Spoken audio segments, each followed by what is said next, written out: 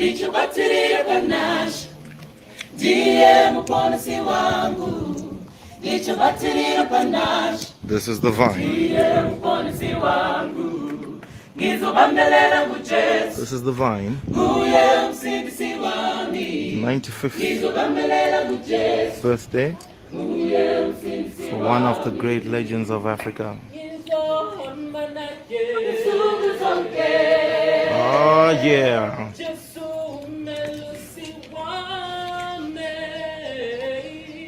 Nihamba na, ihlala na. Ngeke wafa wangishila. Oh yeah, here we go. Oh. Come on, huh? Come now. Hey. I'm not out of good time, boy. Oh my God, yay. Dancing to the vine.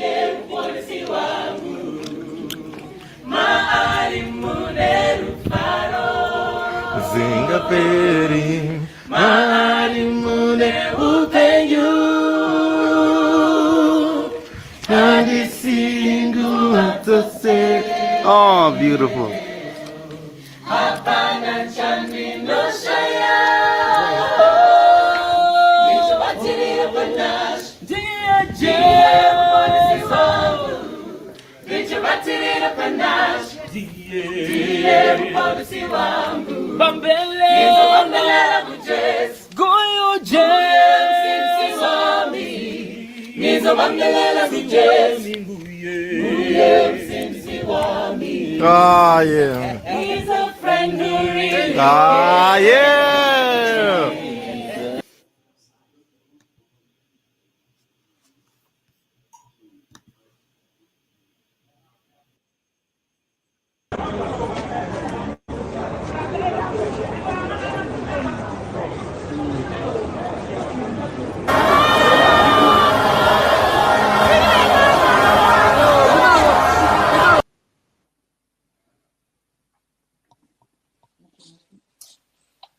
No, this rally make my blood pressure go up.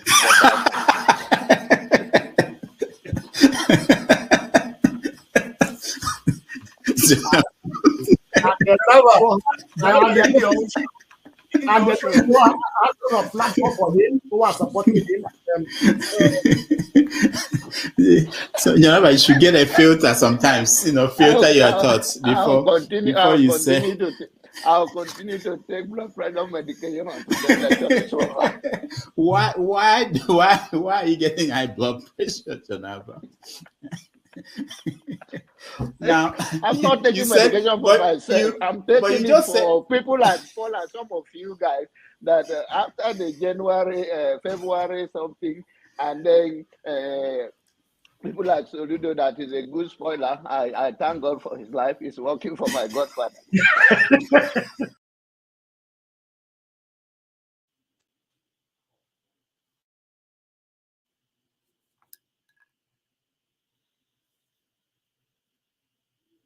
And I am ready to die defending Nigeria in whatever way. When it is God's time for us to go, it is. And you took my time to God. You are ready to defend Nigeria. I gave you my time. No, I'm coming. Alex, hold on. You already started. What I'm saying, defending Nigerians is this. I gave him my time and he's using it to defend me. No, sorry. I'm sorry. Tinubu is a criminal, yes, of course, a categorical grade 1 criminal. The only person more criminal than Tinubu in Nigeria is probably Babangida. But he's a criminal, and is he fit for purpose? Absolutely not. Should Tinubu be the president of Nigeria? Categorical no. Is there a better option than him? That is subjective. So show me who he is.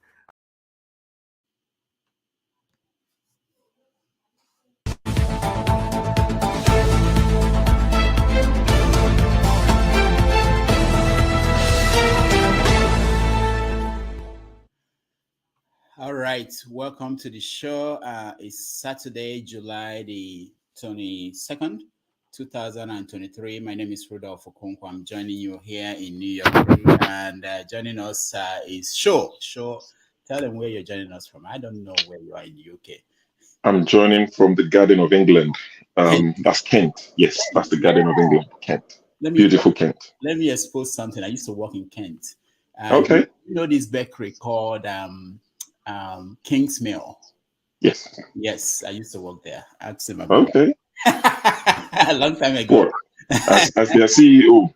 Yeah. No. Oh, yeah. Right. Yeah. we were CEO. Yeah. Nice to see you. Same here. It's a wonderful day here in New York, and of course we are talking about Africa and Nigeria in particular. A lot of things happened over the week, and we are going to touch on them.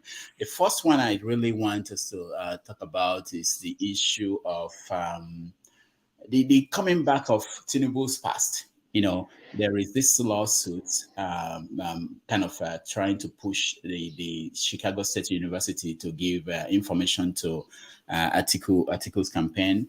And then, of course, we heard that the FBI and the State Department, they are saying that they are not going to release any information about Tinubu's immigration history and other things with the Justice Department until 2026. So this is not the last time we are going to hear about all these issues. And I think in a way, probably some people are feeling that it's dragging the president back in terms of being able to do certain things. We don't know how much he's under pressure from different people. So we're going to talk about that. And of course, James Ibori is back in the news.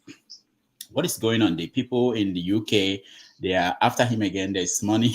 There's still some money that belongs to James Ibori that they are trying to seize from him, and if he fights that, he may go back to jail. So there are so many things we're going to touch on, and we're going to let you join us in that conversation.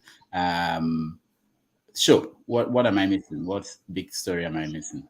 Well, I'm not sure if it's big story or not, but there are quite a lot of things floating about, which like I said, might not be big stories, but little things like the governor's going to, in fact, no, I'm not taking this approach. I'm taking another approach to bring in the things that I want to talk about. Okay. So let me start by warning Nigerians. Yeah. Can you guys please stop disturbing Mr. President? All this complaining and moaning, and there's nothing that makes you people happy. Leave the president to do his job. Is there anything that he promised you during campaign that he's not doing? Or is there anything that he's doing that he didn't mention during the campaign? So, you see, people started, one of the stories now going to it, Unilag have increased tuition fee from 19,000 to 100,000. And for medical students, it's about 190,000. It's still one of the cheapest in the world. Yes. If you convert that to dollars, it's cheap. Education is not for the poor. If you can't afford it, take a loan. The president has given you the opportunity to take a loan. If you qualify, you qualify. If you don't qualify, then go and learn something else. Become a mechanic, become a tailor, become hairdresser. Leave the president alone. And another thing, this petrol problem that people are talking about, how much is it? It went to 700, now it's dropped to 640, 650. It's still the cheapest, one of the cheapest in the world, because that's less than, 60p, or about 80 cents per liter. It's cheaper than what you guys pay in Canada and the US. So what exactly do you want? It's still very cheap. They say people are walking, people are trekking in Lagos. It's good exercise. You burn fat, you burn calories, the cholesterol levels will drop, heart attack will drop, you exercise your heart, and CO2 emission will be less. We have cleaner air in Lagos. So what exactly do people want that the president is not doing? Stop stressing my president. You people should leave him alone. He's an old man. He doesn't have energy for all this nonsense. Everybody complaining. Being president was not, he said being president was not about, wasn't about running marathon or anything. It's just about thinking, isn't it? Yes. So I see people in the comment section. The next person that will speak after me will probably complain, and I will come back and tell you, stop complaining. Leave my president. In fact, let me apologize to my uncle Bayo Lonuga, because I've called him out on this channel. I've spoken in a bad way, and people have said I'm not an Omoluabi and Omoali, I'm a bastard. Yorubas have respect. Uncle Bayo, if you are watching, if there are people watching on your behalf, Uncle Bayo, Emma Binusa, I'm Dobalein. You see, Uncle Bayo has pleaded with you people. He said you people should have patience. What else do you want? Uncle Bayo said, any suru, be calming down. He said things would work. Everybody is suffering. Even Uncle Bayo now, maybe he's not eating today. We don't know. So you people should calm down. Uncle Bayo, please, you know Yorubas will say, I goofed. I spoke against you. I apologize, Uncle Bayo. Forgive me, as your lovely Aburo. The country is doing fine. In fact, in this UK that I'm living, one of the greatest prime ministers of recent history, Theresa May, she said there's no magic money growing anywhere. When people were asking her to do this and do that, if the UK is saying no magic money, where do you want Nigeria to find money? We are broke. There's no money. So leave us alone. Don't disturb my president. The next person that complains on this platform, I have admin right. I will block you. I will kick you out. All you people in the comment section talking nonsense. I'm watching you. Something. I will start blocking you people. So be careful. Leave my president alone. There's no money anywhere. You people should buckle up. All right. Thank you. Thank you so much for that opening salve. It's wonderful one. Where is my doctor? Let me go. Hold on. Okay, let me go to Dr. Alexander. Dr. Alexander, welcome to the show. I did. Thank you so much. Audio go. Was that show trying to be tongue in cheek or something? Yeah, sure is a comedian. As like we say in Ghana, as for you English people, how do you go? Anyway, I greet everybody on the platform. I just wanted to chime in one or two points.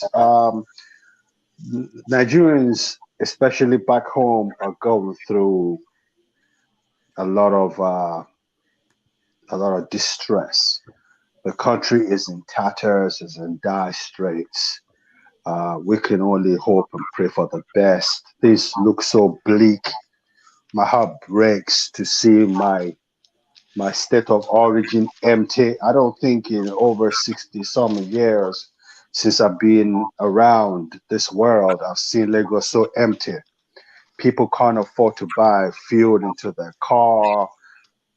2, 3, or 4 bits of tomato apparently is $1,000. 1,000 naira. A tuber of yam is 3,000 naira in Lagos. How long is this supposed to go on for? What is the solution to this problem?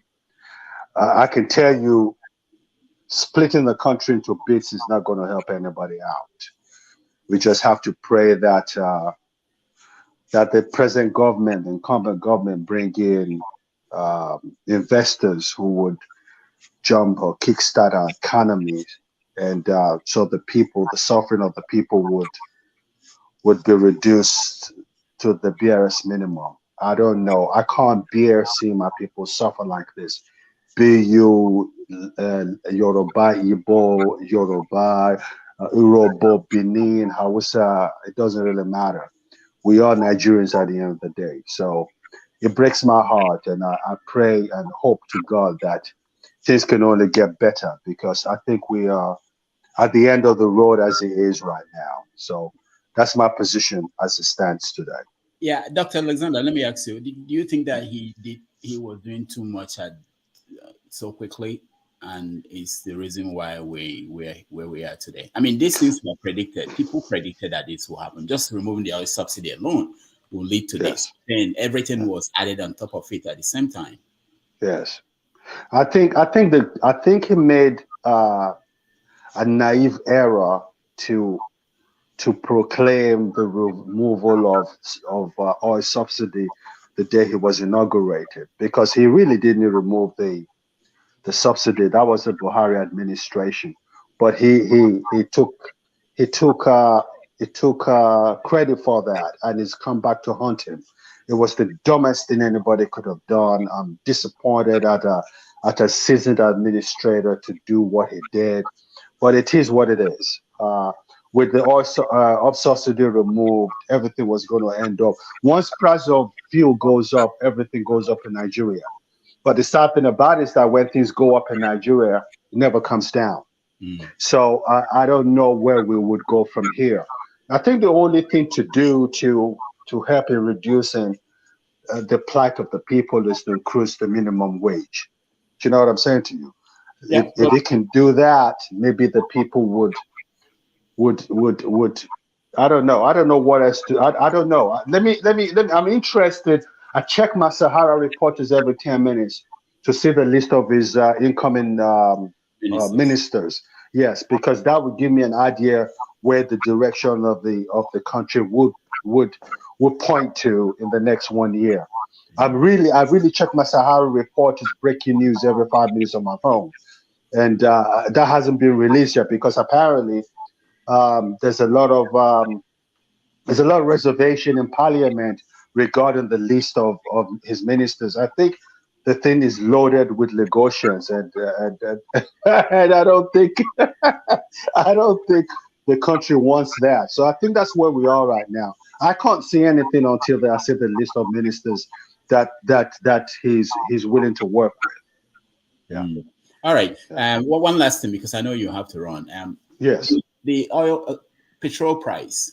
Yes. You know, in America, if Yes. the price of crude goes down, the price Yes. of petrol goes down. So Yes. why is it that in Nigeria is going up when the price of crude is going down? Do you know what happened? I should be able to answer that question because I told one man on his platform. I have a relationship with one man show, believe it or not. He was my junior in school. We went to the same school. MFLA was my junior, was my boy in high school. Wow. So I don't know why we do things in the reverse in Nigeria. But the thing about it is that potentially one of the richest countries in the world is one of the poorest countries right now. So I guess that answers your question. I think a failure in leadership attributes to all this katakata going on in Nigeria today. Once we can get the right leadership in place, I must say this: Tinubu is not the healthiest man in the world, but you don't need the healthiest man in the world to rule over or to govern over a potentially world leader in Nigeria. You just need capable hands. And that's why I'm saying to you now unequivocally that we need to see the list of ministers coming in for me to know what the direction of the country will be in the next 1 year. Do you know what I'm saying? Yatala. Mm-hmm. So that's my position right now. So let me let you attend to this brilliant panelists, and let me take a back seat to do what I do best, listening in and knowing what they're saying. Thank you. Thank you so much. Mr. Alexandra, before you go, stop looking at Saharas. Look at NTA now, they're up to.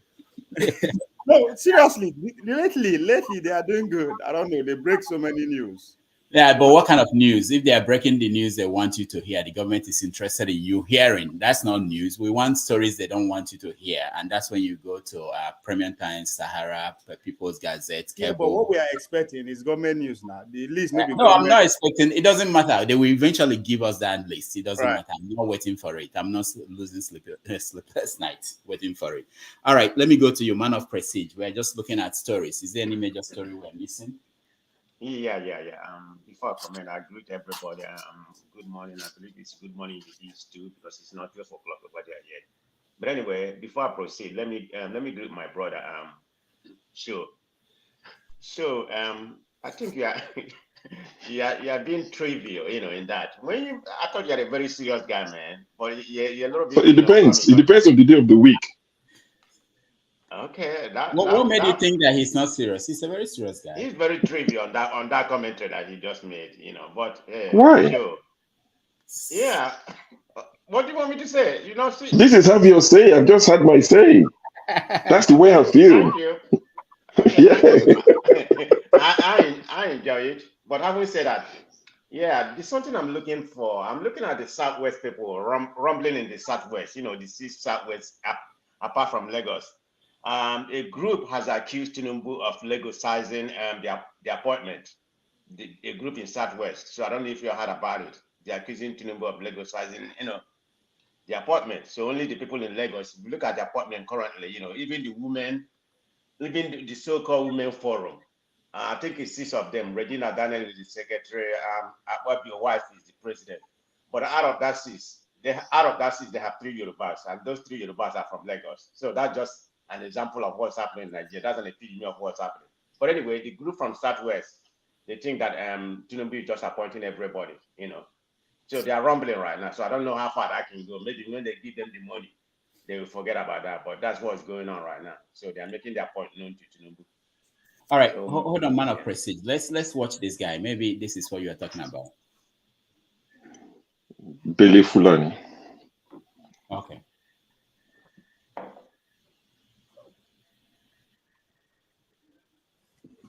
Calling somebody from Lagos, even to some of us that are from Southwest. I, as an individual, even with my capacity in the party, when I need something, when I want to access the villa, I must call somebody from Lagos to get access to it. It shouldn't be so. We understand that the president was former governor in Lagos State, and he has his lieutenant, his aide that work for him. In the same vein, you are now Mr. President, spread out to other regions, even beyond Southwest. Because all what we are saying, the evidence are there. The appointments, look at it. They are former this, former that in Lagos. Why not former this, former that in Ondo State, former this, former that in Ekiti? We have capacity. We have men of, of great capacities all over the Southwest that the president can pick. So what we are saying, the president should look beyond Lagos. This is too early. Is it not too early for this infighting? And all right, who is next? Ifi, what story are we missing? I think it's one of the governors. Good morning, everybody. That said that the 8,000 naira is too much. It's still a lot of money to be given out. I don't know if you saw that news. That 8,000 naira is a lot of money. Yeah, it's that to some families. There is nothing I will not hear in this country called Nigeria. We are finished and doomed. That 8,000 naira is too much. So I trust my Nigerians, and they gave it to him. And when I mean they gave it to him, they finished him. When you read their comments, you'll be like, yes, these are the typical Nigerians. So I just don't understand what we are doing in that country. We are finished. Nigeria is finished as a country. That's it. All right, thank you. Ikolola, welcome to the show.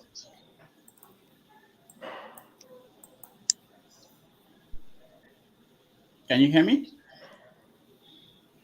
Ikolola, can you hear us? He needs to mute himself.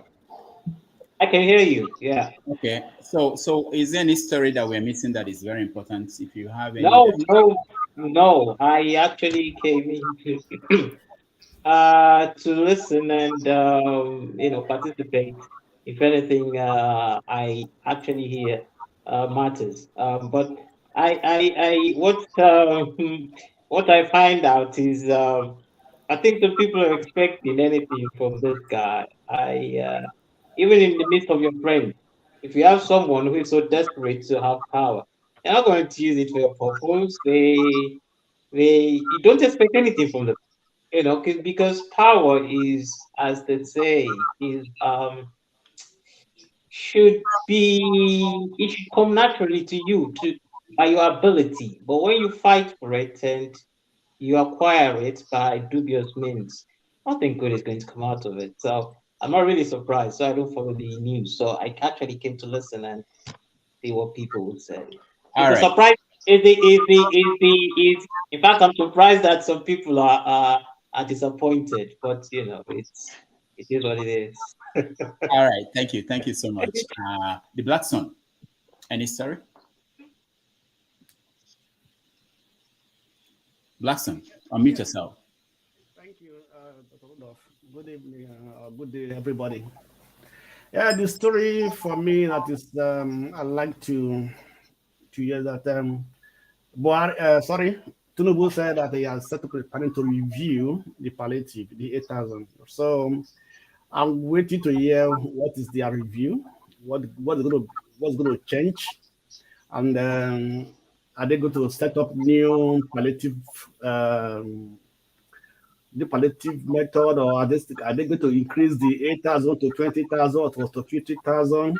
So I just want to know what is their plan. So that is what for me is I like to know, because I think at the moment Tinubu is confused. He don't know what to do about the whole issue at the moment, and for him to revert back to to revert many things back is very difficult because of pride and things like that and pressure on him. So I like to know what is the review or what will be the outcome of the review. That would be a news for me. Thank you. The Blackstone, sorry. I think part of the changes is that they've decided to give grains for people to go and farm. So they can plant it in their living room, they can plant it in their kitchen, they can plant anywhere. So I think they've decided to give grains. Because they realize there's no money. No, I'm sure you have to remember, I don't know where you lived in Lagos. At the back of where the bathroom is, the outside bathroom and the toilets, if you plant anything at that area, it grows. Yeah. Exactly. So that's part of the review. And the governors also said that they have a better poverty register, that the poverty register that the federal government has, that body came here to tell us there's a register somewhere last week. The governors are now saying that poverty register, sorry, I don't know what it's called, but I just call it poverty register, that poverty register the federal government holds. One that Buhari used for exactly, the one Buhari used that the governors didn't complain. Now they are complaining that register is not good, that they have a better or a more authentic poverty register, and they're in a better position to disburse this money. I think what's happening is they're thinking to themselves, we won't let the federal ministers share this money amongst themselves. We, the governors, will take it and embezzle it instead. I think that's what's going to happen. But yeah, that's the review in short. All right, thank you. Let's go to Ovie, Mazi Ovie. You are not entitled to Mazi, but I will call the meeting of Ohaneze and report you to them. Go ahead. Well, I think at this point, every Nigerian has to have a little bit of a spirit of Nnamdi Kanu, Mazi Nnamdi Kanu, just a little bit of it. No need for help. So that's why I say. Two things over the week. All our politics gained 3 followers, 3 subscribers. So, went from 775 to 778. So that's good news. And I watched Tucker Carlson, pretty much handing a few presidential hopeful campaign early in advance. So yeah, about 4 of us are in America, and I don't know why we don't pay attention. What is that political going in America? which will affect us more than the way Tinubu is affecting us now. But we don't care anyway. So yeah, the race is picking up. Otabadi and his father are having fun time in the media as we speak. So on Nigeria scene, if you know we can say if you didn't they. We are all in this together. Good, bad, or ugly is our country. So however we see our more taker like that. All right. If that's what you, but I like the idea of if we have time, we talk about what's happening in America, the election itself, the process, and what's going on, because there are things we can learn. For instance, we saw Trump saying that if he goes to prison, that America will be anarchy in America, similar to what Tinubu's lawyer presented out there. That if they remove Tinubu, there will be anarchy. So we can connect them in our conversation. Yeah, Prince, you are disagreeing. I think you are Trump. Yeah, maybe you are a Trump's guy. Go ahead. What are we missing? Yes. Good morning, Mr. Rudolph, and good morning, the panelists. Yes, I am anti-Trump. No anarchy. He will be resting right there in jail. In your prison. I care less about him. The interesting thing, story that I'm following is how Nigeria is turning into a lawless country. Okay, there are certain news emanating from Twitter. David Hunde, to be precise, how the judges are being threatened. What is going on? What is going on? Why are they using the DSS and ICPC to go after those people? Except they want anarchy in Nigeria. For them to continue that would be a problem. So I'm following the story and to see what's going on. That's all.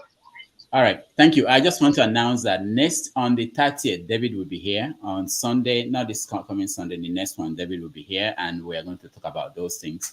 Okay, so Michael, let me introduce Michael to the audience. Michael is the famous crack reporter that is reporting reporting from China, from other places. So, Michael, welcome to the show. Unmute yourself. Thank you, Dr. Damages and Rudolph and the panelists. I've been listening in, and I just want to be an observer today. This is my first time of joining in. Yeah, that's true. I live in Nigeria. I live in Lagos, and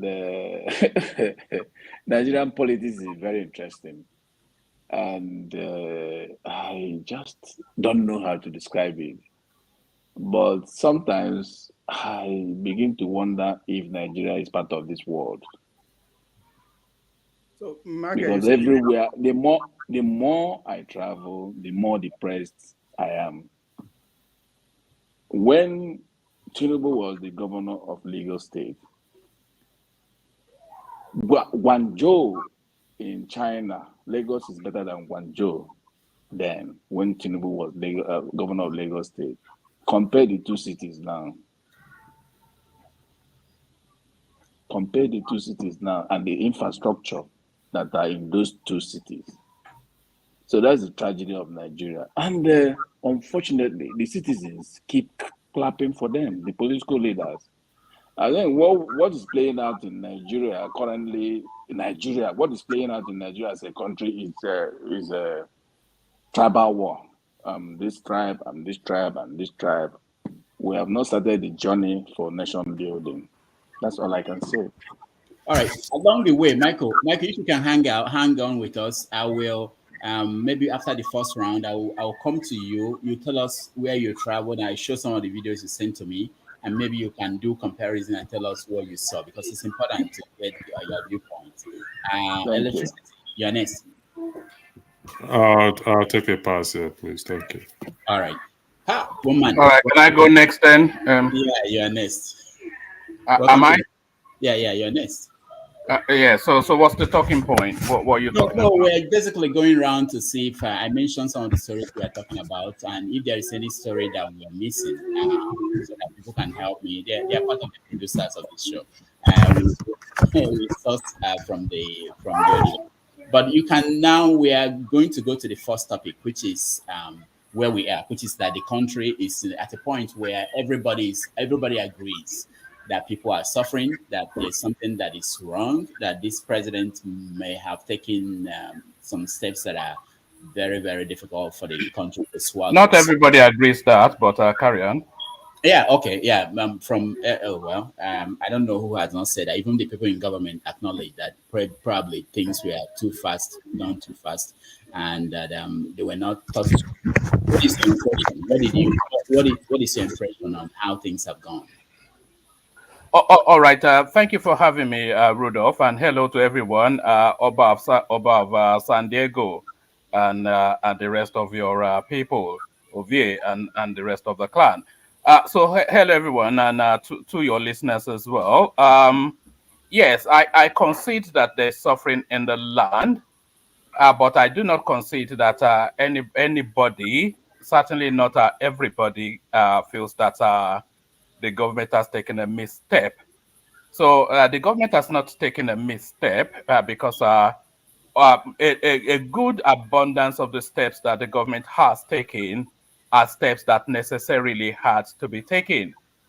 I'm not sure that anybody that has a brain function of IQ beyond 2 digits would argue that the oil subsidy had to be removed. I think we're all clear on that. And I don't think anybody that purports to be above the imbecilic level will argue against removing arbitrage from the foreign exchange space, a cesspool of corruption for decades and decades. So I don't think there's an argument against that. But if you do those things, of course, the fallout of that will be a heavy weight on the populace, which is what we're saying now. So what Tinubu may have misstepped with is not proper planning, because there needed to be an insulation period of 3 to 6 months for him to remove all of those corruption cesspools, insulate the lowest rung of society for then that policy, those policy pivotings to then come into fruition. So that's where the misstep is. But I think they have identified that misstep, and they are moving very quickly to ameliorate that. I think you are in the news cycle, so you've seen all of the amelioration moves that's been made. The federal allocation, whatever it is that they do every month, the highest in the history of Nigeria was done, I think, this month. 1.9 something trillion naira, the highest ever. And that is as a result of course, the harvesting of the corruption monies to pull it back into the greater use. So now, wait. Where did that money come from? I saw that I saw that you were praising it, that it was the highest. It was a lot of money. But where did you ask? It is the highest. So did you ask where the money came from? Did you ask where the money told you. Where? The money came from the recalibration of the when they removed the you know that the naira is a heavily subsidized currency. So when that subsidy is removed from the naira, then that subsidy goes back into the general coffers. So that's one. And then when the heavily subsidized fuel for the whole of the West African sub-region, when that is removed from play, then that comes into the general coffers. That's two. The FIRS, through automation of their system, they've been able to capture even more in terms of the tax spread. So that comes into the coffers. So all of this recalibration of policy positioning has come into a rich harvesting of a raw cash, which has now been So that's you know that as well as I do. I'm not quite sure why you asked. Why I'm saying this is that I listened to your show where you were talking about it, and as if it was a wonderful thing in the sense. Is it not that we got to get more money? No, hold on. What we were told by Buhari during the administration is that they are paying subsidy, and the NNPC is telling us that they are owing like 3 months back people who were bringing in their the petrol. But the point is that this money that they are going to share now, they actually shared 900 and something billion. They didn't share the whole 1.9. Okay, they decided. No, that was how much they harvested. But yes, go on. Okay, so they shared 900 and something. If you look at the purchasing value of the naira now, because of all these things, the value of the currency has dropped. It's not really in actual value. It's not really the highest level that's in history. But that's a technical thing to discuss. What I'm saying is that you know that when Buhari came into power, if you remember when he came into power, there were activities like they said that electricity was stable, that we have things improved. There were things like this, but they were not fundamental changes. And you talked about that. There's something you said now. I want you to explain more. You said that they are correcting the missteps, because everybody could see that these were not properly planned. They didn't plan for all these things that are happening. You see University of Lagos today saying they're increasing their school fees by 400%. So there are still various. Well, welcome to the real world. Welcome to the real world. Yeah. Okay. So these things are not going to help matters, are they? I don't know where you saw the moves that you are feeling that they are trying to correct the steps they took. No. Where I feel that they have, the one misstep that I would attribute to the Tinubu space is that they did not make sufficient enough plans to insulate poverty from policy changes. So now, and by the way, that fuel subsidy is gone. That is said on the 29th of May. That was an ad lib. That wasn't part of his prepared speech. That was an ad lib. So that shows a level of naivety on the part of Tinubu, because he had no full comprehension of what the weight of a pronouncement from a Nigerian president or even a president is. But he saw that immediately, because as soon as he said that, the market reacted adversely and hemorrhaged heavy suffering on the people. So that was he has made two missteps now, as far as I'm concerned, in his 2 months in this administration. That ad-libbing of the Naira subsidy, the whatever fuel subsidy is gone. That was a misstep. The pronouncement itself was not a misstep, but the insulation of that pronouncement was a misstep because it did not insulate to then make that pronouncement. So that's one. And then the second mistake that I feel he made was this 8,000 Naira thing, which he said that he was going to give 8,000 Naira to the lowest rungs of society. And by the way, he was talking about 500 billion Naira, which it's a one stone, two birds, or however that phrase goes. So that goes to immediately act as an emergency parachuting to the lowest rungs of society. But 500 billion also into the Nigerian economy, as you know, both you and I, I suspect, are not economists, but we know enough to know that that is a stimulus already. So that's a stimulus. But the now asking for the reviewing of that space, that shows a lack of comprehensive thinking. So I don't want him to be reversing positionings. So he needs to think through more. So the two missteps that I feel he has made in the 2 months was the ad-libbing of that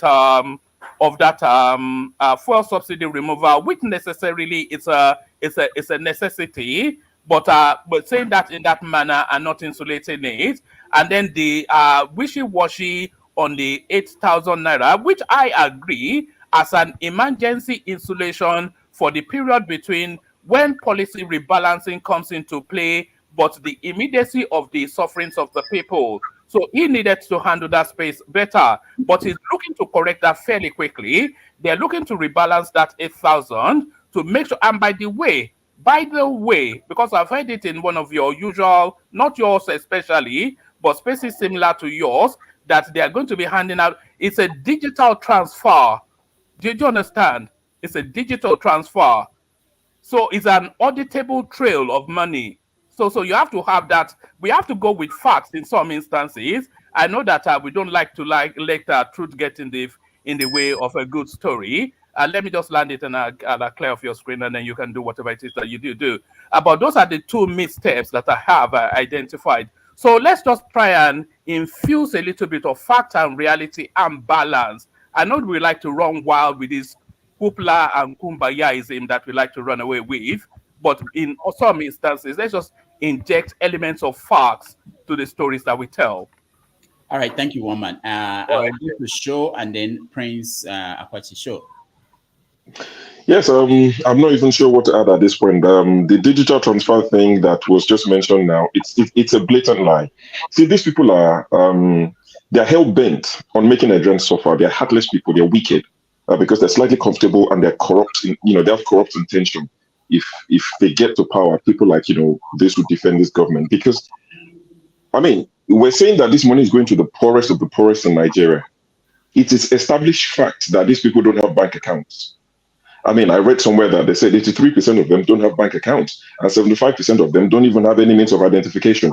So when they say digital transfer, the fact that the money is probably transferred from the federal government or whoever is disbursing the money to their local government or to whoever does not mean it's digital transfer. So are you saying to me that the people, the poorest Nigerians that you're talking about, have bank accounts? Because they are quick to tell us these people are in the remote areas, they have no banks, they have no this, they have no that. But all of a sudden you're saying there's a digital transfer. Don't insult people's intelligence by I think the man. Sorry to interject, but that man made a mess of his statement. He said there's no suffering, but at the end of the day, after his wide chase, he came back to say there's suffering because he made mistakes, and this is why the suffering is. I mean, he's contradicting himself. People can speak in whatever accent and talk a lot of rubbish garnished with grammar. It doesn't make it sensible. You can speak whatever accent. It doesn't make it sensible. Hold on.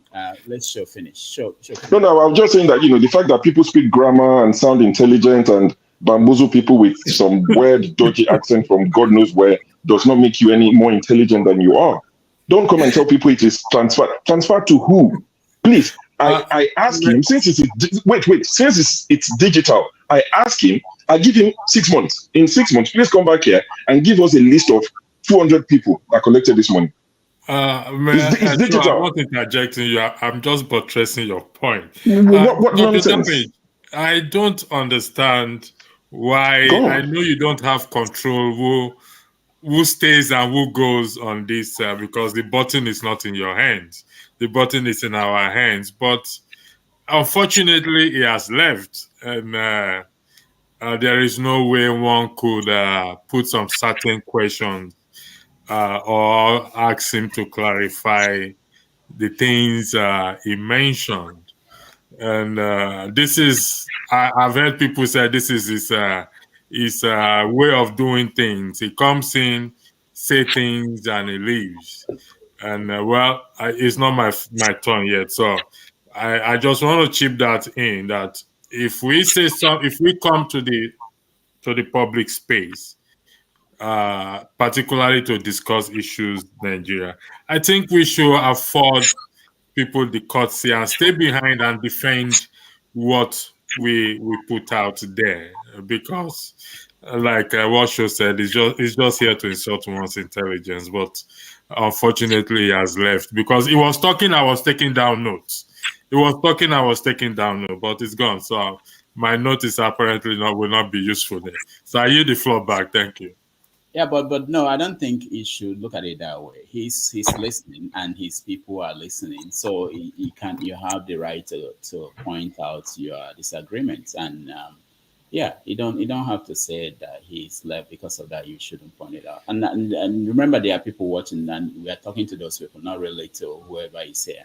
Okay, when it's my turn, I'm going to speak. So I yield the floor. Thank you. All right, Prince. Before I go back to Man of Prestige and go down. Go ahead, Prince. Yeah, I so wish that he's still, that he's still here, but he left because I wanted to tell him the greatest disservice one can render to humanity is misinformation. He just talked about 1 point something trillion. Where did he get that from?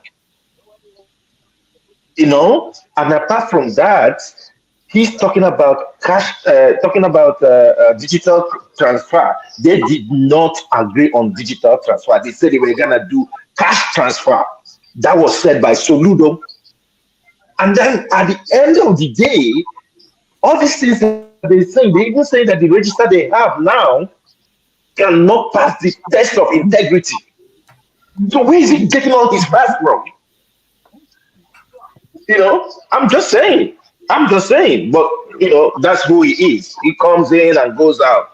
But that's it for now. I'll leave my case. All right, thank you. Some people in the comment section, they were saying, why did I allow him to come in and leave? I should get him back. I can't stop anybody here from coming in or from leaving. I don't know where they live. I can't call them at home. I don't have most people their phone numbers. All right, let's continue. Man of Prestige. We're now talking about what people are going through in Nigeria and how people are reacting to what's going on. Right. Yeah, thank you. But before I proceed, I still have to make a comment about one man. I mean, whenever you come here to cause havoc, then when you just leave, you need to stay and answer some of the questions that you brought on. I mean, when he come here, he disseminates wrong information. Now we have to be scrambling to answer what is right and what is not wrong. I mean, if you're going to dish it, he needs to stay, and receive the same energy that you dish out. But he doesn't do that, but that's him. But anyway, this is your platform. It would have been better for him to stay here and answer the question. Well, anyway, let me proceed. The situation is it's a very dire situation right now because everything has increased. Like one of my niece called, over the weekend we were speaking. She told me that she went to buy, I think it was Pepsi, the smallest. I think they have like the smallest bottle that she bought. Original, I think it used to be about 100 naira. Then it went from 100 naira to about 120 or something like that. And she told me she bought it for 200.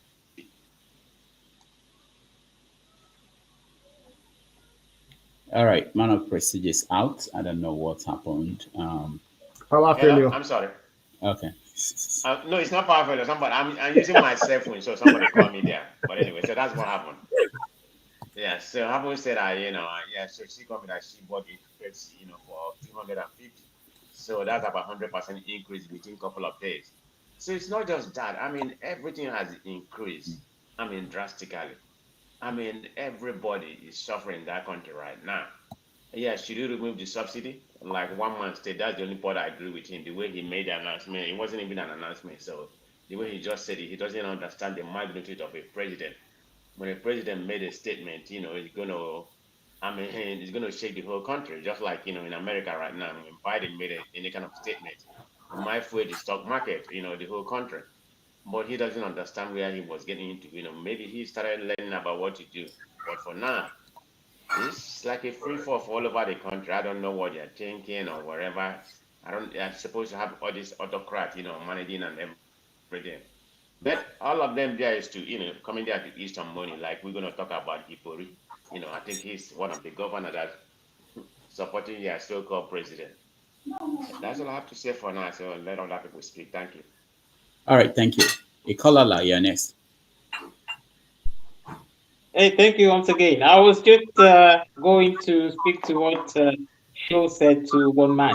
These are the same people that told us. I mean, he came on to tell us that they're going to do digital transfers. When Emefiele was doing his money magic, these are the same people that came out and told us that it's not right because some people in the villages don't have bank accounts. So where's the digital transfer coming from? If you were telling us that some people don't have, the people in the villages don't have accounts, so who are the poorest? I think it's just sham. It's just sham anyway. It's who wants to listen to him that listens to him and get deceived. Thank you.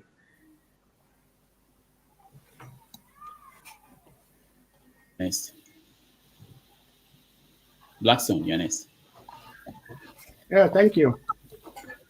Now, what I want to say is it is a pity that most of our Nigerians who call themselves intellectuals, people in government, how they lie to the people, to the citizens.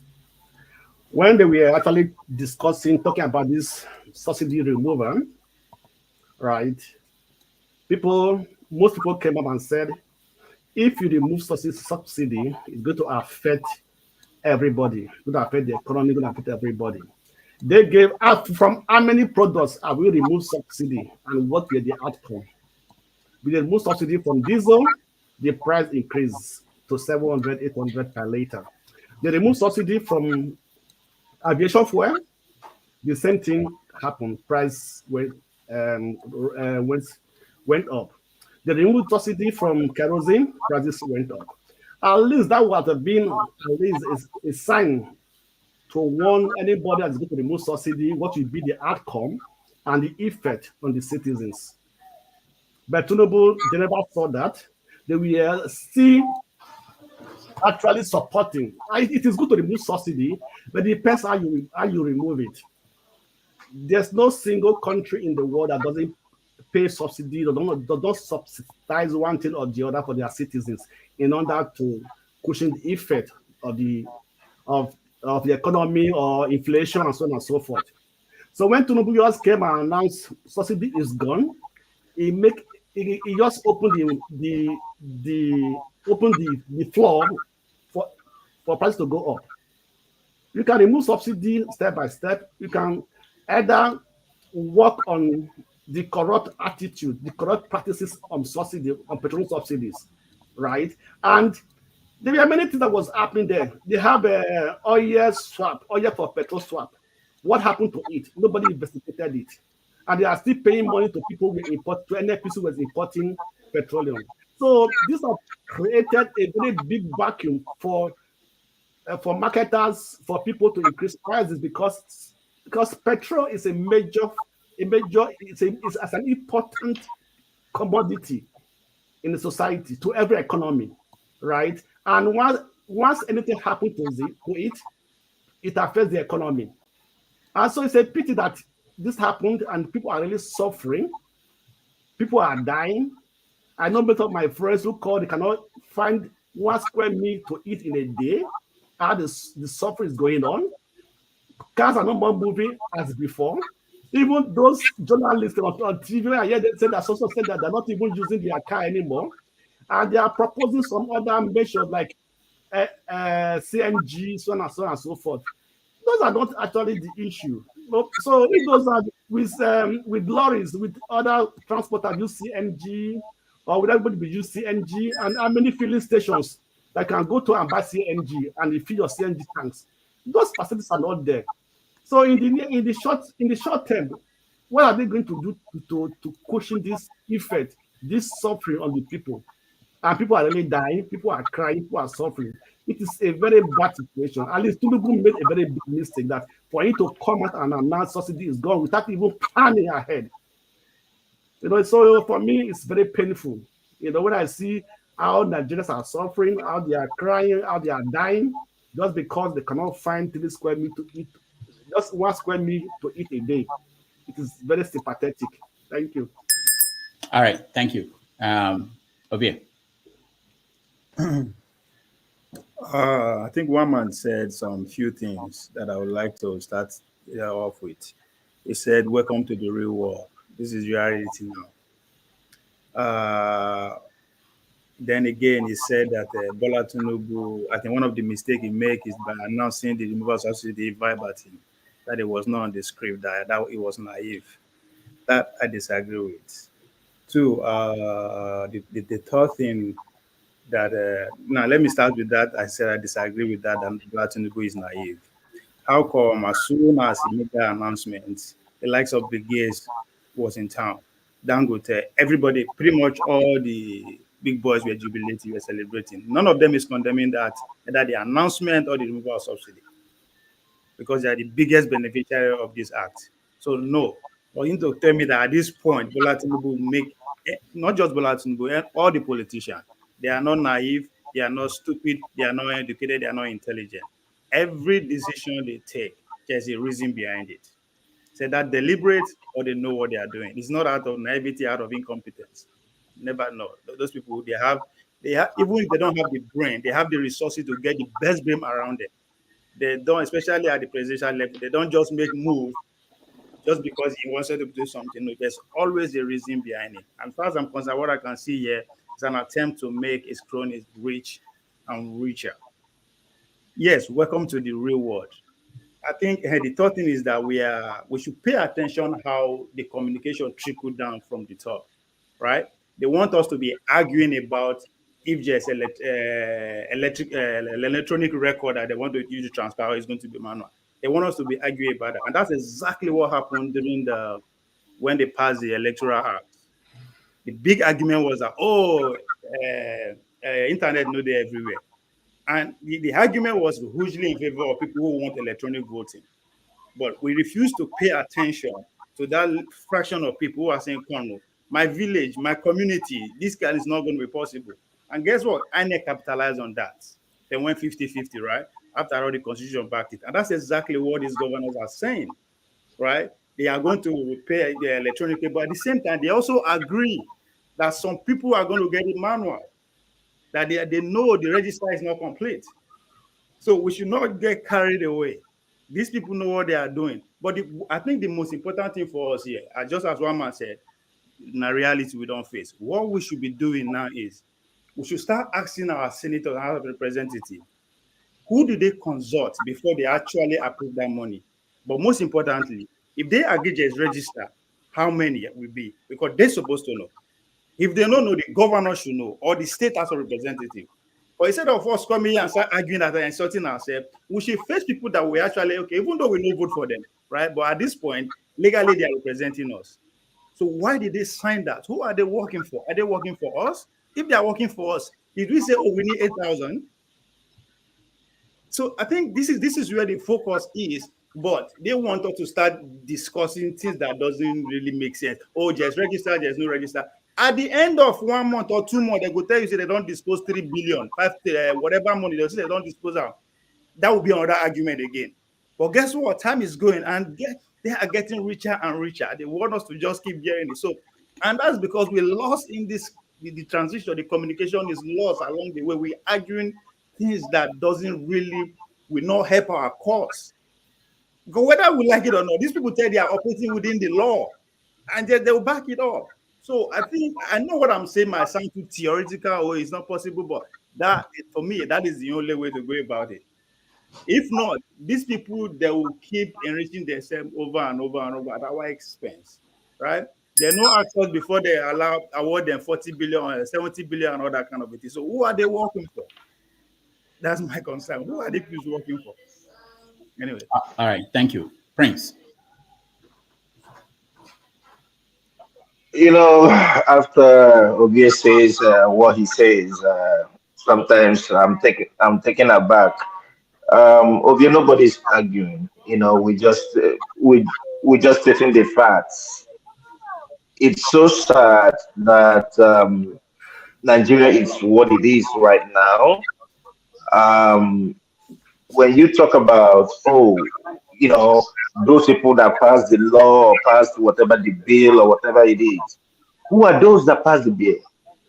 Apart and Co.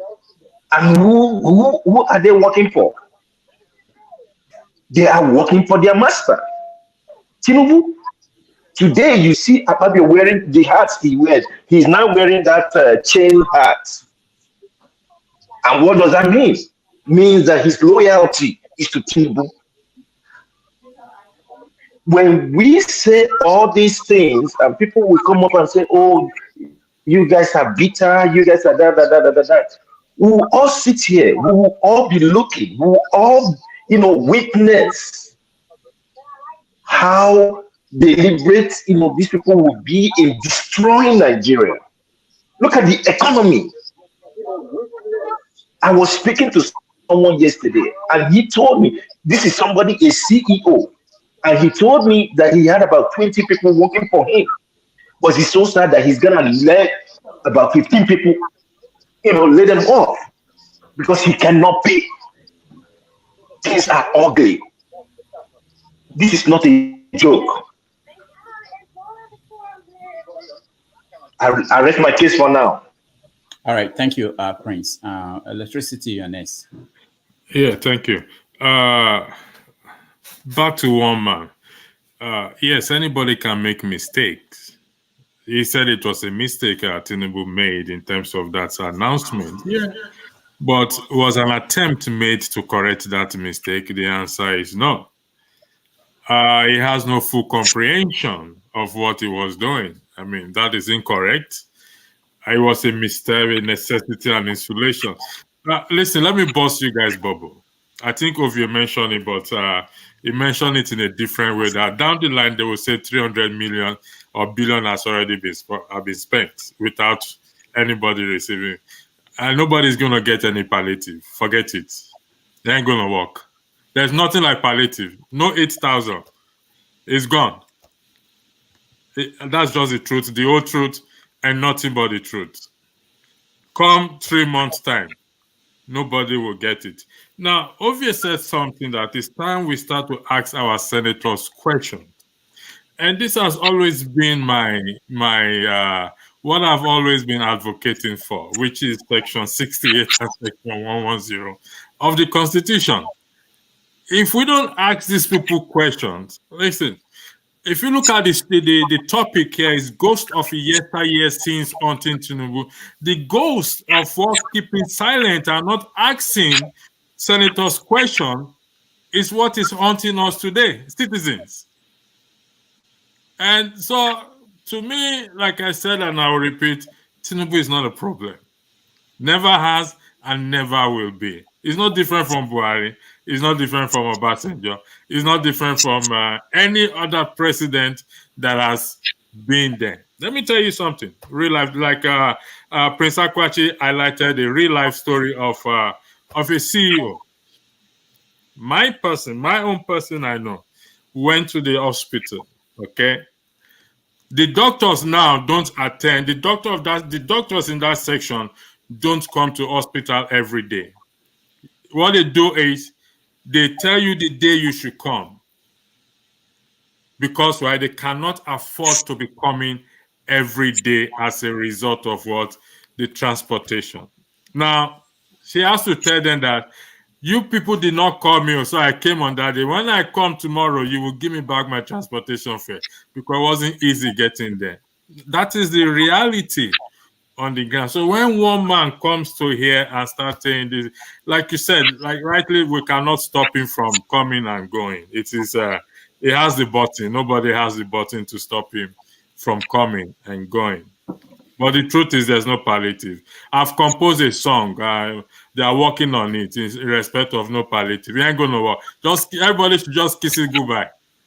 I was hoping for the 8,000 naira too, to be honest, until I come to realization that when I saw the governors, everybody now coming into this arena of palliative, it is kiss it goodbye. It ain't gonna work. Forget it. Unless no, you can take it for a joke. Forget it. Nobody will get 8,000. It ain't gonna work. Thank you very much.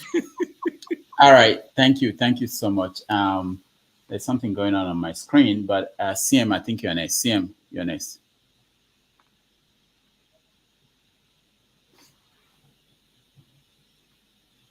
CM.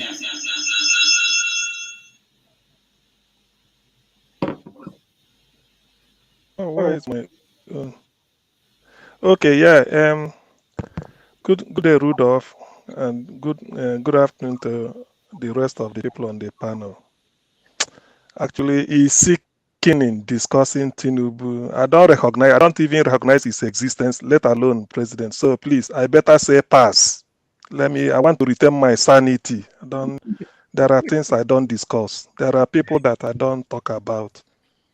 The only Nigerian with 2 NYSC certificates, 1 discharged, 1 exemption. Please, next person should speak. I don't have time for those to discuss. Okay. Thank you, CM. John Abba. I like your energy, man. I wish I would be like there's no point in stressing upon stress. CM, at least you should have you could have asked after our welfare, for crying out loud. Ask after our welfare, even if you don't want to talk about Tinubu. He knows you CM is only concerned about his own sanity. What about the sanity of the rest of us? Let's see. You are not on the menu. You are not on the menu. Tell Rudolph next time to put your issue on the menu. You are not on the menu. Let's go to John Abba. Let's save the time. John Abba, good to see you, bros. Good to see you, my brother. How are you, young man? I'm very well, thank you. And we are discussing about Tinubu and Nigeria. Yes, so if you've listened so far, it's about the 8,000. That's one of the things people are discussing. There are different topics. Of course, the university increasing the tuition is another thing that is on the menu. Not only university, even discussing our welfare. Even the federal secondary schools also increasing. Yeah. So. Oh, not only the universities. Okay. Yeah. So, Jonaba, those are the sort of things we're discussing right now. That do you think Tinubu made a mistake? I said it the other day when we are talking about they come up with 12,000 most poorest Nigerians will be having. No, not 12,000. 12 million families. No, 12 million families, please. So that could be 60 million. With 8,000 naira equivalent. That's correct. It's a fraud. People in my village don't have their record. There is no record in Nigeria that shows that these are the people.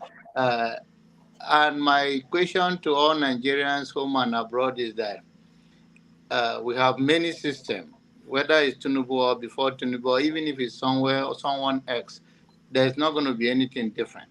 If there will be anything different right now, the Nigerians should be on the road to protest that where the statistic, where is the proof of these people who will be receiving this money? How did they come to do that? I grew up in Borno State, so I know Borno State very well.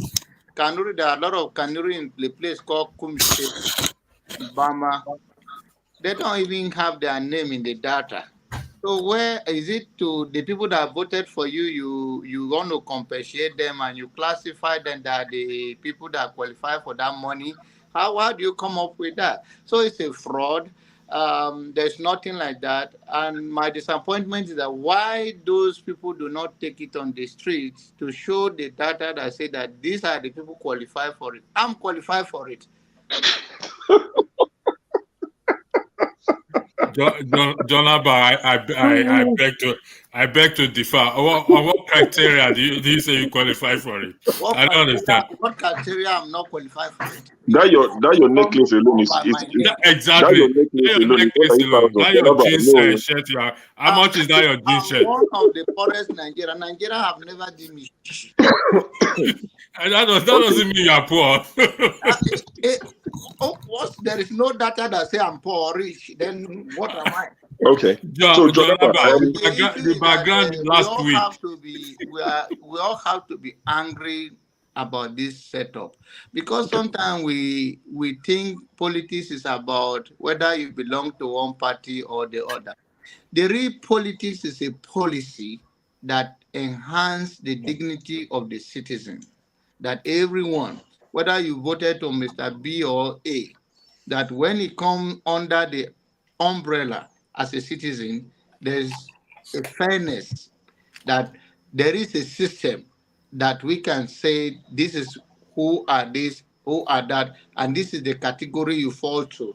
If you make so amount, or if you don't make so amount. So there is, forget that there is any system that's going to give anybody 8,000. There is no system.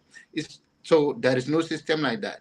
And the Tinubu issue with Nigeria is that it's not about Tinubu.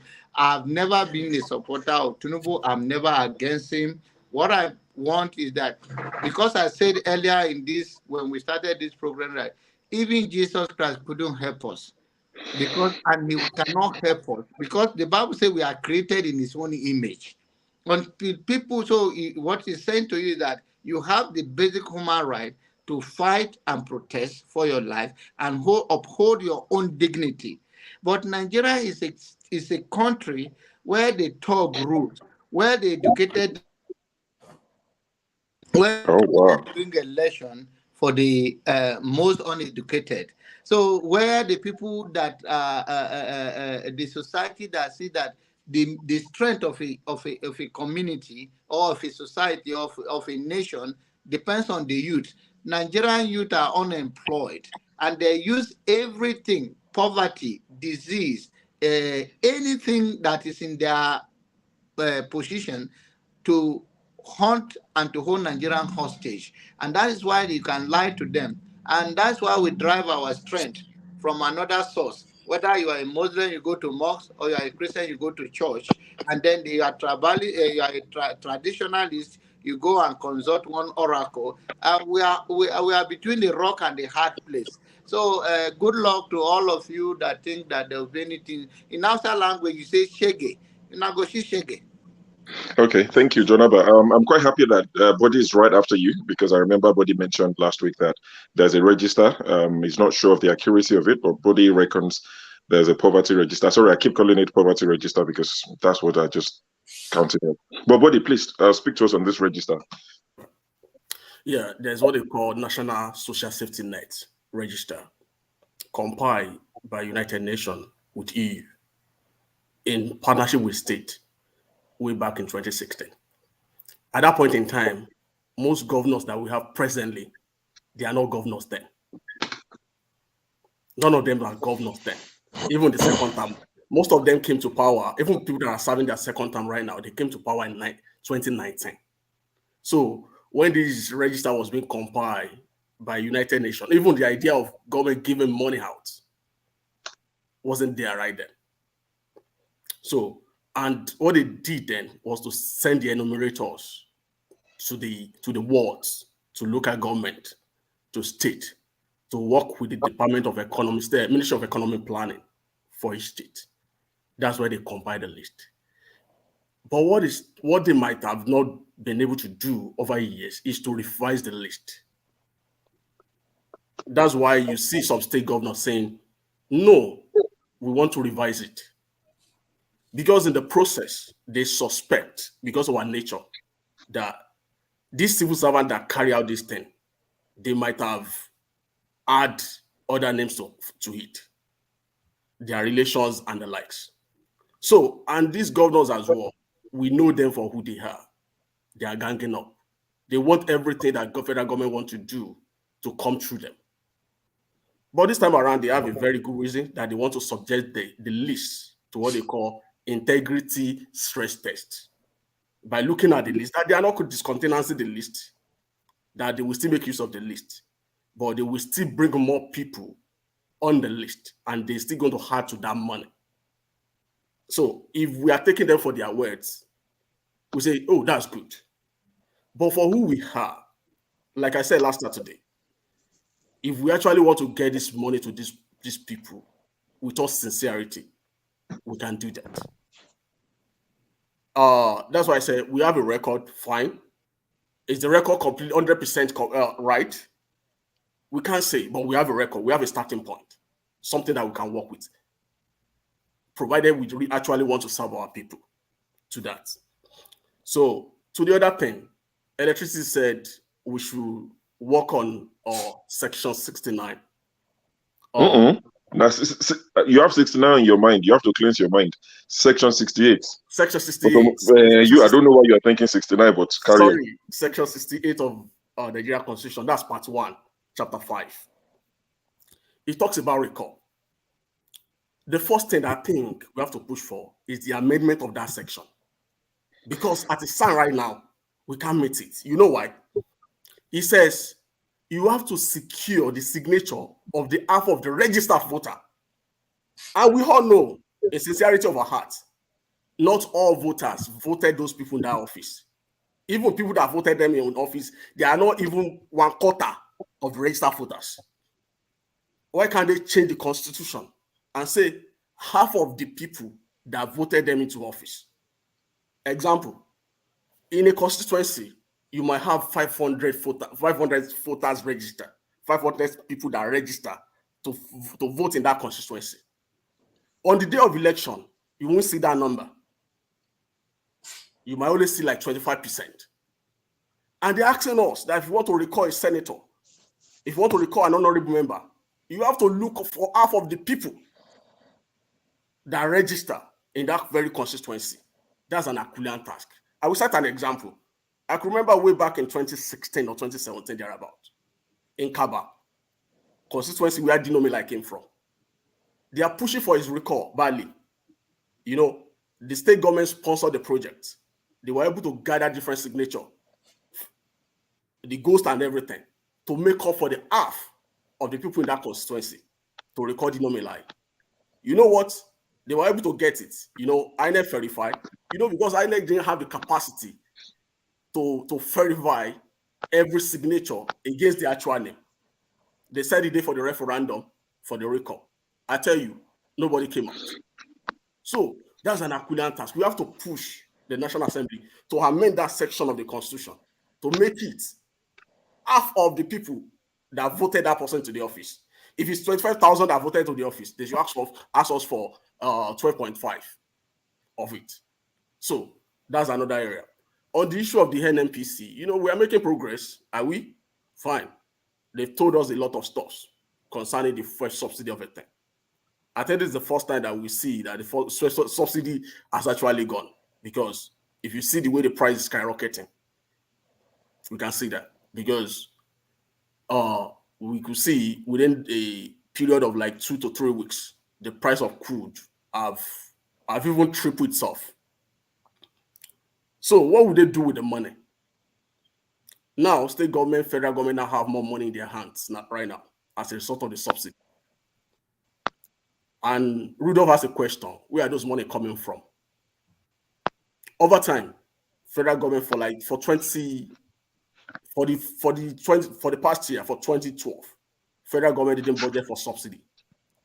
But NNPC took the initiative upon himself to be subsidizing, like whatever they make out of the crude sales, they use it to subsidize. That's over time. They've been unable to remit to the federal account. And now the federal government told them, no, don't do that anymore. Free it, remit our money. And they cancel the crude swap immediately as well. So we have to educate, we have to get that information the crude swap has been cancelled. The money that the NNPC is paying for subsidy has gone. That's why they have more money. Now they now have more money in their hands. When was this crude swap cancelled? Crude swap has cancelled. Immediately they removed the subsidy. So why were they having paying subsidy for crude swap? If you swap your crude for petrol, then why was you still paying subsidy for it? You know, if you swap the crude for petrol, yeah, you pay for cost of shipping, so you pay for insurance, and then you pay for the landing cost. So that was not the subsidy that was consuming billions, right? That's the subsidy that is consuming billion because so that means that we're not buying the petroleum, we're only paying for shipment for other fees that were added to it that were inclusive of standing. So they're not selling the oil; they give the oil to a refinery, refine, give back to us. So we pay for the shipping. So the shipping alone, the other little VAT or things added to it, right? Now was the amount of subsidy we are paying. Yeah, that's why people are saying, like, if we start refining locally, all those costs will go away.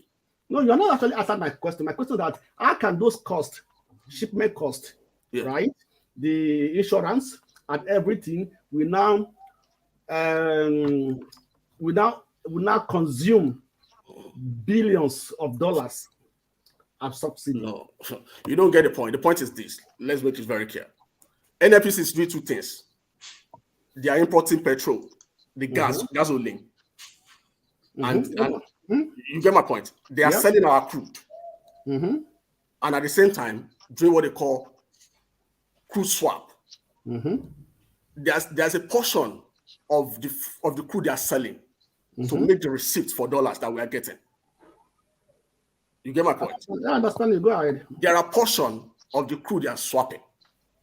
So whenever they are unable to swap the crude, they buy refined products.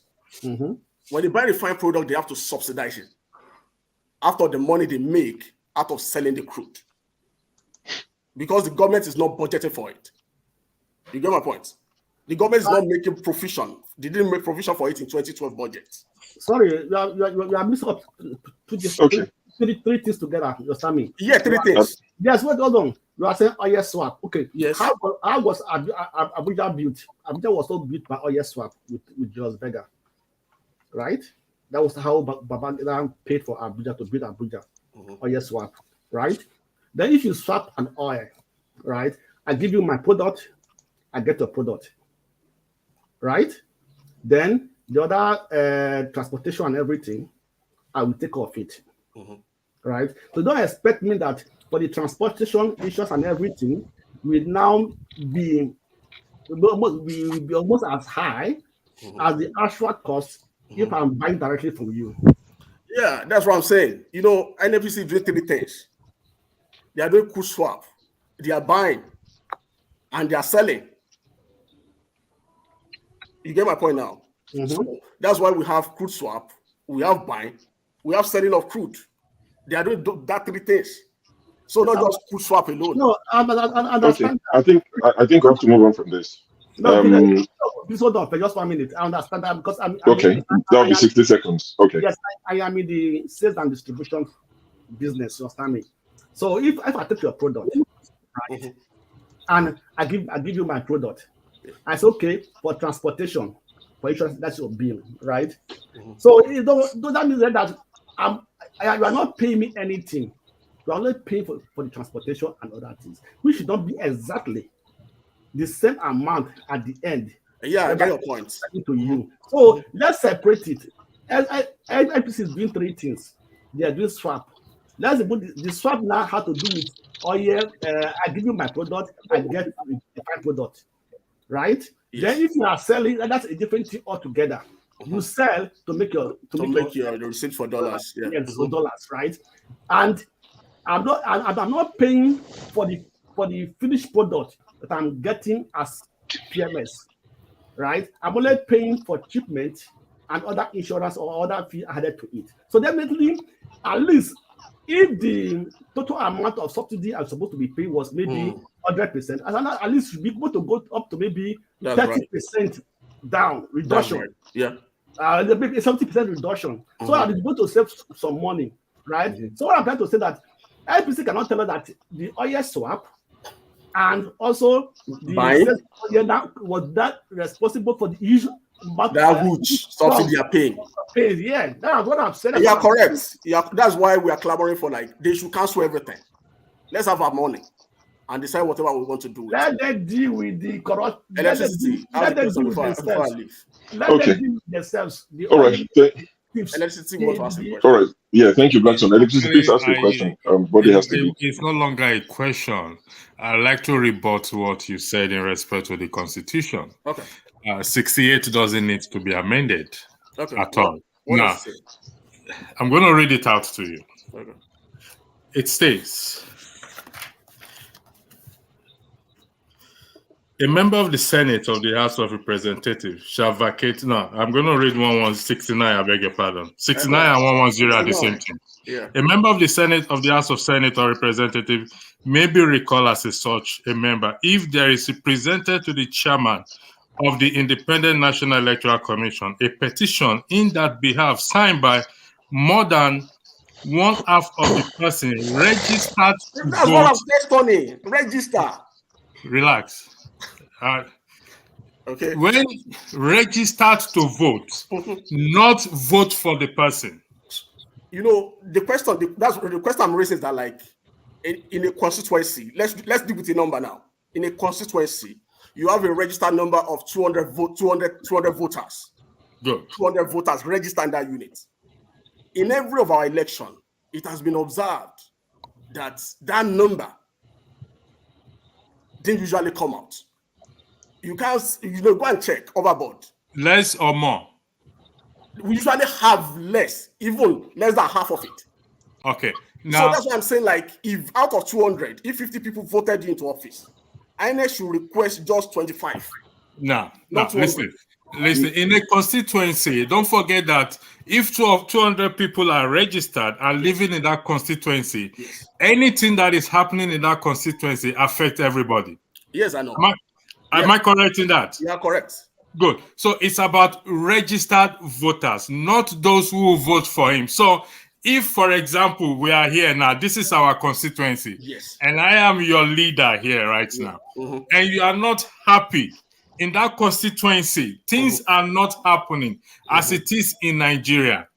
Therefore, every one of you here, half of you, whether you vote for me or not, can come together and say, you know what, enough of this electricity. You always say electricity, and we've not seen electricity for the past 20 years. So half of you will vote because you are registered in that constituency. In reality, what I'm saying is that you can't meet that number. You can't see that number. That number doesn't come out in the day of election. You get my point? You are not getting it. But can I interject? Listen, it will not come out on the day of election. We are talking about a recall now. If you are talking about a recall, that's why recall. We have 2 recall in the history of Nigeria. If you look at those 2 recall, they've not been successful for that reason. Okay. Can you give me 5 minutes, please? Oh, you're going to come back? Is that what you're saying? No. I just, let me just weigh in on Dino Melaye recall. Okay. You mentioned Dino Melaye recall. Yes. I've said it over times. Dino Melaye recall is a house problem. Dino Melaye stepped on toes. Yeah. If you listen to what he said INEC inflate the figures, even figures of those who have died. I didn't already. And that is the reason why. Why those one are not on the register? I didn't on the register. No, they are not. Go listen to the video. You don't get my Dino point. Melaye said, for example, when he was voted, let me finish. Do you know the number of voters registered in Nigeria? Wait, let me finish. You said we have a registered coalition. Let me finish, please. Okay. Dino Melaye said, it's on record. He said, for example, 100,000 people voted in the entire constituency. Okay. When his recall was made, 191,000 were people on the sheet. He now said INEC went to cemetery to get the name of those who have died, and included it's on record. He said it himself. No, I understand what you're talking about, and that is why we cannot use Dino Melaye because Dino Melaye issue is an house problem. The legislators understand this aspect of the Constitution. They use it to favor themselves, whereby this aspect is for the people, but we have failed to use it to benefit ourselves. That was why they were unable to recall Dino Melaye. It's an in-house problem, and they were trying to get rid of him. How can we get rid of this man successfully, whereby it's not going to backfire on us? So they went with the recall. It never worked. I'm not talking about the process. I'm talking about the difference between the registered voter and the voters on the day. Let us try it first before we go to amendment. We need to invoke that first. I think this is a discussion for the equal number of registered voters voting on the day of election. That's the point I'm making. In this past election, a lot of people registered to vote. So let us capitalize on this present one now. Let us invoke it. We should not be seeking for an amendment now, because the people you are seeking for an amendment ain't going to amend nothing.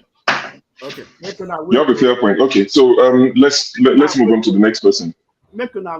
Sure. Can I say something to Body real quick? So, are you asking him a question? I just want to. It's a kind of question. Does he have to be here to answer it? Because I think Body wants to leave. So, but go on. Sure. Make it real quick, please. Sure, Buddy. For me, I just want to ask you. You might answer or you might not answer. My question to you is, where do you reside? I reside here in America. Huh? I reside in America. He lives in the US. Okay. Now in America, the day wherever you are or whatever, the day you guys vote, you guys don't vote on Saturday, right? You guys vote maybe on work days, Tuesdays, right? Good. Now, with the statistics that we're getting from the 2023 election, people are willing to vote. The only problem we have in Nigeria is just that people are not allowed to vote. We have people, the way they conduct the election is not the right way. Okay? If people are given the chance to vote, they will vote. You understand? So when we talk about that not everybody that registered that is gonna come out that day, whatever, that's a fallacy. For me, I believe that if they are giving a level playing field, people will come out and vote, and I rest my case. Yeah, that's a very good point. Over time, we have issue with the electoral process, and as a person, I'm looking forward to a day whereby we see voting process as a carnival, as an exchange of ideas, that people will come out enthusiastically, free will. Over time in an electoral process, it has always been an issue. I can remember way back in 1993, MKO and TOFA, NRC, SDP. My mother went out to vote. We at that point in time we aligned with NRC. The reason why, because my uncle then was contesting as the deputy governor under NRC. So automatically, we align in that direction. And majority of the people in my street, they are SDP. Way back in 1993, there's a guy then, I could remember that guy. The guy is a weather in my junction. He couldn't allow my mother to vote because he knew quite well that my mother is voting for NRC. Because the NRC logo is Igbo. Like, you these people that belongs to a party, go away. He won't allow you. My mother was sent back. Way back in 1993, where we get out of the process. I can remember 2007, I was involved in the process. I can remember vividly. Around 12 noon, I was arrested, not just by one police, almost about 20 of them, resisting rigging. At that point in time in our political history, you know what happened? when election process was ongoing, your polling units, they announced the result in Abuja. I was arrested, not just by one police. It has been sad part of our history. Because everybody has to rise again. Everybody. So I know what you're talking about, and you know that's always been our conversation, that Please we let him have finish. an electoral process that is fair, that is free, that everybody can come out and vote and make their choice. That's where I align myself. Okay, thank you, buddy. Thank you for for your submission. People would always have to agree to disagree. Man of prestige, we're back with you. Anything you'd like to add on the topic? Because we're going to close this topic and move to something else in the next. Once we go around and get to VA, would change topic. Thanks, buddy. It's good having you. Man of prestige, we're back with you. Anything you'd like to add? Somebody's coin. I'm sorry. Thank you. Go ahead. I've already spoken on this topic. Thank you. Okay, that's fine. 1 second. So who's next? Thank you. Go ahead. Yeah, please go ahead. Okay, that's fine. Where's the echo? Please, if you're not speaking, please mute your microphone if you're not speaking. Somebody opened the two platforms. Yeah, that's what I'm saying. If they mute it, it won't affect us.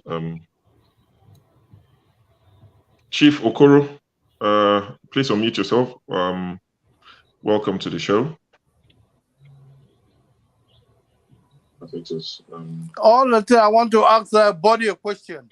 No, it's left now, but you can ask. I mean, still say it. It would generate I was discussions. trying to ask Body a question. Which interest group is he working for or speaking for? I just wanted to know the interest group that Body is working for or talking for, because every time he speaks as if he has the knowledge of everything that is happening. And where is he getting his facts from? I wanted to ask him where he's getting his facts from, because he speaks like somebody who knows everything and what is going on in Nigeria, in every part of Nigeria, and it's mind-boggling. Okay. So the next time he's on, and even if you're not here, you have my word, I would ask on your behalf. The next time he comes on, I would ask on your behalf. I will ask nicely so that we'll probably get an answer from him. Yeah, you can leave that with me. I would ask the next time he's here.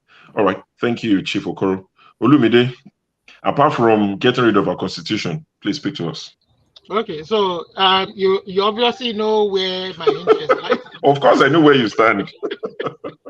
Mr. Okoro, you should know where I stand. So my own contribution is that, obviously majority of you know where I stand. I support the fact that the Yoruba people should go on their own. Things are not working in that country called Nigeria. I always say that country is not for you and me. I'm not trying to be funny, but the way it is currently is not for you, it's not for us, it's not for the common man.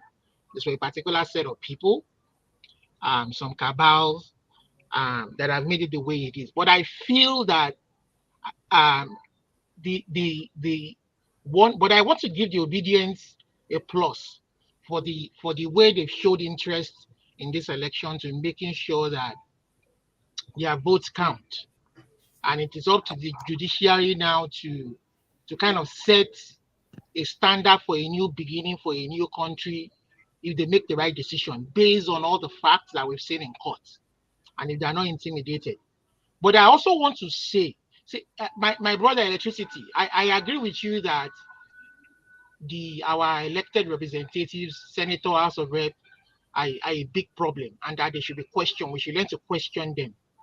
But I think that is just part of one of the many problems.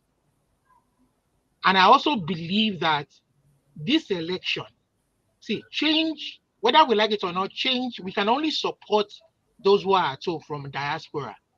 The real change will come from people who are at home. And from what I learned about the Beavers machine, that it was developed by somebody in INEC, a staff, to make the election free and fair, in line with the Uwe's report that made recommendations for electoral reforms. And now, that I want to believe that is a beginning step to start to rebuild the country. When people At least Nigeria would have made that a beginning step. When people see that their votes count, and that after every 4 years, anybody who doesn't perform can be taken away, maybe it will make them sit up. But obviously, some people don't want the change, and some people still rig themselves. They still shortchange the system. And so I want to believe that the obedience, their focus on making sure the election counted was a real, they did a lot of hard work, and I want to commend them. And I hope they get justice in court after a couple of weeks. And I want to believe that might be, if they don't want to change, they don't want to look at the constitution to see that they change it and bring it down. Maybe if people start to make their votes count, and these politicians know that they can be voted out and replaced with people that the people really want, and then governance should really start at the local government level. I think these governors can be taken care of, because they are a big hindrance to letting Nigeria really develop and become a country that it should be. If they don't allow the local government function, they just copied and pasted constitution from the United States into their own, and they are not allowing local governments to be independent. They just pay them salaries. They give the local government chairman the salary. The governor will confiscate all the allowances and all the rest of it. Maybe people should begin to take interest in the local government level and allow their chairman to really play the part that they should play, knowing that they can be voted in and voted out, and that they have the money to actually develop those local governments. Okay. And then the state and the federal will play a complementary part as they should. But what is happening at the local government level? People should ask questions to. All right. Thank you, Lumide. So you have nothing to say about this 8,000 naira. You're not getting for any. For me, it is about the 8,000 naira. Who does that? I mean, 8,000 naira. Which even the poorest family, that money would not last 24 hours. Why are they doing that? Why will a sane human being sit down? If the president was a normal human being, I mean, he came from a poor background, and if he has all of his faculties right today, at that age that he is, who gives 8,000? It's just a way for them to siphon money and steal money, because majority of this money is not going to go. And then when they give palliatives, from where they copy it from, when they give palliatives, America, US, Canada, UK, they tell people it is through the their federal revenue office, not through governors or any local government. And they tell them to apply online. They apply and submit application online so that they can keep track. And is that not what the the BIN is for, or their name, to link it to the bank account, to link it to see all everybody's finances? And if you are going to go to if you want to create an office where people in the remote areas can come and do their registration, some people help them with the registration, open an account so that the money can be transferred directly. Meaningful money. I'm not talking about 8,000 naira now. Meaningful money. You want to give them meaningful money. Maybe if you want to give real palliative, not this 8,000 naira that is not really meant for the people, or is not meant to do any good. And like most of them are saying, even some of them are saying, we don't want the money, go and fix the refinery. They go and fix the refinery and do better, meaningful things for people. Give them light, fix the electricity. And then when you want to make policies like even removing the fuel subsidy, you don't do that kind of, if you really want to help the people and make it less impactful on their lives, you say in 6 months to 1 year, we want to do this. You do it over time, you give them time to prepare for it. You understand? When they make policies like that will make impact on the people, we don't just, the government gives timeline for that to, and you know that the 1st of January of this so and so year and time, this is going away, and people are already prepared. You know, you don't just wake up one morning and do that, and Okay. you don't expect All right. anything to happen. You know. Thank you, Lumide. I need to leave, if that's okay. Can I just round up, just to buttress one point to Lumide made? I apologize to the other panelists. If truly I'm they just are trying sincere, not to lose Chino Yerem. Are you Nigerian? I want to step out. Just to buttress his point. If they are really serious about this money, for example, if you go to the banks, if they go to the banks and say, you know what, the banks have account number of most, I won't say the most Nigerians, the ones that they have there. Not the poor ones, so not the poor. No, I'm just citing an example. So just for the sake of argument, you know what? How many customers do you have here? So we want to give all your customers 8,000 naira. So how much will it cost? So the bank will give them figure how much will it cost. All the bank need to do is to do the what? The transfer. Then people will start receiving it and say, oh yeah, we got this money. They want to collect information. So to me, CM, I join your league. I really will not discuss this matter further. All right. Thank you. Thank you, Electricity. Hopefully you join us again. Thank you very much. Electricity, please start sending $10 to Nigeria bill. Start sending people dollars. They need money. They need the dollars. Chino, I didn't get what. After start sending $10, please. Well, I do send, but please, guys, I would like to speak to somebody who's in Nigeria just to get a different perspective, because say all of now you they soft UK, Ireland, US, it's not as the effect is not as much for us compared to people in Nigeria. So I would like to hear from the gentleman who's just joined us from Nigeria. Welcome to the show. The 8,000 naira palliative, if it was going to get to the poorest Nigerian, since you live in where in Nigeria are you?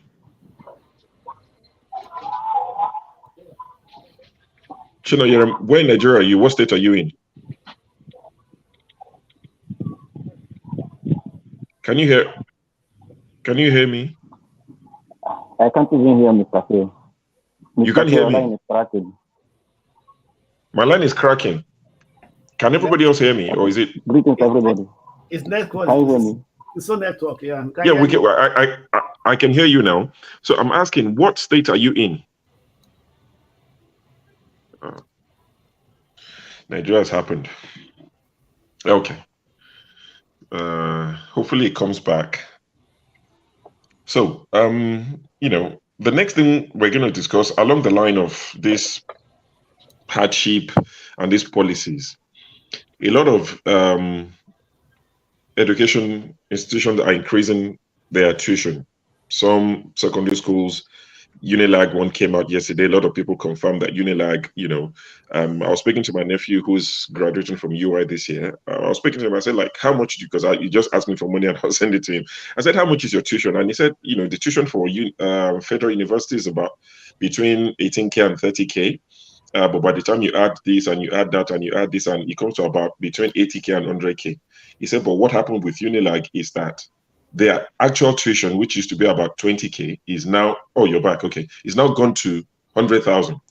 And for medical students, tuition alone is gone to about 190,000. That's outside of everything, this departmental fee, that fee, accommodation and the rest. So it's gone from literally 20K to 100K. And we have a lot of people saying, welcome to the real world. This is the real world. That's what people pay across the world. And when I started, the show with Rudolph, I was being sarcastic, saying that, nobody should disturb the president. Our university fees is still one of the cheapest in the world. Yes, it might be one of the cheapest in the world, but can the people afford it? That's the question you need to ask. Because just saying it's one of the cheapest alone does not answer, that's not the full story. But let's go to you, Chino Yeram, now that you're back with us. I was asking, I said, what state are you joining us from? I'm joining from Imo State. Imo State, okay. So if I was to ask you now, in the most remote part of Imo State, I'm not familiar with the East at all, but the most remote part, where you find the poorest of the poorest people in Imo State, do you think they have bank accounts? Do most of them have bank accounts? I can't really say for sure. I'm not that sure, but I don't think majority of them have bank accounts. I don't think so. You don't think they do? Okay. Just checking. So in your estimation, this 8,000 naira, since you live in Nigeria, do you think it would help a poor family, let's say a family of 4 people? So if a family of 4 people, very poor, struggling, if they're given 8,000 naira, do you think it will make any improvement in their lives, considering that, things have gone up? So if they give them 8,000 before May 29, maybe, but now if they give them, do you think it would help them? Sure, you are funny. Let me ask you questions now. You say a family of 8,000 can never be enough for 2 days. For 2 days, for a family of 4. For 2 days, for a family of 4, 8,000 can never be enough for 2 days. That particular idea of cushioning the effect of first subsidy removal it's just something I don't understand. I don't know. It's either the person that got that idea is that I recommend the person that brought that idea for an idiot in test. That person is sick in the head.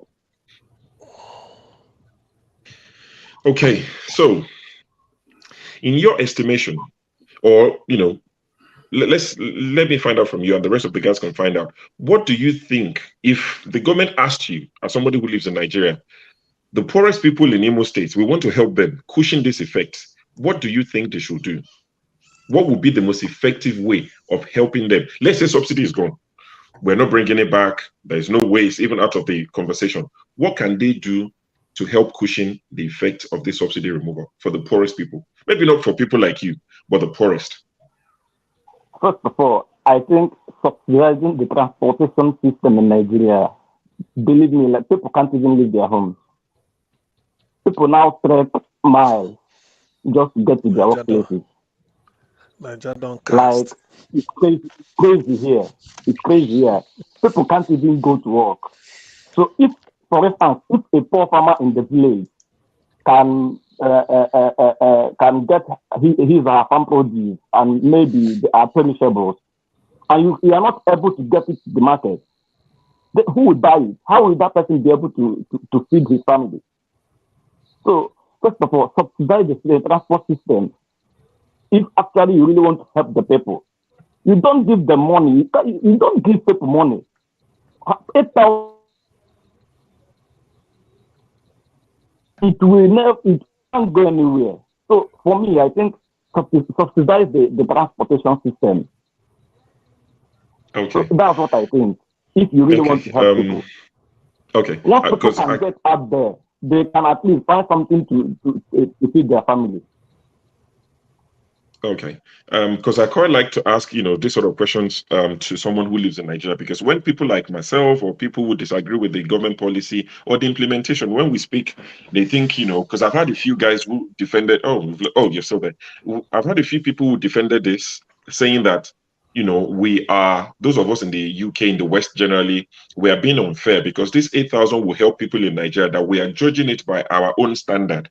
And that's why I'm asking you. I mean, it's not like I know you or we agreed anything. Because honestly, as crazy as it sounds, there are a lot of people who defended 8,000 and they said it's going to help people. Don't deprive them from this 8,000 naira. Let them get it. The fact that it is little to you does not mean it's little to them. There's someone on this platform in the comment section, I've seen the person today, who said it last week, that if it's too little for you, tell your family in Nigeria to reject it. Because people would defend just about it. If in fact, there are some examples I shouldn't give. No matter what APC, if APC is pissing on them, literally urinating on them, they will thank them for raining on them, for allowing or giving them a shower. There's nothing that they would not defend. That's why I like the Niger perspective. And there are people, if there are people who support APC, in Nigeria, who are watching and they disagree with what Chin Oyerem have said, because it's easy to call Chin Oyerem IPOB because of his name, to say it's IPOB. They're never happy. If there are people who genuinely feel that 8,000 would help and they live in Nigeria, please, we're encouraging them to come, join the show, explain to us how you think this would work. Give us other perspective. Because I've seen the accusation that this show is a monologue, and I'm trying to understand what monologue means. Monologue is when somebody speaks to you for the rest of your life. But we have different people saying similar things. That doesn't make it a monologue. See, you've got something to say. Sorry. Yes, first of all, it's a big scam from. Okay, it's frozen. CM, go ahead. Since you passed your turn. Okay, so it's your opportunity to speak. We can't be discussing if a scam, as in a scam, will work. It's not possible. Nobody is going to get that money. Nobody is going to get the money. Okay. No matter how sincere the idea, as in the people that got the idea are, the people that the money will be given. Okay. All right. Hold fire for a second. Let's hear from CM. Get this money. Nobody will get the money. Right. Yeah, that's fine. Thank you, sure. Let's hear from CM. Sure. Just to add to what you said, probably we need people from Iragbi area to phone the show and let us see how they are coping. Let my people breathe. Yeah. So because it appears like what you said, people may think that Chinonyerem is we need people from a Rugby area, that area. Let them phone. Maybe we give the free time. Let them tell us how that 8,000 will impact on their life and then how far they've been able to cope since they come into power of this administration. I mean, it's quite ridiculous. That's why I don't want to stem my sanity anyway, joining the discourse. Thank you. Okay. Mr. Show, let me say something. Sorry, 1 second. Just trying to get there. Okay, George, 1 second. Blackstone. Just give me 1 second. Let me go around. You're on 2 windows. You alone. I know. I'm here now. I'm in charge. I won't take 3 windows. Can imagine that is all right. Only if you do your own show. Only you can do your own show. You be the guest and you be the panelist. Only yes, now. Two screen together. Yes, now. I do reach Yakubu. I never do reach Yakubu. Calm down. Good to see you, Luko P. Let's hear from Blackstone. Apologies. We'll come to you. Let's hear from Mr. James or Mr. J, as you put your name out there, Mr. J.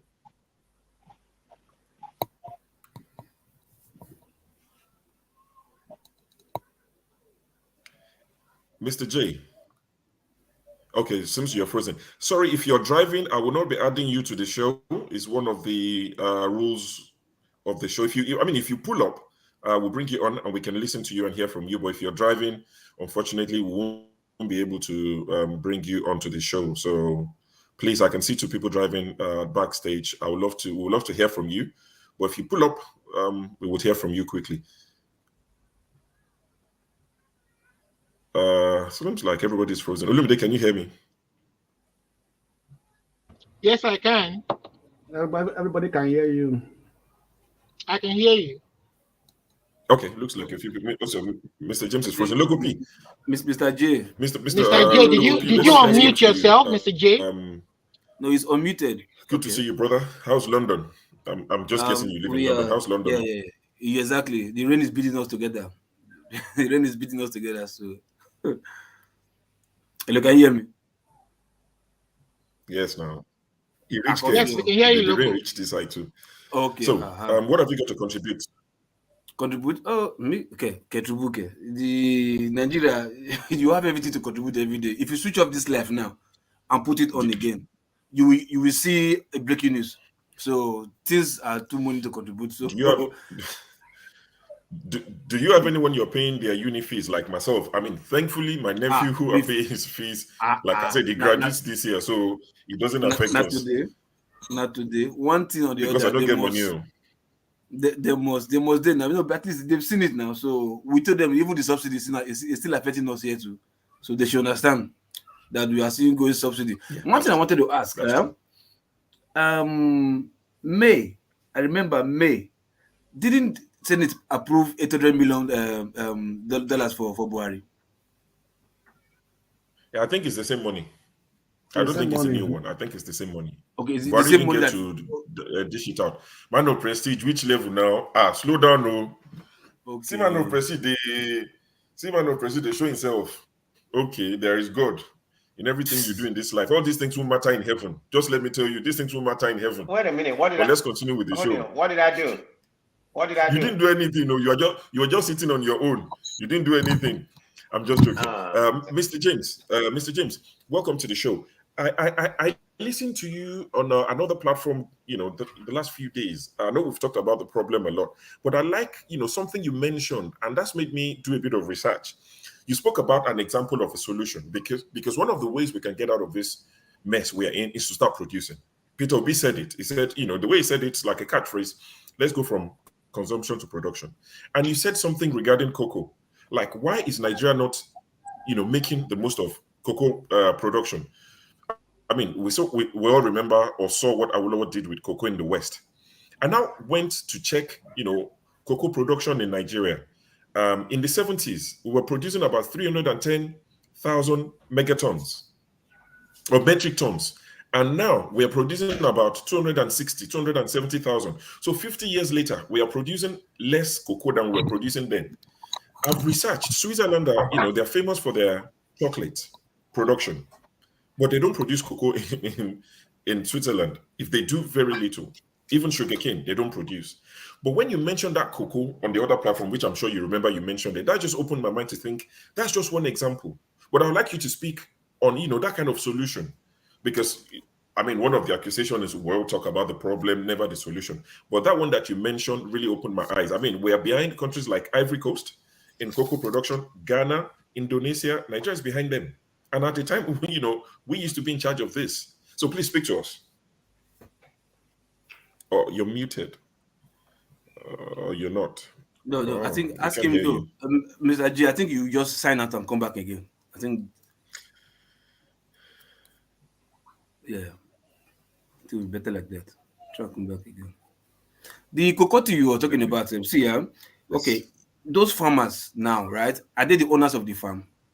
Those cocoa plantations, does it belong to individual farmers? What, the one in Nigeria? The ones in Nigeria? Yeah, the cocoa in the West. Do they belong to individual farmers? I like to think so. Yeah, so I'm not sure. I can't tell you categorically. Okay, no, but if it does, why can't they harvest their team? Today. Okay, why can't they harvest their team and export it themselves? Since the federal government is misbehaving. Because probably I think what might help is if there's incentive, if they get help, because at the end of the day, if it belongs to individuals especially, there's only so much they can do. No, okay. Do you understand? You see, if you and I decide to go into Nigerians, we have one bad spirit, one evil spirit that is not good. Once we see that there's one small channel that is just favoring few people, everybody will just run to that place and make the whole team the team destroys. So I want to if those individual farmers, right, if they are exporting their own cocoa in a small scale and they are making money for themselves, they will want to go more into it. Maybe even borrow some money from their bank or Bank of Agriculture, whatever, or get some loans and even increase their production. Then by the time they are doing the exportation and they are making money, other Nigerians who are looking into doing skits to make money, skit that is not producing anything, them just apart from money, trying to do skit or going to music or going to whatever stuff to make money, they might be, enticed by, this guy is exporting cocoa and is making money. Let's go into that production too. You understand? That will even go. I think that is Nigeria's problem. By the time they see that one door, just like this jackpotting of it, it was few persons that did it initially and they were making small money. Before you know, everybody just ran into jackpot and just tried to go and be doing one care work elsewhere in Canada or in the UK.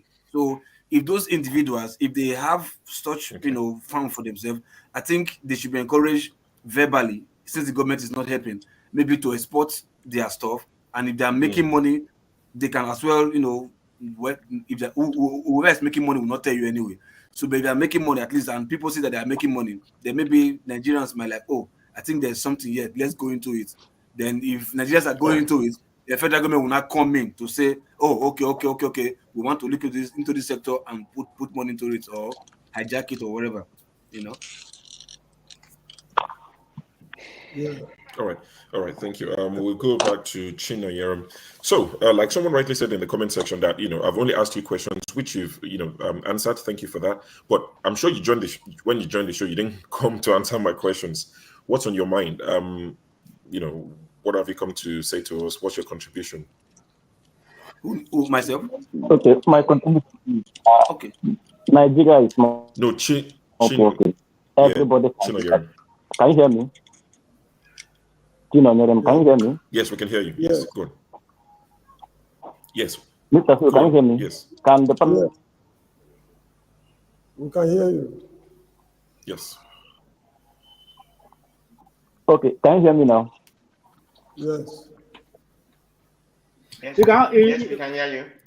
Keep speaking. Yeah, go on. Keep speaking. You can have your video. Okay. Everybody can see that the country is not working. Let it put up his video. The country is not working. It's obvious.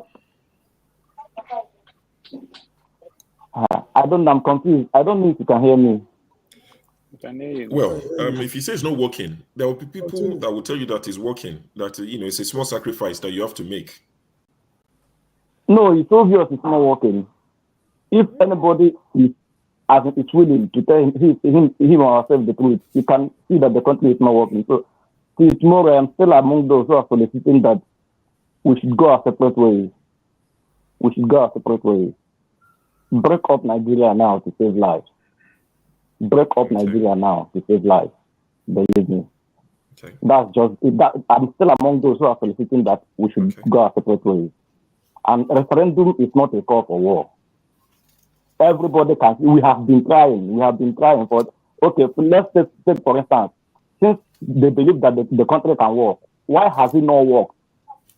Since I was born till now, Nigeria have not been working. So why not we try the other alternative?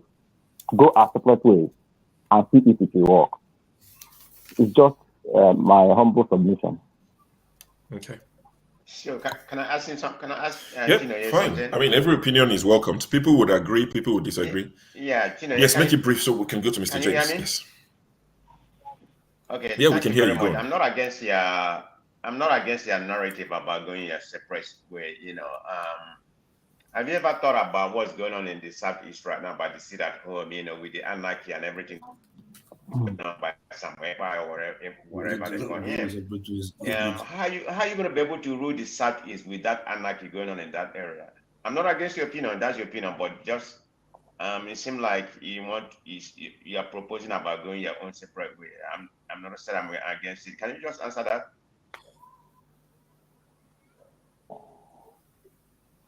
I'm from the Southeast. I think your question is how are we going to move the Southeast without? No. I'm saying about this. Am I right? Going on, it's like anarchy going on in that part of. How? I will leave and come back. I think my network is somehow bad. I will leave and come back maybe. We can hear you. So if you leave and come back, No, his network is not straight. Like it's going and coming. Let it come all right. back. So let it come back. Let it put up his video. Let him put up his video and use only audio, so it will be better. Yeah, we'll try that. We'll try that when it comes back. If he's not using video, if that helps. Mr. James, welcome back. Let's try your audio if we're good. Can you hear me? If I can hear you, yes, we can. You just probably have to raise your voice a little bit. So. No. Yes, you were asking me something about cocoa production in Nigeria and chocolate and things of that nature. That's just one of the many examples of the things we can do. Yes. Now, as for you said you notice a decline in the volume of cocoa we are producing. There could be there are factors responsible for it. In the First Republic, the acres of land we were cultivating must have reduced considerably because the cities are expanding. So they're encroaching on cocoa farmlands and other structures too. Also, consuming the farmlands. That could be one of the reasons why the production is declining. And in the First Republic, the agricultural extension officers, they did better work than what they are doing now. They were of more value to farmers than now. So because of that, it's very likely it increased production. Now, to solve our problems with agricultural products like cocoa, I think it's a way out because we are producing cocoa. What stops Nigeria as a country? Let's say a well-to-do man like Dangote or the Abiola family or Wolowo family, they set up a family business producing chocolates. The federal government should, by law, ban the exportation of cocoa from Nigeria. You can export refined products, but if you want to export raw cocoa beans, it's strictly illegal, and anybody doing it should be seen to be severely punished.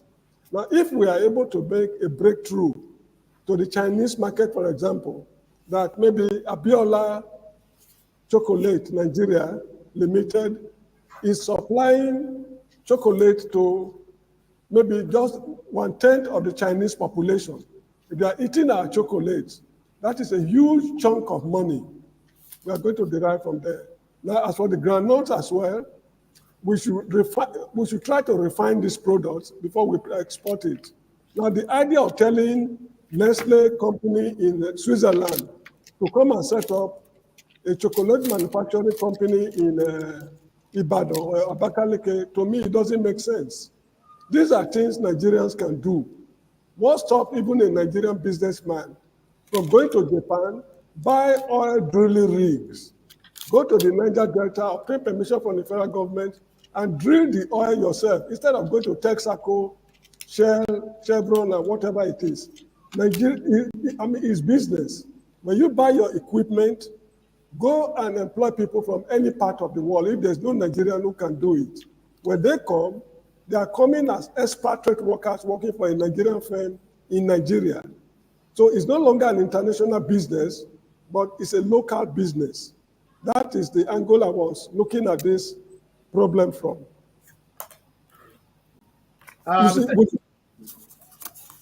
Petition, can I say something regard to this? No problem. Go ahead. You have the floor. Go ahead. Yeah, Mr. J, long time. Yeah, thank you. Double.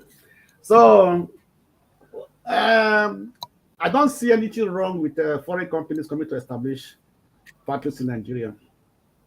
And let's know one thing, that our greatest problem when it comes to development is lack of power.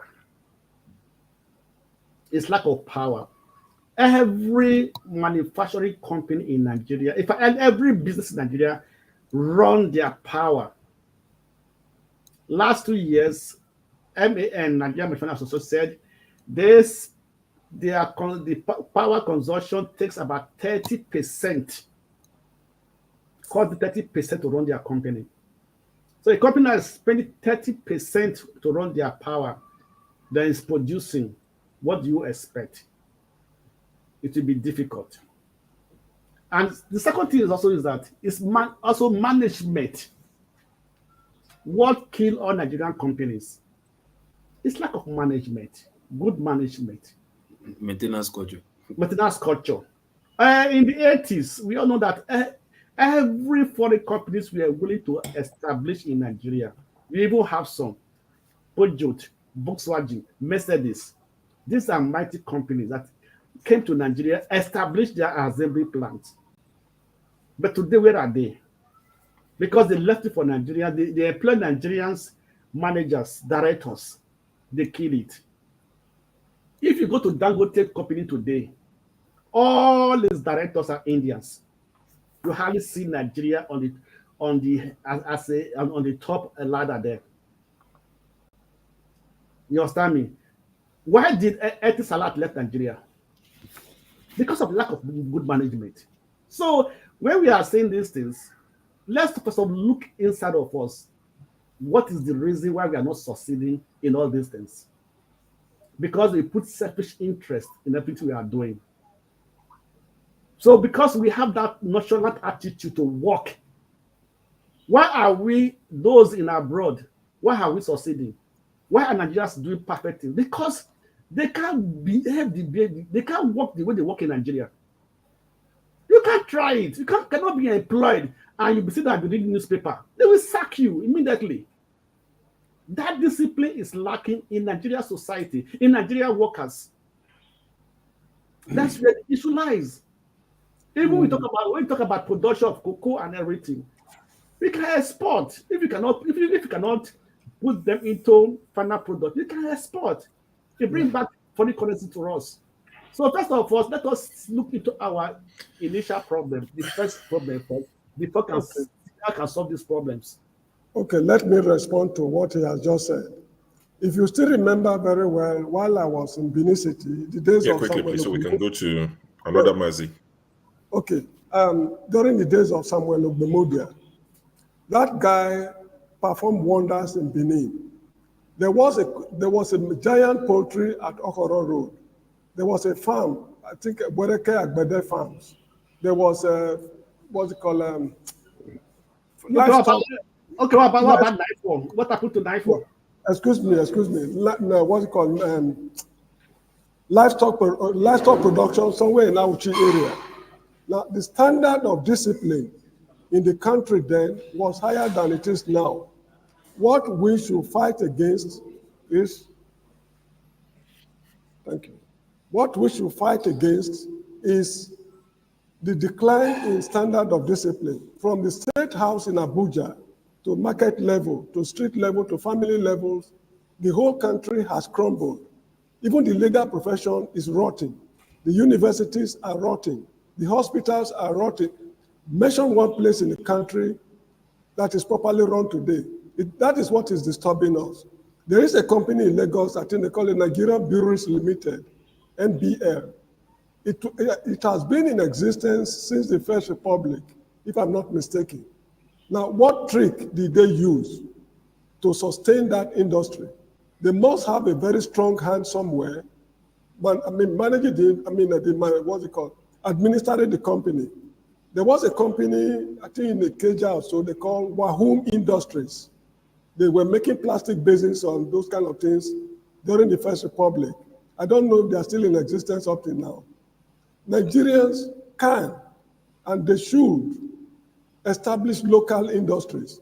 Is it very easy for a Nigerian businessman of today to pack his money and go to Britain and say, I want to set up a chocolate manufacturing industry in Manchester? The conditions they are going to give him will be very draconian because it's going to compete with people there. Now, if we cannot easily do that, why should they come and do it in our own country? So the issue is the standard of discipline should be jacked up. Wrongdoers should be seen to be severely punished. Nobody is being punished in the country.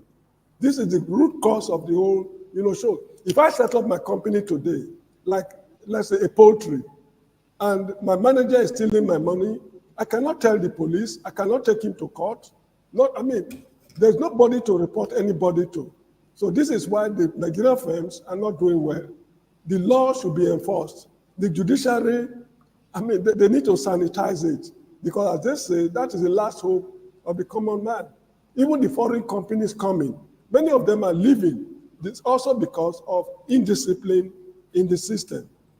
Nigerians are capable of doing this thing, but there's no need for us to export raw cocoa beans, granite, any agricultural product out of the country.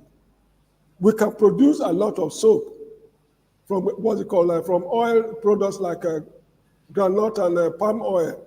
Instead of exporting those commodities, we should export detergents and other kinds of soaps. So this is the point I'm making. It will generate enormous employment on the farm and in the industry. And these things should be 100% owned by Nigerians.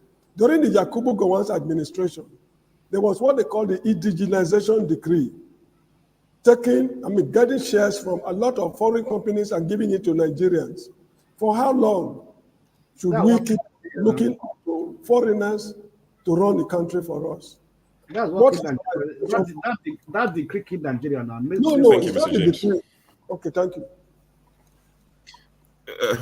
Okay, that's fine. Thank you. I think we should move on to other people. But I think what Mr. James is trying to say is, I think blacks don't disagree. But I think if we draw the parallel with crude oil, we have crude oil. Wait. Now we have crude oil.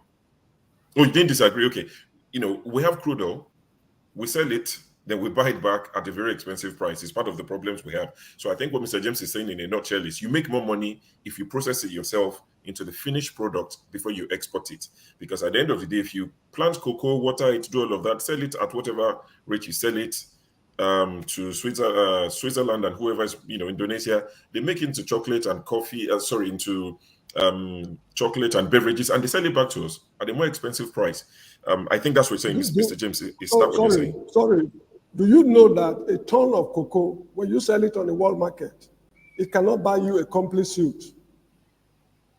A complete suit. That is the coat, the shirt, the tie, and everything. So I think your points have been finally nailed. There's no coming back from that. Thank you for your patience. Right, good to have you on the show. I'll join you on YouTube. Talk to us. I'll join you on YouTube. Thank you. All right. Mazi, Eddie. All right. evening, We'll see you on YouTube. Mazi Eddie. Good evening, Mr. Show. Good evening, every other person. Just to say what Mr. James was saying about the cocoa production. If you shut the borders, don't forget you've got your neighbors, Ghana. You've got other African countries produce. So if you shut the borders, they will simply switch to the next available. These Westerners will switch to the next available company and the next available country, and whatever percentage Nigeria was exporting would go to some other person. Mind you, we've got, use a typical example. We've got furniture makers, good furniture makers in Nigeria, but people still import furnitures from Italy. People still import furnitures from the Far East. And the prices in comparison, the furniture made locally, you will see exactly the same furniture, exactly the same kitchen, exactly the same. But the one coming from overseas will be more expensive than the one produced in Nigeria. Because our people in Africa won't, our Nigerians won't patronize, they will feel whatever is being produced in Nigeria is somehow inferior to what is brought. But just like Ensho said, the same crude oil you take from Nigeria, you take it overseas and they bring it back. So they only bring back is PMS and maybe what they call it, diesel. The other byproduct goes to someone else takes the other byproduct. So those two they bring it back, and we import it back, and we'll buy it at a more expensive price than if we had produced it in Nigeria. So I think our problem mainly is that goes to say that goes to tell you, Eddie. We were not paying subsidy with cash before. We have never paid subsidy with cash. If we can pay Julius Berger with crude oil, if they do bridge for us, what common sense will tell you? Oh, if I give you 100% of crude oil, take 10% of that crude oil as your payment, refine 90%, and give me everything back.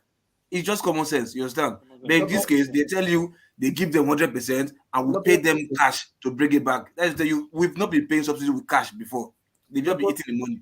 No copy that, not mind the other corruption. They were doing never done. They were doing oil swap. They were doing oil swap.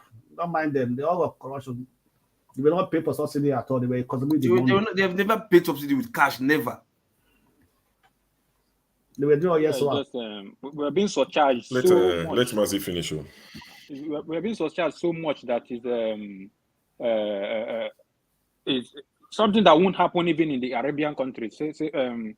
What do you call it? The Middle East. This type of things won't happen in the Middle East because I don't know if it's somebody from Nigeria that will set up this arrangement where just take X amount of crude oil and just give us these two components, and whatever is left, you take it. So it's still we within Nigeria, we in the government, we in those sectors, the oil and gas sector, that set up this arrangement. So, and then we come and we blame somebody sitting at it. Although somebody sitting at the top will take part of the blame because they opt to sit. They chose to be there, so they will take. I mean, the head of the organization will have to take blame. But at the end of the day, the entire Nigerians are suffering.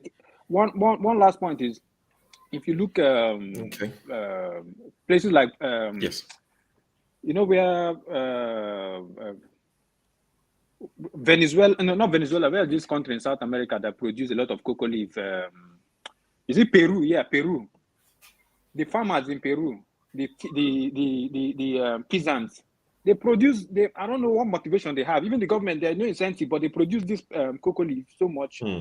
They sell it to the middlemen. The middlemen take it on, process it, send it to America. They still have whatever. They even though they're getting peanuts, but they still. And today, America is flooded with the byproduct of cocoa leaf, and so if the farmers in Nigeria, if they really want to produce enough cocoa, I mean cocoa, not Jara cocoa for cocaine. If they really want to produce enough cocoa to export, I think if the government stimulate them, they can produce enough. If the motivation is there, produce enough that and forget give it to the middlemen and forget about the rest, But we can't just cease production of cocoa. Yeah, I think I'll leave it there. Thank you. Okay. All right. Thank you. Femi, good to have you. I'm not sure if you followed the conversation. It's really centered around, the 8,000 palliative, the changes they've made, the governors, having the neck meeting with Tinubu and the fallout of that, and we've spoken about the university, the tuition as well, that's gone up. And, just like most other things that have gone up, the implication for Nigerians and, what's your opinion? Do you think Nigerians should play the waiting game? Is there anything that's going to come out, at the end of all this that's going to benefit Nigerians, or it's just going to be suffering as usual? Yeah, I think it's even going to get worse, unfortunately, in my opinion, because right from the onset, it was always a wrong idea to come up with another so-called, I don't know, it's like trader money part 2, in my opinion. Because if you keep that even historically, whether you go through the Bible or just commonsensically, that it's best to actually put things in place such that you're not seen to be trying to give people fish versus teaching people how to fish. Because what's the point when it's been proven that, especially the way we handle things in Nigeria, this doesn't work. Where's all the monies that happened when it comes to trader money and the rice pyramids that we saw overnight and disappeared and we never saw again? Where are all of those? Where are all of the other interventions or the so-called interventions that we've had in the past? We don't even know where these things go to, but I think I have an idea where it goes to, because I happen to have been at an APC meeting before that I didn't want to be at, because I have a step uncle who decided it was a good idea for me to see what they do there. And of course, my life was never the same again, because what I saw there way back when Tinubu was governor of Lagos State the first time, I thought it was bad enough then. It's a joke compared with what's going on right now. And something that kind of piqued my interest when you mentioned cocoa was, if you recall that we used to have IITA. It's still there, but it looks like it's actually moribund, because they did a lot of things when it comes to cocoa research. That's in Ibadan, right? Right in Ibadan, yeah. And to your point, at the time, there was a time as well that, remember, Nigeria used to have, there was the concept of, is it trading boards? If you recall, there was something like that. And I'm pretty sure, I don't know who's here. Mr. De Blackstone will probably remember that as well. We had some kind of trade boards. I forgot what they called them, something like that. I think traders board. Yeah, where there's the kind of sets. You know what that was. Yeah, they were responsible for most of the export at that time. Exports at the time, yeah. So apparently a lot of these things got destroyed with the coming. Yeah, the military played their part in what Nigeria has become. But a lot of those things further got destroyed during Babangida's time, with the introduction of SAP, after he agreed to whatever the World Bank and the IMF were doing. And that was about the middle of the 80s, was when you had the likes of Kingsway and UAC, there was also UTC. Remember, Nestle used to be different from what you had. Then Nasco, Oluwa Glass in Ondo, Leventis, and that guy from, not only did they have that company, he had the technical company, he had Leventis Motors, he had the club, Leventis Football Club as well. But all of these things look like they went moribund overnight. No, but of course, that's not even forgetting the likes of Berek, Abiola and co. So a lot of it's difficult to actually comprehend how we got to this point. But we know how we got to this point. It was mismanagement. It was all kinds of shenanigans that was going on, and this is where we find ourselves now. So, with respect to the cocoa again, for example, and I know you're only using that as an example, but it just tells you the story of Nigeria. With respect to the cocoa, and of course palm oil, not even palm oil. Of course, the story of how Malaysia came here to pick the seeds, and now how they became number one. Even cocoa, I remember back then when we did agriculture, when we had to because remember it wasn't. I didn't forget Rubber as well, you know, and the rest of it. You know, we brought them from Trinidad and Brazil, because I remember learning this in agricultural science way back when as well. And we just grew, you know, we grew to the point where we're like, you know, a major player. We even manufacture chocolates too. I just don't remember what it was. We manufacture chocolates too. This sometimes when I tell some of my cousins, I grew up at a time where at least I made some of these things. Remember butter? Everybody seemed to have that shoe. That shoe was it didn't matter. Everybody had butter shoe at that time. Nigeria was thriving, and even prior to then, people would tell you, the people that were older in the 70s or that were old enough to know, would tell you Nigeria had promise in the 60s. So it wasn't like people didn't want to stay abroad. People went to school and came back. You know, so where we find ourselves now, if the idea of reviving Nigeria is giving money out, we're joking. First of all, the structure is still wrong, because whether we like it or not, if we do not go back to that period where everybody seemed to have a sense of belonging, and not just the 3 or 4 major ethnic groups, but every region, every state is able to like produce its own things. Because I mean, look at Zamfara, where you can actually, you don't even compare with the gold mines in Osun. Zamfara, I don't know if you've heard this. You know, it's actually going on to the point where all you need to do, you don't have to dig further to find gold in Zamfara. And that's not even talking about Jos, Nasarawa. There's things in Nigeria. It's just that we don't want to do. I don't know if we were too lazy or to think, or because of course people say all we do is talk, but we know the people in power. You can give suggestions, but if they don't listen to you, what are you going to do? Because we keep doing the same thing over and over again, going around in circles. People telling you about foreign investment. See, before any foreign investor, no foreign investor will have your own interest more than you. We have to start from ourselves. We're just see, we like I keep saying, we're not serious. We have the talents, but people will keep leaving, and it doesn't matter what anybody says. People will keep leaving until we get serious. Okay, thank you, Femi. Someone in the comments saying, show, please, can we talk about the security in Nigeria, mostly in the Niger Delta? I will be visiting Nigeria later this year. I would like to know, please, because I'm coming with some friends. Stephen, maybe contact Tumpulu, or what's the other bro's name? My own brother, Asari Dokubo. You know, maybe these are the people. They are the ones. They are the ones. Wait, now they are the ones providing security in the Niger Delta area. So once you speak to them, you can be sure that you and your friends are safe. Outside of that, I have no advice to give you. But we'll discuss the security matter. You know, we'll touch on it because it depends on what you are going for. If you are going for the oil, be careful.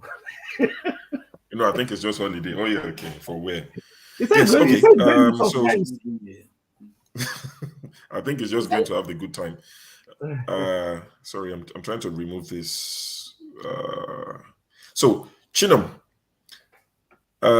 anything else you'd like to contribute? Because I think you were in the middle of something before we lost your audio. What I was saying then is, since Nigeria is not working, I don't know if the panelists can hear me. Yes, we can hear you. It's obvious Nigeria is not working. Yeah, it's obvious Nigeria is not working. Since it's not working, can't we try other options? It's just my personal suggestion. It mustn't be taken, but this is just my personal suggestion. Since it's not working. And what's that suggestion? To go our separate ways. Okay. My suggestion is to conduct a referendum and let everybody go their separate ways. Okay. Okay. I mean, this is a topic I'm not eager to weigh in on this particular topic, because once we go into it, yes, we can hear you. You said we should try a referendum, let people vote if they want to be part of Nigeria or if they want to leave. So I'm saying this is a topic that, you know, always very reluctant to weigh in on. Number one, I'm not from the Southeast, so, you know, I can't feel the pinch like you guys do. But what I always think when this topic comes up is, from someone looking inside from outside, you have reps. You have people that represent you in Abuja. I think if this is going to happen, they are the people you need to hold non-stop. Now, like I said, I'm not an authority to speak on it, but I think that's the only way to make it happen. The people that speak your language, hold them and tell them, this is what we want. If you ask me, for those guys, those people no, don't care about you. Because that doesn't work for them. You understand? That doesn't work for them. Those people don't care about you. So, if the people who represent you won't listen, how do you think somebody from Zamfara is interested in your case? If your brother, when I say your brother, I mean Uzo Kalu, Rochas, all these guys, if they're not going to support you on this, how do you think you're going to make it happen? The people you're mentioning are ready to kill you just for Nigeria to stay together. I agree with you. So me, I'm asking you now that, Chino, we want to do referendum. You and I cannot say we are amending the constitution. You and I cannot say, oh, we wake up and we declare it. I'm just saying that the lawmakers are the ones that can make it happen. But these guys are not on your side. How do you plan to make it happen? Sure. Sorry for interrupting. I don't know. My anger is even okay. You say you have bad politicians. The Nigerian election is 40 is further than that. Okay, they put bad people to represent the Southeast. Okay, the election that they even got, the number of election that they got, who gave them those numbers of votes? Who gave them? Because ANEC cannot just wake up and say, you take 1,000. You understand? If we have 2,000 or 5,000, okay, let me say 2,000 voters voting this one bad Southeastern person that is in Abuja, that means there's a problem. Because from the way they are saying these leaders are bad, they're not supposed to even get one vote at all. Right? So, but for them to even have like at least 1,000 or 2,000 voters to vote for them, regardless of anything, that means there's a problem in the Southeast with the people that are voting. There is a problem not just in the Southeast, in the north of Nigeria, because see, poverty has been recognized. It is your fault for you to agree for you to be weaponized against you. It is your fault. Yes, poverty has been. Why am I saying this? Because on the election day, once you offer anybody as little as a paltry 2,000 naira, that person is willing to give you his or her vote. It is your fault. It is your fault. Can I weigh in on this one? Olumide, please wait. Another when you start, we won't finish. We'll come to you. Olumide, don't weigh in yet. Let's go to come one. Let's go to come one. I think he's really interested in this topic. Speak to us, come one. Good to have you. Yeah, Chino, it's very, very natural for you to sound the way you are sounding, to be frank. I mean, this is natural. If you are in a place where you feel you are not treated well, it's instant. It's in nature. You don't want to continue doing it. You just want to say, call it off. You understand? So everybody understands when you are saying what you're saying. Look, when you say it's your fault, you make it look like this is something the ordinary people can control. You and I know for sure that even if you don't go out to vote, people have this say that, does it really count? Does your vote really count? They will still do what they want to do and they'll get away with it. You understand? No. Okay. So coming to the 8,000 naira whole thing, I mean, it doesn't make sense for me. But I would say we are not ready. This is basic. We are not ready. When you guys say cocoa, whatever, that is not the only thing that we can do or we can harvest from Nigeria. There are lots of things, but the decay is from the grassroots. I wouldn't say Nigeria is not working because some people are lazy. We are not lazy. You and I, wherever you are doing your thing and you are doing it very good. You understand what I'm saying? So we are not lazy. It's just the ambience of growth in Nigeria is not there. It's not what you can have just all by yourself. people would want to trample on you. Okay, let's take for instance, Mr. J said something about local content. I think I have to start from there because at some point I participated in that program. Now, how many of us knows about the local content and monitoring board, that kind of a thing? Let me just put it this way. How many of us know about that content policy, the Nigerian content policy? That when a business or when an investment is brought into Nigeria, 1% of that investment will be used to train Nigerians to participate also in that same project. If we know that, there's a that if you are bringing a company to Nigeria, there must be a number of Nigerians you have to employ, even in management. To limit the rate at which we are bringing experts, isn't it? Yeah. It's called quota. Okay. No, it's not quota. Thank you very much. You know more about it, even more than I do. But how come we are not mindful of this program? When Nigerians are trained, what happens to them afterwards? Nobody thinks about this. And we think we will have the human capacity. So our people see it as go and take your own share. And then when you are done, you can go, maybe for another person to come in. But what happens to that person whom we have trained? We prefer going to, okay, some of the roads we build. Let me say just the key thing, the key development that gets to the local people who are the ones they even targeted to give the 8,000 naira. The least they can benefit from government is that road, a good motorable road. Do they have it? Even when such roads are being constructed, how many of the locals are used in making that road? Like, people are supposed to be trained and then let them participate. We know how America started. They were able to build their own country, isn't it? Are we building our own country?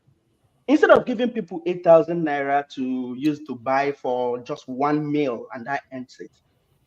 How about those infrastructures that are already decayed that the government could at least revive and let the people participate and get paid for bringing it back to life? We are not thinking in that direction. What happened to the water board? The local water you and I can just drink. What happened to it? In the 80s, it used to be there. Now everybody is just digging borehole here and there, and then we say we've solved the problem. Electricity is still there. What does it take to build a power plant? We cannot even do anything in that country. The decay is, we are not ready. Let me say it that way. We are not ready. The day the government is going to stand up to say, look, we want to make a change, it will start from the grassroots. And that grassroots is the basic infrastructure the people need to be able to do what? Earn a living. You and I are talking now because we have computer, we have electricity, we have internet. How many of them can? Do you know that most of those people they are targeting to give 8,000 naira do not even have a bank account? I was there as recent as last month. I tried to pay some people, and you see even some grown-ups telling you, "Oh, guy, we don't get bank account." How do you expect to get the money? I wouldn't say that is the fault of the government, but I need you to understand that when you are targeting to give people money, if at all they are going to get it to the people the money is meant for, you are supposed to do it in a way that the money gets to them. Because when somebody said bank, let me tell you, any day Nigeria is ready to solve her problem, the bank, it will even start from the bank. That is where the worst thing is happening. With this little problem, with this little currency change that happened like just early last year, and late last year and early this year, you know how much money that the people have hanging nowhere. Like, you are going to make a transfer to people and the money is nowhere. It's left your account. It hasn't got to this receiver's account, and the money is there. If you know how much money that is missing at the bank is, I had even a friend I sent a money to, and the money is still disappeared. In fact, the guy got stamp duty that there was an incoming, but they did not credit him. And then he's been going to the bank. And of course, who is going to listen to you when they have millions of customers out there? I know maybe your bank can do something. I know he's one of those one-off cases. I understand that part. But any day Nigeria is ready to solve her problem, the bank is also the problem. Because if you go to the bank and make a list of those BVN, NIN and say disbursed, it still wouldn't get. You see people complaining, you never go. And I'm sure they are not going to remit it. So the event of giving money and saying you are alleviating poverty, or it works just for that day the money arrived and, that ends it. So when we are ready, which I know we are not, when we are ready, we will start from the grassroots. The infrastructures that people need to survive, those are not attended. You cannot tell somebody, okay, you have not gone to basic education and you are trying to make him start launching missiles and rockets. It's not going to happen. You first of all understand what projectile is before you can start targeting and okay, try sending missiles and I expect it to drop where you have in mind. So the thing is from the grassroots. This is what I'm just trying to get all of us to understand. Coming to the local content. Just 1 minute for the local content case. When we train people, we empower people, even give them foreign education for them to come back and help the government or help the country. I'm seeing it both ways. These are people that when they come back, they are coming with a lot of knowledge. It ends up two ways. Either they help you or they create problem for you. So some of the problem Nigeria herself is suffering is as a result of their own ignorance. Take it from me. Because when you equip people, just like you equip a soldier, teach him how to fight, shoot guns and do, and then at the end of the day, you tell him that, hey, there is no more job for you. What do you expect will happen? What happens? What happens? And then you are complaining kidnappers here and there, a lot of things going wrong. So I understand from my brother there that says, hey, we need to split up. Yes, because when you are not treated, even you, wherever you are, UK, US, wherever you are, when they are not doing you well, you want to relocate. It's basic, it's common sense. I mean, it's nature for people to be expecting to stay where they are treated right, or other than where they are not even appreciated. So let's look at it that way. The 8,000 naira will not solve a problem. You and I know that. I think come is saying two things. You say first, it's a grassroots problem. You say it's a grassroots problem. Grassroots problem. So the grassroots are not doing what they're supposed to do, right? Exactly. The people who are representing us in our constituents, they are not really conveying that information. And the change has to start from the grassroots. Okay, how come when we are talking of security, we want to talk about local government? The only time we remember local government in that country is when we talk about security. Other things would have to also start. Development would have to start from the local government. When you want people to grow, you target the grassroots. This is where the people you are trying to even help to solve their poverty problem, this is where they are. You cannot think of solving that problem without starting from the grassroots. This is what I'm trying to communicate today. You need to bring those infrastructures. When you say you do not know what to give people to earn them a living, think of how to bring those infrastructure. Okay, how come some of those local villages, they have Nitel in Nitel of those days? They have tarred road. You remember all those kind of tarred roads they built in the 80s. If you go there now, you will still see some little component of those roads spoiled here and there with potholes. And you will even ask, what happened to this city as far back as 1970s that there was even a road that led to it? And how come that road is abandoned on this day in Nigeria? So these are the things. And you'll be wondering, was there a major city in that area? Why how come there is a road? And that is to say, the mentality of today, if it were to be, okay, let's develop, there shouldn't even be a road that would lead to that axis in the first place. But because the people of before, the Nigerians of the 80s, 70s, 80s, 60s, believes that development would have to start from those communities. So it is not a mistake that there is a road that led from, for instance, from Osobodo to Egbema or to whatever. Nigeria of today wouldn't even want to build the road there, but those roads have been there. So how come? So the olden days people, they were stupid. No, they were not stupid. Go to some villages, you will see Nitel, you will see all those water boards, they will build a tank, and you be asking yourself, this place, what is this tank serving? It's useless. Can we take it away and let's use it for something else? But you shouldn't have thought that, because the olden days people built that infrastructure because there should be clean water that should be flowing to people's houses. In my own house, my own father's house in the 80s, as late 80s, I was bathing with shower. When I tell the young people this thing of today, they don't believe it. We didn't have a borehole, but we didn't have a borehole, but we were using even shower to take our bath. That was how it used to be in the 80s. But now you can only have that if you can provide it for yourself. Sorry for eating. I think I may have been passionate about the way I'm expressing it, but I mean the situation we found ourselves. We really need to understand how it used to be when we called it better and what we have found. Just to mention, I think. All right. I think just to mention, I think the 8,000 is no longer a thing. I'll be surprised if they're still going on with the 8,000 disbursement. I think it's been put on hold because the president said he was going to consult and review and all of that. So the 8,000, I don't think they'll be dashing people 8,000 anymore. They've seen the reaction of Nigerians that Nigerians were not. UK network.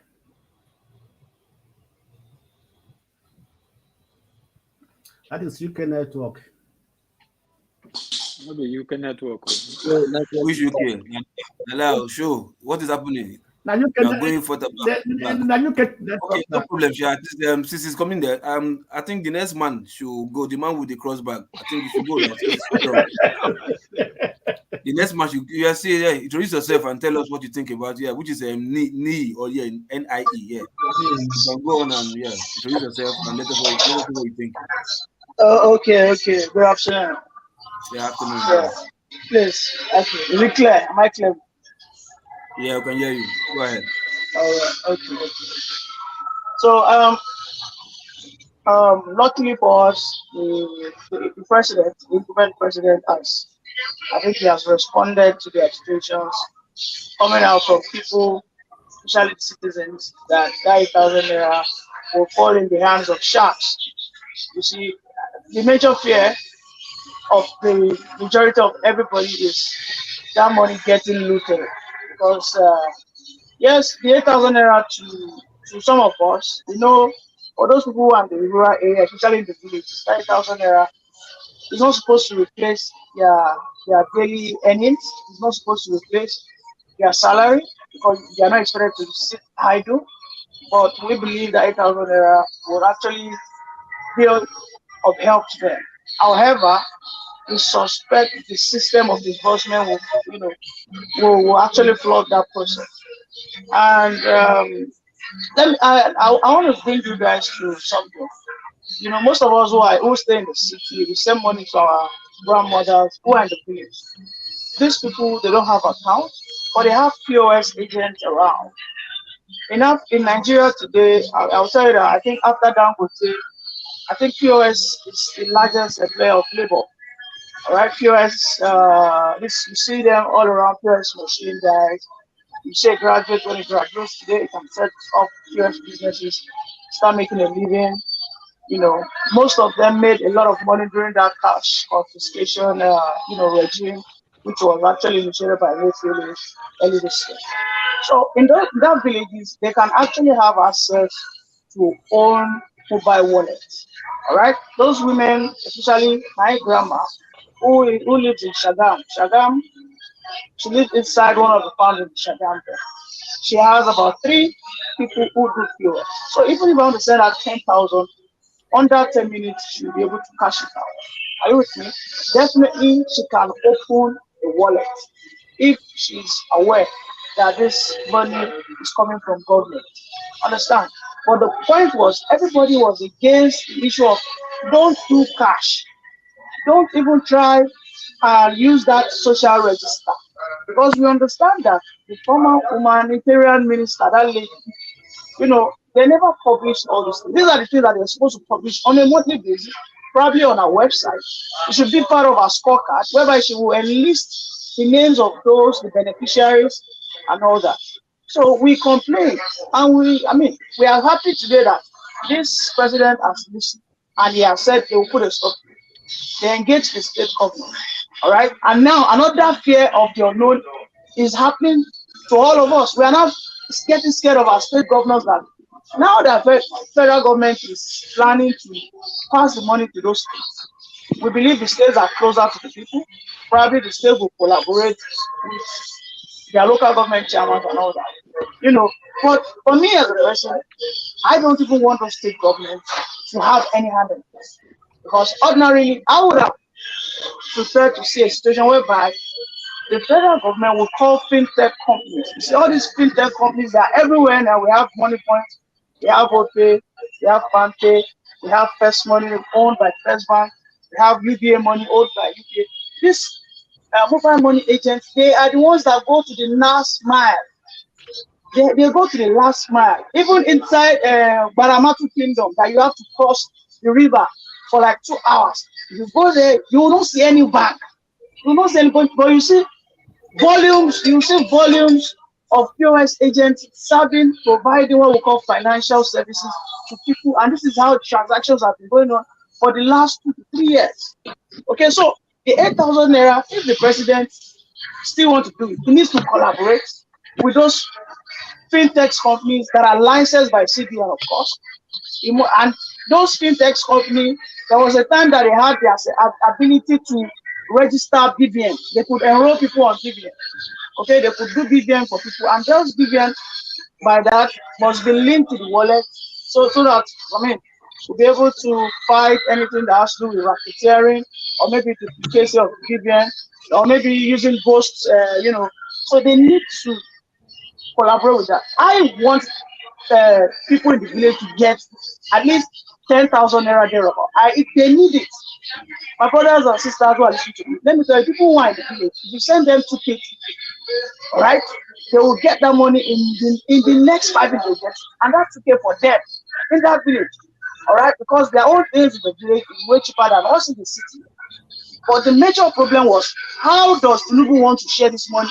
Are you going to give it to these ministers or maybe one committee? You just give it to them on a sack, and they'll go and gather people to line up on a queue and start sharing to them for cash. If that was system wanted to do, then that will be a flawed. It's going to fail in that aspect.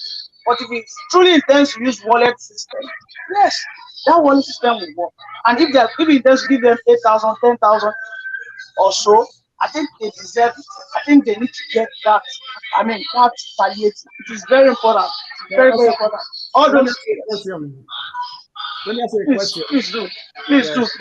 So with 10,000, with 10,000, serve anybody in Nigeria, even in the village for 1 month.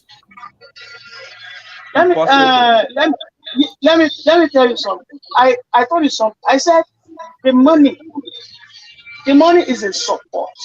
It is not to replace your salary. I want you to please. No. Wait. No, now let me continue. You don't want me to answer you. You don't want me to answer your question. You are trying to get. You are coming from. Okay. No, go ahead. So, Blackstone, ask all your questions. Yes, let me ask a question. And let him answer you. Yes. Is the money only for those working or for those who are not also working? Because you said it's only a support to help those who are working. In the village, most people are not working. In fact, the poor has no work, has no job. They are not employed. You understand me? So if you say that money is to support you need to ask your question, because it's more like a statement. Wait, let me ask my question. I'm asking you now, is that money only for those who are working or for those who have no job or don't have no means of income at all? Okay, thank you very much. The Blackstone. You see, the truth is this: as far as you are able-bodied and you are in the village, you are either farming or hunting, and by that you are not jobless. And that's the truth. If you are in the village, you are able-bodied, you are not handicapped, you are not left, you don't have leprosy, you are not blind. That's a fact. Either they are farming or they are into hunting for bush meat and all that. We see them on express road selling bush meat, selling all types of bush animals. Now, if that money gets to them, It's an addition to whatever they earn from their farm produce or from their, the animals that they sell out. That's just the truth. But if you expect, please, okay, yes, you will. Just wait, let him finish. But I understand the angle you're coming from, a money that will substantially, carry them from 1st of May to probably 30th of May. Then that is no more a support. That is no more a palliative. That is as good as you paying them salary and you telling them not to work. Because when you are paying them more than what if you are paying them less, for example, minimum wage, then there's no need for me to probably say I want to go work anymore. You get me? So the money should meet them halfway. For me in Lagos, 8,000 naira is nothing. Okay? Because I know even if I push a truck in Lagos on a daily basis, I can make 40. That's the truth if I'm not lazy. You understand? I am telling you from the reality perspective. All right? To you, that money is nothing. Okay? Because that money, you can use that money to just buy cheese and burgers. All right? But to those guys in the villages who go into the bush to look for maybe mice, rats, snakes, when they kill, they smoke it and they take it to the roadside, probably in a week they might get that sales about 5,000, maybe sometimes they sell it for 4,000. They go for monkey hunting, they roast monkey, they sell it to the, to the village, to the visitors, whoever comes to the village and all that. When that 8,000 gets to them, my brothers and sisters, it is a support, not, it shouldn't be a salary whereby they won't do anything. So what you're saying, NIE, basically what you're saying is it's not meant to replace their regular income. It's to assist them. And you're saying you feel that the 8K is better than nothing.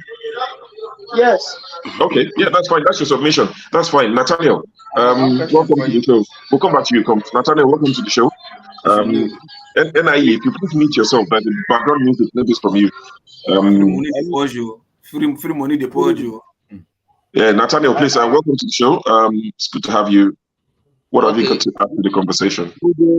Yes, I'm good to all your panelists and salute Dr. Damages for me. Yes. I don't want to come in like this.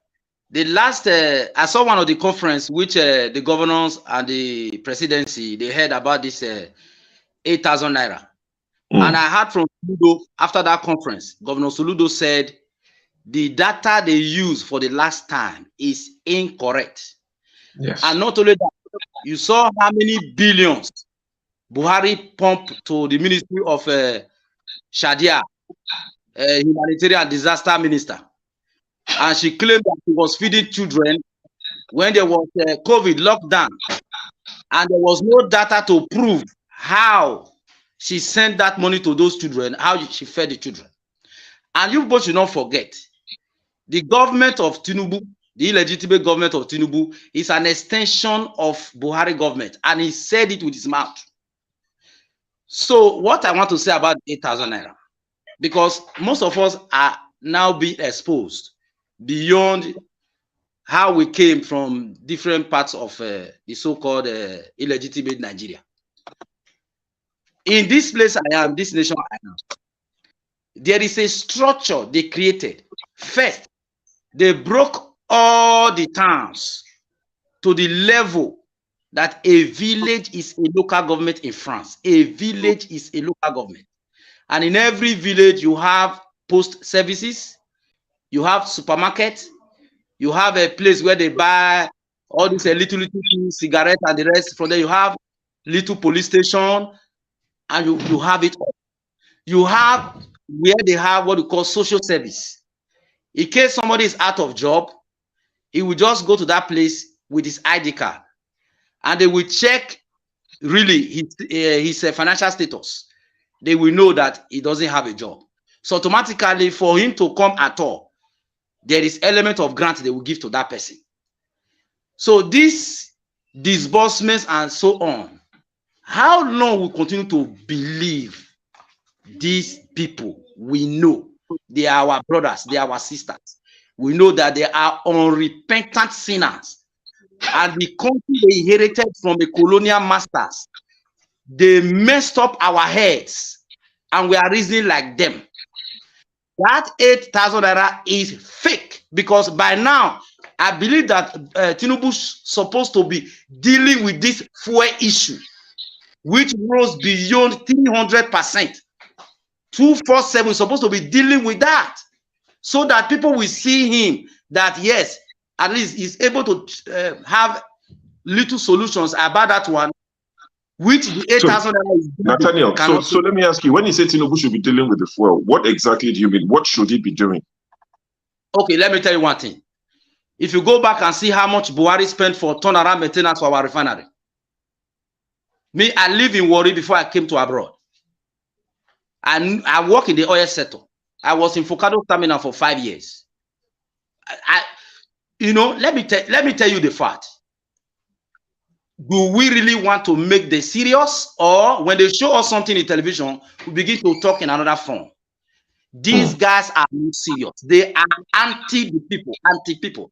Let me tell you the fact. The turnaround maintenance, Buhari pump billions and billions. It doesn't work. This government, has they gone back to really want to find solution to this fuel issue? Why is our refinery not working? Okay, now the Dangote stuff, they said the same Nigerian government invested on. Why is it not working? Do you really think that keeping our oil resources to flow to Britain and come back, flow to America and come back, now be pricing with dollar, pounds, and the rest? Nigeria can have a way like that? 8,000 naira can solve that problem? So if by now we are seeing Tinubu signing a contract with people like all these foreign companies who can, or local companies who can really do a turnaround maintenance to get our refineries working, that is the only solution to our problem. That is not 8,000 naira. That is the only solution. So I believe that the way they messed up our head, God forbid, it's like we are beginning to think like them and we are beginning to talk like them. Okay. Because the 300% increase, there is no amount of money Tinubu will share to people who they did not even come. Okay, what if Tinubu will ask them to come with their voters card? It will not be easy for them to collect their 8,000 naira. The voters card for election. So what structure is he going to put in place? So it's just a way for them to steal the billions they borrow from IMF at the expense of Nigerians. And at the end of the day, they are devaluing our currency. And they never even tell Nigerians that IMF is a colonial construct meant to destroy African people. World Bank is a colonial construct meant to destroy African people. What did late Enahoro saw in the parliament? What did this late Paawo? What did Azikiwe? What did they see, or what did they saw that they said we want to have our country? Okay, now the infrastructure those people influence to Nigeria, like Osogbo Rolling Mill, like Ajakuta Steel, like Delta Steel. I have been to Delta Steel. Why this government of today we are having? Why are they not going back to try to find solution? Was Awo foolish? Was Enahoro foolish? Was Paazi foolish? Was even Tafawa Balewa foolish? The structures, these people don't want to repair. They don't want to build new structure.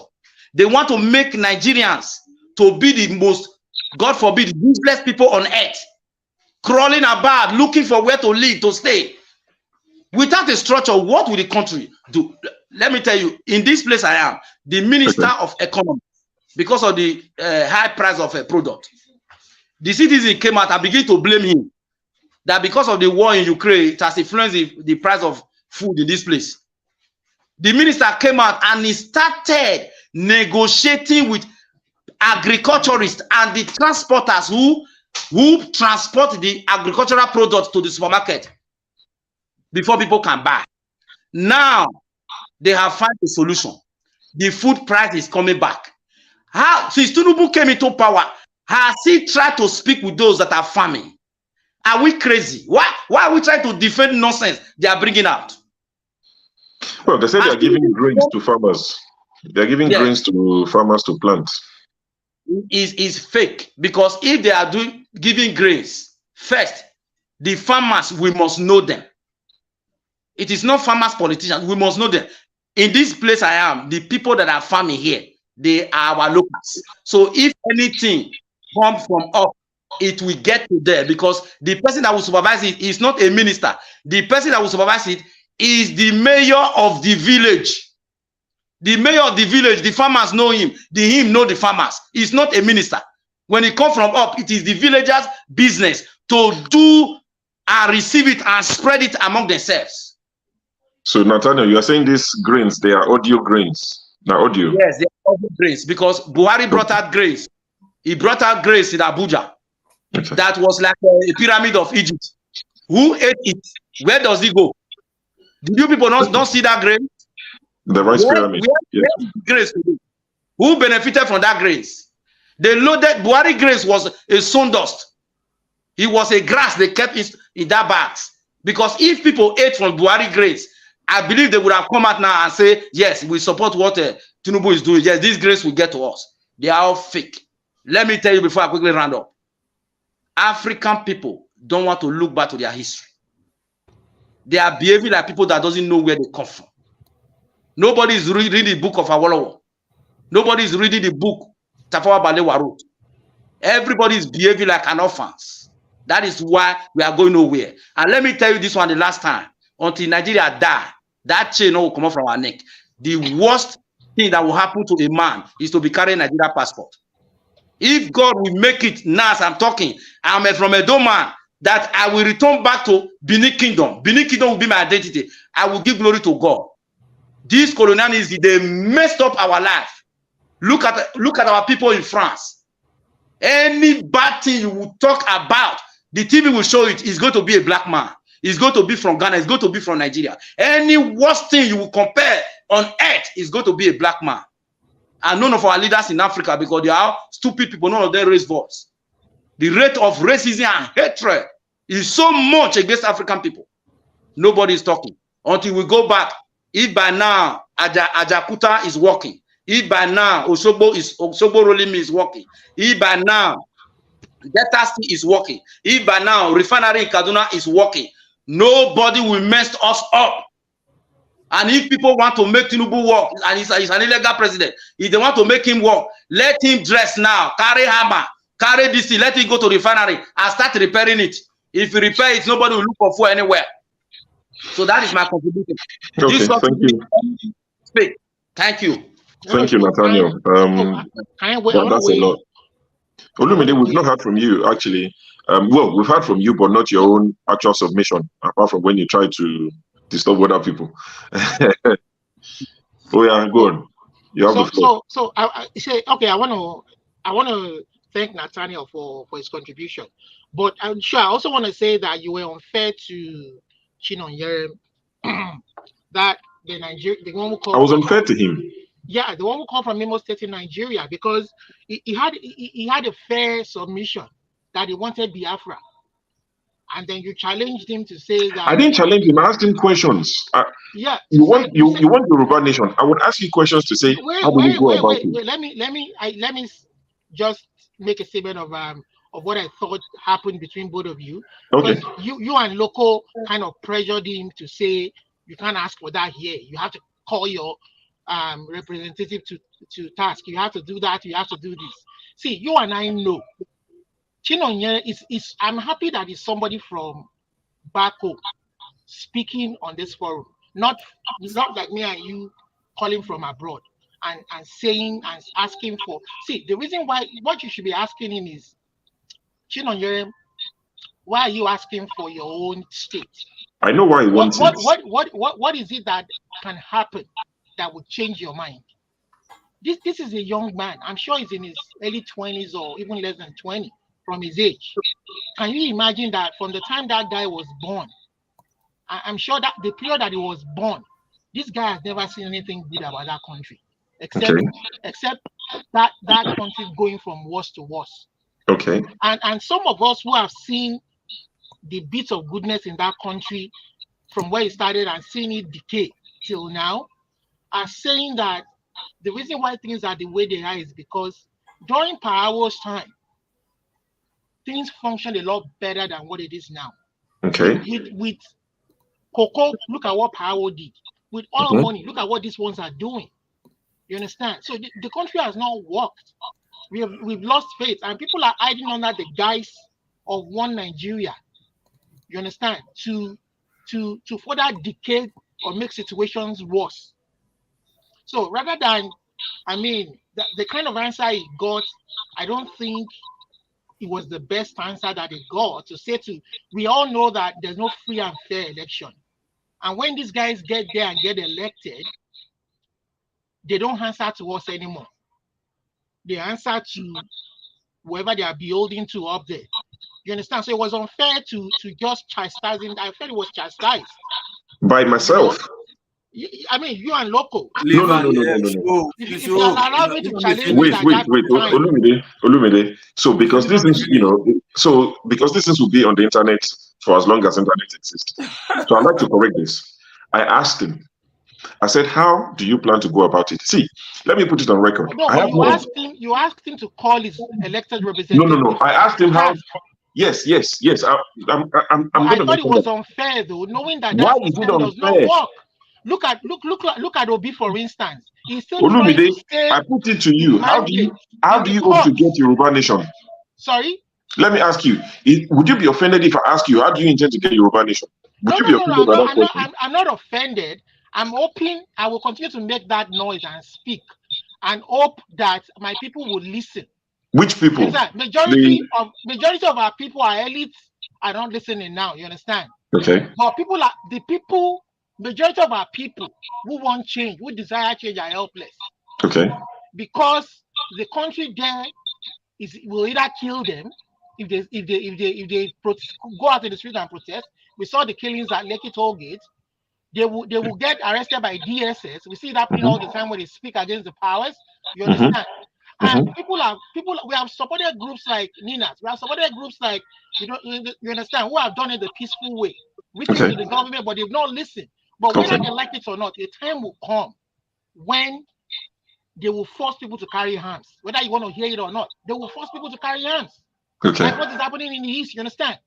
Okay. You don't want them to listen, and you are treating them like slaves, and they want to be free men. Someday they will be free men either in death or alive.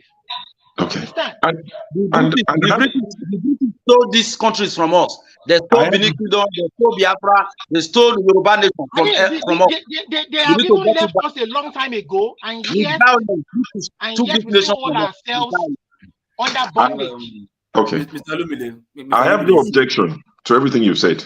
You understand? I have no objection. All I was saying to the guy, and I will say to you is, which you have already agreed to in your submission, that you need the powerful, which you call the elite, to join you in your fight. And that's all I'm saying to the guy, that I think to win this war, you need people who you call the elite, who are best friends with the politicians on your side.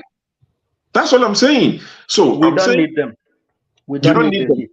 We don't need them. You can see. If we decide to take our country, we will. Some of us are gentlemen. We are preparing gentle solutions. But a time will come when that violence that they are avoiding will become inevitable. I'm not advocating for violence, but I'm saying when people have submitted, have written letters, when they've made presentation, they've done all that they need to do. You have refused to do a free and fair election for them to make the change they want for themselves, and then you hold them as slaves under bondage. A time will come when the only thing they will hear will be that force. And I have no objection to that. I have no objection. Okay. Sure, finish. So look, sorry. Finish. What were you going to say? Okay. Two things first. I'll take you to scenario, right? But Olumide, please, I want you to open your mind, right, and follow me on this. First thing first, the Southeast, now, nobody has forced them to take arms right now.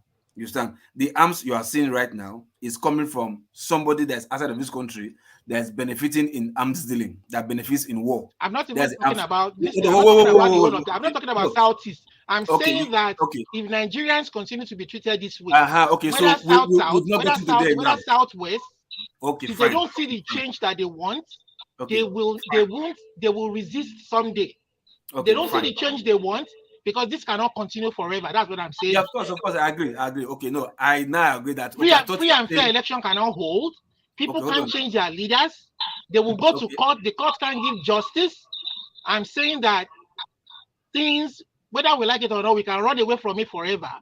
Okay, so inevitably that change will happen. Okay, from what you're saying now, we've not gotten to that place yet when we are carrying arms now, right? From what you're saying, we've not gotten to that place yet. So I thought you said that's what's happening in the Southeast. I wanted to tell you that no, Nigeria has not gotten to that place yet. What the Southeast is doing for carrying arms is what those people want to do. Those few evil ones that is prophetic want to do. Okay, fine. Then what I really wanted to say is let's use Lagos for instance, right? We saw that APC is a strong state, right? So the cabals is there, the connections is there, Tinubu henchmen do notice is there, right? But you saw how angry they were, and they changed the case for head when it comes to election. That's what I'm saying. I'm saying when hold on first now. Hold on. Okay, go ahead. I said I want you to follow me. Just flow with me on this, right?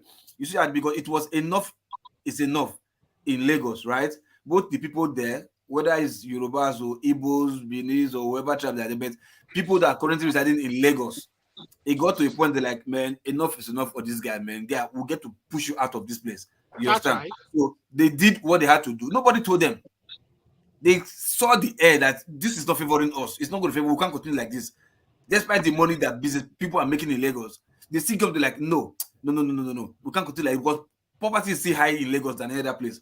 You understand? They came together like, no, enough is enough. We have to change this thing. They took it by themselves without the effort of any politicians, and wholeheartedly they fought and got what they want.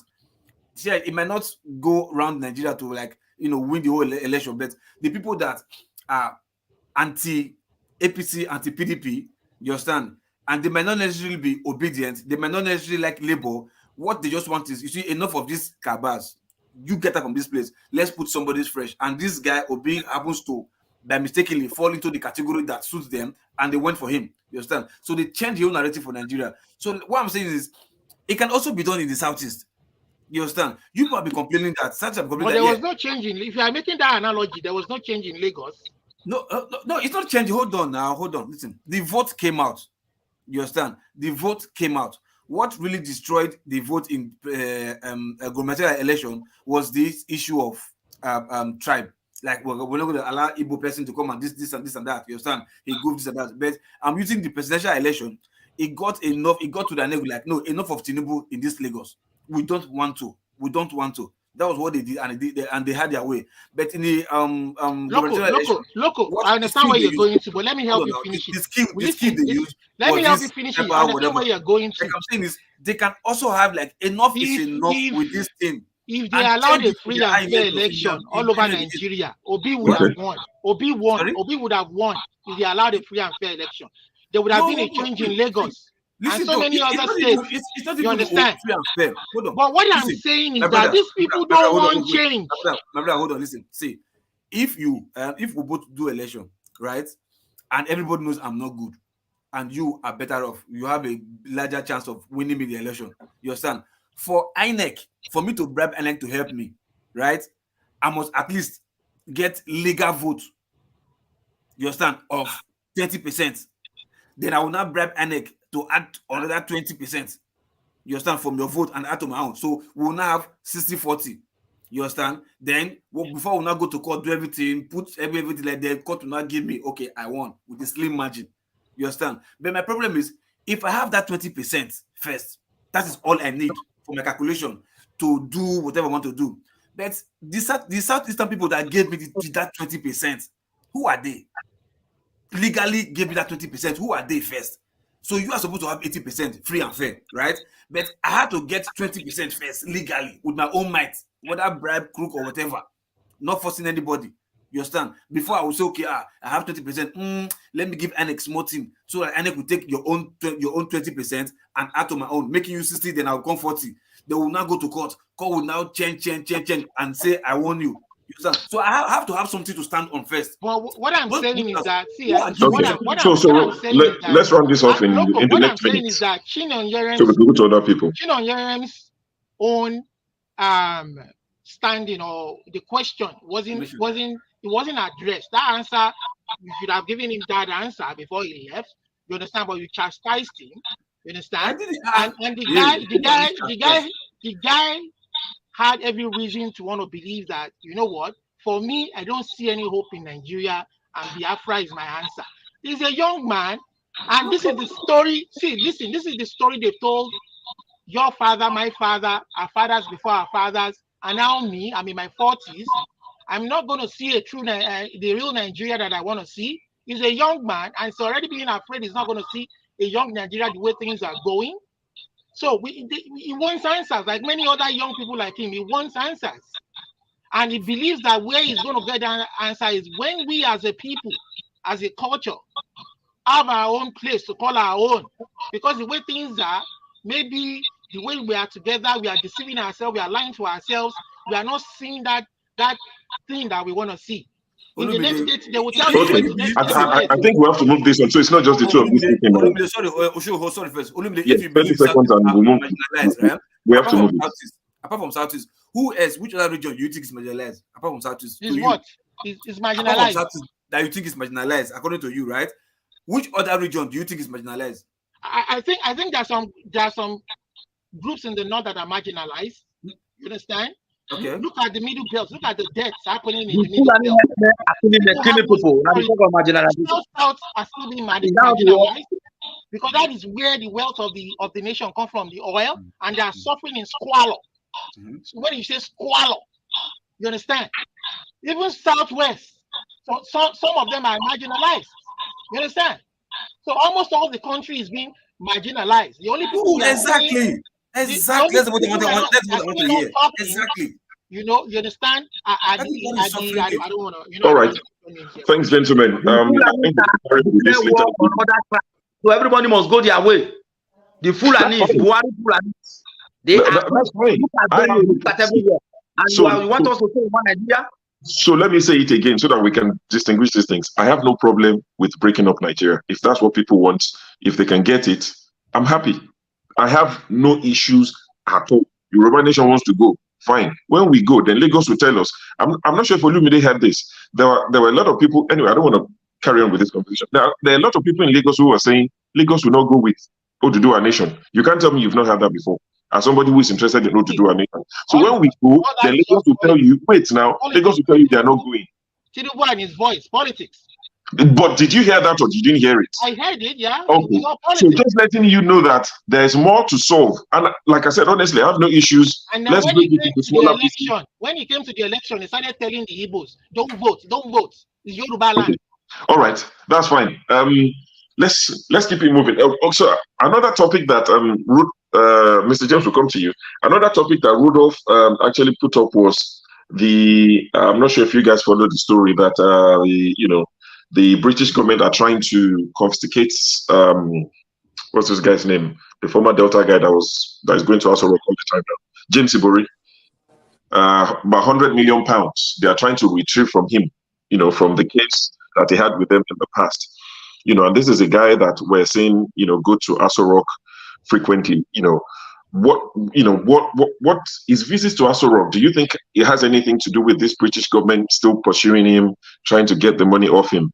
And does it mean anything to you that people like that have almost unlimited access to the seat of power? Yeah, Mr. James, go on. Yeah, we'll start with you, then we'll go to John Abba and Mazi. Your audio is not good though. Going once. Thank you. Oh, okay, we can hear you. Yes, just kindly let me go back to the former issue. No, say a proverb in Edo language. Who will translate it? Nathaniel will translate it. Go on. Okay, good. The Benin people have a saying that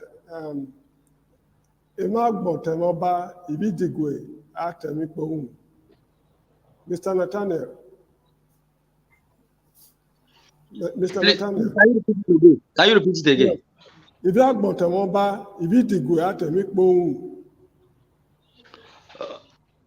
Okay. He said the secret always remains with the king. Only the poor people that are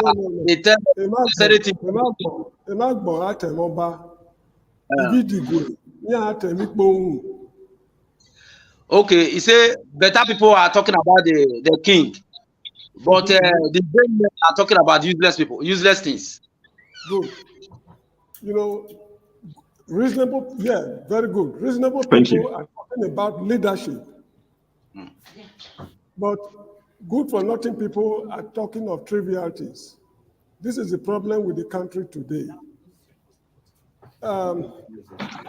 One thing is certain, the country is disintegrating.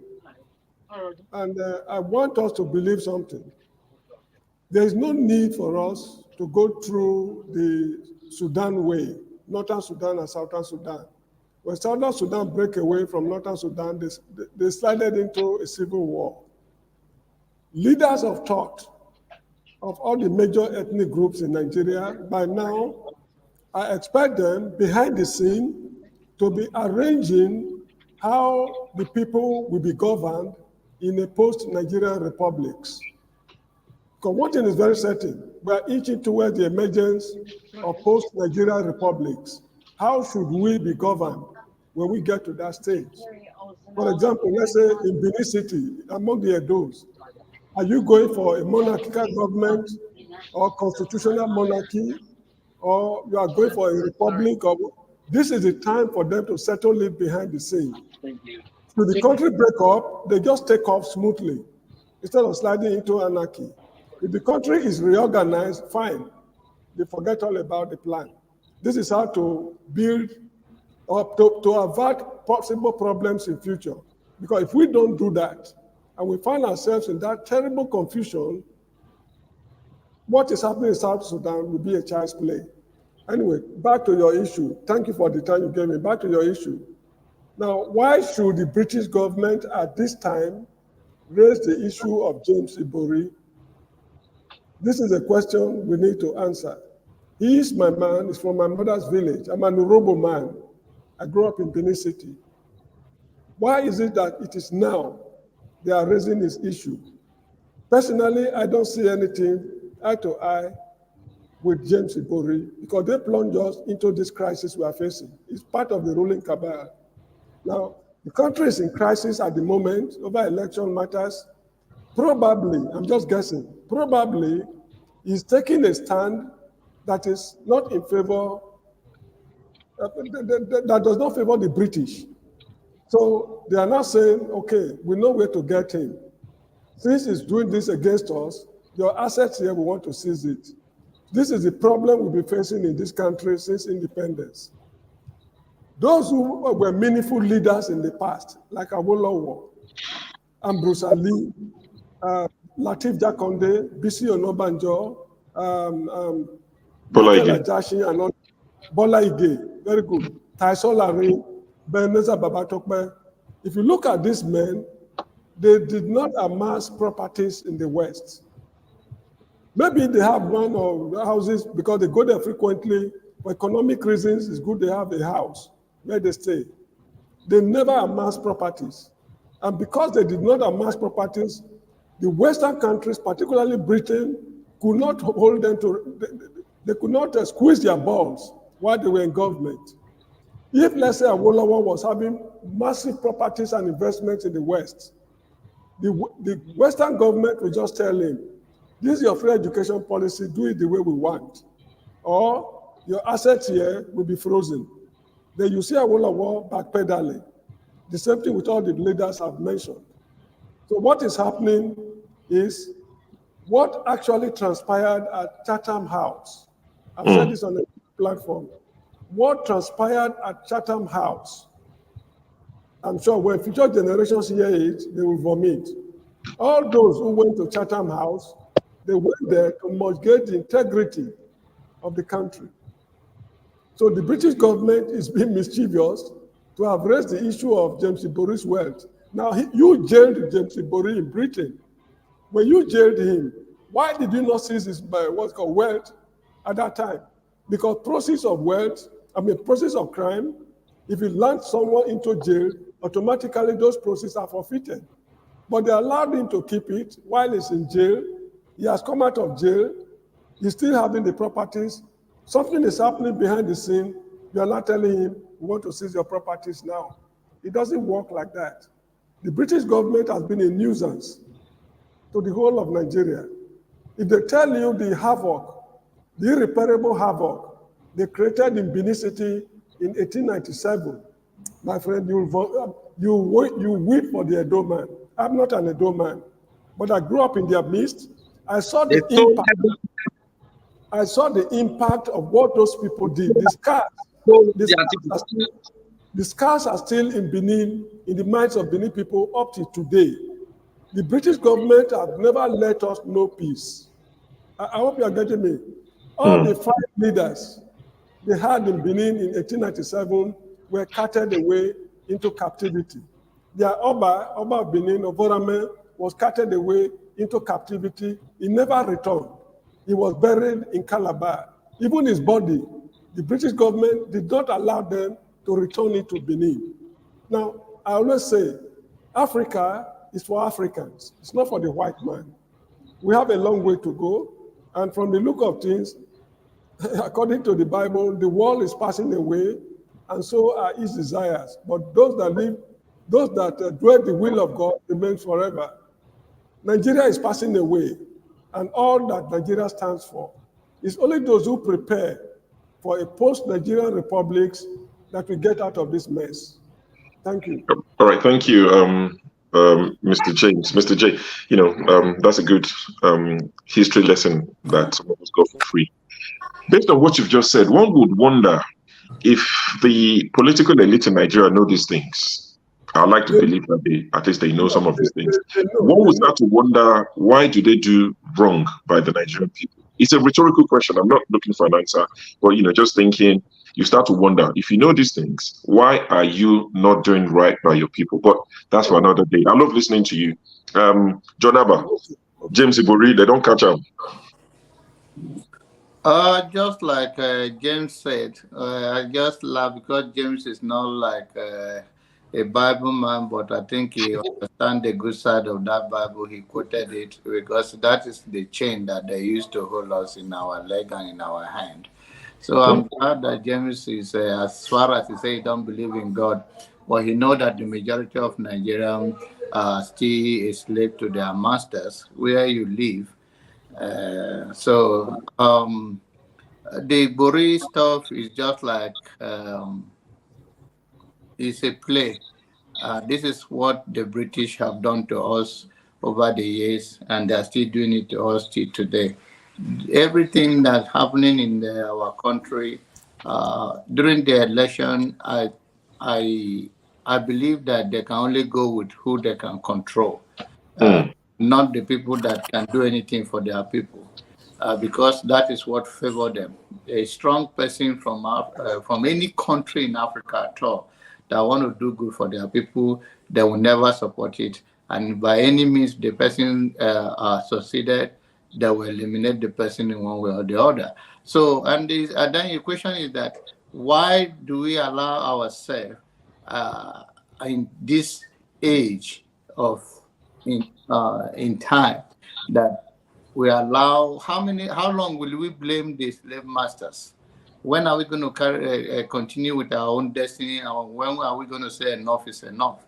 So is it because we are crippled financially, or we don't have what it takes to be independent people that decide the fate of our own people, or because we are just being put there, and if we want to do anything contrary to their will, they will remove us or deal with us? Why these African people is still subject to a manipulation or forcefully acting, even not only to in terms of money issue, but why can't our people be nice to their people? So how can they be improve the people's life? Is it because they are so doomed in 21st century? They don't know that if your neighbor house is on fire, your own will be the next one. So the best thing is to work hard to make sure we eliminate poverty, disease, create a healthy environment that everybody can live peace side by side with one another. So you wonder what is going on in the mind of a black man. Is it because of religion that we don't understand our value that we call one God?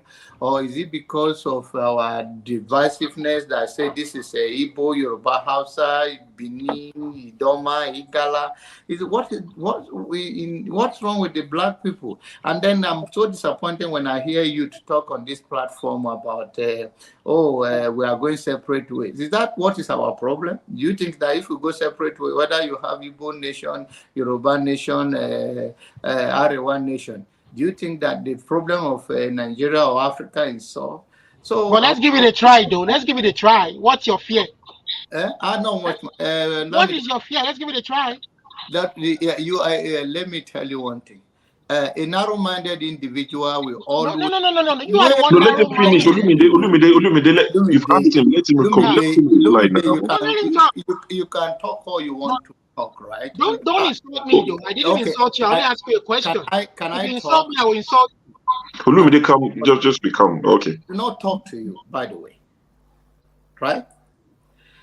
I'm talking in general. We are all Nigerians. Someone is expressing his mind, I and do not talk you are afraid of it. What is it? Why are you afraid? Olumide, you are just please I'm just talking in general. That black people, whether talk your trash. Mute him. If you're going to allow this guy to be talking this rubbish, I'm not going to be here. The issue is that a black man mind is, even if you are the same mother or the same father, we're always going to have our differences in this life. Even if you are twins, identical twins, we have our differences. But we should be man enough to respect our boundary and come to a table of negotiation and see things to respect our differences. And if there's any way we can work together, fine. But there's not only one way of doing anything in this life.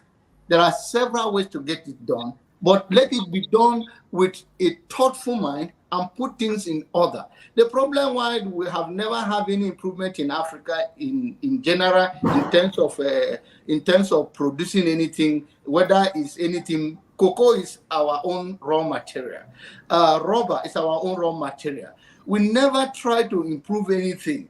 Now they have bitter leaf. All of those things have been modified, have a dosage or benefit in one way or the other. We never allow ourselves to grow in our own space. If you go to Nigeria now, Nigerians are even want to speak more of African, American language or Western world language than the country of their birth. Is it because your own you don't value it? Is also that is what so what is your own originality and what is your own value as a human being and what is the damage are we doing to ourselves? Sometimes people live common in Nigeria, live with Idoma land, come to Lagos, and you ask them, do you speak Idoma? They say no. Not that people that grow up in Lagos. These people know they can speak Idoma, but they're just this fake and so low self-esteem. So what's wrong with us? In productivity, we never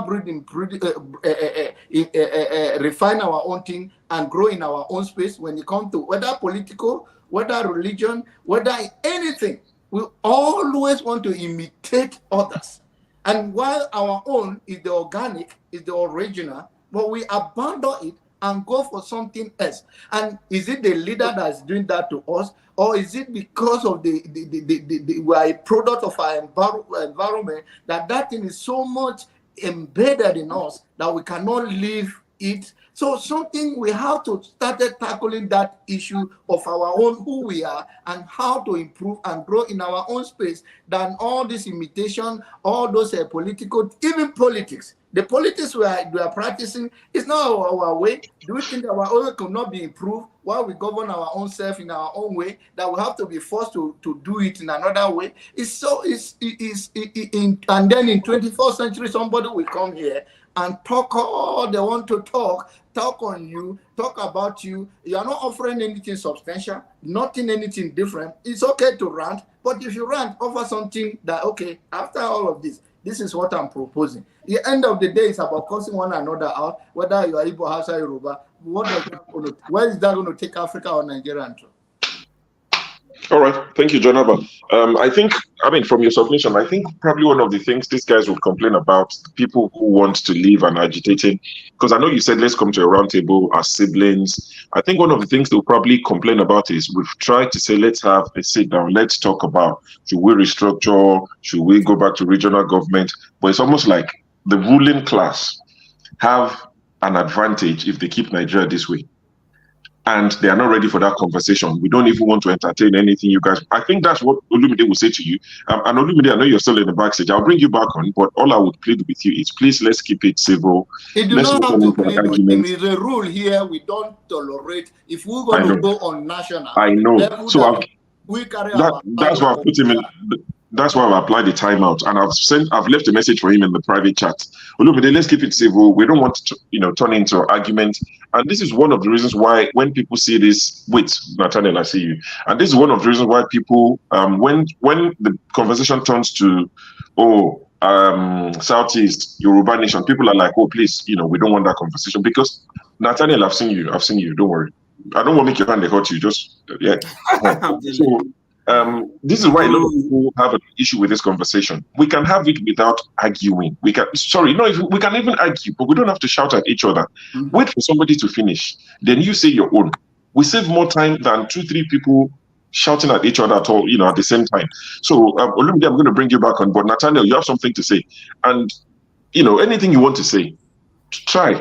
I know it's a very emotional one, but try and calm it down and express your thoughts respectfully, please. Okay, thank you very much, Sho. And I will thank my elder brother, the Yoruba man. I have not been to, in fact, I do not learn your language, but when your people are talking or saying something, I do hear, because I just see it's little difference between Benin language and Urobo. To my elder brother, Jonaba, what I want to say is that because we accepted everything the Europeans gave to us, that is where we enter the mess. Because if you look at even from the origin, from colonization and slavery, how do Awolowo get to govern the Western region? How do Zik get to govern the Eastern region? Were they cracking gun upon their heads? Were they fighting themselves? They were not fighting themselves. So when they said this conversation should not come up, because maybe when I'm talking to you, I'm aggressive. So because of that, we should not talk about. Were we at war before the white man came? We were not at war. So there need to be a space where we can really reason with ourselves and really focus on how do we go. Let me tell you, do you know that Nigeria police and Nigerian military, where they trade them in Britain, they trade them to be killing us. And that is why there is you cannot protest in Nigeria. Do they not protest in Britain? In France here, where I live, I think one boy was shot by the police. Do you see the protests all over the country? Is there any nation on earth you don't allow your people to protest? And we said we have a government. If Oba of Benin, as a leader of my kingdom, is the one that is leading me, and he said we do not protest, I will know that it's a monarchy. What kind of democracy do they give to us? Are we animals? We can't even express ourselves. Okay, I will go to this level where those our founding fathers, they try to give us every infrastructure. I learn more also about Nkrumah in Ghana, Harry Marshall, this man from Algeria, Nassi from Egypt. All of them were having the vision to make sure they put something on ground in Africa. But when these colonial masters get rid of them and get hold of these criminals like Ibori and Tinubu and the rest of them, they made them to think that abroad is heaven. I will never see abroad is heaven. When I was still very young, my father was a principal in government college. You know, that Scottish guy was teaching for him. Little I was in 1983, because the white people are rare that time. I asked my father, why is this white man following you? He said, this white man, because they pay Nigeria pay more for salary, more than what they receive in Ireland. That is what my father told me. My father is late today. That conversation never come up. That conversation never come up again. So even up to 1983, they still come to Nigeria to come and work. Why our people falling in the sea? And we say we will not talk about it. Let me tell you, Mr. John Abba, if we don't return back to whom we were before these people messed us up through colonization and through slavery and colonization, any African man, mostly the black people, will never attain their destiny. Forget about Dangote.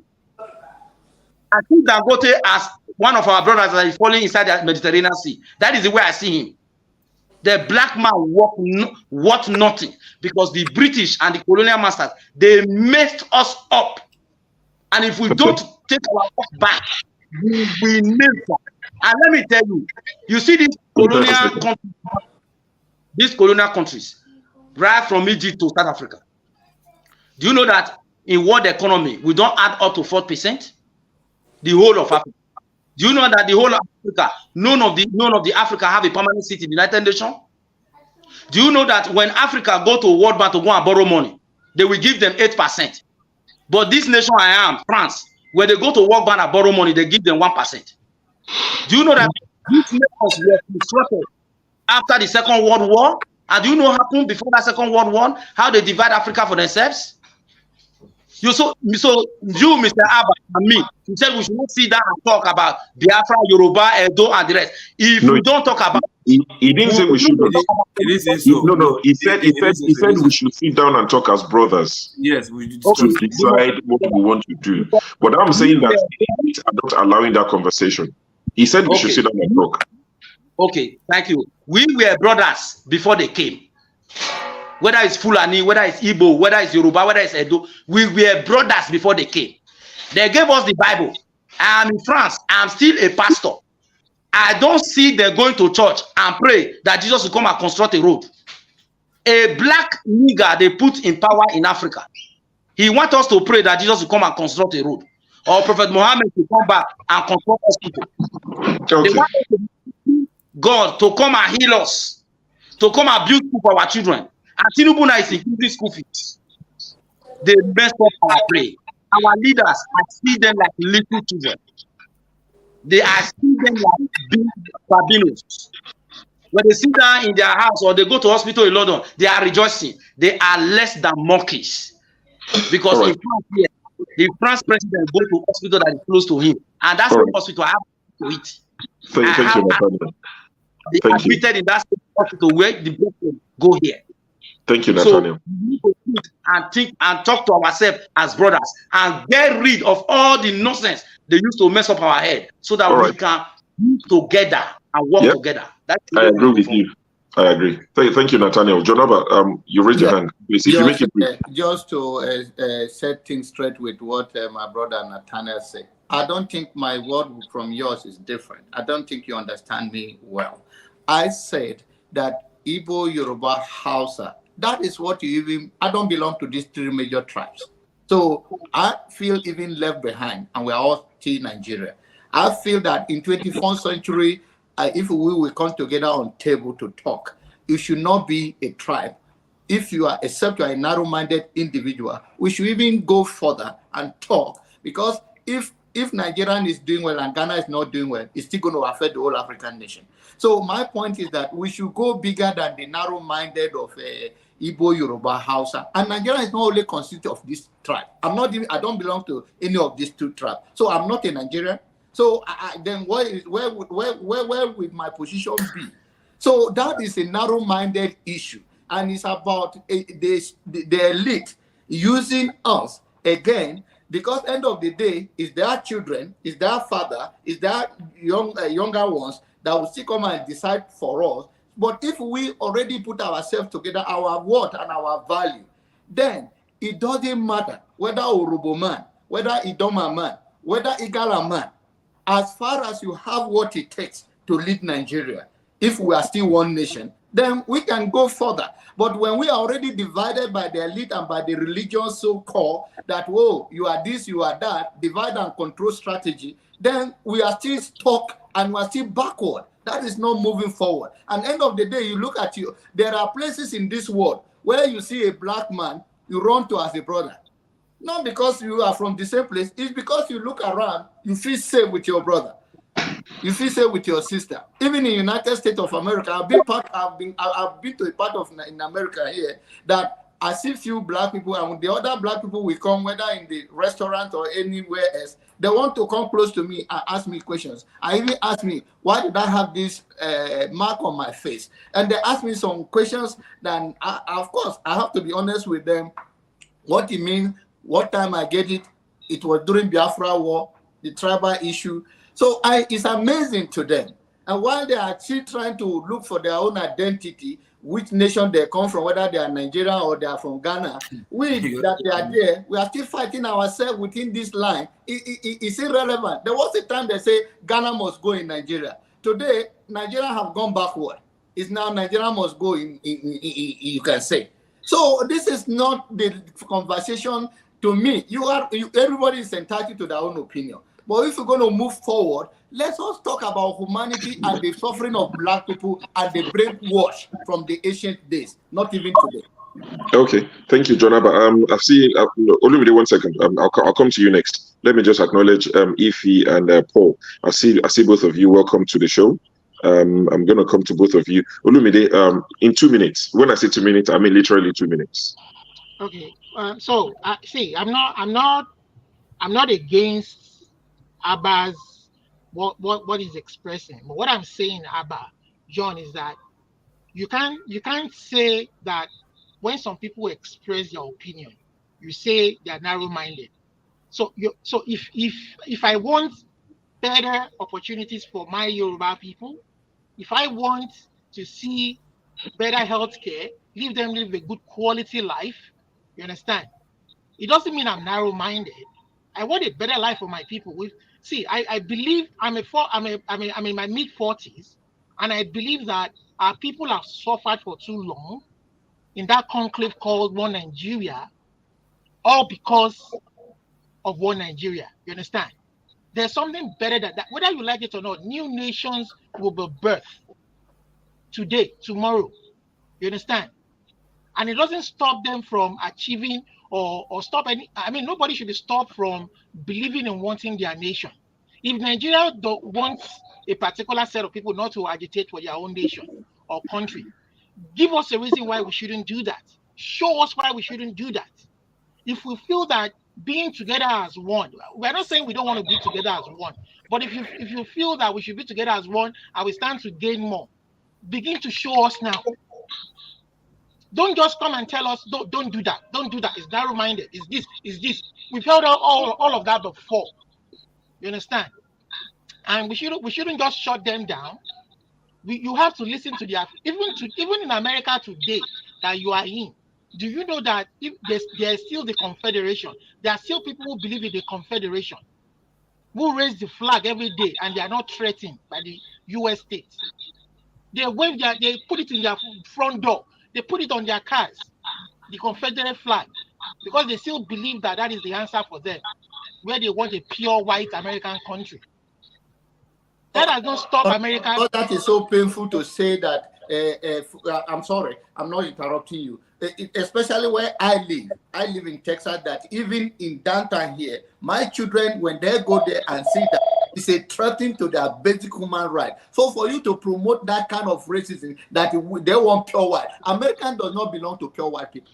Listen, I'm not saying I support it, but what I'm saying is that if we want a country to be free, allow people to express themselves. But not in oppression of order. When you talk about that is white supremacy. If you they have white supremacy, but as far as you are not a threat to the fellow American, you can express yourself in the way that you want.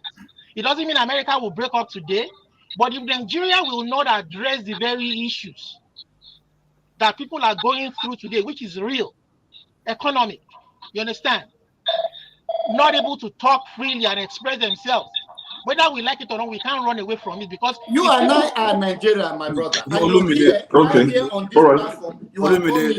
if they allow those what is the character and the country of the future that you and I are promoting in 21st century, and you call me name on this platform and you say I belong, and I say that whether you look at it like you are feel insulted or that, it's a different case. But you call me name here on this day. John Abba, that is why. No, wait. I'm married to a Yoruba lady. In Yoruba culture, the value that you are promoting, they don't even insult their elder. And you say you are in, even if you look at my eyes, you know I'm older than you. So the value, if you want No. to See, I don't have respect. see. That So is where the do you very, get that from? that is the very thing that is wrong with our country. We can't speak true to ourselves. No, Despite your I'm age. telling you, it's the value of Yoruba and the culture you are holding so dearly. But in Yoruba culture, you guys are still bound down to people like even Tinubu and the rest of them. But you come here now and insult me, and you think Like I see, that is the problem we are having. Okay, That is the very problem. Tinubu is not the best of us. You understand? So don't. I don't subscribe to his leadership. He rigged the election. He's not even the best of us. So please don't even go there. And we want a country where, regardless of your age, we will speak through to you and you will listen. And you first, as an elder, you call yourself an elder, but you first respect told your own opinion. We have that conversation. But what you want to do is that let's respect this platform and let us show a good example and good leadership. And a good leader is a tolerance and ability to sit down. All right, gentlemen. I think we have to move the conversation on so it doesn't get personal and personal attacks and all of that. This sort of conversation is for past 10 o'clock, 11 o'clock UK time when we have this conversation. So come back later. We usually have things like, I'm not talking about disrespecting one another, but I'm just saying in terms of this sort of conversation. It's funny that the discussion was about James Ibori, the UK government wanting to collect the money, confiscate money, and we've somehow landed where we didn't plan to. Ify, I'll come to you, then I'll go to Paul. If you don't mind, without taking us back to this. Question. You see, that's one thing I don't like about your show. Okay, that's fine. It's good to know. What exactly don't you like about I was here before Paul. Now you want to bring Paul to speak before. Did you listen? I said if I'll come to you, then I'll go to Paul. I'm done with you, show. No, he said we come I'm to. done with you. If I said I'll come to you, then we'll go to Paul. He said he will come to you first before going to Paul. You and Paul. In fact, I'm counting you with Paul. Bye. Sorry. I'm done with you. I'm not going to agree with this. I beg. Wait, first, no. Let me say it again. I said, if let's come to you, then we'll go to Paul. Let's be fine. Listen with the ball head. I think we have to break Nigeria up. I can't deal with this. Nigeria we have to go our separate ways. You have people like that. Go to God. I'm divorcing you tonight. Go to God. Go to God. I divorce you. No. Honestly, what I said was, we'll come to you first. You were the one I said we'll speak to. So go on. Bye. I'm divorcing you. Continue. Wahala. Paul, you have the floor. Paul, we were talking James Ibori. The UK government are going after him. They are looking to retrieve £100 million. That I just unmute myself, so I have no issue with anti-Ify. Thank God. Thank God. How did we even end up here? Talking about the Odidigbo, yes, of Noble Kingdom. You understand? When I hear that, the funny part of it, Ibori, if people from Delta want to talk about Ibori, they'll say Ibori did well because where Ibori live in Delta State is, we are coming from Edo State. Back then, Edo State and Delta State used to be one state, the old Bendel State. So when they carve out Delta State out of Bendel State, Edo State now, if you are entering Delta State, Ogara happened to be where Ibori come from, happened to be where you say, welcome to Delta State. You enter Mosoga, then Ogara, same local government. That place, if anything happened to your vehicle, the vehicle is gone. Like you can't see tire, you can't even see engine. It's just an empty body. It's gone. It's so bad. But when Ibori became governor, Ibori transformed that place. For the 8 years Ibori became governor, back to back, Ibori so much sponsored the I forgot the name now. What is this female football name? I forgot the name now. African Nations Cup, female cup. Yeah, Nigeria keep winning. Ibori built a stadium in Ogara. Ibori brought Delta State Polytechnic. Funny enough, from my village, Ibori taken from my village to his own village. From different local governments, like taking it from Ikeja to Amuwodo, First Stack. Ibori took it there. So Ibori opened up the place and he transformed that place where people, if there are people who haven't traveling, they stop back there, they relax, they buy drink, they enjoy themselves. So that makes even though non-residents in Delta State kind of got shocked that the way they get panic. So Ibori did great when it comes to that aspect at the detriment of so many people. So that is the narrow-minded where people said Ibori actually worked. Unknowingly for us, Ibori stole like hell. It's still like hell and every other thing. But my concern is that the way the system is going and every other thing, I don't even know whether if they recover this money, whether the money will go back to Delta State where Ibori stole the money from. That is just my concern. I'm not concerned about anything taking the money because they'll take the money now. This money will go to federal government. They've been fighting for this money for a very long time. And when they fight for the money, the former Attorney General of the Federation said they are the one that is fighting for the money. And if the money comes, the money going to stay with federal government, even when the money belongs to Delta State. Maybe that's why Ibori is going to see his former old student association, Tinubu. You understand? Maybe Ibori is trying to be good, to fight for the money to come back to Delta State, then equally go back again from the back door again and tell Delta that I don't want to fight for the money. How much percentage will you people give me? I don't even know. But I know for sure that talking about this money, everything that will come out from this money is still going to be in negative. It will never be in positive. That's my take for now. All right, thank you. Thank you, Paul. We'll go to Eddie. Eddie, let's hear from you. I know you came back a minute ago. Yeah, sure. I wanted to say you demarginalized me because I'll be the Niger Delta man. That's not fair. Anyways, I wanted to ask Mr. Olumide a question, but just a quick listen. Mr. Olumide, I'm in support of your your agitation for Yoruba Nation and for Igbo Nation and for Arewa and the rest of it. But is there have you got any example in Africa of a country that has this same system that we've got now in Nigeria, the federal system, that has successfully disintegrated into other units, into various units? And in the context of Nigeria, how many branches do you think, if Nigeria has to disintegrate, how many branches do you think we will disintegrate into?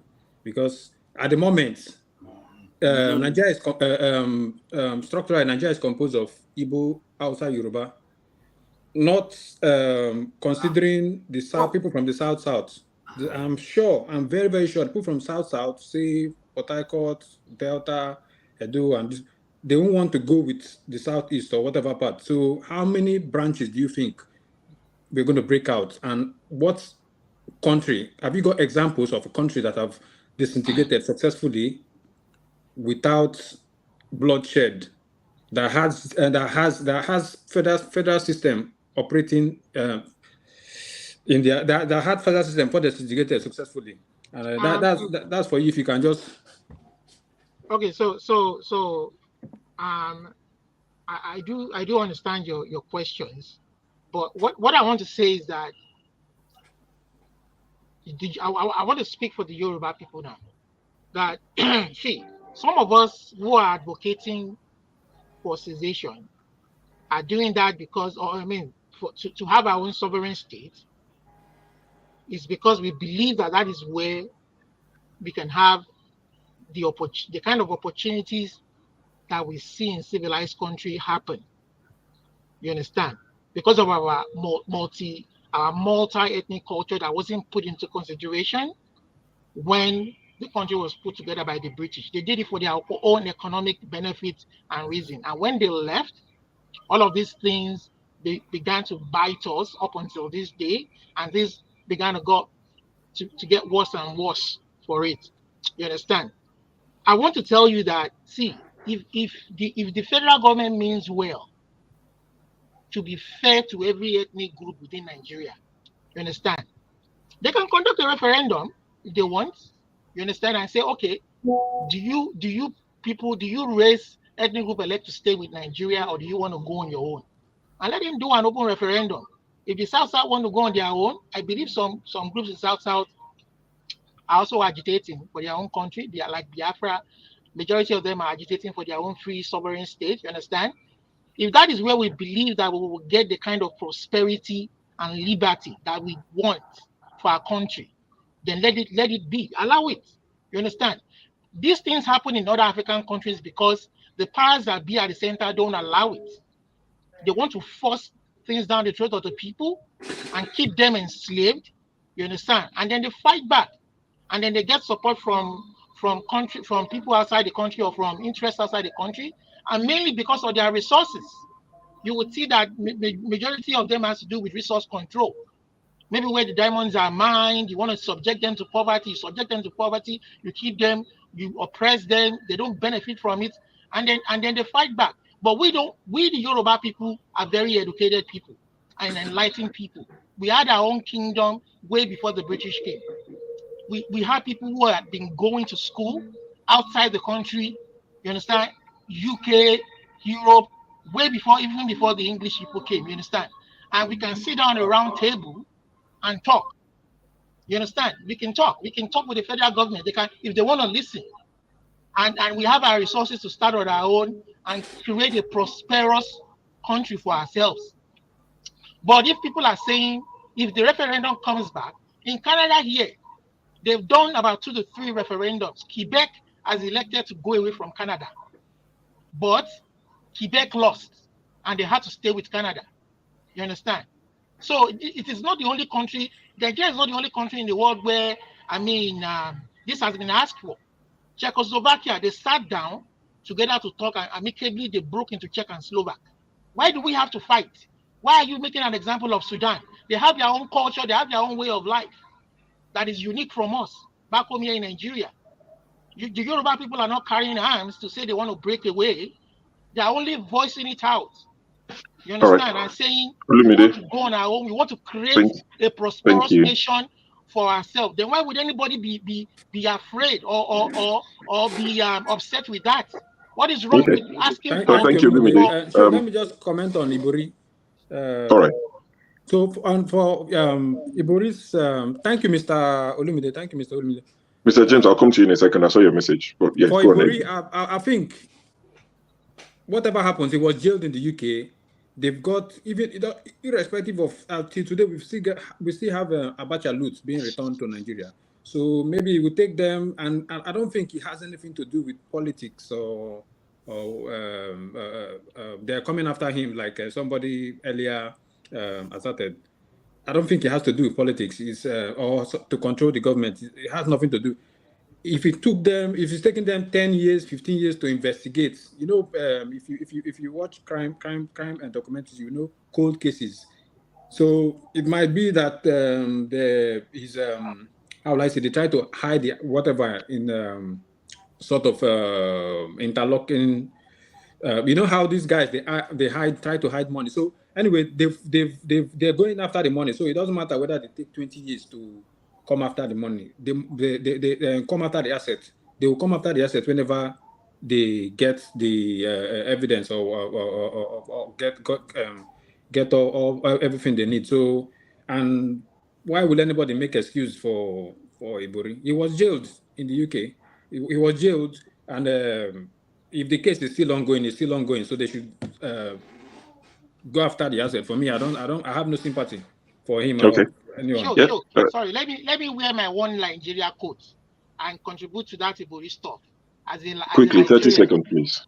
So see, a country that wants to set example, a leader that wants to set example for the people. This is a man that was convicted in another jurisdiction, and should the Nigerian government not be going after him and trying to recover that money that is stole for their own benefit? And they are inviting him to the White House. He's friends with them. That's what I'm saying. I mean, that is the kind of, things that we see that is very, very, it's very upsetting. Very, it's very abnormal. You understand?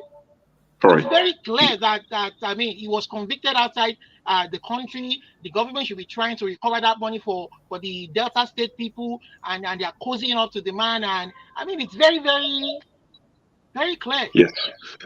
Yeah, I agree with you. Mr. J, you said you wanted to say something quickly. Yes. And for guys on the platform, I'll be rotating. We've got quite a few people at the backstage, so I'll be rotating it. But go on, Mr. James. Okay. Mr. Mazi asked if there are examples of such a thing in Africa. I think something like Guinea-Bissau and Cape Verde Islands were one country at independence when they defeated the Portuguese. Then they joined the ECOWAS, they formed the ECOWAS as a country. But as time goes on, through understanding among themselves, they split. And Cape Verde Island became an independent sovereign state, while Guinea-Bissau remained an independent sovereign state. The other example is Ethiopia and Eritrea, although they went through the battlefield.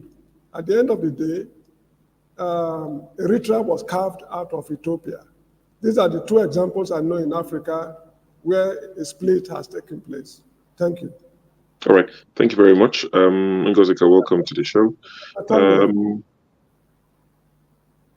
So who do we go to next? Michael. I can see Michael. That place is empty. If Michael is not back. Why be saying that where I didn't wait now? I'm just wait. It's the people that have not spoken at all. So Nigerian hasn't said anything. It's just coming. Let me join you on YouTube. All right. Thank you, Mr. J. Thank you. So, Michael, if you don't come back, I'll have no choice but to remove you when you're back. We'll put you back on. So, Niger man, welcome to the show. I want to believe you've been listening and you know what we're discussing, so you can have your say.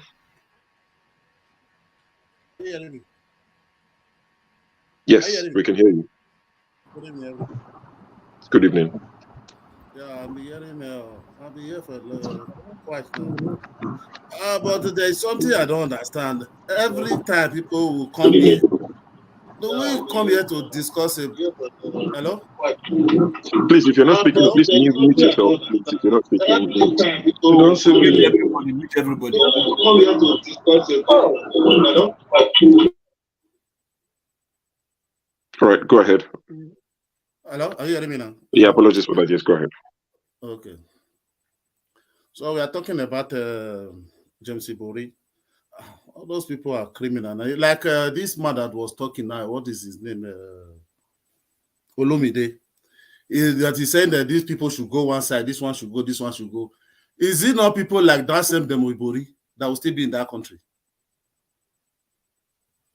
That is the problem. I didn't believe all this separation of this thing, but people I started with that opinion, it's my opinion, that is will be the solution. Because if you look at the OC's political zone in Nigeria, I don't think there is one place because if you go to the West now, I don't think it's Fulani man that is ruling as governor there. It's a Yoruba man. They are governor, representative, everything. So if you go to East, the same thing. If you go to South, the same thing. So why are there any zone not have pity on their people who are suffering with the money they are getting to make that state good? There is one state in Nigeria that somebody can say, look at this zone, they are just doing well. If we go our own now, because they go, all of them are still the same people we have in Nigeria. All of them are still the same people. There is no way you are not going to. This is the question they are so worried that you cannot answer. You said everybody from 1960 you are going to fight all the corruption. Excuse me, let me talk now. Excuse me, Ogabe. So this is the question they asked him that time during the campaign. You say this one is corrupt, this one is bad, this one is bad, this one is bad. Okay, if you become a president, how are you going to work? Are you going to bring people from Alien to Nigeria? Is the answer. So this is the problem we are having. Even we say we are a problem. Okay, look at Emefiele now. Upon all Emefiele did, all of us were crucified Emefiele. But today, people are carrying placard in Abuja that they are not turning to tribal something because it's from one part of the country. So is this not the same people? Even we, to tomorrow, election have gone, to tomorrow all of us have turned to tribal war, tribal this one, tribal, if you go to social media, fake news. We don't even know what is true to believe, what is not true to believe. Is it not the same people like us that will still be there? Is there any state in Nigeria? Please, I wanted to ask Olumide, is there any state in Nigeria today that you will say, this part of the region of Nigeria, they are doing well? All these people, they will go there, share all the money, they will just give us entertainment, we start dragging on social media, they will do whatever they want to do. Tomorrow we'll start complaining the same thing again. I don't think that's the solution, my brother. Everybody have to do. For the other, this man, what is his name? Ibori. Ibori is in Aso Rock. So what did these people want to do? If they bring the money, they will still loot it back themselves. So these are the same people. So is it Tinubu that doesn't have a clean record, that they are fighting the court, that will go and tell EFCC to hold Ibori? I even read at the news in the Twitter today, this guy, David Odei, I read some tweet today, said that Tinubu ordered DSS and EFCC to go after the 5 judges of the appeal and the lawyer of Obi and Atiku. I say because maybe they have found something that those people are not still clean. That is the problem of Nigeria. This is what happened during Buhari when he came, when they start arresting judges overnight in their house, intimidating judges that make Nigeria not to work for a good 8 years, that become lawless. This is the problem. The problem is we the people have to take our country back. Not all these rule and divide they are doing us. This one will be blaming Yoruba, blaming Hausa. My state, na Igbo man, they rule. My state, why my state not be the best state? Why you not get, since they say they remove the life from the exclusive list to concurrent list? How many states in Nigeria that are 6 states that is talking about to generate like this? Only Lagos. But they are collecting allocation every month. What are they doing with it? But they will tell you this and that. Please don't let all these people be deceiving or be giving us a divide and rule. That is not our problem. The suffer, let everybody keep on suffering. Me, I'm happy. Let this fuel be 1,500. Because everybody I have to open. Then one will now know that it's not tribal war. That these are the people who are there, up to 500 or 2,000 that are controlling us. That by then everybody will leave that tribal war and face them. Come together. Before we come together and face them, that is the truth of the matter. They keep on rule and divide. Hey, Yoruba, hey, Isibo, he's Aurewa. Now they want the rule be my governor. Now for be my state. Now they want to represent me for Abuja. Now they want me for House of Rep. For House of Rep, State House of Rep. Now they want to represent me there. What about everything? So let all this rule and divide. You want to do it. Even Olumide was talking, go and look at the comment. All the Yoruba there, they was abusing him. They are not part with him. Go and look at the comment. If you go and look at the comment, nobody support all this nonsense. People are getting wise now. All these fake news, people don't even want to listen to it. Everybody is getting wise. People are not reading Constitution on their own. Please. Some people are reading Constitution. Thank you, Nigerian. Pastor Paul, welcome to the show. Pastor Paul, where are you joining us from? Pastor Paul, now you with the hello. Pastor Paul, with the hello, where are you joining us from? I'm joining from UK right now. God bless you. I'm joining from UK. Yeah? I think you have to divide the group for that. I'm joining from UK. There's no devices here. Mute your TV. You need to mute the TV or close one. You have 2 devices running at the same time, and it's giving feedback. Sorry for the. I actually listen to everyone. Your audio now, don't. Okay. Your audio is a bit. Thank you, everyone. God bless you, everyone. Your audio is not good. I'm not sure what you changed, but your audio is not very good. That's okay now. No. It's not okay. It's clear. Go ahead, it's clear. Yeah, go on. Okay. I said I thank everyone. Our suggestions and ideas, very, very good. But there is one thing I want to remind us. We have counted enough problems that we have. Different problems that we have. Only one person has given us one solution. Just the person that mentioned about dividing the country. That is number 1 solution. When we count a lot of problems, it looks as the problem cannot be surmounted, cannot be defeated. Let me give an instance. I know most of them there are businessmen.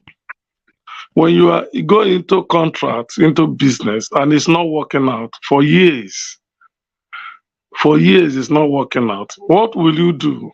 Is to break down the business and restructure the business and find a way to make it to work. Some of us are above 40 something, 50 years, and we have been in this situation for many years. When are we going to take action to change it? As far as I'm concerned, we need to come to the round table, because when we are discussing, you can see some people are very angry to each other. That is to tell you that we are not together. No matter how you place it, we are not together, because there is internal anger among every one of us. Igbos, Yorubas, Hausas, everybody, each ethnic group, there is something burning in us that's making us to be angry to one another. It's a generational issue, because some of us have saw our fathers and our grandfathers hated one another. So now, what is the way forward? I'm telling you, the way forward for Nigeria is to split. The way forward to Nigeria is to split. And maybe we put it in writing that in the next 60 years, any country that want to come together, they can come together and become one. But for now, I didn't see this country working together. It's very difficult, going to be very, very difficult. Because if we can be able to put it in writing, yes, if you want to have your own state, you want to have your own country, put it in writing. That's okay. In the next 50 years, in the next 60 years, if we have developed ourselves, then we can decide to work together with different, coming together as one Nigeria.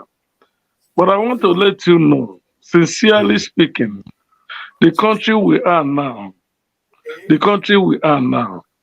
rate of corruption, the rate of injustice, the rate of evil going on is difficult, very, very difficult to correct without a force. Without a force. It must be with a force. Because those who are chained, if someone is oppressing you, is enjoying it. Our political elite, they are enjoying what they are doing. If you look at their lives, you know, look at Senate presidents, all of them, they are enjoying what they are doing. It's not as if they don't know what they are doing. It's not as if they don't know there is no good road, no bad, there's no hospital, nothing. You have become part of them. So it requires a force. And I don't think Tinubu can do it. I don't think Tinubu can be able to do it.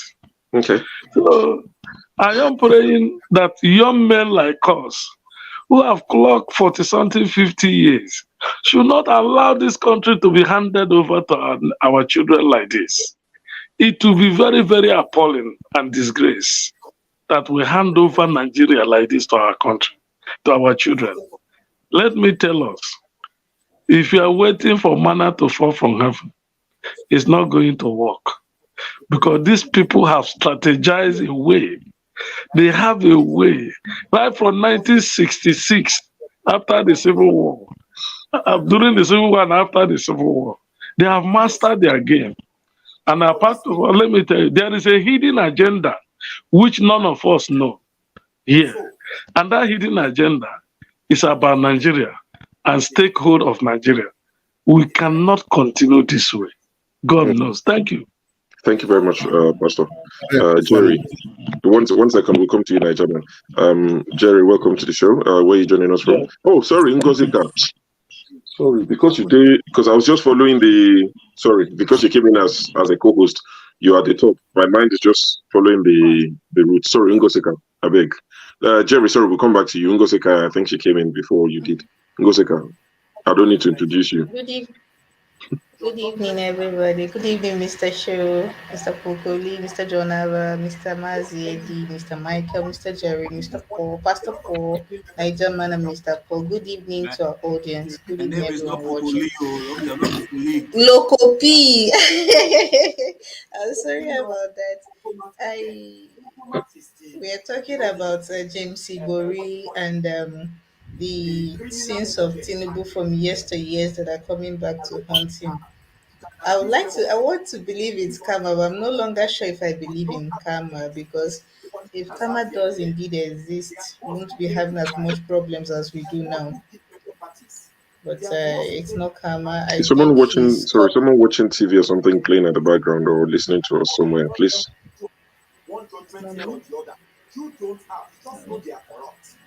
Yeah, I can hear someone's watching. I Yeah, don't. it's. I think it's Nigerian man. He's turned it off. Okay. So I I was saying that I do not Sorry. believe in it's karma catching up with Tinubu. I think it's his cup being filled and people being more informed. What do I think make up the whole thing? It's funny. It's really funny. It's I don't know if the irony for me is that at the time of this whole Ibori debacle is the same time where Allison's Disney's recent pictures surfaced. I know most of us remember when she was being hounded and how sickly she looked. I, for one, was really, really surprised at her recovery. I mean, the God that did it for her should do it for other cancer patients. It's a miracle. She made full recovery in record time. It's either the cancer went into remission or the surgery was successful or something, but she's looking damn good. I don't want to, you won't hear it from my mouth that it didn't day. She say it He day. didn't do. You won't hear it from my mouth. Well, thank God for her life. She made full recovery. Maybe Mr. Ibori can take a leaf from her book. Maybe since cancer is now casted, neck pain is casted, I'm sure they can always come up with something. I mean, these people are good at everything bad. They're always good at all the bad things. They can come up with something, and maybe in a few weeks' time, you'll be forgotten, and then you come back a whole new person. As for Baba Tinubu, I don't even know what to say. He increased the school fees for Unity schools by 122%. I don't know if I have the figure right. And like I said last week on this show, the shege never reach. It never reach melting point. I know most of you don't like it when I said this, but that is the truth. I've been saying this since the election. The Nigerians I know. Nigerians have the worst kind of tough skins. It will take more than this to get to them, and even though it's affecting me too, I agree with Pastor Paul to an extent. I never really reach body. They still they smile. They see they watch comedy on top YouTube. They laugh. They share them for WhatsApp. They catch cruise. They still they catch cruise. They use all these things. They catch cruise. When I will know that Nigerians are ready is when they stop catching cruise and start holding people by their balls. Till then, we they wait, we they watch. Let me use the mic for others to All speak. right. Thank you, Ngosika. Now we come to Jerry. Thank you, Jerry. Where are you joining us from? I'm calling from New York. All right. Nice to have you. Yeah. So it's so funny sometimes when you hear people like talking and they want Nigeria to be good. At the same time, they are talking about Yoruba, Igbo, this and that. Like they should separate. How can you want Nigeria to be good, to be better, if you are talking about what we want to separate? Talking about, Yoruba should do this. No, it's not going to work. It's not going to work at all. I thought like during like Buhari, it was bad. Now it's like worse. Because where I work, I cannot say the company where I work, but it's like, investment bank. You get the people coming from my country, like want to open an account, and then you like see their name and see okay where they are from. You can see they work in the government, and those people like what it's like. But I get paid. I cannot say like don't like I'm like against that. I just shut my mouth and do what I have to do. But like for us to because I want my country to be good. I've been here for all my life. At the same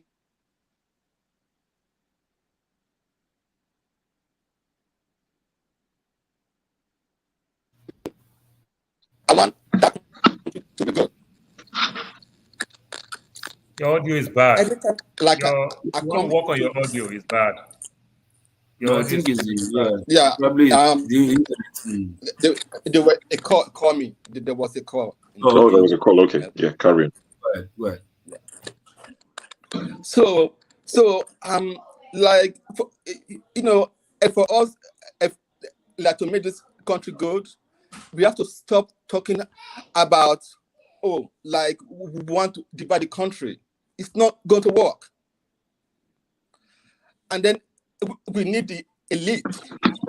Otherwise, it's not going to work. We need the elite. Otherwise, it's not going to work. All right. Thank you, Jerry. That's what I want to say. Yeah. All right. Thank you, Jerry. At this point, I'm going to be stepping out quickly. I need to attend to some family, calls. I'll be coming back at some points, but of course, you're in the very best hands. We've got my brother from the UK. It's the UK people who are in charge. You might be few, but we are mighty. Forefather, you see, you don't have to have a lot of army to win. Just you and I, two people. But we run this show. What is American people? They don't reach. They say on 1, 2, 3. On a day for top there. All right. Wow. Forefathers will be taking over, and I will come back and join you guys in a couple of hours. Jonaba, they're all Boko Haram. See their baby. All right. Take care, guys. Thanks for having me. Yeah, thanks. This is the show. Wow, you can't make that up. 3 UK people at the top. That doesn't seem right at all. So who is next? Cool, but it's Boost Michael. The guy Michael have not supposed to be Mike. It's Mike. Okay, Michael, isn't it? Michael. Yeah, Michael. Yeah, Michael, welcome. So what do you think about what you've heard so far? You are muted. You are still muted. Yeah. Okay, can you hear me? Yeah, I can hear you. Go ahead. Well, where the governance in Nigeria? Because I live in Nigeria.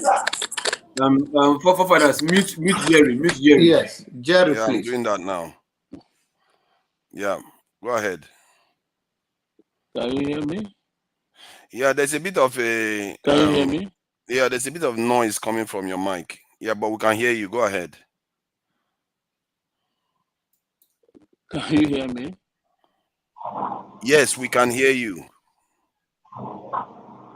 Oh, okay. You guys are all based in diaspora. We are the people suffering the bad governance in Nigeria. I live in Lagos. For 4 days now, we have not had power. We are still in Lagos.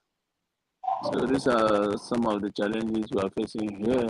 And we are not getting any news about what could be the problem, why we don't have power for 4 days now.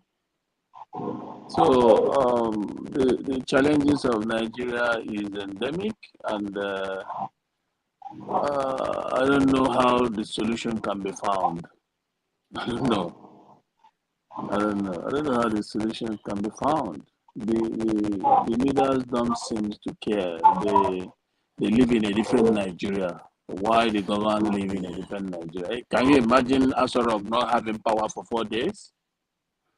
Yeah. But here, I say in Amward of we don't have power for 4 days and no news to know what's going on, why we don't have power for 4 days. So So just they imagine don't that. communicate. They don't communicate with No residents. news, no news. I don't know. No news. Forefathers, I'm not I don't know interrupting. why. Michael, this is the first time you don't have life for 4 days in Nigeria. Your first time? It's not the first time. Okay. Sometimes it goes on for 1 week. Sometimes it goes on for 2 weeks. But the point is that no news to tell you what is going on, whether there's a technical breakdown or no news, nothing. You are just in darkness. So that's the problem. I don't know. Are you one of the every elite? Where level do you of get your governance. source of your own power from? What kind of elite I am? And you don't have power. Well, we struggle to keep life going. It's not about being elite. Nobody wants to stay in darkness. It's not about being elite. I don't have any connection in government. I'm just a private citizen. But imagine being in a house without power for 4 days. Let me just ask this: on average, let's say, how much you normally pay for electric bill every month? Well, every month sometimes it's over 30,000. Sometimes but the power is not steady. If the power is steady, it could be higher than that. Okay, but and that is based on the meter reading, isn't it, or just estimated bill? Yes, prepaid meter. Okay, 30,000. I mean, yeah. Yeah. So if But you are if there paying is for steady it, why are power, they it not could be higher than supplying that. it then? Because you are paying for it, why are You they not said? supplying it? As if you are paying for it, then why can't they even supply something you are paying for? Well, because I don't know, the people who find themselves in position of authority in Nigeria have not managed any business. They are not business minded. I think because the power company was managed by government before they privatized it. So that government nonchalant attitude is still with them. I think so.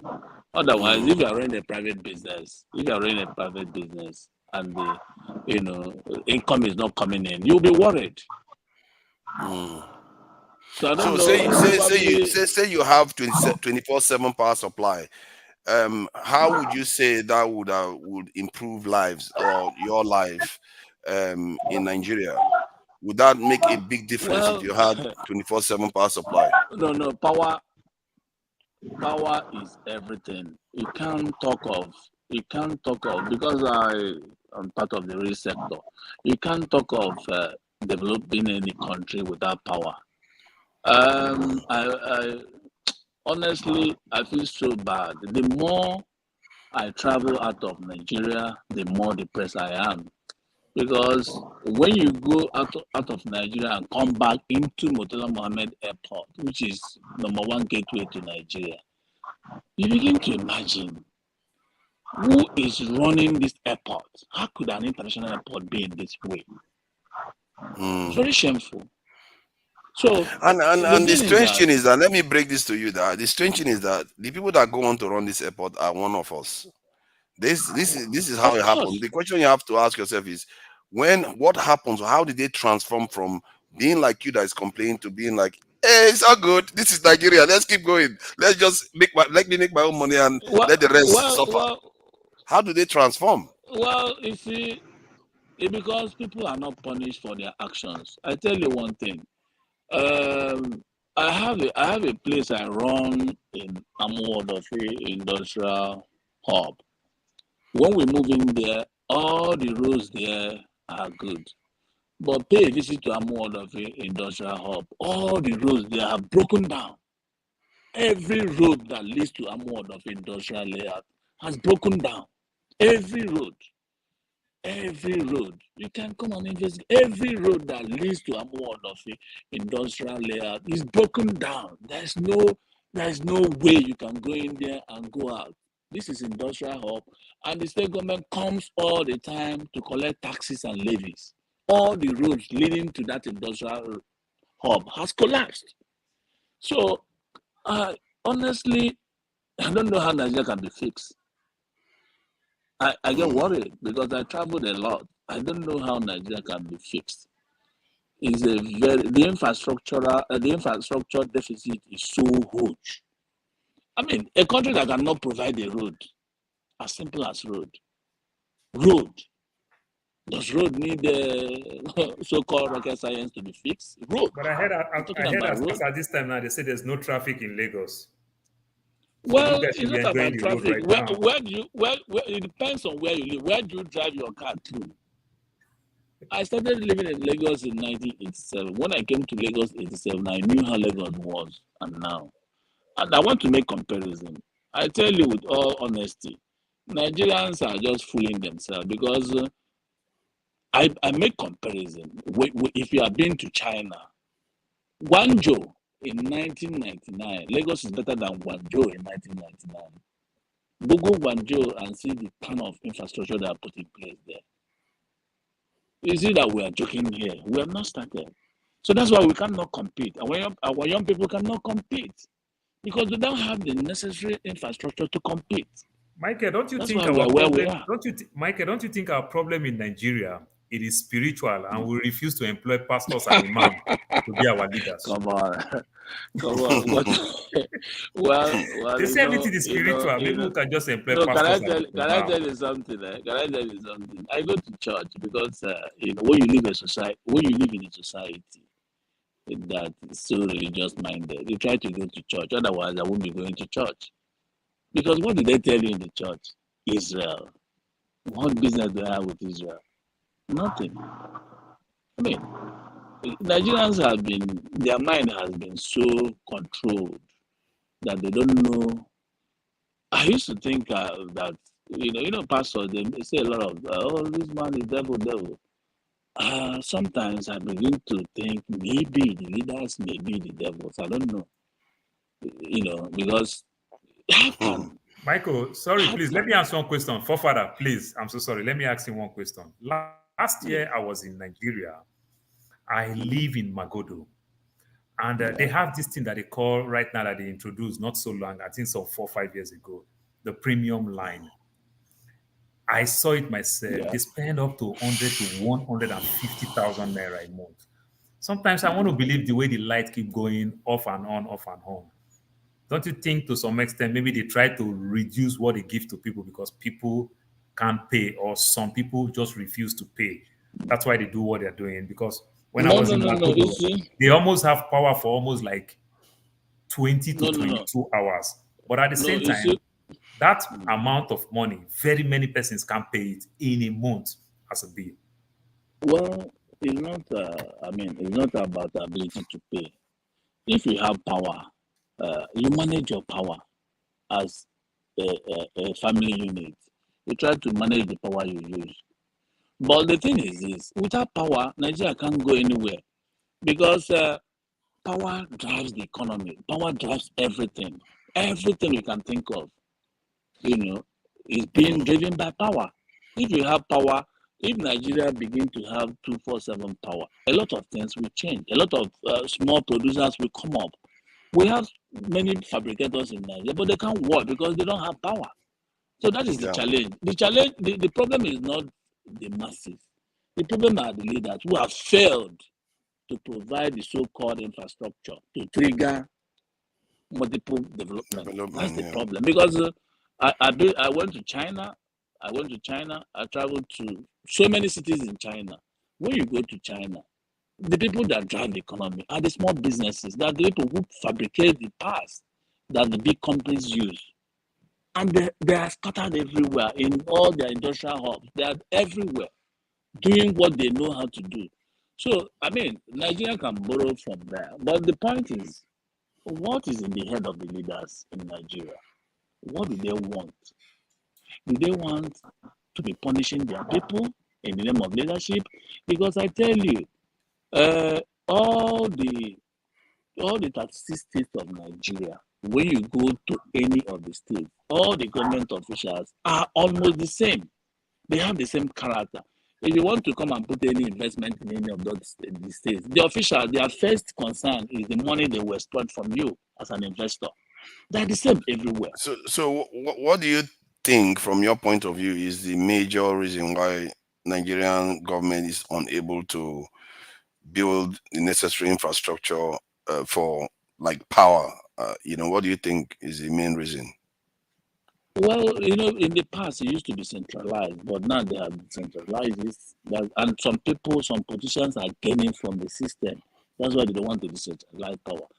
And secondly, Nigerians are very nonchalant about governance because when you come here, because of the availability of churches everywhere.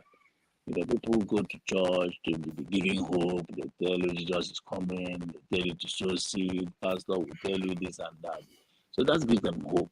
So now they channel their hope towards spiritualism instead of tackling their physical problem of infrastructure deficit. So Nigerians have been so unconcerned about governance until recently.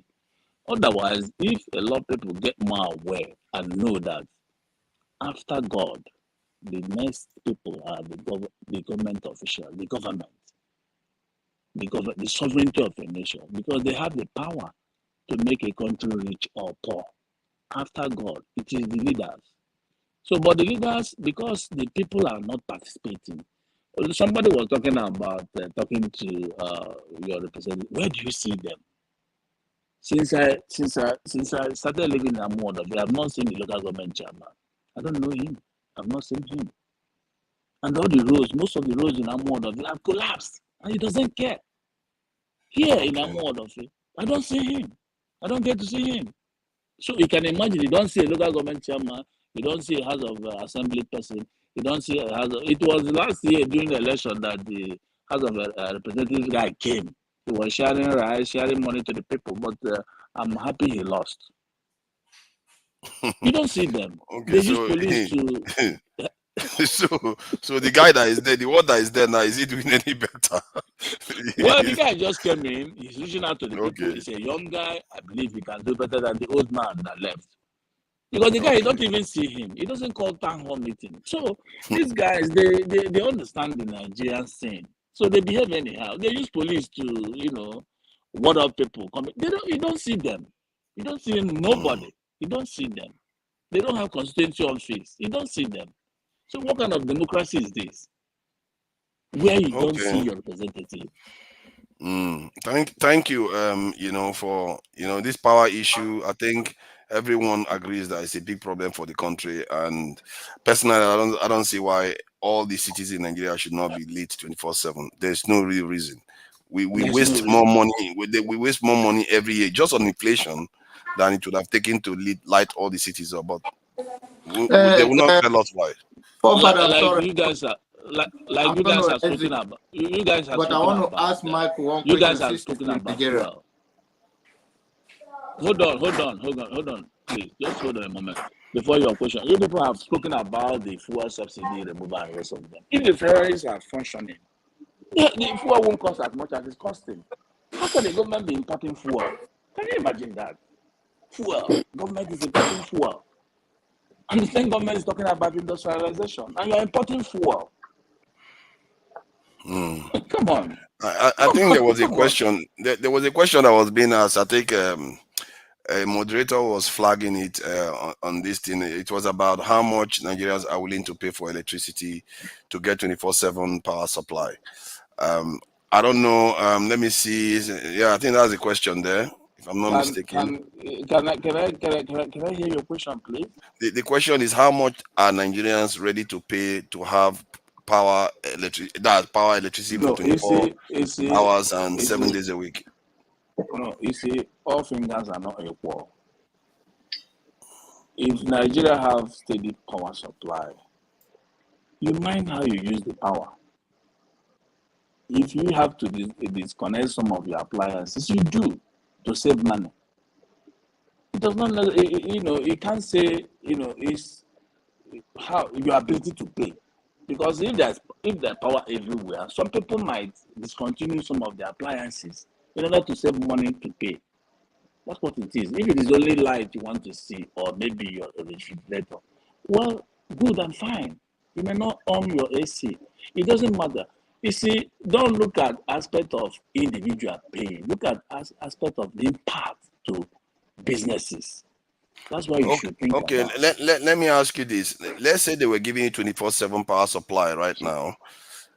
Given how much you are using your this electricity, how much do you think the bill will come down to per month? Well, because I have multiple sources of power, I have solar. But right now, I'm on solar.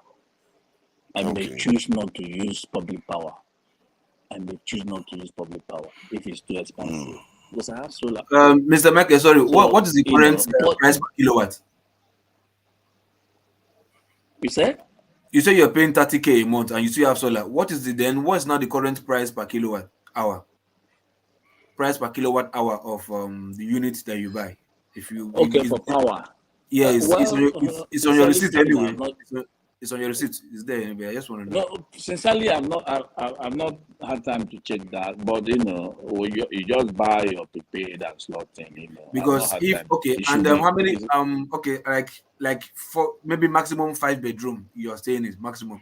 You can't use 30,000 naira per kilowatt hour a month. You can't. It's even too much. You can't. 30,000 naira. That's why I wanted to find out how much is the price per kilowatt, so I can know if what you are using is in your house is correct or not. But for that amount, no Nigerian apartment is. I mean, come on. What are you? I don't live anything? I don't live in an apartment. I live in a duplex. I know it doesn't matter how big is the house. The most is what you use. This load. Have the bulbs. You understand? Fluorescent.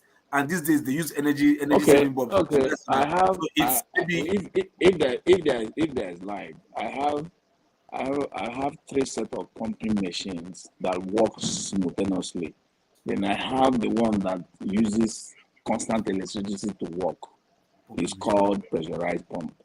So anytime you turn on the tap, it works. Okay, that one is even local. It's an internal pump. If you see pumping machine, not like borehole pumping machine, so submersible pump. I have borehole. I have borehole. Which is one. And even regardless, it's not supposed to be. Pumps. I have 3 pumps that work simultaneously. I'm telling you, if there's constant power here, we will consume more than 50,000. No, I think what I'm trying to get to is how much it will cost an average Nigerian that is using the electricity flat out 24/7. How much is going to cost them, and check, because that question was about. There's nothing like 24/7, but I think it varies. Like the way we use it here in the UK. But let me give analysis like for my in-law, because this is something that they run, we run it from here. So I have a little bit idea. They have 2 air condition, the cheapest of the cheapest. We have to change it to this one that they said generator can carry. I forget I don't know how they call it. Inverter that generator can carry. So we change it. That reduced the bills to some extent. Then for the most part, they don't use the 2 AC at a time. They use one of the AC where everybody's in the living room. Then when they leave to probably maybe the bedroom, they have one in my in-laws' bedroom. But plus and minus in every month, we spend what he said between 30 to 40,000 because it's prepaid.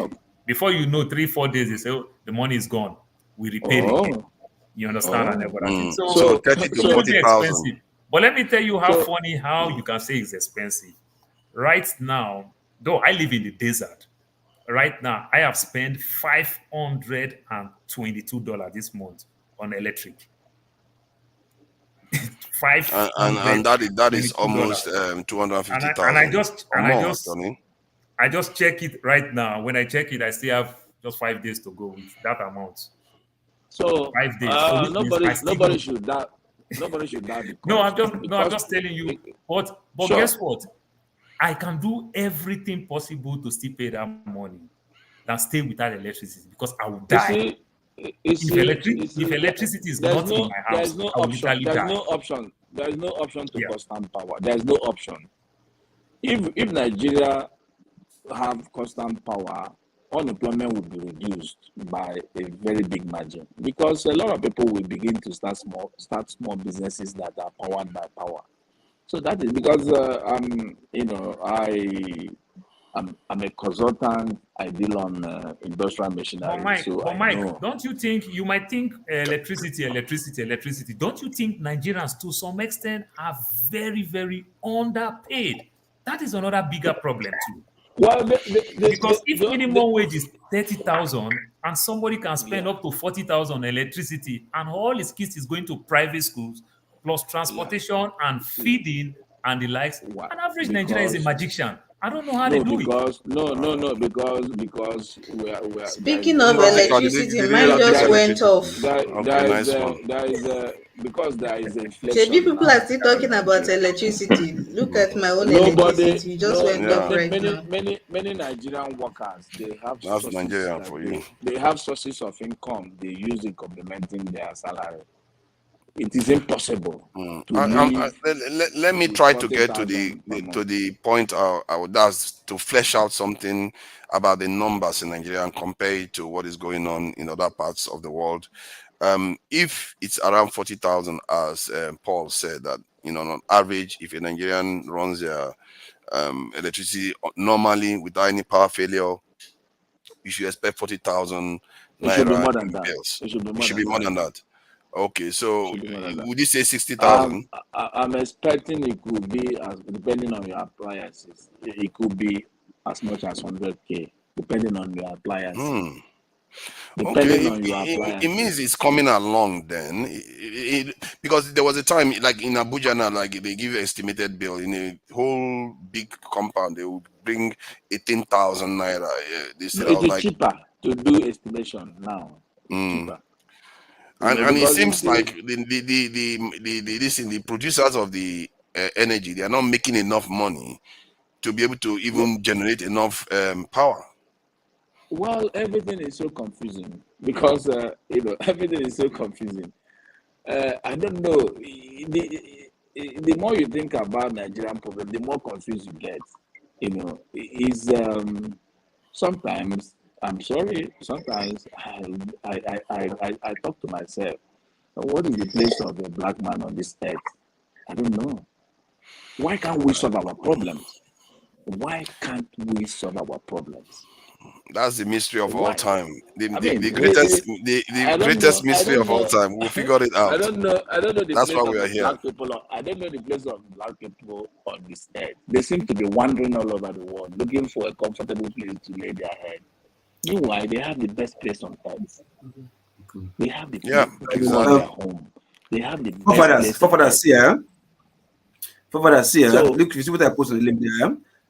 The average price, right, of 1 kilowatt hour, which is 1 unit, you understand, for NEPA is 23 naira 50 kobo to 62 naira 50. That's it, so 26 naira to 62 naira. You understand, which is for residency. Business is somewhere in between. But for residency, so that kilowatt hour, you understand, that is money. The price you pay for just one watt. So 1 watt, you see your microwave, maximum you get there is 2,000 watts, right? Your microwave 2,000 watts. If you have maybe toaster, 1,500 watts, you understand? Which is like 1.5 kilowatts, you understand? And if you have 2 kilowatts, is like microwave. If you have like borehole, 2 horsepower is about if you convert it to kilowatts, it's about 1 point something, not even up to 2 kilowatts, you understand? Then I'm just calling the bigger appliances that you have in the house. But those numbers for everyday people, they don't understand that. They just want to know how much. What I'm trying to say is, look, in your house, the things that consume power in your house most, right, is if you have a borehole, 1, AC, like 2 horsepower, split unit, 2 horsepower, you understand? You have like maybe 3. Copy electric hot plate, because that's what people use in cooking. No, even check your induction hub. The induction hub check is there written. You understand? You can't have it more than 2,000. You understand? Because the maximum wattage that your plug socket for work can carry is 3,000. One socket for is 3,000 Watts. 3,000 watts, which is 3 kilowatts. So if you're even using it, you can't even put more than that because it go burn them because of using resistance is higher than that one. So putting all those together. So for you to get 1,000, so imagine you have like 5 appliances of 2,000. You understand? Of say 5 of everything. So that means you'll have like 10 kilowatts. You understand? Times that money is 200 and something. Now you pay for 10 kilowatts, or let's take the average of about 2, 3, 4, 5, 6. Let's say 40. 40 pound the average. That's 40 naira per kilowatt hour. You understand? So if you use that one to calculate how presidency they pay that 30,000 for Nigeria. That's why I said it's either they cheat in or no. That's why I say make a check in receipt what they pay. Either they cheat them in or no. I used to pay. You pay online from your bank account though. Local P. It's when we call prepaid, just like the way you use your MTN and your Airtel card. That's what we use. You pay online from your bank. It's not like you're seeing anybody. No, I think about it for Nigeria. Nigeria, I think because they go buy, they go recharge, they go the NEPA office, go buy recharge. Come. No, not really. Like you do that. not really have to go to. Can I say something? I know it depends. You can even buy online. You can buy from your phone. Loco. Let's let Ngosika add to it. Let's Loco, hold on now. See, there are a lot of people that are waiting. Loco, let's Ngosika add so that the people that have not spoken can speak. Me never talk since now. You're for your. I don't start with me now, Loco. Don't start with me. There are people that have not said anything. You want to start with yours. Let Ngosika say something. Ngosika wanted to add something quickly, and then you can go, please. Ngosika, please go ahead. Then you can go. Don't worry. I'll call on you. Try to keep it brief.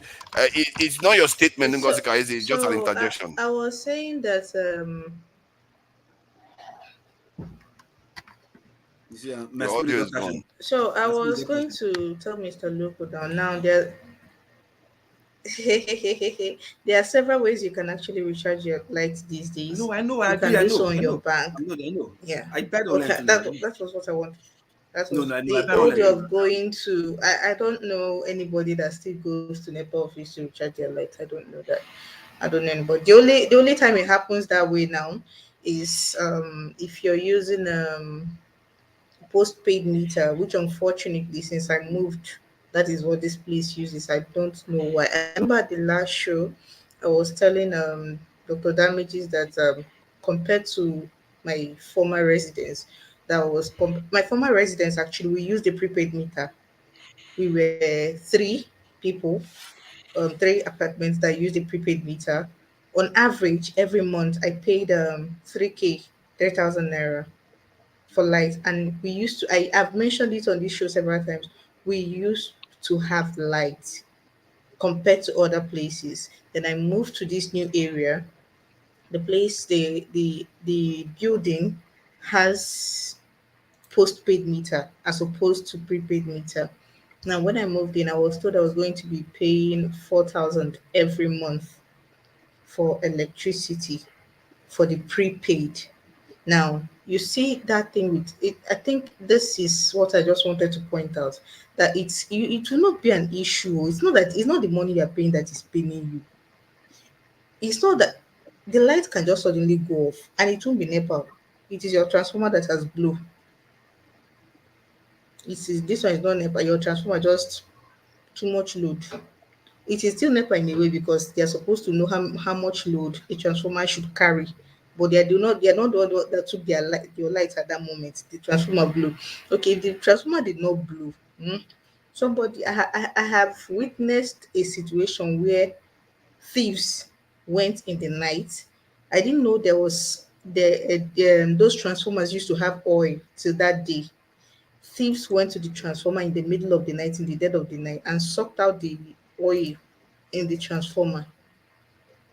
And these people were without light for over a month before NEPA now decided to come and fix it. In my own street where I used to live, Sorry, there was hold a on. time they Why? came and cut Sorry. the transformer Why did cable. they want to suck out the oil from the transformer? What are they doing with it? Is They sell there it. They sell it. to I hear what? it's expensive. Apparently, Ah, yeah, I hear they sell it. That wow. it's expensive. That's what I heard. I've Okay. witnessed a situation where they came and cut cable. We were just sitting in the house and the light went off. We thought the light just went off. It's NEPA people that did their thing. The next day, lights no come. Third day, lights no come. We went and made the inquiries. NEPA people said they've come and cut our cable. So what am I trying to say? There's so many factors to these things. At times I don't even know who to blame. Because this place now, Shebi, I was complaining that it is postpaid. That I don't want wahala because the usual wahala, why everybody I know, almost everybody I know, who prefer, even though they do not, why I prefer, okay, let me just speak for myself, let me not speak for everybody. Why I prefer the prepaid meter is simple. You are, to a very large extent, you're in charge of the electricity you use. Because postpaid, whether on a get light or whether on a transformer blow, whether it's low current or you no concern them, at the end of the day, they'll carry bill and come and give to you. And if you don't pay, they'll disconnect it. And if they disconnect it, you pay reconnection fee. But with the prepaid, at least, if your electricity unit finish and you don't have money, you stay in darkness. Nobody will disturb you. Nobody will fight you. So you will know that, okay, if you check and the transformer in your area has blow, you will not bother yourself to go and recharge, Abby. You stay in darkness. So I am just pointing these things out so that we look at all the angles, all the things that go wrong, all the shortfalls, the shortfalls that are from NEPA, the ones that are from the miscreants in the society, so that when we are saying some of these things, we factor them in. That is what I just wanted to chip in. Okay. Thank you, Ngozika. Who is next? Is it Nathaniel or Man of Prestige? I think. Okay, Nathaniel, go ahead. Good evening to you, forefathers and the panelists. Greetings, so welcome. What? I thought it was my turn. What's going on? I asked you. You said you remain quiet. I raised my hand. I raised my hand. I didn't see that. I will make it short. Let him make it short, and then I'll call on you. Sorry about that. What I want to say is that Nigerians have been adjusting to whatever our government give. For example, in this place I stay, in this nation, when they feel that price going up, that it will be difficult for low income earners, that is the average people, to pay. What government will do, without even consulting us or consulting the people, they will just use your address, your identity. They will subscribe for you. They can pay 2 months for you. That 2 months, you will see it in your bill where the company will be telling you that government has helped you to pay for the next 2 months. It will reflect in your bill. But in Nigeria, it's like everything they give to Nigerians, we want to adjust to it. Because it's like they have trained us that we have to bear what we call hardness at every cost.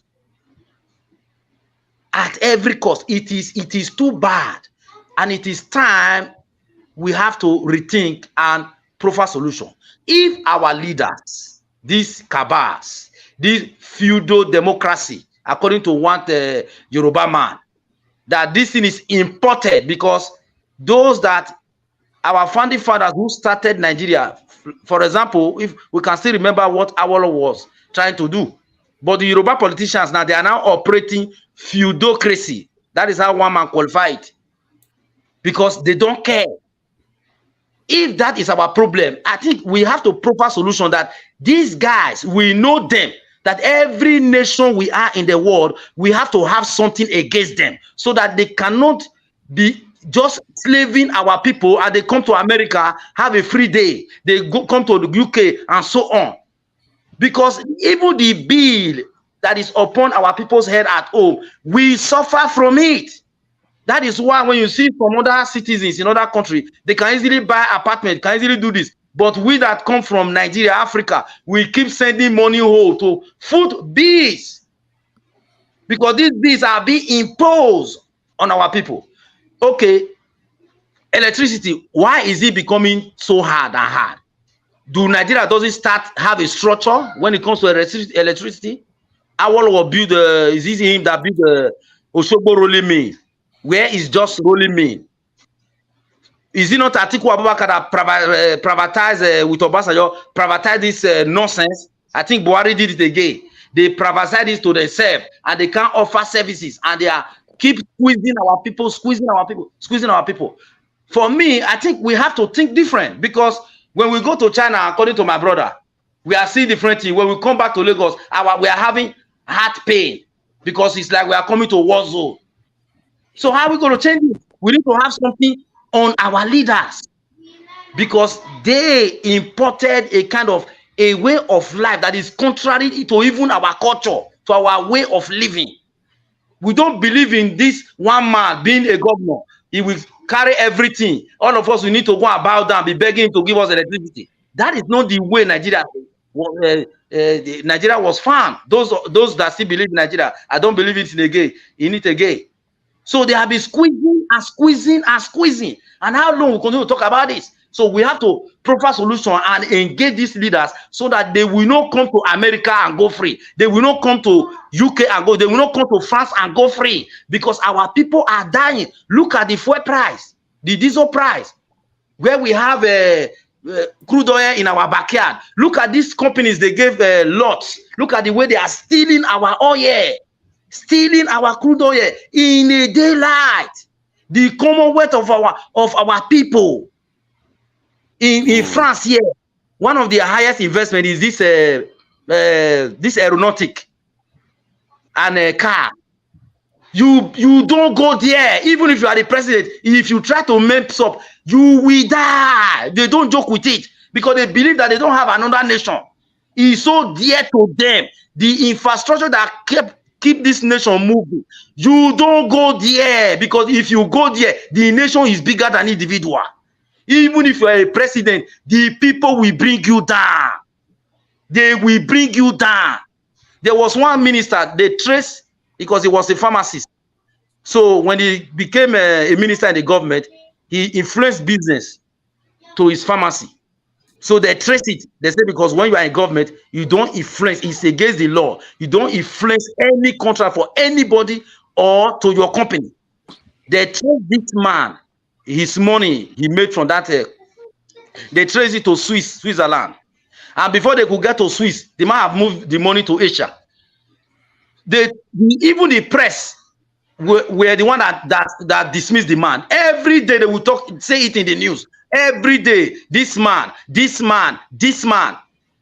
the man went and met the former president. He was the minister under the former president. The president told him, when it comes to corruption, I am not involved. The people that are fighting corruption, my office and their office, not be the same. I can't save you. The first thing you will do, resign now and go and meet them. Do you know that the man spent 2-3 years in prison? When he came out, because he's a medical doctor by profession, they said he should go and they took everything from him. He should go and start working as a common doctor. And he's practicing, I'm telling you now. So Nigerians, we are adjusting. We think the people, our pastors that are telling us, I'm a pastor, they are telling us that Jesus will come and build road. And none of us will say amen. You read your Bible. Has Jesus ever built a physical road? The Imam will say, Muhammad is coming to come and build free education. Has Prophet Muhammad ever built a school? That is what is part of the colonization. Because people they did not understand this Bible and Quran. They are using it to keep our people down, not to ask for free education, free healthcare. As I'm here with my children, I have a free healthcare card that 365 days, I don't pay for nothing. No matter how big the or operation may look like, I don't pay for it at all. It is government that did it. Why don't Tinubu start doing that now? Why don't the governor start doing that? And people will not ask them. And they are going to mosque, they are going to different places and begin to pray. God will come and give you light. When God give you resources in your backyard to transform to light, you are asking God to come and build the light again. So please, you people to profile a solution so that our leaders will know that they are in danger, because this mess is too much. And we have to stop the bills that we are paying, we that are in abroad, paying for people, our people in Africa is too much on us. It's too much. True. Thank you. Thank you. Man of Prestige, please go ahead. Yeah, thank you very much. Can you hear me? Loud and clear. Thank you very much. I greet everybody. I was here earlier, but I did depart. I'm thanking you, Mr. Michael, for epitomizing what the molasses and the falling state of Nigeria. I'm not saying we're the first state, because we are still functioning. So we are not a first state, but we are declining. So I call it a failing state. That's the country we find ourselves. I mean, everything is very deplorable in that country, with so-called Nigeria. Of course, it's my country, regardless. I still love the country. But we have been talking so many, until I joined politics. I mean, political arena, which was very last year. I never used to care for now. Since I left Nigeria, I never used to care for Nigeria. But last year, came in, and some of the things, brought my attention to Nigerian politics. Then I began to read, I began to analyze, and I find that Nigeria is in a decay status right now. I don't know how we're going to get out of it. It's not just by coming here and talking, but it's good to talk. Maybe they can hear, but they hear us. But Nigerian government, they do something with impunity. They don't care what you say. Everybody here, when we talk sometimes, we blame the foreign people for bringing democracy. It's not the democracy that's the problem. It's the Nigerians, the so-called pastors, the so-called government. They're all cabal. They're all racketeering. I mean, I go to church, I believe in God and everything, but when I go to church, it's my pastor preach. I listen to what he preached to see what he preached is right. I'm not going to go there and say he's the man of God. So I'm obeying whatever he said. I can't obey what he said because he commits sin like I do.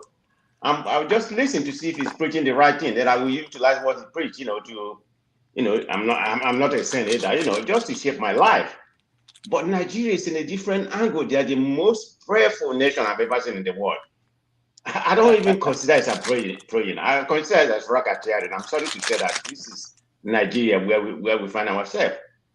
Nothing has changed. Look at since Tinubu, assumed office. About 3 months. How long it been? 2 months to 3 months right now.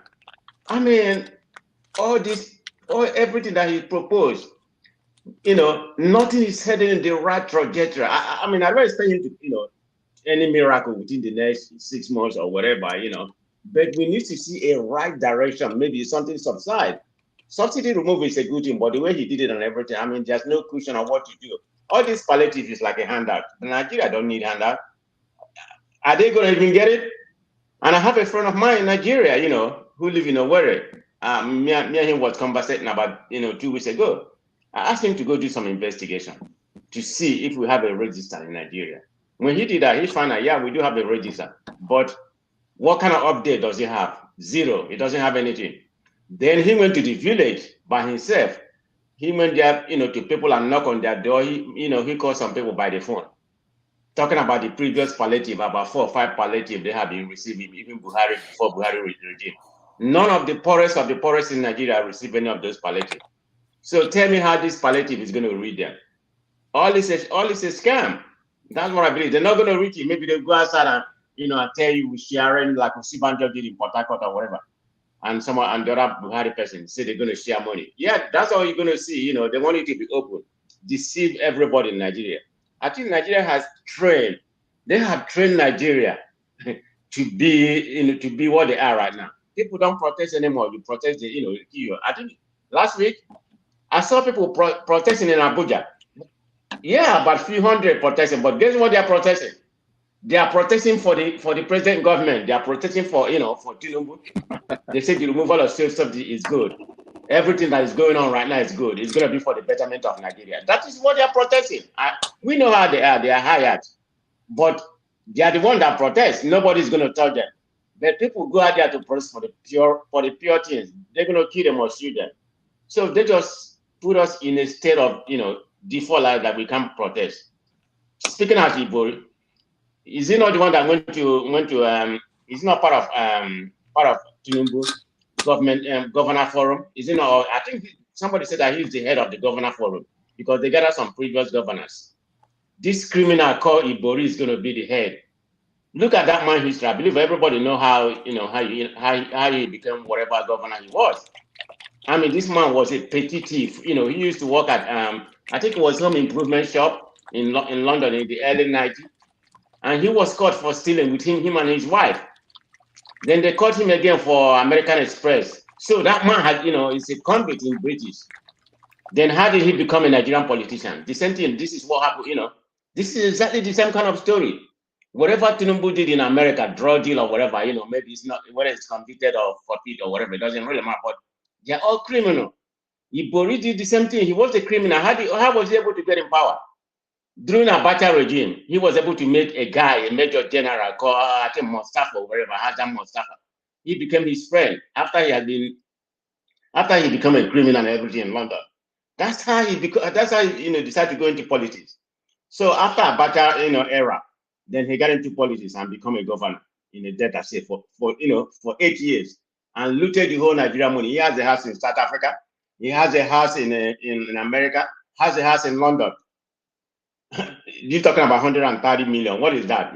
That's not even close to what he did. And when he come back home after his conviction, I think he was convicted for about 13 years. He spent half of that, so that's like about 6.5 years. So when he come back to Nigeria, people troop to the airport to welcome him like a Messiah. A Messiah has landed. This is Nigeria for you. Paul is here. Paul knows the story of his former governor. So don't be laughing, Paul. People troop in the airport to welcome him like a Messiah has landed. What am I trying to say? The orientation of Nigeria. Somebody who man of prestige, though. Man of prestige. Could it be that they are the ones hiring those people to come and welcome them like that, and we?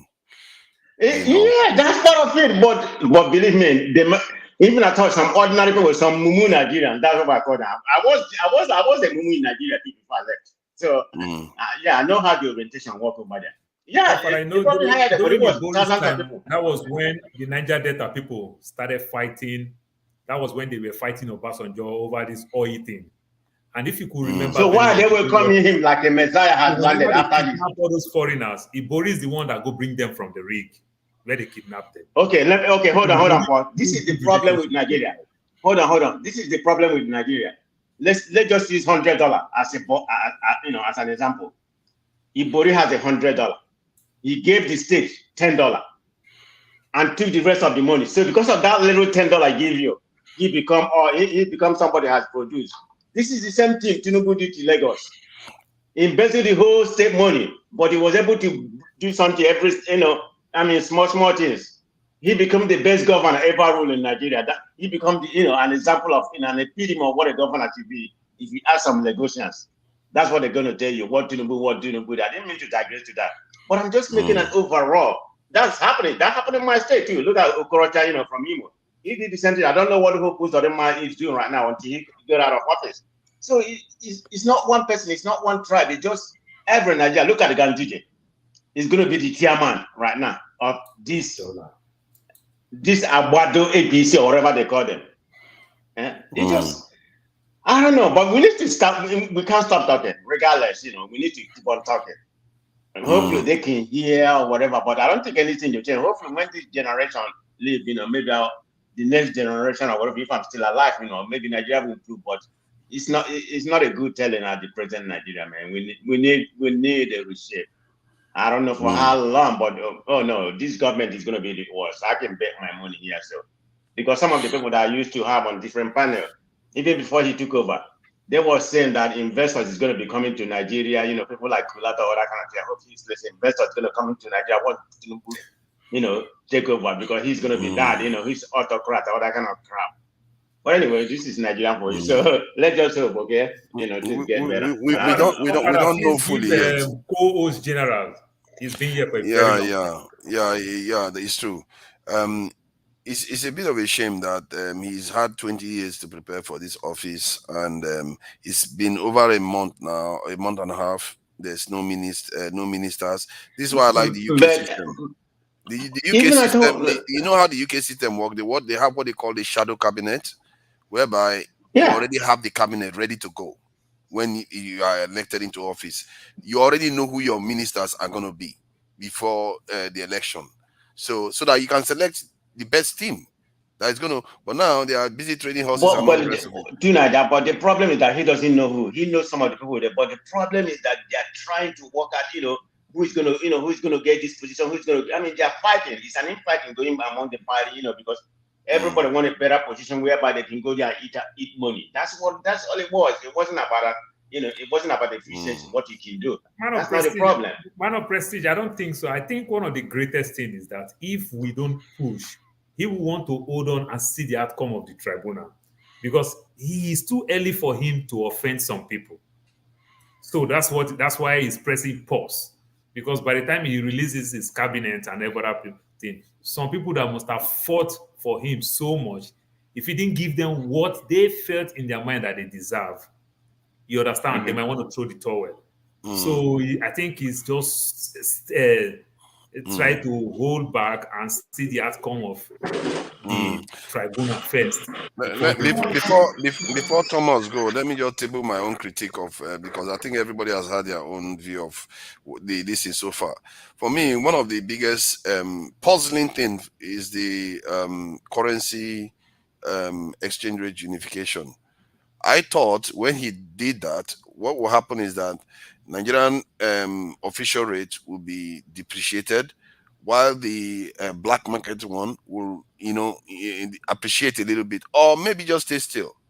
But what has happened is that both sides have gone south.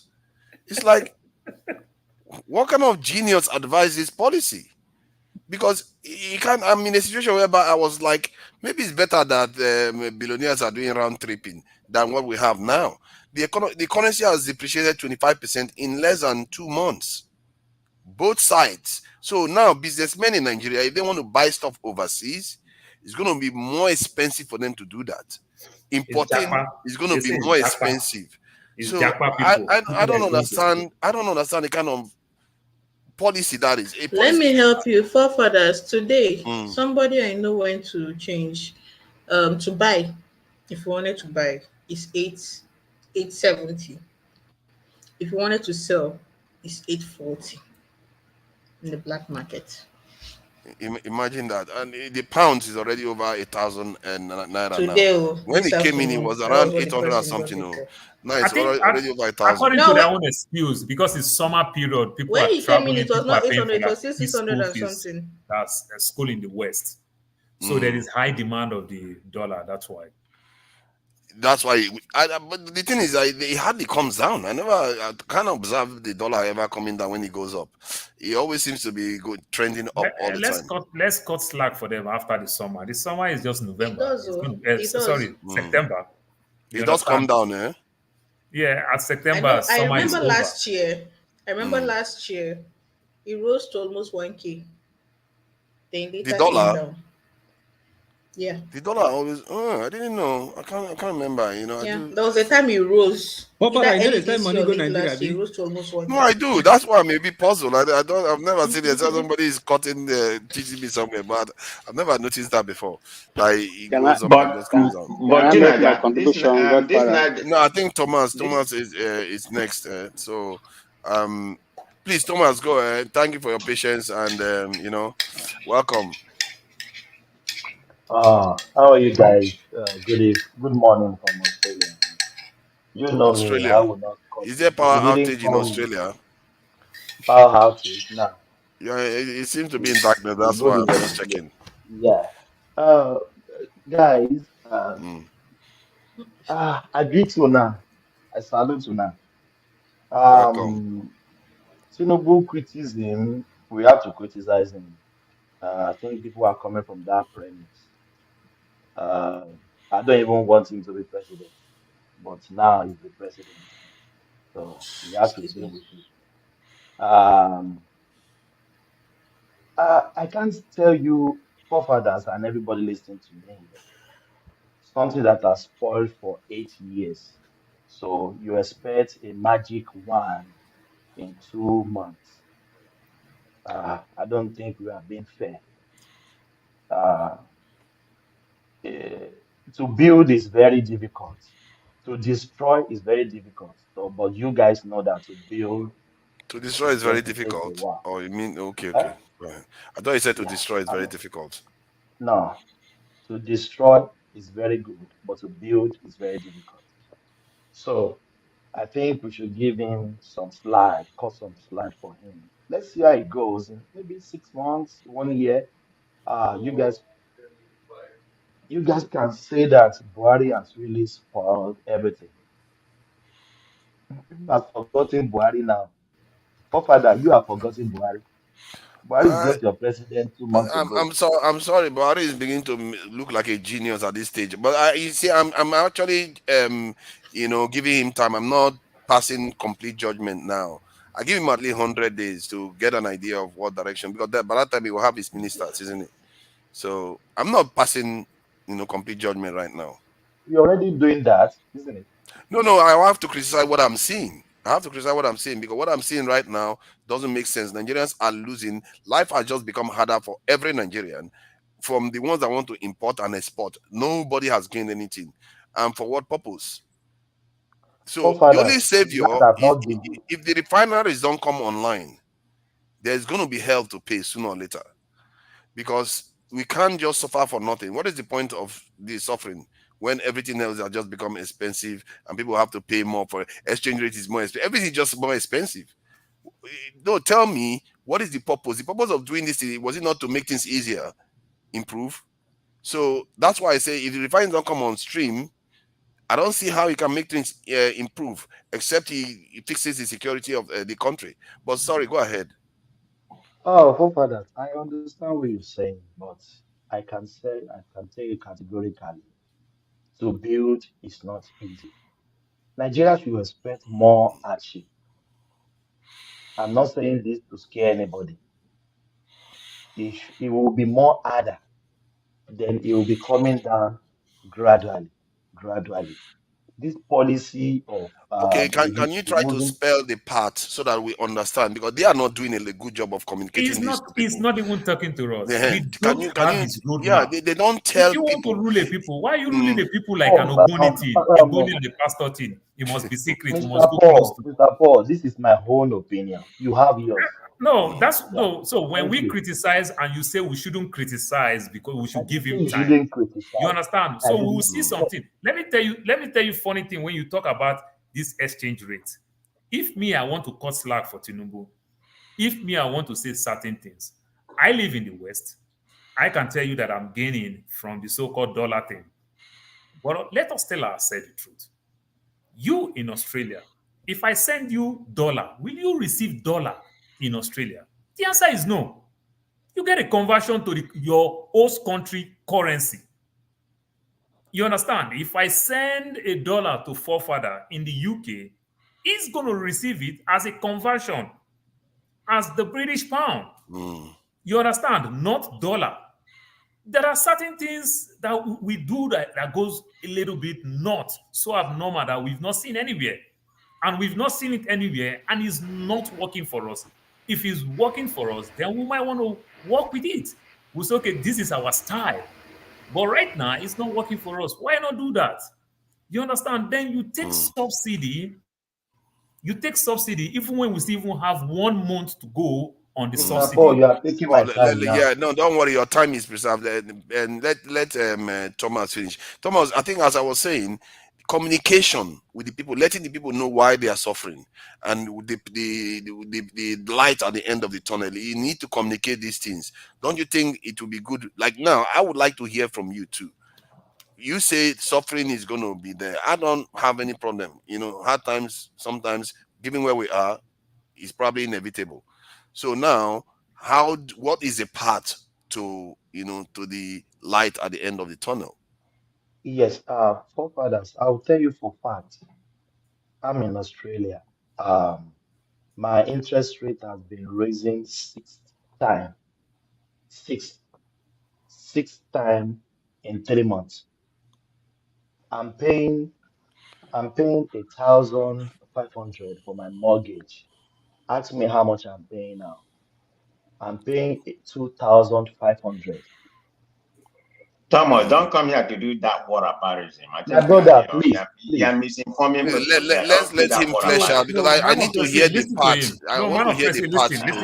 Let him go ahead. The part he has. I want to understand what the plan of Tinubu is. You know. I don't know the plan of Tinubu. It's a mystery to you too. It's a mystery. Is that an Ogoni man? He's not part of the cartel. Just learn to learn. Listen. Somebody needs to tell us the plan because this is getting me worried now. Because there has to be a plan on the way. You want me to talk or you want No. Of course, I will let you talk now. Your time is preserved. Don't worry that your time is not going. The light is getting darker where you are. What is it? Are they taking light double? What is going? What is going on? At this rate, you're going to disappear. And it's in the morning, Yeah, please go ahead. Please go ahead. So let me just say, because my computer is the one that's going down, so I see. Yes, I'm telling you, it's going to get harder. The inflation is everywhere in the country. You can testify to that. You live in the UK, you know. So that inflation too is going to Nigeria. That is what you are saying in Nigeria. So, but I hope there will be good thing at the end of the day. My computer is shutting down. I'll see you guys. Thomas, inflation everywhere, inflation in America. When you come back, hold on. Before Thomas run away, Thomas, there's inflation everywhere, but my life has not changed. Nothing has changed in my life about resources and everything. Even I thought there's inflation here. My life is still going the way I planned it. The price of gas is going up in Nigeria, but the price of gas in America is coming down. Yes, my life hasn't changed. Even I thought with inflation, it's even better than it was last year. Go up in international market, what will happen to Nigeria? And I know you in Australia, I know your life is probably better than it was last year. So don't be giving that whataboutism. But then they say, Baba we know well, economy know well, exchange rate know well. Then one on that, but I know They won on that. KJ, I don't know where you are, whether you are there. It's your turn so that you can be able to speak. Otherwise, I'll go back to Ngosika. In location change. I seriously, does anybody know Tinubu's plan? Because I really want to know the part. I say in plan to be like Pastor will be Ogboni, everything will be secret. I tell you, this plan is not. It doesn't seem right because. Forefathers, I don't know Tinubu's plan though. I don't know Tinubu's plan, but there's a story we missed. And I was hoping we were going to touch on it. I know we touched on it about 2 weeks ago when the story first broke of the Isaiah or one festival like that. The one in Ilorin. There's a follow-up this time around. Yeah, there's a follow-up this time around. Apparently, the priestess and 2 of her attendants went to the riverbank to perform a sacrifice, and an alpha came to disrupt the procession, whatever they were doing, and he got into a heated argument with the priestess, and then he told the priestess he was going to pelt her with stones if she doesn't leave the riverbank. Yes, and it's made headlines in Punch newspaper.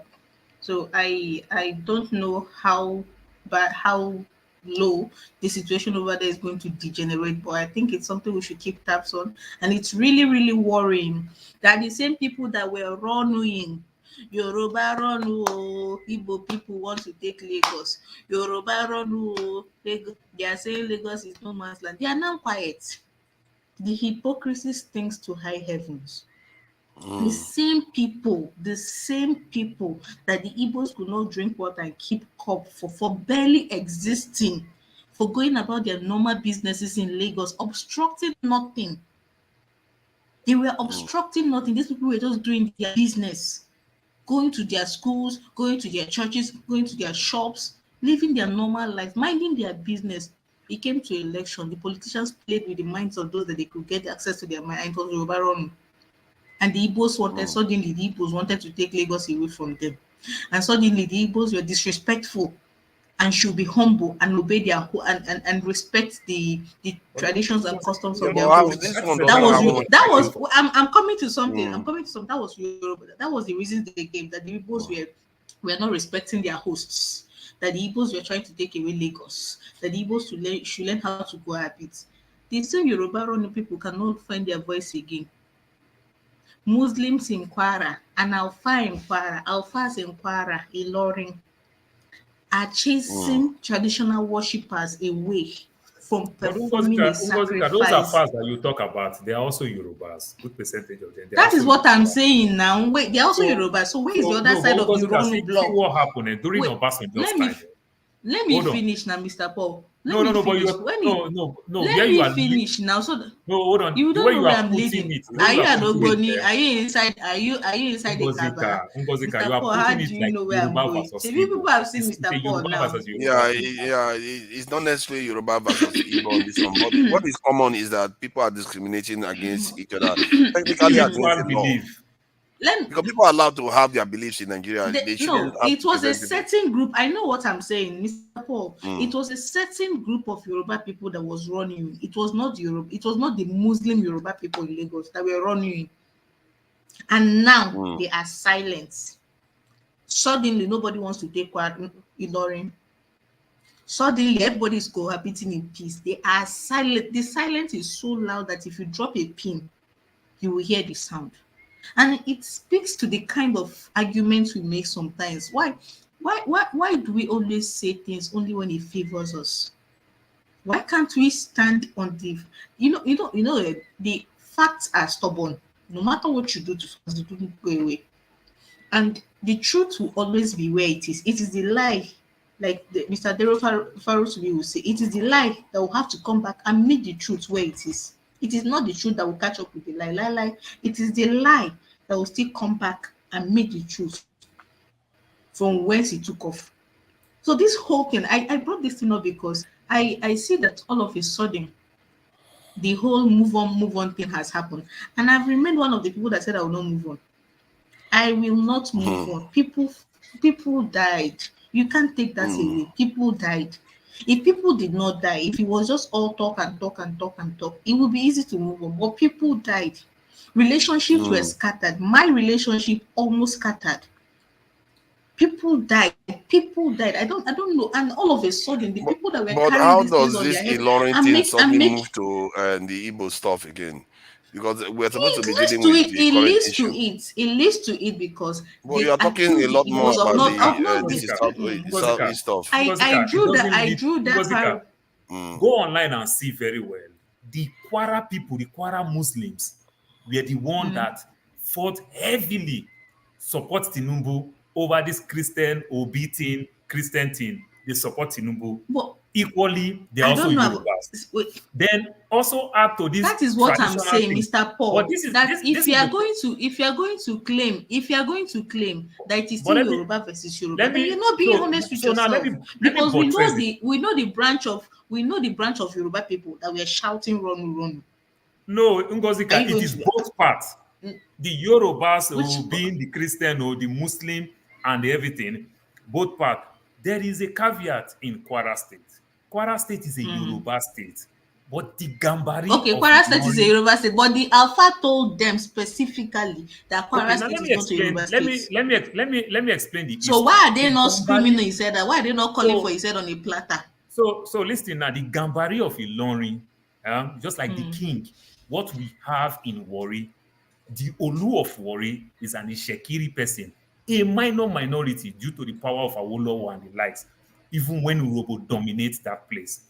The same thing in Ilorin, the Gambari of Ilorin is an Hausa person due to the Usman Danfodo war had the extent. Now, during Obasanjo's time, Gani Adams and the likes, OPC, they tried to go unthrone him. Now, remember the Yoruba did not actually vote for Obasanjo. Obasanjo stated that everything must remain the same. Obasanjo deployed soldiers everywhere. You understand? Just calm the thing. Immediately, the Yoruba people, the OPC people, immediately they are moving to Kwara. They were shocked before they got there. There is soldiers everywhere. Obasanjo single-handedly travel and go greet the Gambari of Ilorin. And Obasanjo started like joking with him that you are so greedy. You don't even get any security. Don't worry, I will give you security. Obasanjo deployed soldiers everywhere. That's exactly what quenched the thing. Now, look now, Tinubu just entered. Barely 2 months. This type of thing is going on. They just want to like hurt the people, and the so-called Muslim people and the so-called this thing that is happening. I don't think they are seeing future. You understand? They want to fight back. So it's just to create an opera, like whether they can also use Tinubu to say, we have to correct this part. If you want to just oppose it to the Igbo people, maybe I may just say, let me be the devil's advocate.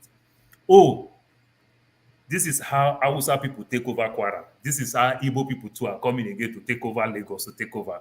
Yes, maybe. That is what I said that you claim to know where I was heading. That is not where I'm heading. That's why I say I want to be the Mr. devil's Paul, advocate. I think you misunderstood me. No, the Muslim Kwara is a strong, I'm trying to say something, but you misunderstood me. There are more Let Muslims. me be clear. Let me just summarize what I want to say in 30 seconds, Mr. You understand? Paul. Let me just summarize what I was saying. To Nigeria, can we go back to the main topic, please? Yeah, we can. But this topic is quite something. The reason why Mr. Man of Presidency, this made it to your national newspaper's headline. Yes, and you're not worried that it could I read it in Sarah Reporter. You're not worried it could get worse? It's a big thing. You're not worried it could get worse? But from the place they are coming, I don't know. For people that are saying it's not a big issue, it's a family one at a affair. time. One at a time, please. Go ahead. So I understand where Mr. Paul is coming from, and I've heard people make that argument. But it is just something small that I wanted to point out from this whole thing. That people make certain comments when it suits them. The whole argument before and during the election, especially in Lagos, was that people who came and settled were trying to take over Lagos. That is why they started treating them the way they were treating them. Now, the argument in this place now is that the people who settled, the people who have settled, are now trying openly, chasing away the indigenous, and everybody is quiet and calling it family affair. But Ngozi, I thought this is a religious, kafar, But it does not. Religious or not, it does not stop. It does not remove the fact that there's a dichotomy. There's this side and there are two sides. That is what I'm trying to say. Well, you can also. We were on this channel. Was it here or somewhere else where we were having a discussion with some Southeasterners that simply refuse to see the South people as some form of independent people. So we have this problem in Nigeria where we talk. I've said it before when I say that. That is really ridiculous. Hold on. You can say that now. But let me have my say. This is have your say. Let me have my say. Where did you get that from? Let me have my say. Let me have my say. See, this thing goes round. I've said it before. We Nigerians, the hypocrisy we display is just astounding, really. We say one thing, but when it comes to some of that group, we expect something else. What is happening with the Ilorin issue is, for me, is a religious stuff, and it goes to the heart of our secular system that we are supposed to be tolerant of other people's religion. Personally, I feel like there are some religious groups in this country that are not tolerant of others at all. And at the same time, we heard about what Erufai said. Was political. That's not nice. Tomorrow, what will it be? I think we are leaving the whole foundation. We are leaving the foundation to discuss the superficial. We have to throw away anything in religion when it comes to governance. No, it is not religion, because in Lagos, I live in the US. Why are you people not understanding this? It's really simple. What I'm trying to say is that at every turn, there are people who always try to make these claims. And now that the claim is playing out, they are saying, no, it doesn't matter. It is no longer what we were claiming. This one is different from the claim we're making. Educate me. Who are the people that say it doesn't matter? Who are the people? The same people that... No, the same Yoruba Ronu people. The Yoruba Ronu people that are silent are saying it is religious something. That it is different from what happened in Lagos. And I'm saying it is not. It is still people oppressing people because of superficial reasons. The reason they gave yesterday was political. The reason they are giving today. Different imam are fast. They come outside, they support Ngozi, you can be more hurt by something than the actual. I'm not hurt. I am because not hot. no, you are linking things that are not. I don't think what you are describing now is linked. What the only area that it is linked is we have to be tolerant of each other. That's the only link that they have. But see, this issue is a very, very serious issue, especially given in the context of what El-Rufai has revealed and what we have seen in the country. And I've said this before. There is no nation in this world that has converted from Christianity to Islam to Christianity. But the other way around, it happens all the time. And this is because of this intolerant behavior. And if you keep tolerating in this country, you're going to see a situation whereby they will be eroding even our own traditional beliefs that have been here thousands of years before they arrived. But now they are oppressing the people. That's the kind of stuff I really don't like. You are oppressing. This is even against the constitution. The ladies, they are going to do their own thing, and you're telling them that they are not allowed to. I can play a video now, just this week, of modern clerics in Ilorin saying that Ilorin is going to be Islamic supremacist state. This is something that they are reading publicly. Supremacist. When he didn't even use any other word, no, he didn't say Ilorin is a Muslim state. It's going to be a Muslim supremacy state. That was the term he was reading publicly. This type of stuff, you can't have it in a secular nation. It has been a fight in the school where Muslim people want to go to Christian school and do all this things.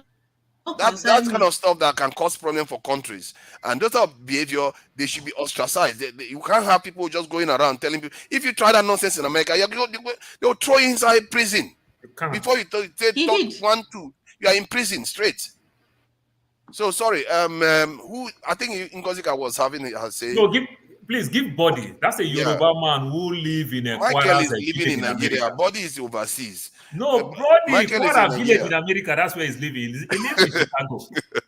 That is the home of Kwara people in America. Okay, let's allow Body contribute now since he knows the subject matter. Mazi, if you want to say something, just let me know. You can come in anytime, Mazi. Please give Body a chance. You know, on both sides in the Christian. Do you have a problem with people living in Nigeria? No, I don't have problem with people living in Nigeria. One thing about I hope when we fix Nigeria, you guys will come back. One thing about people at home, they believe that they have more stake than people here.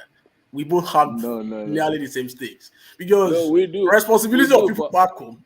We are shouldering it. No, we do, but you see, I begin to understand the nature of black people. Whatever they find comfortable, they stay put. They don't want to come back home and contribute. Not at all. That is true. When you went to China, all those nice things that you see, why did you come back home? But we were not entitled to come back. Why do you think No. Hold on. You see, all my life I've lived in Nigeria. I've not gone anywhere. But as a traveling business person, I go everywhere. I try to pay attention about what's going on. And I try to compare, to what's going on in our country. We are far behind because the leaders are not doing enough to put the necessary infrastructure. And sometimes I don't know why people aspire to be leaders in Nigeria. I don't know. They put big title behind their name, professor, doctor, this, that, PhD, this and that. Meanwhile, they deliver little. That's the problem with Nigeria. They put big title, professor this, doctor this, PhD, this and that. But they deliver little. So I don't know why people aspire to lead in Nigeria. I don't know their intention. I don't know what is behind their mind, why they want to lead. Anywhere, whether be it local government, be it governor, be it senator, I don't know their intention. Because actually, if their intention is for the common good of the people, Nigeria will not be like this. It didn't start with Tinubu, but it looks like Tinubu is worsening the situation with his policies. Because of this 8,000 transfer, more people need it in Lagos than rural area. Seriously. This 8,000. You want to start competition between rural people and Lagosians. You want to start another one. This is what Ngozika will call you. More people need it in Lagos than rural area. Michael, let me make intervention on the religion issue in Ilorin. Yeah, so You know, over time, you know, people are very tolerant. They don't care so much about religion. I could tell you of my shit way back when I was Wow. Father, can't I speak? I've been here for over 1 hour. in my whole Or should I log off? No. we have a I mix think you are of- in and out. That's why we're not seeing your face. This is the first time I'm seeing your face. Don't worry. Once body is done, you can go ahead. In Southwest, what you observe majorly is that like you will see a mix of Christian, Muslim, and the traditionalist. A friend of my family is a Sango worshipper. He's a Sango worshipper. Whenever he's having his traditional festive period, we usually come around December. They usually do it during Christmas. They will bring us food we eat. My grandmother is a Muslim. My father is a Christian. They ram for Ileya for the Salah. It's my father that every year is the one that usually buy it. Even when my grandmother died, one of my uncle continued. This one, I have to send money home for Ileya. You know, people will come around, they ask for money. Even the family friends that are Muslim. We grew up together like that. But it got to a point that people become more intolerant. Either as a Muslim, we have people becoming more fundamentalist. Even the Christendom, people becoming more fundamentalist. You know, the greatest issue, the greatest calamity is the Pentecostalism, whereby once you have them in the family, they're being a redeemer or deeper lifer or mountain of fire. Those things becoming an issue. The same with the Muslim. When people started having sects, different kind of organization, preaching different kind of doctrine. People that usually come together, play together. I have a friend, most of my friends when I was in public school, primary school, they are Muslim. And then we grew together. But at the point, I realized, just a friend that called me off recent, that have you observed that Lagbaja, a friend of mine, I won't mention his name here, that have you observed that this guy has never called you on Christmas Day and wish you Happy Christmas or Happy New Year? And I've been taking notice of that for the past 2-3 years. This guy will never call me because he has become a fundamentalist. He has been driven to the extreme. And it wasn't like that before. This is a guy that will come to my house on a Christmas day. We will eat together, dine together, and then we go out together. So, I don't know. Things are changing so quickly, so fast. And we have to, like Ilori, for example. Ilori claimed to be home of Islam. And there are certain regions in Ilori. You know, because you know the history of the war in Ilori has a lot to do with a clash of identity, clash of culture, and clash of religion. Too. So even if you go to Ilorin, my first time in Ilorin, my thinking was that like I won't see any church at all. Because we look way back. If you remember the crisis of, is it 94 thereabout, whereby churches were being born in Ilorin. When I went back in 2010, my thought was that I won't see any churches in Ilorin. And if you enter Ilorin, you will see a lot of churches. So many. You won't believe it. Okay, just stop there. You see, this is something that we see regularly. Do we know of any cases where in the South or any other part of the country where Muslim, that you find that mosques were being burnt? I don't know. Does anyone remember any cases like that?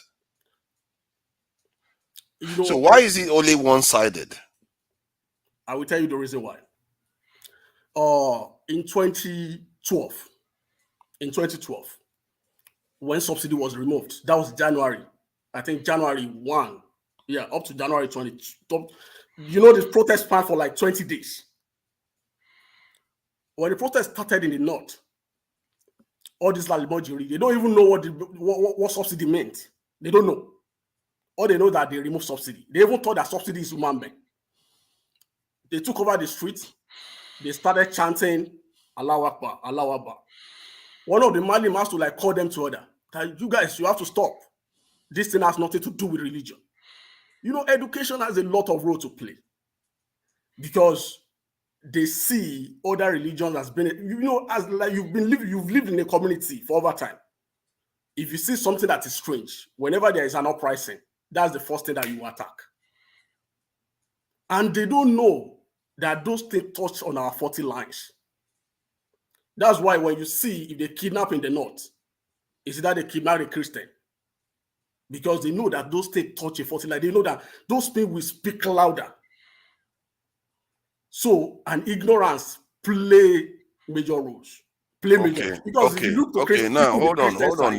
Let me ask this. Hold on and calm down. So, if that is the case, are you saying that the South and the Christians in the North they are not also ignorant? They cannot do the same and start burning mosques down. They cannot start attacking Muslims. Hold on. And I think if this is an issue, I'm beginning to feel that there is a pattern here that's beginning to emerge, because I've never seen a case. You just brought the issue up. I didn't even remember the idea that they were burning churches. This stuff seems to be regular now. And this is why I said historically. It has reduced. We are taking note. Maybe I should not use it. It's a doctrine belief. We believe vengeance belongs to God as Christians. You understand? But as Muslims, no, that's not true. Christians are very vengeful when they fought for it. Christians are very vengeful when they want to be vengeful. Like historically, as a matter of fact, they have been contemporary. They've proven to be very, very vengeful. If they want to be, they wipe out the whole distinct people. But my point is that in the context of Nigeria, no matter how deeper life is fundamental and all the other sects in Christianity or whatever they are, you never hear that they are looking to destroy other people.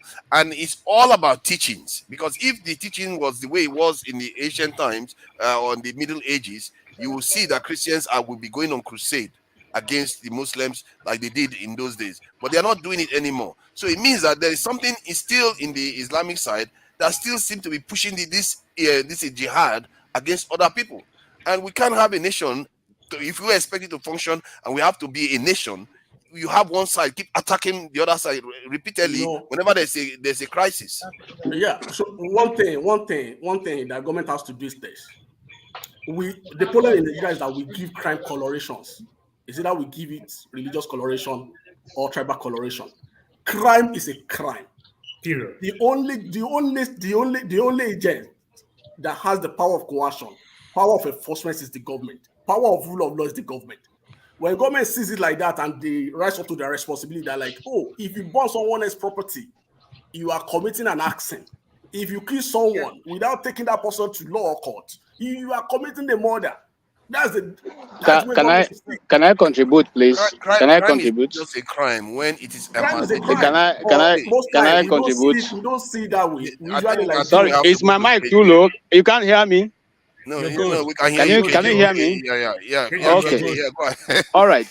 I have so many things I want to say, but I will start from the last point you guys made. The reason why you don't see Christians going after these things that these guys do, because we have a better understanding. That is one. But above it, it's because majority of the Christian bodies, especially those of us from the South, we don't want to die. We think our lives are very important. So when they come up with all those kill and go, we will run away, we will back out. Except in a few cases in Plateau State, where the people said, okay, we have had enough, and they pushed back. Now, why is it continuously to be so? Because there is a policy of ignorance being advertised and well nurtured in the in the North by the Northern elites. And that's why Jonathan was fought to a standstill when he wanted to introduce the schools for Almajiri. And up to this moment, those schools have turned to where goats and animals are living. They never utilize them. And that was one of the sins that Jonathan committed by trying to bring education to the Almajiris. They said it's a northern issue. They will sort it in the northern way.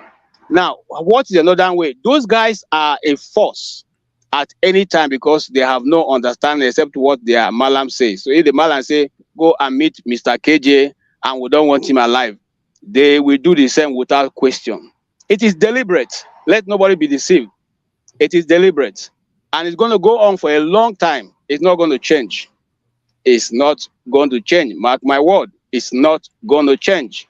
I once said here that a friend of mine told me that we will never be like the Igbos. In your place, a poor man can become a king. In our place, the poor remains poor and the rich remains rich. That's a policy. I don't want to go into it. I mean, I wasn't the one who introduced it. If you read the history of Aminu Kanu, the Talakawas, and the rest, you already know that.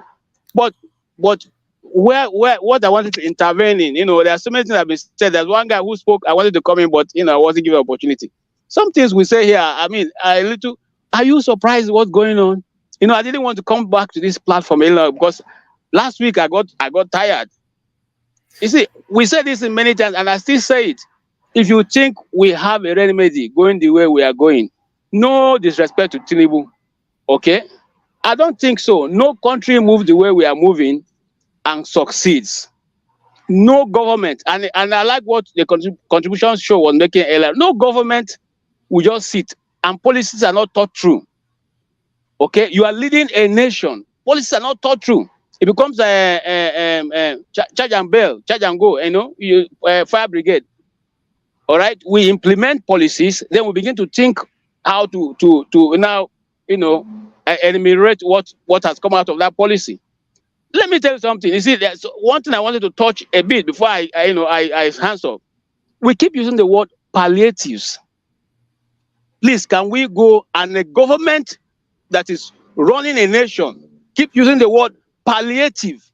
Palliative is what you give to somebody who is already dying, just to manage the person till he takes his last breath. Do you people know that? Go read it out. See, this is a two words I've drawn our attention to here. It's only in Nigeria that will call our citizens masses. It's a medical term, you right? But the meaning is that no, it does not live. It does not. Let us forget something. Palliative is a medical term. It will not mean any other thing apart from that which it is. That is a treatment given to somebody who is about to take his last breath. That's why they say it's a short-term measure. Stimulate. Excuse me, sir. So what I'm driving at is, do you give somebody who you want to live as palliative? Do you call us? Is there the country where you live in? Do they call you masses? Have you ever heard any official of your government say the masses? The masses. So because body wait, I didn't interrupt you. I don't want you to interrupt me. Don't take away my train of thought. Let me. No. You are cutting through. You are cutting through my train of thought. Please. Don't worry, you have your chance to respond. I didn't even call your name, so I don't know why you are interrupting me. Now, as long as they have a government that thinks that this mentality that runs in our officials, be they Yorubas, be they Hausas, be they Igbos, be they from wherever, as long as this policy of emirship, this policy of a superior being, bigger than the rest of the community, we will never get it right. And that's why you can see that how many billions are given to less than 500 people, and how many are given to people that is 12 million people. 12 million, they say cumulative. That means that there are about 60 million people. This is the government, and now nobody's saying anything. If you make a war tomorrow, the whole of the West will come after you. You want to spoil their son's government. Okay, why are you the one to look? People are even going to the internet to celebrate the fact that people are trekking. You see, we don't have to spend money again on aerobics and going to to gyms. No, Tinubu has already started making changes in the economy. Look, and I agree with you that the palliative care thing that you said, it's a very weird language to choose to describe that thing. There's something they call palliative care, which is for people that are terminal, actually, and so that is it. You have done all you need, and so now you are giving them palliative to just keep them, happy and willing to go on the other side. Using a lot of other terms. Anybody that's in UK, the question is this, father. Body, we talked about this earlier on. Hold on now, body, calm down. The government that chooses the word palliative. Who else chooses it? Hold on. Sorry, I just want to weigh in on this. We have to run the show at times. Who chooses the word palliative? Calm down, body, calm down. Who chooses the word palliative? But the word palliative. Calm down now. The word palliative. Olumide, please calm down. I just want to weigh in on what KG said. Hold on now. Jesus Christ, calm down. palliative, in the UK, one of the terms that they use most is efficiency savings. And when the government is about to do something like this, okay, I'm going to put you backstage if you don't allow me finish. You are the one that is wrong now. You are wrong, and you I'll are put it telling backstage. You're not going to play victim here. I'm not going to buy but it. you did wrong. But I'm talking.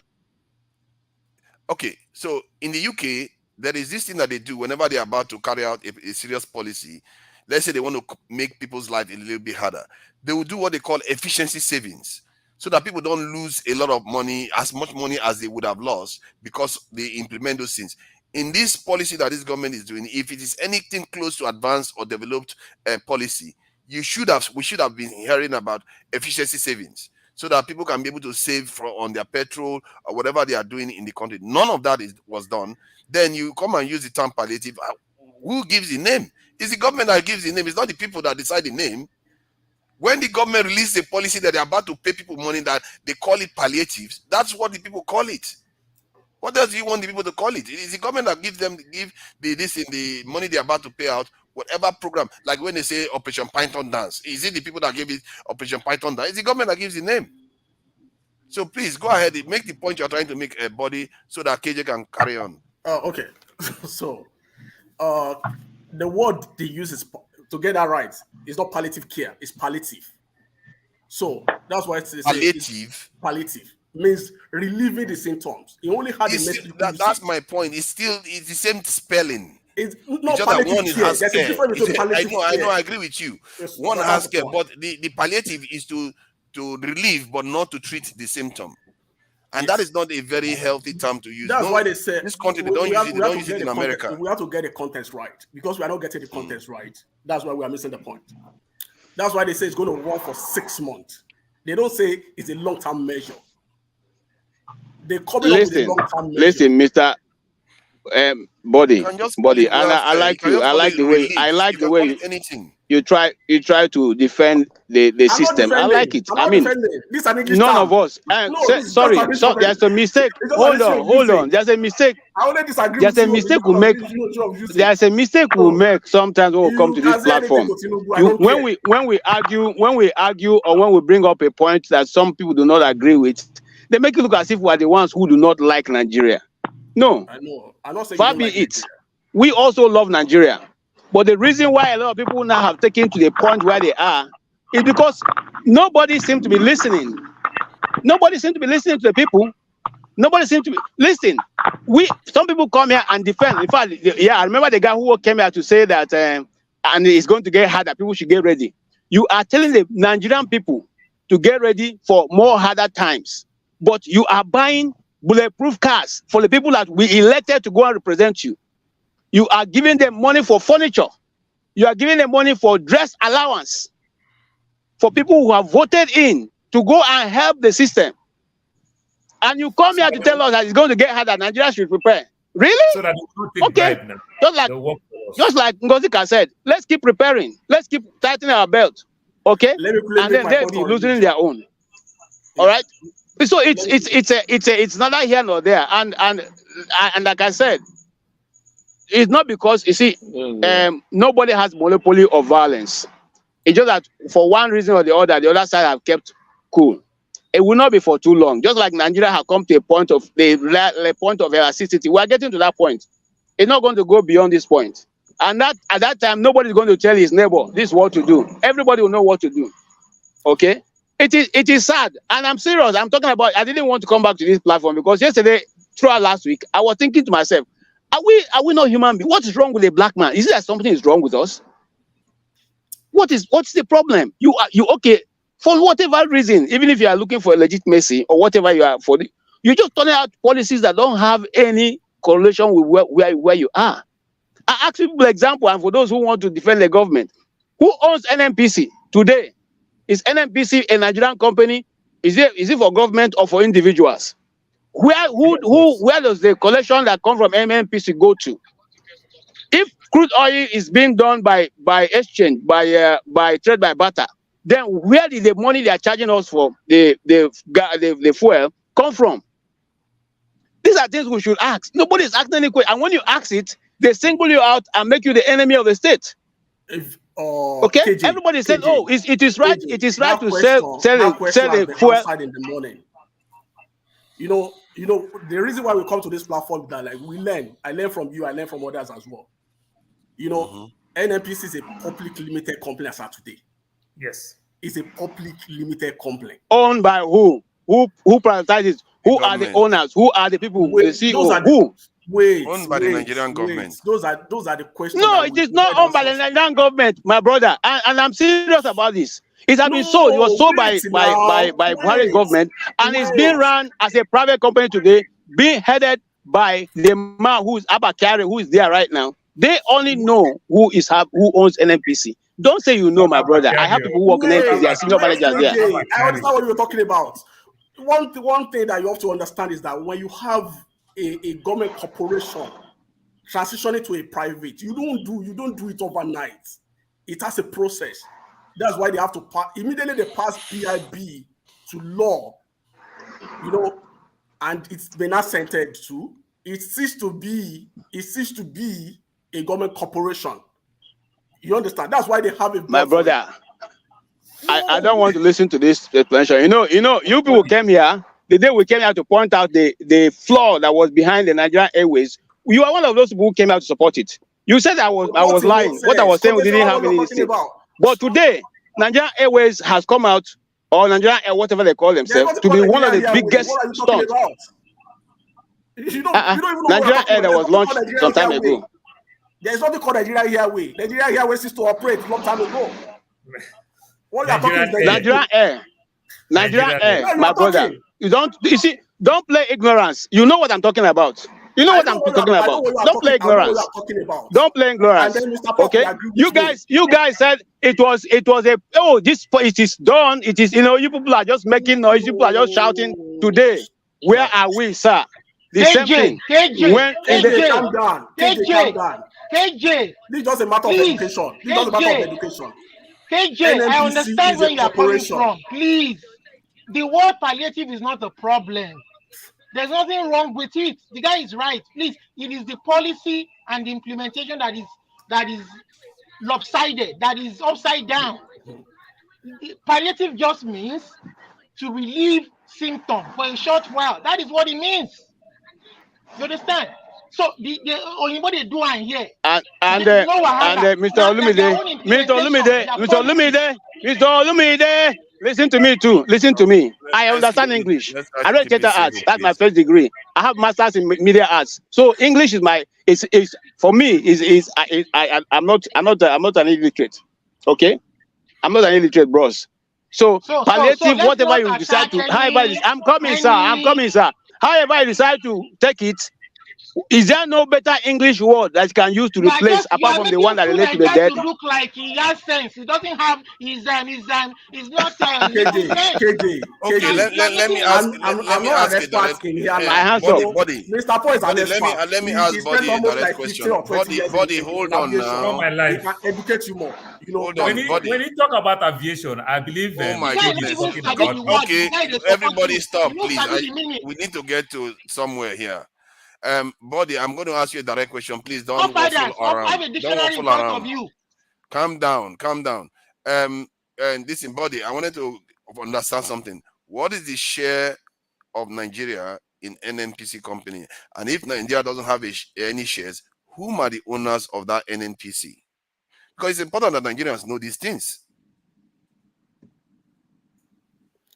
The whole of NNPC today is the Federation of Nigeria.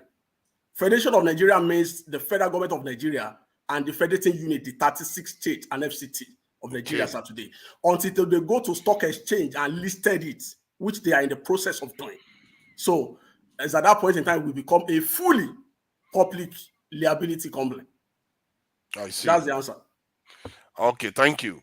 I think KJ, you are done. Then let's go to Olumide. Olumide, don't start trouble. Let's take it easy, okay? I will only say it as it is now. I don't start trouble. Okay, I will say it as it is. All right, go ahead. Nigeria is not for me and you. You understand? But you people don't want to hear. Nigeria is not for us. Okay, go ahead. So the guy, the palliative is just It's English word. The guy is right. It's just to relieve a symptom. They did palliative in the West. There was no argument, or how will I put it, about the meaning. But they don't call it palliative. They call it stimulus. They call it relief. They call it welfare. Whatever you want to call it. It's all just nomenclature. It's the same meaning, different words meaning the same thing. The guy already told us choose medical term for something you are giving to Nigerians seems weird. A couple of months. But we know the policy is not well thought out. If we can use parable, if we can make parable to use, but I want to weigh in on the Kwara thing that Ngozi mentioned about. See, that is why we are saying. That is why we are saying that we need to sit down and talk. See, there's a lot of cultural and religious issues that we need to resolve. That has come to fore. That those who are propagating one Nigeria are just saying, "Don't talk about it. Don't talk about it." But they are kind of using it to take advantage of us. In Yoruba land, we have people who are Muslims, Christians, traditionalists. In the same family, there's no fight. We don't fight each other. Why are you being economical with the truth? When you talk so, because at the end of the day, politics, like they say, is grassroots. Listen. If I contest for president in federal level, I still come back to my community. Listen, the reason why I say it is cultural, the reason why I say it is cultural is because the Ilorin Emirates is Fulani origin. You understand? They conquered that Yoruba area. I said it. You understand? So that's why I say it is cultural, more cultural than ethnicity. You understand? Yorubas, we don't fight over religion. No, we don't. It is not in our culture. I'm from Ogun State. My mom is Ijebu. My father is Egba. My mom is from a Muslim background. My dad is Christian. Even in my mother's family, I have traditionalists. People who believe in their traditional ways of life. We don't fight each other. That is our culture. You understand? But Olumide, this issue started from the idea that the lady, they were banning them from publicly celebrating their festival. But he emanated from the Emirates. Yes. It was the Emir who made the announcement and issued the Islamic authority in Ilorin. That's the problem we are describing. It's not necessary. I think it's more of a religious issue than a cultural issue, actually, because it's religious intolerance. It is part of it. Is you can say that, but it is part. But I'm saying that we Yorubas, it is more cultural because some ethnicity might not be as tolerant as we are to the traditionalists. Some ethnicity will say, you know what, it is part of our law here. We have Sharia police, we have this to monitor how people practice this religion and that in this place. But is that what we want as a nation?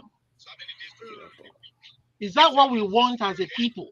Fine, if that is what they want, that is their way of life, we respect it, you understand? But you can't load it on the rest of us. But Olumide, I think Body answered the question the best that I can think of. You understand? Crime is crime anywhere. Corruption is corruption. Yeah, that's what I'm saying. That's what I'm saying. That's what I'm saying. That are we now? Okay, those breaking, but crime is crime anywhere. So who is enforcing it now? The Nigerian state is not even talking about what is happening. It is people like Shoyinka, individuals that are criticizing.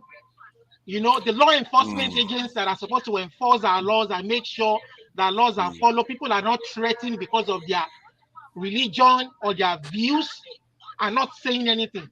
In a sane society, they would have invited that emir.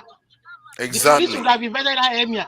Why are you threatening a fellow person? Because if that was an Igbo chief now that said anything like that, if you hear my story, what I said initially, when it started, this started during the Obasanjo's time, when OPC want to go on turn that thing, and Obasanjo deployed military. It started Obasanjo's time. It started Awolowo's time. It started Zik's time. Is this how we are going to continue looking at it? No. We can't. That's exactly what I'm saying. As a Yoruba man, you know why? I'm saying as a Yoruba man that it is not right for anybody, whether Yoruba Fulani, to do that. Olumide, you might want to say the Gambari of Ilorin You might want to say the Hausa part and everything. But good percentage of Yorubas who are also extremists when it comes to that Muslim thing again, also perpetrate the same thing. That's why we are saying that Yoruba culture. So it's as simple as Show is here. Show how is another mature Yoruba we man. can be in I don't terms want to of monopolize. Jehovah Show Witness is and his here. Body celestial. is here. Body, are you Yoruba? He is. Olumide, those people that want to leech that woman in a lorry, they are Yorubas. Yes. They are Muslim Yorubas. But listen, they are not Gambaris. They are not Hausas. Fine, I agree with you. But what I'm saying is that if a mainstream Yoruba Muslim will not do that. They are under the tutelage of the Emirates. This guy issued another, they have to carry it out. Let me tell you one thing. Let me clear chip in one Yorubas thing. are not like that. Olumide, if you are conversant with what happened in University of Ibadan in 2011, there's a lady that went to Central Mosque, University of Ibadan on Friday, a Christian fundamentalist. The lady went straight to the front row. And then when you're in a mosque, in a Muslim setting, a woman will not take the front row when it's time for Friday prayer. The lady went to the front, the University of Ibadan. And then when they started their prayer, the lady shouted, Jesus. If not for the intervention of the Vice Chancellor and the Chief Imam, the lady would have been lynched. That's an academic community. That's fine. I understand what you're saying. What I'm saying is that the point is that this level of intolerance. I have a lot of instances that I can tell you all over. What is our Olumide, let me answer something Paul was saying. Let me answer something Paul was saying. Paul, so you know something you said about this crime being crime, but we have to treat the causes of the crime, because this stuff is religious intolerance at its base, and this emir. Those are people they should be calling. After all, when the Igbo guy, chief in Lagos, was saying, or they should bring this in IPOB, the DSS took him away. It's not Gambari, forefather. It's not Gambari that issued that order. Let's get the fact right. What Gambari? I didn't mention name. I didn't mention any name. I'm just saying that somebody was arrested when they talk about IPOB, but an emir says that somebody to practice their constitutional rights. It's not emir that said it. It's not Emir that said whoever, the people that are responsible for it, why are they not stopping them? This stuff is known on the news. If we know about it, why are they not stopping them? The background of the story is this. The lady in question is Yeye Osun, and every year she does usually celebrate her stuff within her compound. And for this year, maybe due to technology, she puts up this electronic invitation for his group member. And unknown to her, the thing started flying around, and it got to the hand of some Muslim youths in the lorry. And they gang up. They say, "Oh, they are going to a house to lynch her, Abona." And some header got head of it, and they quickly rise up to occasion that, "Oh, don't go. We will talk to the woman." And then the woman explained her own side of the story to them, she's not planning to do an elaborate celebration. She has been doing it over years, and nobody knows about it. And that's how the issue got to the palace. So, and the only thing that they could do at that point in time was for them, so that the peace reign for that lady to stop. So that, and those youths, for them to calm down too. And the issue was later reported. Why should she have to stop? It's a constitutional right. It's a constitutional right, fine. But the youth, can you control that youth at that point? Yes, you can. The people that are manning those youths should control them. And if they don't stop, we're going to have a problem here. No, it needs to stop. You can't excuse other Nigerians from stopping other Nigerians from exercising their constitutional rights. That is ridiculous. I can't believe you're excusing that kind of behavior. Forefather, I'm not excusing the behavior. The point is this. It's ridiculous. I'm telling you, there are few things when you have a tense situation on both sides. When people start pretending as if they own Nigeria more than others, no. Some people cannot keep pretending as if they own Nigeria more than others. As a matter of fact, they just arrived. For crying out loud. We should be asking them, you just arrived how many 100 years ago? And now you're coming to tell I don't believe what you're saying. No. You're coming here to tell an Oshun princess not to be able to come out in public because the youths are upset. I don't care what the youths are. You should be able to manage your youths. Forefather, you're speaking about the government. You know the point is this. No, that's society. Really annoys me. People just pretend as if nobody. See, if we Please, can you see what Mr. Show is saying? we can't Can you tolerate see the what Mr. Show intolerable. We is can't keep saying? tolerating the intolerable. That is ridiculous Look behavior. at that. Why we cancel Body, you Yoruba are in America, yeah. You can practice ceremony? any religion you Mr. want. Olumide now. You want Nigeria to be like America, and you are talking this way. Olumide, let me tell you one thing about America that you are talking about. There are still some sect, there are still some religion that are intolerant of gay people today here in America that way. What will happen to them if you threaten somebody's life? You know, the point is this. You end up in jail. The point is this. Even in the course of abortion, you know, some people go really there. Annoys me to no end. My own is that they call our professor cloud chaser when they wrote a letter to the professor full of white hair. A young lady was murdered. A young man was murdered. They are threatening and God will judge no, them. there is a pattern here now. A young lady was murdered. Sorry. A young lady was murdered. A man was murdered. The intimidation is enough. We can't keep having this our behavior. If this issue is not addressed, Muslim or not, they need to address this stuff. They can't just keep threatening the nation like this. Look at what kind of statement El-Rufai made. You can't keep behaving like this. Sooner or later, we have to push back and say, take responsibility for your behavior of your people and control them. Because these people are going to destroy this country if they carry on like this. But they are going to cause division in the country that is going to lead us to be more vulnerable to foreigners. It's over the world. Come on, man, this stuff really annoys me. We should cover cover Nigeria. We should be better than this by now. Calm down. No, it's so annoying. People are dying because of all this nonsense. A Muslim by faith was lynched in Sokoto about 3 weeks ago. A Muslim was lynched in Sokoto by a Muslim brother. Yeah, because he said something about religion. That's what I mean by religious intolerance is too much there. Yeah, that's why we say crime is a crime. Regardless of religion. No, it's a crime, but you have to see the source of the crime because it's not about this thing. Those people get away with it. Many of them get away with it because the source of this behavior is still allowed to carry on. Extremism, religious intolerance. You have to learn to say, okay, you can't take the life of your fellow Nigerian just because of religious issues. You can't do that.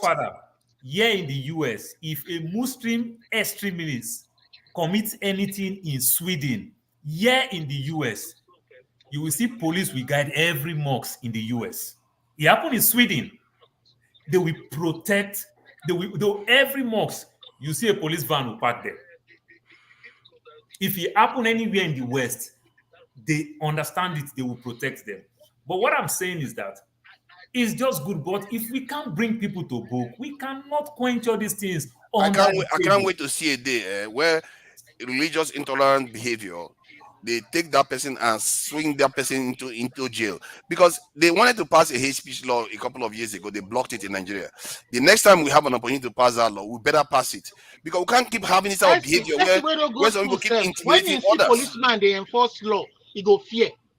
It's a form of intimidation, really. You are intimidating people. Like they have to be walking on eggshells around you all the time because you are ready to blow and kill somebody. It's ridiculous. They don't go school. If you see policeman enforce law, you go fear.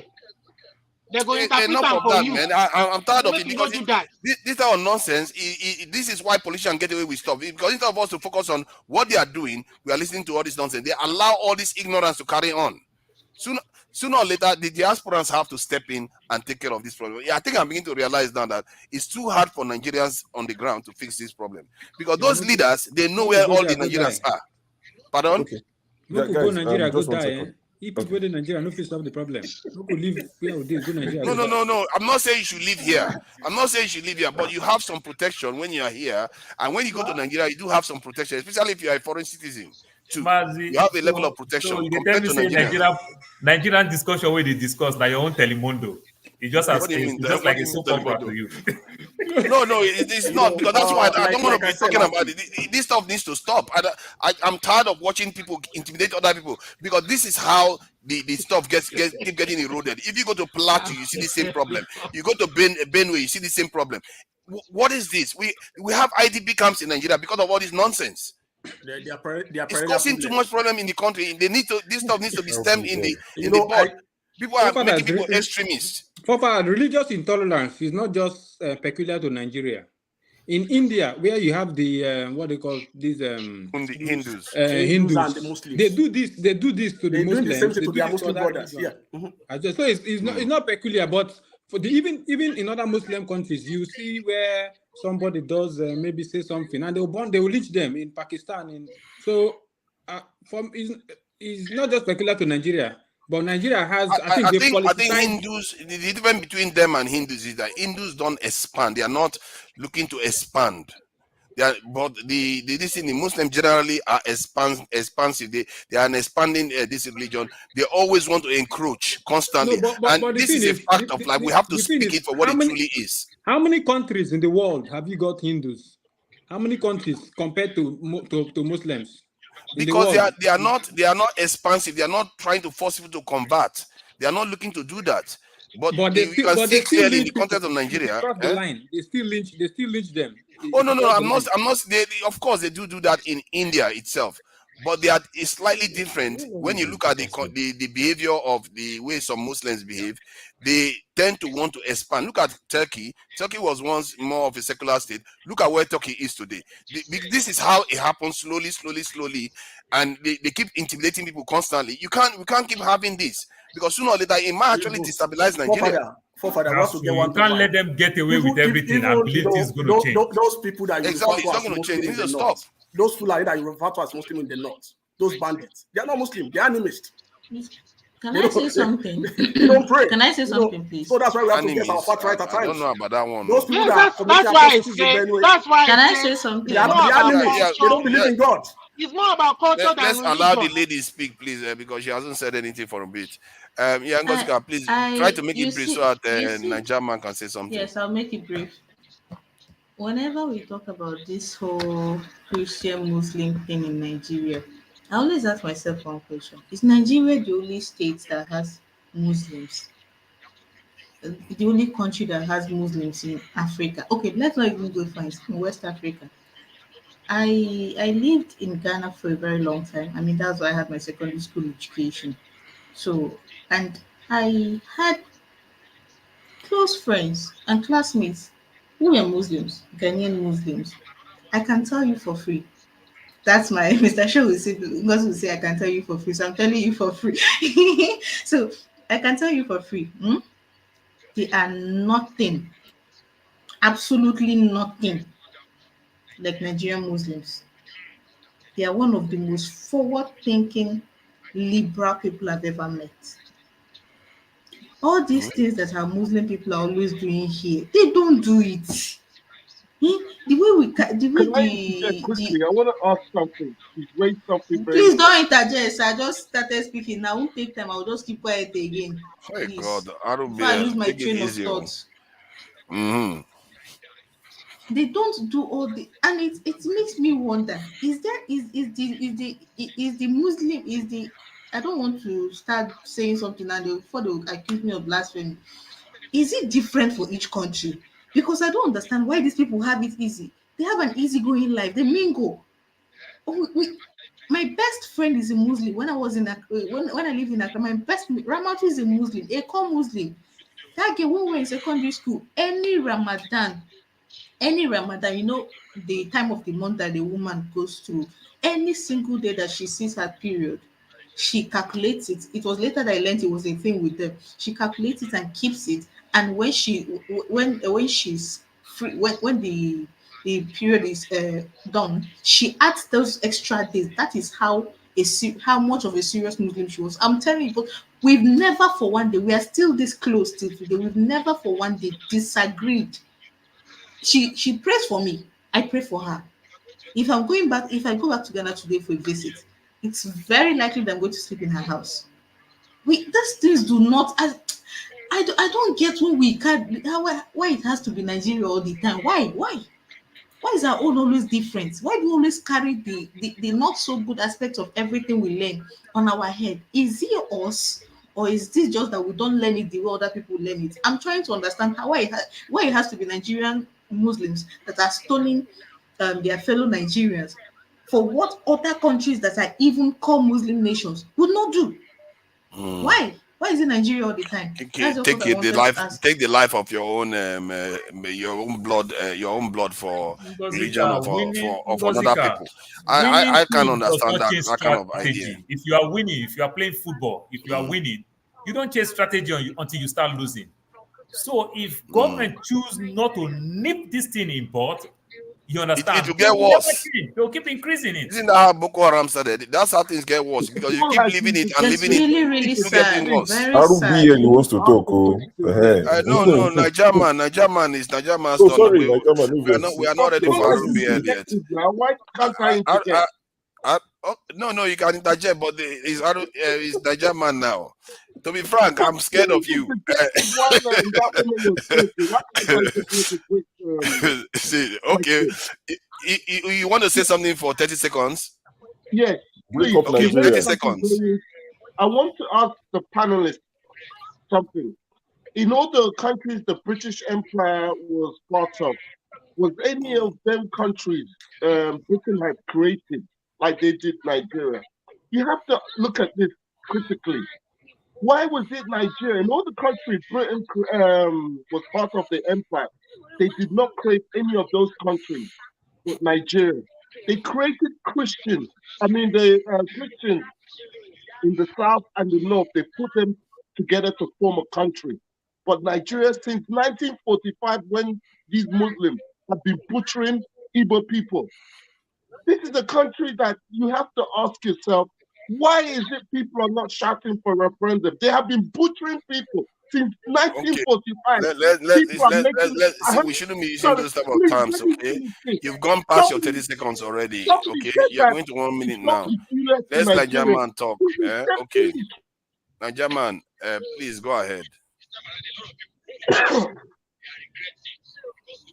Thank you for coming in, Nigerian. Yeah, good evening, everyone. Good evening, everyone. Are you hearing me? Loud and clear. We hear you. Okay. This man, what is your name? Every time Nigeria should come down, burn down, I beg, carry and go one side. We don't want that one, I beg.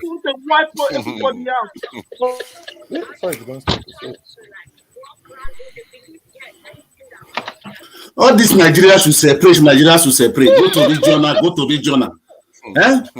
Let me ask one question, because people are not saying the truth. That is the problem we are having in this Nigeria. Every time everybody should go their way. 1960, when what did the British left for us? Regional structure, Abi? Okay, who pulled it down? Who pulled it down? No! Don't be treat you. Don't be deceiving people with things that. Who pulled that regional structure down? Who pulled it down? That you are shouting like you are talking to baby of 2 years ago. Who put it down? It's a lot of these. It's not Atiku that they abolished it in 24th of February, May 1966 with Degree 34. So what are you talking? Why do you want to go back there again? If it didn't work by then, they said that they abolished it. Why do you want to go back to regional again? Why don't you say something else? Every time you say something, you just please go one place. No, God, baby, I talk better thing. I want to don't come here. They come. Go to there is Biafra TV. There is something to do at TV. They discuss it there. Don't be coming here and be giving out. And be dividing us here every time with your big words. You love Nigeria. Why am I overseas? Must you tell me where I must be? Must you tell me that your problem where I be? What I eat, what I do, is that your problem? Just because of what you want to say. Don't worry about it. Let this man just come. Please, don't tell me all this evil something, please. This is why I was please let big. Now where should they I don't be here. You're going to get your chance. Don't worry. You're going to get your chance. So just calm down. Body, please don't leave. I have a question for you on behalf of me, Chief Okoro. I'm not sure if you were watching. Yeah, Body. So please don't leave. I have a question for you. But sorry, carry on. Let me continue. So what I want to say is that I saw I was watching an interview this evening. I want to talk about the 8,000 naira palliative. The Nasarawa state governor. You see, this is the problem Nigeria this governor they are having. They already now they are speaking now. They want to hijack that money to themselves. The governor, they want to hijack that money for themselves now, so that this money will not go to anywhere, to nobody. The governor of Nasarawa opened his mouth. This is live interview with Shehu was saying that you may not need the 8,000. It may not be good, maybe for you because you are okay, but there is some people in the rural area who need 1,000 that is like $1 million to them. Because I was trying to ask myself, so people in the rural area or in the village, is not the same 1,200 that buy a loaf of bread in the city, they buy their own loaf of bread there. So you will just see government can be telling you that people need 1,000 is like $1 million to them. Or the people in the village buy their own food stuff cheaper than people in the city. They just want to find a way and jack this money from the federal so that they will share it. You will never see anything about this thing. They will just do photo of about 20, 40 people, film it and give to people they have shared the money. I don't understand why all these people are just so wicked. At the end of the day, they will abandon all this money. We will focus on federal government again. This is just the problem I don't understand with all these people. And they will just come here, the end they will throw tribal to somebody, we'll start fighting within ourselves. They will give us entertainment, we'll start carrying this thing before you know they do what they want to do. All these distractions, I don't understand. I don't understand these people in Nigeria. Just make me get angry, upset with all these people sometimes. Somebody came here earlier today. I'm not sure if you were listening. The person said that the 8,000 that it might not be something to us, but if you give somebody in the village 2,000, that is a lot of money. Your question came to mind because I'm thinking, is bread cheaper in the village than it is in the city? That's the question you asked now.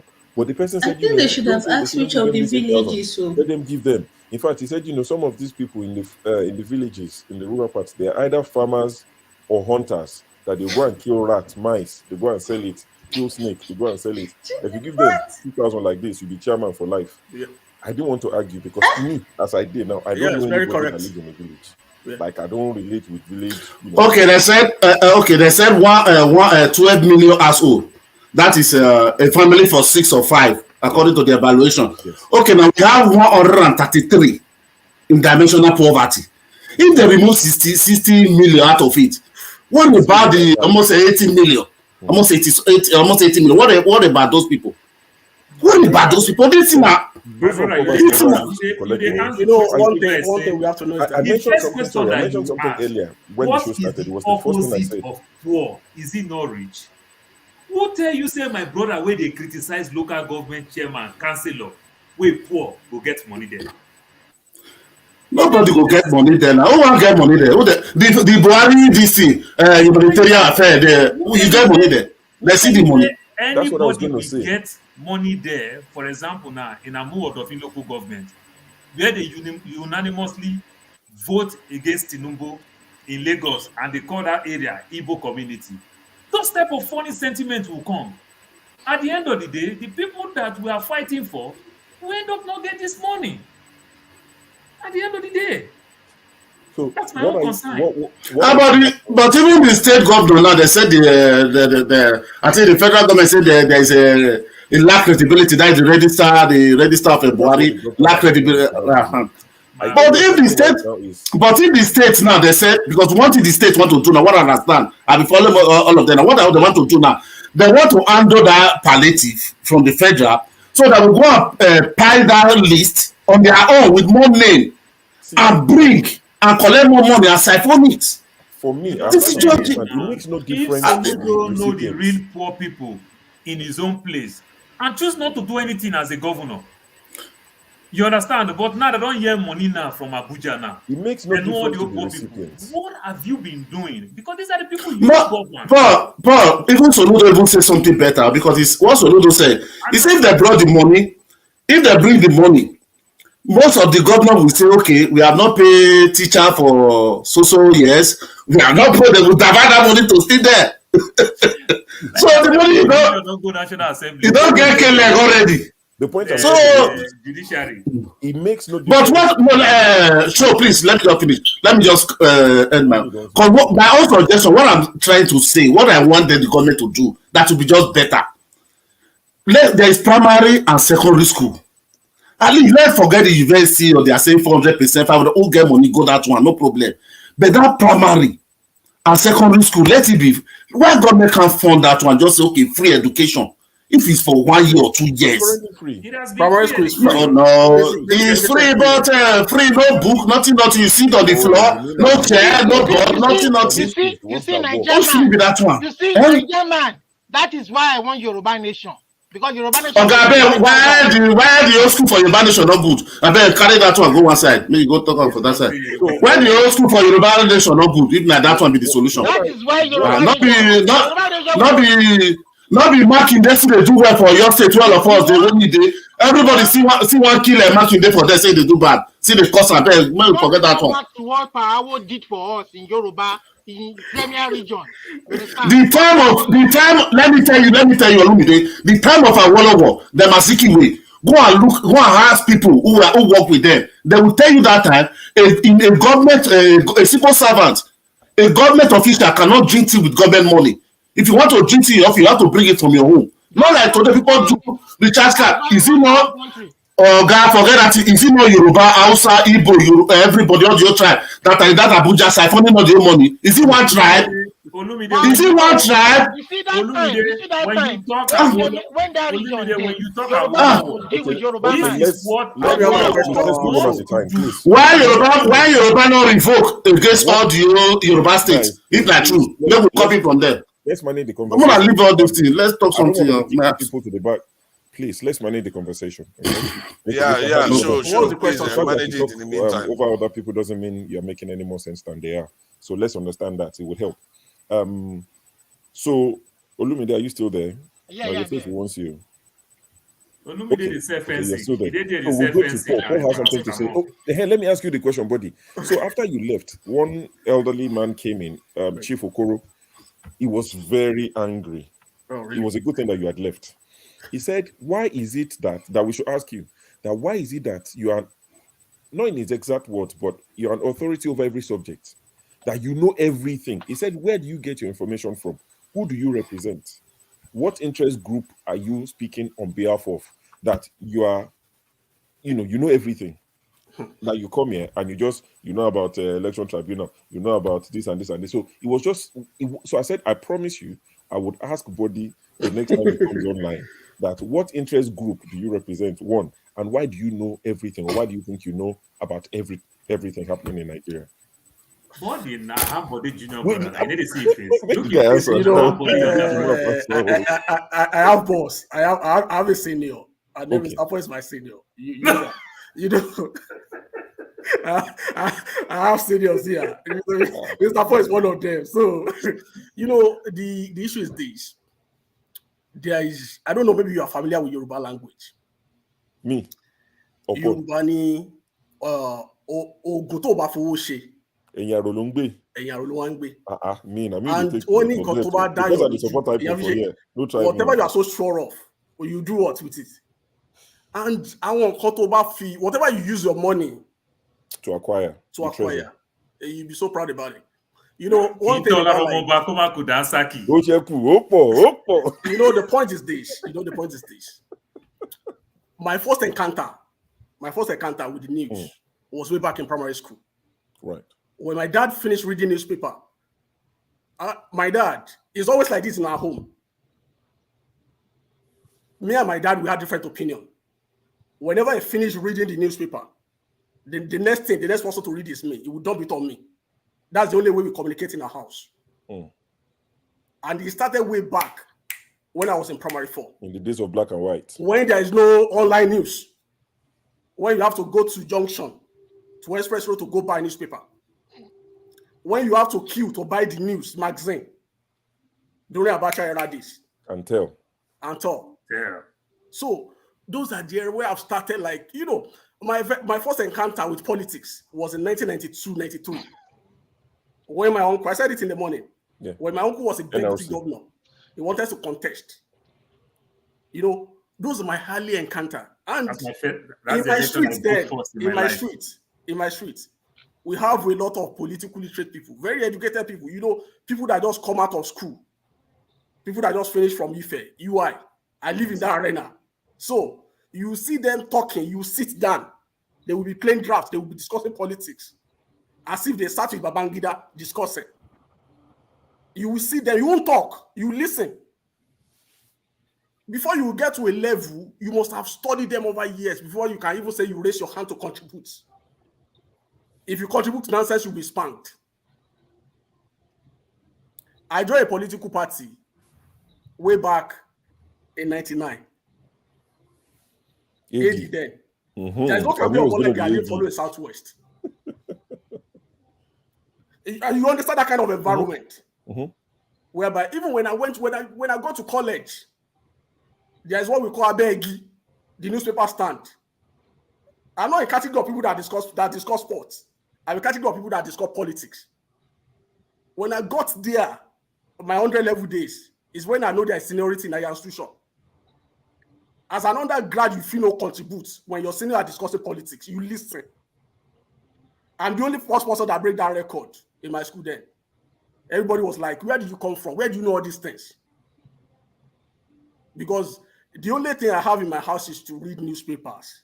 That's my encounter. I have early encounter with politics. Okay. You know, when people talk about election petition tribunal, tell me the epic battle of election petition tribunal in Nigeria. The much case of election petition tribunal, we had it around 2007. And it was the greatest ASU strike there in Nigeria. We were all home. So you had a lot of time. We were all home. I used my money to go sit at election petition tribunal for 4 years. And when I was in college, from my year one, I spent 6 years with strike. Every day, when I go to I don't go and read engineering books in the library. When you see me in the library, you see me in Syria, where you have Guardian newspaper, Punch newspaper, The Nation, where you have Tell magazine, where you have the news. Those are the sections you will see me. If you go to a college for 5 years and then you study a particular course, after 5 years, they will say, oh, you are worthy of character, and then you are worthy of academy. They will buy you a certificate. If I could go to a university and I read news for 5 years, you're not telling me, say, I don't go know what they solve for Nigeria. Okay, so at least Chief Okoro now understands where he thinks you represent a group. No, I didn't represent any group. Okay. And no, are you a member of APC? If you see Olumide, are you a member of APC? I'm not a member of APC. You know, let me tell you a short history. Briefly. So did you transfer from AD to ACN? I joined AD then. What about ACN? When they established AC. AC to ACN. But it got to a point that like they even see me more of being a critic of them than being a member. You know, fortunately, the chairman of my local government then was my church member. I went to his seat. Good morning, sir. Happy Sunday, sir. Let's have a discussion. I would like to see you after service. He said, can we talk now? I said, no, let's see after service. I said, sir, people are losing their productive time looking for water in this community. We can save them by helping them to pay the huge bills that they've incurred to the water corporation. I even said the same thing to my dad, that my dad should talk to him. You know what happened thereafter? This man went to my pastor, our reverend. They're like, that guy didn't like me. They didn't like, his family didn't like him. That we didn't like him. Why do you think I have to associate with those people? That means we misalign. We have different. I have this orientation before I left Nigeria. Not because America changed me. Even in my school, you know where they call me for my school? Is that you call me Adedibo, you call me Awolowo? Because even you be a professor will challenge you. As a Nigerian Society of Engineers, as far as it's concerned, one of their senior member is Professor Lucas.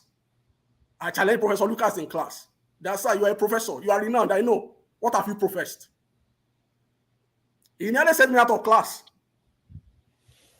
I remember when I was in primary school, I was sent out of class not to write the exam. So I don't care. Even when I was in secondary school, I was banned from biology classes. I wasn't allowed to attend biology class because of the political. Because my teachers, they have their political alignment, and I have mine too. And then we come around, we discuss. But you being my teacher will not mean that I will not be able to have my say. Right. All right. So I think Chief Okoro, if you're listening. And there's another thing I want to point out, Mr. Okoro. Back then, the nation, when the nation started, okay, there's a page they usually have Nigeria Weekly Law Reports.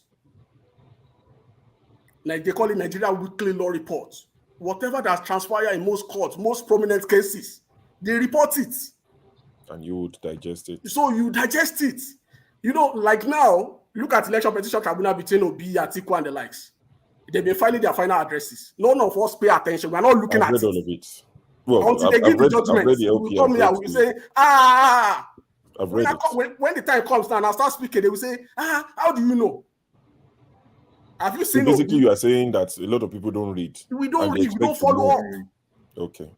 That's it. So based, So based on your own submission or from the calm down now reportage, I just want to hear his own view about the final summary. We'll come to that. Not now. We'll come to it. Anything. We'll come to it. We'll come to it later. Okay. Maska, I see you, my brother. Welcome to the show. So, you know, Mr. Chief Okoro, we've done justice to your question. Now you understand how body became not knowledgeable is by reading. You know, consumes information. Okay, so that is that. Ngosika, it looks like you're frozen. Okay, so I'll leave you frozen. Mazi, Eddie. Okay, yeah. So let's hear from Maska. Maska, good evening, welcome.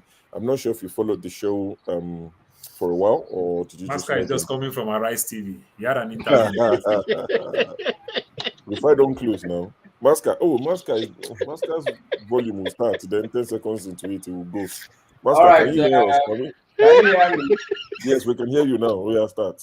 It's KJ. Normally, if KJ is around, he knows what he does because he knows that KJ off your mic. They are not in tandem. Anyway, I actually came to support. There's this guy that just was talking not too long ago. I think Nigerian. Okay. Yeah, I actually came in just to support him and to castigate people like Olimide and all the other Biafra people. My position is that they are the people who are causing problem. They elevate phantom issues, and that blinds us to the ability to deal with real issues. I maintain that no tribe. Kidnap now. That's what this is again another problem. Even on the platform, you are not allowing people to talk sense. Olimide, please stay muted. I muted you for a reason, please. Let's keep it that way. Yeah, sorry, Maska. Go ahead.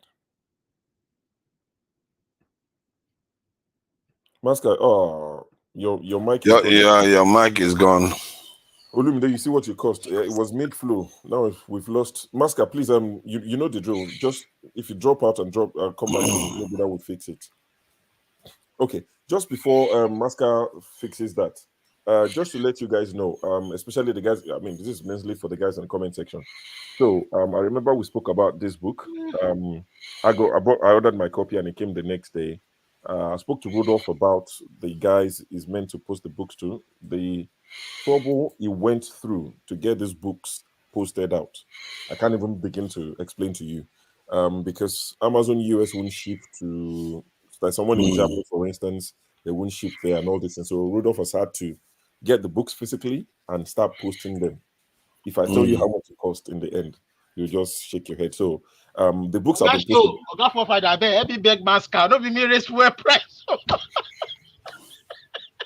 Olumide is having fun today. I'm very happy to see that. You know, at least you are not as crossed. So, let me just finish. A market sell well today. He sell a lot of fancy. Guys, please. The books have been posted. For everyone, I'm gonna kick you out, honestly, bro. I beg. Cut this crap, man. What nonsense are you doing? I was saying something a bit important, maybe not to you, but to some people in the comment section who won the book, and you're just here giggling and laughing. Like, what's funny now? Calm down for a second. The medications are for your customers, not for you. Leave them alone. So the books have been posted, guys. Apologies, you know, it's not like because I've had a few people reach out to me to say we promised them books, they've not received it, and this is an integrity matter. So I'm just trying to make it clear to people. The books have been posted. Rudolph sent 8 copies out. We promised 10. 9 people give their names. Sorry, 8 people give their names. I'm one of the 10, so I've got 1 copy. The other 8 copies Rudolph has posted. So you guys will start getting them. And when you receive them, please do us a favor. Put it in the comment section that you've received your books. Like I said, it's a matter of integrity. So it's not a case of we promise we didn't deliver. You understand? I won't let you people derail my political ambition in the future and say, can't say he promised us pipe bomb water, even ordinary book, he can't give us, you know. So yeah, the when books they will go be and verify, they don't see hey, anything. when I say go and verify, people can go and verify. Exactly. So That's sure, good. I told you to send my own to Ngoseka.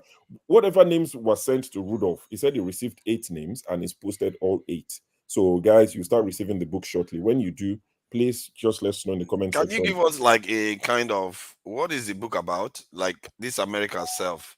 So it's basically life about self. it's basically about Very someone from Nigeria or Africa generally moving to the West. The sort of things you can expect to face. For a lot of people, it's culture shock. So the sort of things you can expect to face in the West that might just totally shock you. So written by Rudolph. He shock around like, and he does know how to pick titles. And the funny thing is, I was fighting for you that day. I'm not sure if you heard that portion. When I was given the privilege to pick the names, and I put your name, and I said it like twice. I said, but we need to post the book to them. Now, knowing forefathers, very secretive. It's like this guy in the Bible. We don't know his age, we don't know his state, we don't know his actual name. I said, I don't think I don't need the book. There is nothing like security in the book. I bought that book like 4 years ago. It's not security.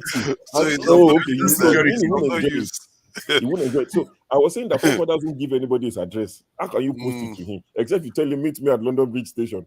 Come on, no, you send it to post office. Then you go pick it in a post office. Maybe. So I was actually going to put your name as one of the recipients, but we just thought forefathers won't give his address away. So let's just pick not to mention reading too. But I think this becomes an eye opener for Rudolph to start thinking of also doing audiobook. Audiobook. I really like audiobook. There's the Kindle version. There's the Kindle version on Amazon. If you remember, Mr. Paul, at the point in time, you usually read this America Self for his show back then. Oh yeah, back then. Yeah, I usually read on his show. Oh yeah, back then. Yeah. And the next one is the one that he said, "Why I'm disappointed in Jesus." That one is going to be explosive. He brought it back to Nigeria. That was quite an. I'd like his boldness to take on controversial topics like that. If you go and read that kind of book in Nigeria, you're going to get attention for sure. No, he's already getting attention for the topic. He's already getting attention. Yes. Yeah. He said it. He's getting a lot of negative in his regular show, the criticism was heavy. Yeah. Yeah. It would have been nice if Masca was here, because I wanted to ask him about this Ilorin stuff, because we need to hear from them what they think about this type of behavior. It's not. I'm very, very, as you can see, I got a little bit crossed about it because that stuff really gets to me. I don't think Masca will tell you anything. Masca is very, very smart. Masca will turn around and spin it. Not necessarily. I'm not going to let him spin it. I'm not going to give him that space. If you see, there's this millennium, what do you call it in Kano? If you see the reason, the ridiculous reason why they demolished that millennium. They said there's a cross. They said there's a cross somewhere in there. Because if you look at the area view, because the stock crossover, and there's another bridge in Otoro. I'm not sure who's familiar with Otoro. Otoro is an entryway to Kano. There's a long bridge there, because on that bridge there's a kind of a column that cross one another like this.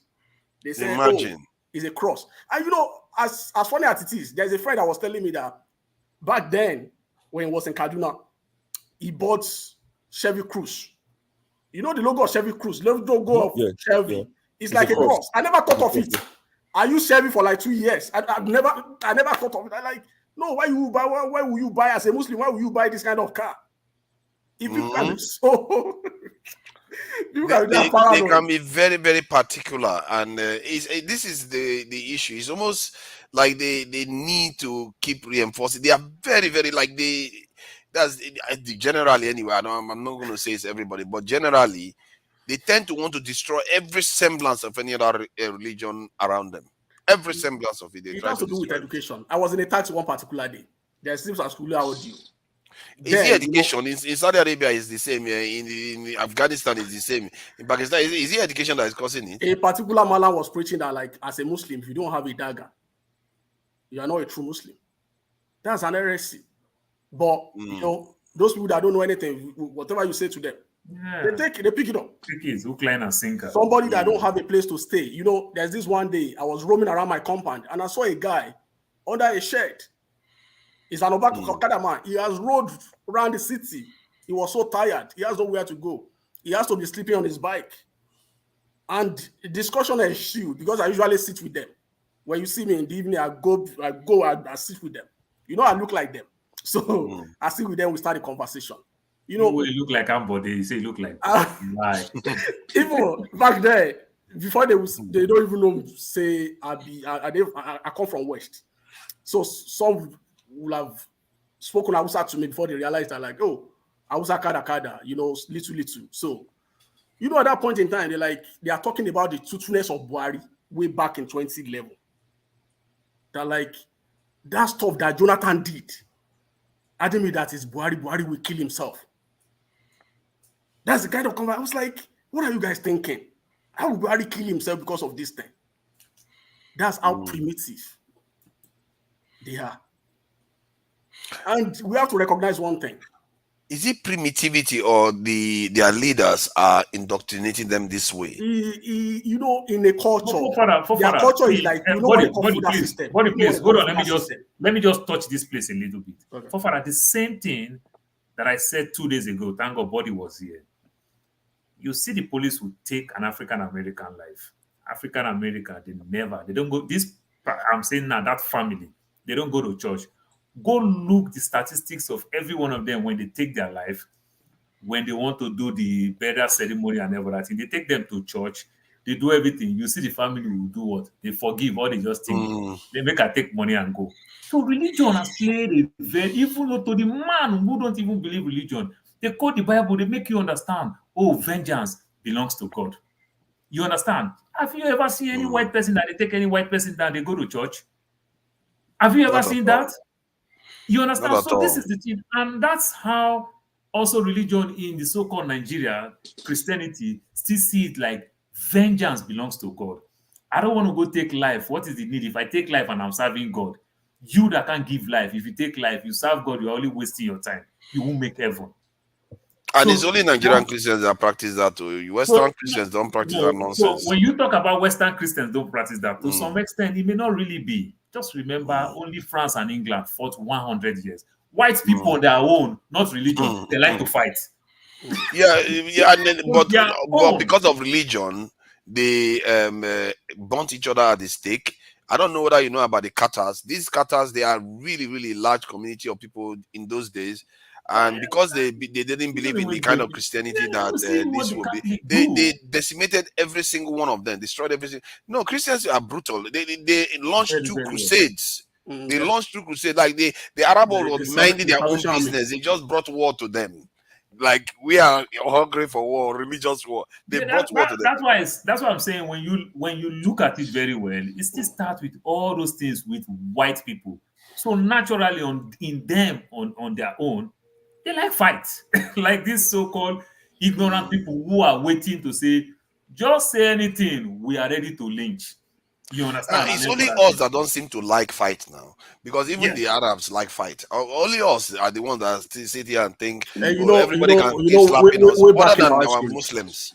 Way back in our history, Arabs don't even like fight, but Arabs will punish you. You won't go scot-free. People fought the civil war for 16 years. Arabs don't like fight. It's called Kiriji War.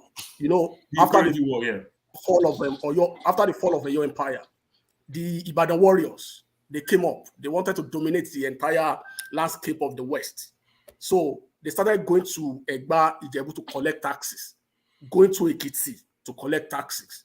That's why at that point in time, the Igbajo, Iragbiji, and Ekiti soldiers, they have to rise up to challenge them. And they fought that war for 16 years. And after that, so they have to reach an armistice. That's an agreement that the war cease. So it's at that point in time, what we call Yoruba civilization today, began. So since way back then, it's always a caution for Yoruba not to go to war.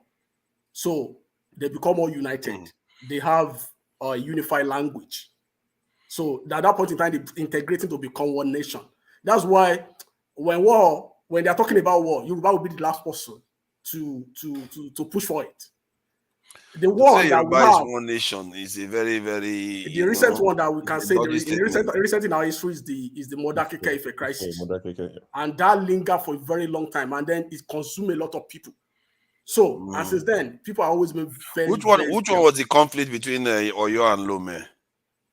Oh, Daume. Daume, yeah. So the Yoruba this thing is always conquest. They've always had divisions among them. I think every group has them. I don't know about the Southeastern as well. They have these sort of divisions. But regarding the topic at hand, where you have some people that are intolerant of others, this is something that I don't know who wrote our constitution or the way they are enforcing it. They have to put it at dead center of it. But why are we surprised? Look at what El-Rufai is doing. This is like a senior. If you look at Nigerian politicians, El-Rufai is like at the top. He has to be at the top 20 or top 30. We have to contextualize what we are. I don't know. Maybe you've listened to him. I've listened to him. 2 different tapes. Yeah, he was in Lagos of recent, and he made clarification on what he was actually talking about. And there is no clarification on that. No, let me say what I'm saying, so that maybe you can make sense out of it or not. You will be fair to El-Rufai. El-Rufai is a Muslim. And if you know the configuration of Kaduna, we have northern Kaduna and southern Kaduna. And in the northern part of Kaduna, we have 2 senatorial districts. And then in the south, we just have 1. When El-Rufai was coming to government, just to balance things up, he picked a vice president, a vice governor, a deputy governor, a Christian from southern Kaduna. You know, one thing that we have to realize about southern Kaduna is not an homogenic society. They have tribes amidst them, almost 9 or thereabout. And unfortunately for El-Rufai, there are cabals in that southern Kaduna. And that deputy governor that he picked back then, Bantes, wasn't from the majority tribe. And this is a guy that's cool with El-Rufai together. He's a friend to El-Rufai when they both school together in Ahmadu Bello. Very brilliant guy, first class estate management. At the point, they nearly bullied that guy out of office because he's not from the majority tribe. He's a Christian, right? And he's from Southern Kaduna. The guy wrote to El-Rufai on 3 occasions to resign his appointment. El-Rufai had to persuade him. In the process, the guy lost his life. Even the guy went back, because before the end of, even after the tenure, he went back to contest for Senate. The guy lost his life in that process. And again, during the second time of El-Rufai look at it. As a person, he set back. Is this religion of a thing? Is he actually helping us? This man, was he vice deputy of El-Rufai or just deputy of El-Rufai, deputy governor Bantes? Okay. So he lost his life. He lost his life because the guy was so bullied. His people even hated him the more. You know, when you are trying to like, in what circumstances did he lose his life before you associate? No, I think high blood pressure of a thing. So he has so it's like they linked him or anything.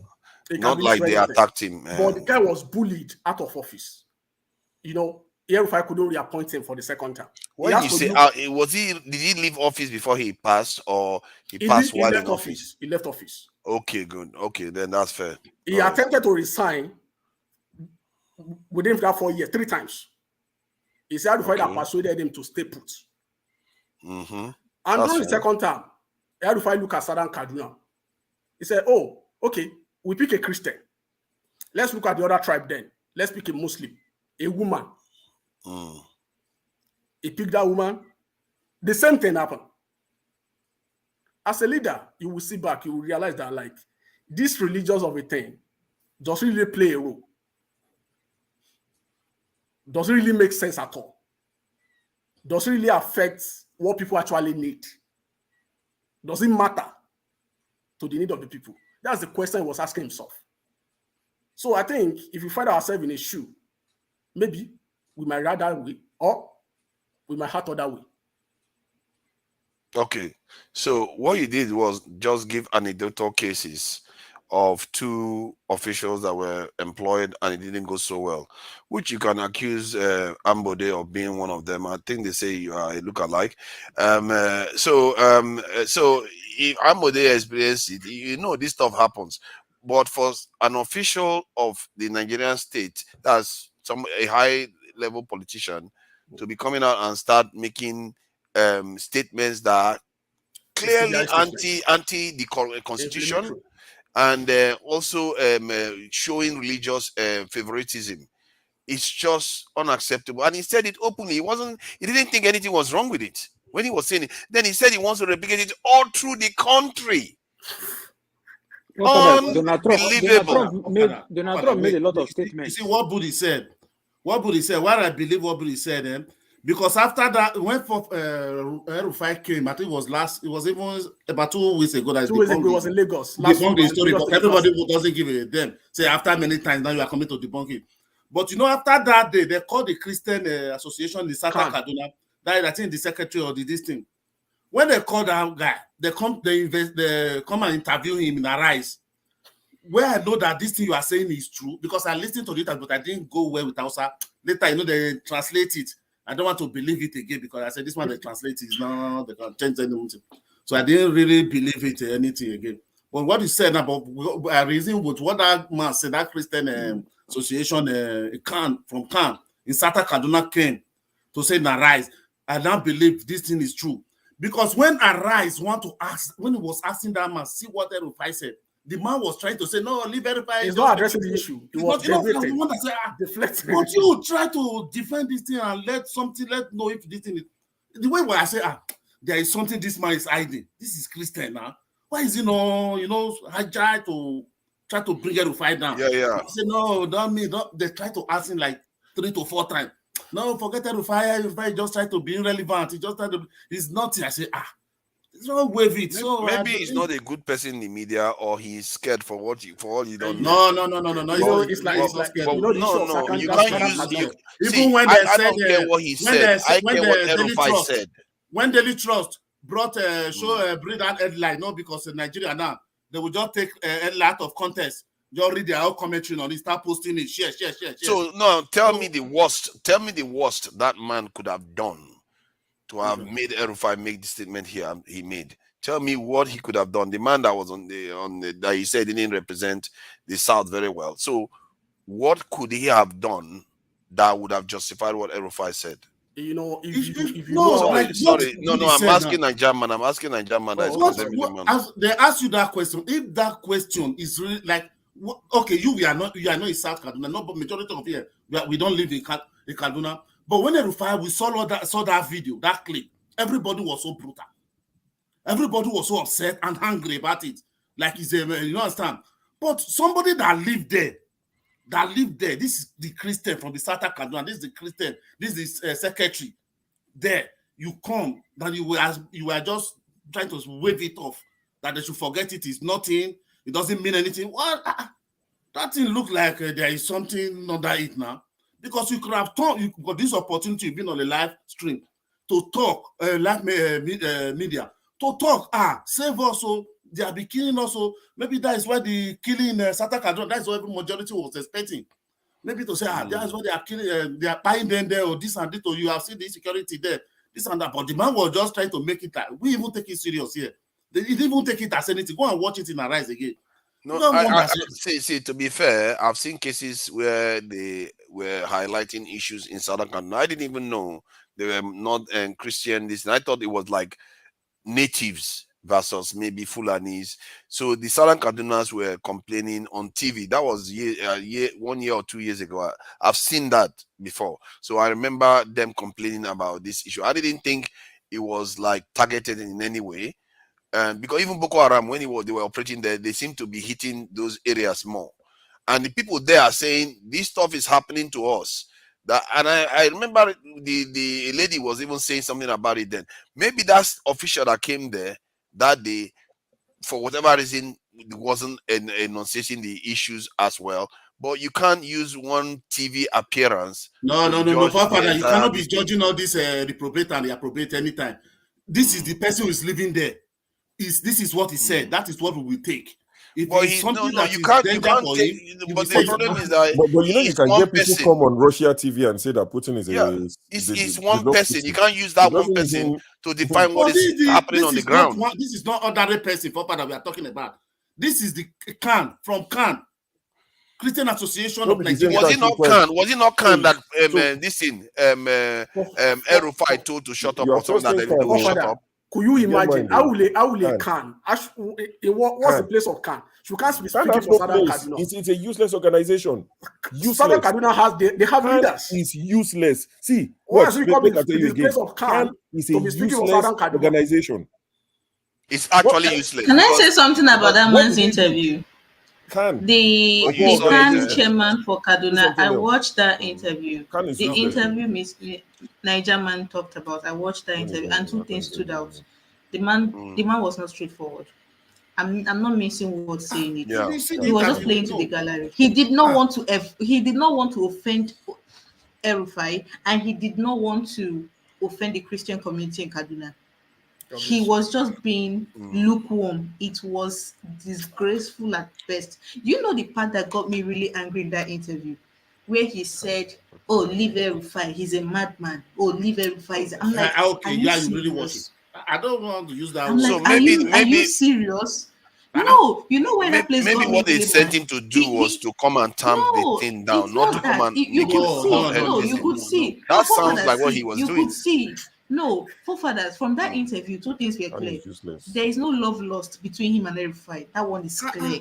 There is no love lost. That one is clear. He said he wants to drop the relevance. He's out of office. He doesn't want to. Yes, the second thing that is also clear from that interview. Do we have the video? Do we have the video so we can share it? I will look for the video. I will look for the video and say the second thing that stood out from that interview was the man was neither here or there. And as a Christian, the Bible condemns lukewarmness. The Bible condemns lukewarmness. It's either you are hot or you are cold. There's no place for lukewarmness. So watching a supposed CAN chairman in Kaduna that Christians are being slaughtered daily make infantile statements about the person that is condoning all this, the person that has the power to stop it, and refuses to stop it. It was disgraceful at best. It was. It's like I was so exasperated. Power and it's irrelevant in River State. As he's mad. I said something. I said, does he even understand that by saying that Erufai is mad, that he's not serious, that he's absolving him of the blame? Because what you're basically saying is that he is not responsible. Most of them are He's trying to. He was probably trying to bring the temperature down. That's the idea. If you look at by dismissing it, like it's not that you make it look like you bring the tension down. Father, if you read what he said, you will understand that what I'm trying to say. You are not getting it. Those people may be the part that bully that deputy. Definitely, because if you talk too much, they will see open your nyash. And then you don't be getting something. I don't know. I'm not buying that. I'm not buying what you're saying. Hold on. Can I just say something? Can I just say something? What you are missing here is that you are looking at squabbles between a group versus what the it's almost like saying that, oh, two family members are fighting each other. Then another family member says, oh, you know what? We are going to wipe the entire family out. You have like, oh yeah, those families that are fighting each other. They are not very, very serious. No, you have to take the other one that is saying they are going to wipe the other group out completely, very, very seriously too. But so the person who's reading there is telling you everything is well. So yeah, but even if okay, let's say hold on, let's say exactly. Let's say he's wrong. Let's say he's wrong when he said that. Does that mean just because he said it's well, when you know it's not well? You can't take his own word. Everything went in Southern because I heard what Erufai said. You know one thing we are missing. They make the issue of Southern Kaduna look religious, which is not. That is the truth of the matter. It's not a religious war. That's the fact that we have to understand. It's only the only fact that is like, oh, majority of the Christians reside in Southern Kaduna. There is a place they call Kajuru. Kajuru is a Muslim community. It's the most hardest hit by bandits in Kaduna, in Southern Kaduna. So, where at times I usually see the issue of the elites in Kaduna, in the northern Kaduna and the southern Kaduna, as like issue of husband and wife. When the husband and wife fight, if you call them, make a consent to fight. If you ask your husband to talk, don't go there, please. Don't go there, please. Don't trivialize this issue. Was this man wearing black? Was this man wearing black in the interview? That's the way the elites in the north and the south. I'm going to check it out. That's the way they are treating that issue. The elites in northern Kaduna, the southern Kaduna, that's the way they are treating that issue. But you see a lot of people from Southern Kaduna complain to say they are being victimized partly because of their religion. And now you tell us not to believe them, but you're telling us to believe someone. No, you don't understand. That one is different. Show we are talking about the interview, the way the man reacts. I'll watch the interview. I'll find it and watch it. Okay. Maybe I'll have a better understanding. I'll watch it. Don't just watch that one. You can even put it on YouTube. Southern Kaduna leaders. They have past interviews. Go and look at it.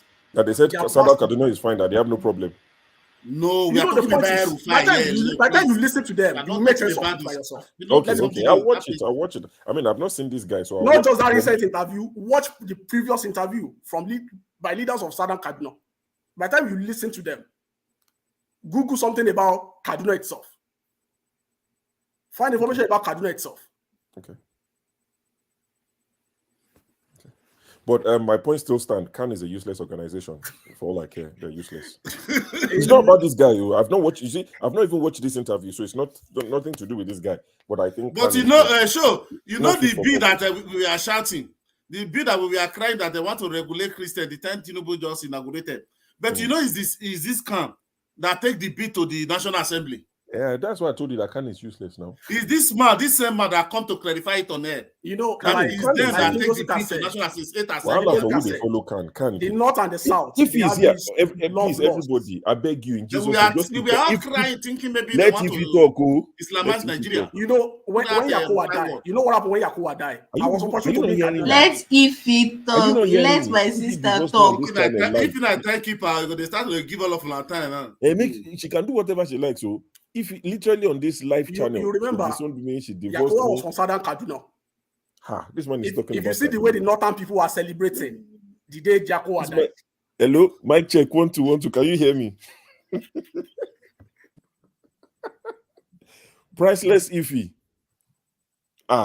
We can't hear you. Our adorable timekeeper, accurate timekeeper. My panel of judges. Well, no, we can't hear you. Honestly, we can't hear you. It's not me. Small time now. This is my fault. So sorry, Body and Nigerian can carry on. Okay, you'll come back. Yeah, all right. Eddie, do you have anything to say before we carry this hour? No, I want to ask Body. So what is the issue for that Southern Kaduna? Because I've seen videos of killing. You need to meet yourself, Body. Body. Oh my shit! Oh, we are not denying there are killings in Southern Kaduna. You know what actually in initial stage? What actually happens that we have clash of civilization. If you go to Southern part of Kaduna is very green. They are farmers, and you know these people they want to rear their cows. There will be this clash. Buddy, even it's a grazing route. If you could. All right. Okay. So I hear you that it's an agenda. And, this is not new to particularly the Christian community in Kaduna State. But let's examine the weight of the this is one. I'm sure you watched during the introduction when he said that even though you denied that it wasn't just Muslims who voted for him, that the Christian community also. People are struggling to. It's very long. That's why I wanted to feel fast. As well. And you dissected the different parts of Kaduna State where they're majorly Christian who voted for the governor Nasir El-Rufai. Now he said that at the end of the day, it didn't matter anyway, having a Muslim team run for office during his tenure and now the new governor. What do you make of that? How strong is the Christian community in Kaduna State, the Christian Association of Nigeria, and what is the official position of the Christian Association of Nigeria in response to this video? Let me put it this way. El-Rufai is fond of making these allegations and then turn out to water it down. In 2015, after the election, El-Rufai said in one of the television interviews that actually the Christian Southern Kaduna did not vote for him. Personally, I did not talk to him on phone. I went and sat one-on-one on him. Then I wasn't the chairman, and I confronted him. I gave him just 3 examples. One, in Jamaa local government of Kaduna State, the total vote cast that year was 86,000 votes. El-Rufai got 39,600, and the PDP candidate of that year got 40,000 or 40-something thousand 900. And I put it up to him. Why will you say that you didn't get the vote? And he apologized to me, and I said, truly, I got 47.8% of their vote. You can see the requirement he needed was just 25%, but he got over 47%. I even went further to tell him, Kachia local government, the total vote cast was around 60-something thousand. The difference between you and the other candidate was just 1,000 votes. So you got almost 49,000. He admitted it is true. In Sanga local, in Kagako local government, you even got that local government. And I went further to tell him about Kauru and others. And that ended the argument and the lies that he didn't get Christian votes. Even in 2029, because the requirement of the law is that you need to have 25% in two-thirds or one-third of the local governments. And he couldn't have gotten that without the local governments of Christians. But you see, I need to let Nigerians know, we have ever played this religious card. People are pretending I don't want to speak about it. Buhari, in all the 3 initial attempts he had to be president, played all these games, and it never worked on him. But because he had played that game, then he went into alliance with other political parties and eventually became president. Rufai is living in that dream that he could play this religious game and possibly also tomorrow become the president of Nigeria. And Nigerians are. So it's not the matter whether people are angry or whether the statements are weighty. Rufai is just talking about himself. Rufai has no respect for Islam. Rufai has no respect for even Islamic clerics. Rufai is just doing everything for himself to get what he wants and not about the religion and not about the people. And 2, Rufai is deliberately also setting a trap and setting a slippery ground for Bola Tinubu, because the moment these things became heated, then people will go to Bola Tinubu. But we know the difference between Rufai and Bola Tinubu and others. So I don't think there's anything Christian Association of Nigeria never for once, to my knowledge, announced that Christians should vote for Peter Obi, that Peter Obi is a Christian candidate. Nowhere. They were the same people buying young people, planting lies. I can give you an example. Reverend Hayo, I met with pastors and I analyzed the political situations with them before the election. Before I knew what was happening on social media, it was announced. Fortunately for me, it was announced positively that I said Christians should not even vote for Peter Obi. But I know how they were trying to misquote other Christian leaders to give a picture as if Christians were asking Christians to. If Christians had really asked Christians to vote a Christian candidate, the result of this election cannot be what it is now. But you know,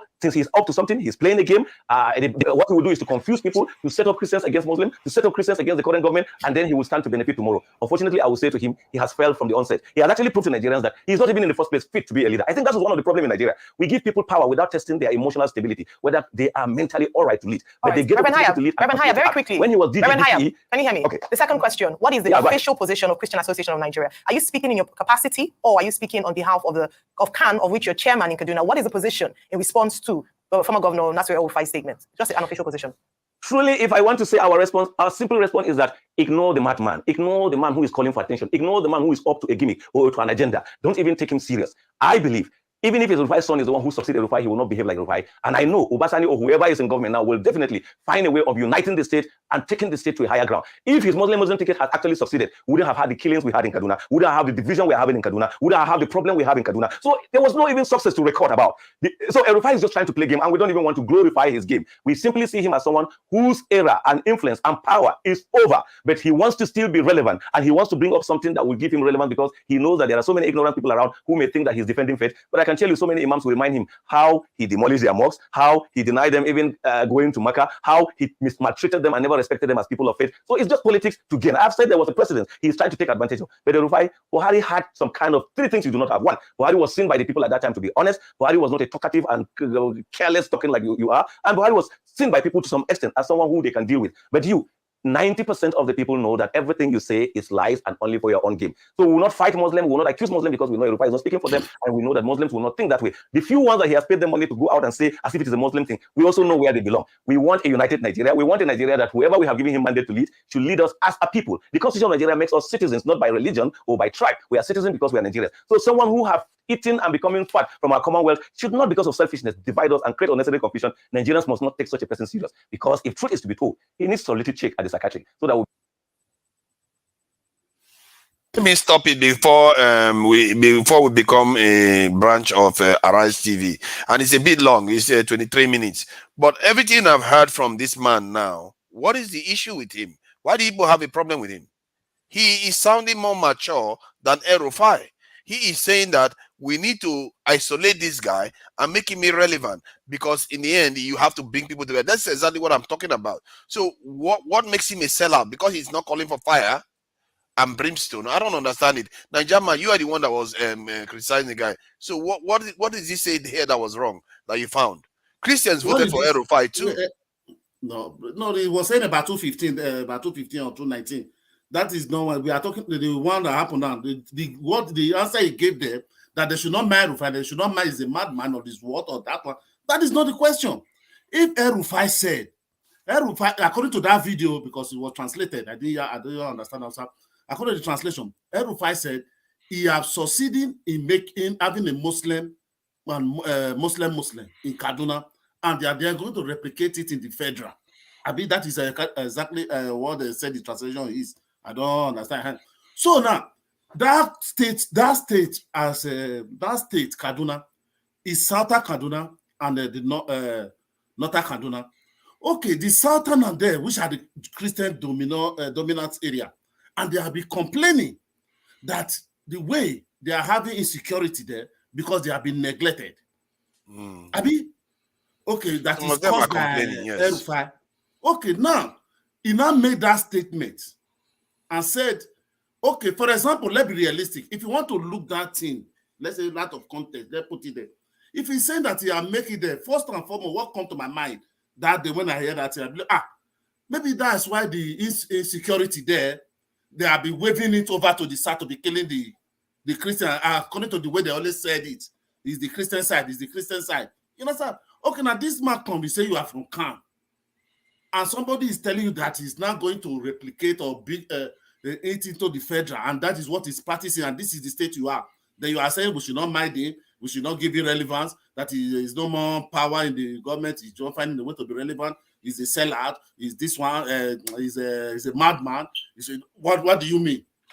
Because he gave the context why he was saying that. He says El-Rufai doesn't actually care for Muslims because he tries to play the. If he doesn't care for Muslims, who gathered in that gathering? Let me just hear you. See, he tried to say that El-Rufai even tried to accuse them Christians of not voting for him when he got 47, like high 40s percentage of the vote of Christians in all the Christian areas. No, but he is the one that is saying it. So the context is reporting. He mentioned of 2015. He mentioned of 2019. Why did he mention of 2023?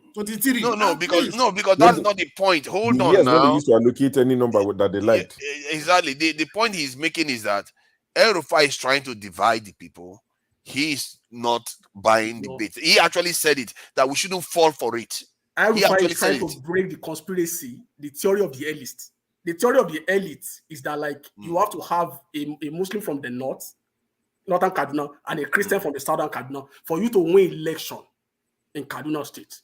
And El-Rufai is saying, no, he has tried it, and he's going to test it. And he now bring two Muslims from northern Kaduna, two senatorial districts in northern Kaduna, and they give Basoni block votes, and he won.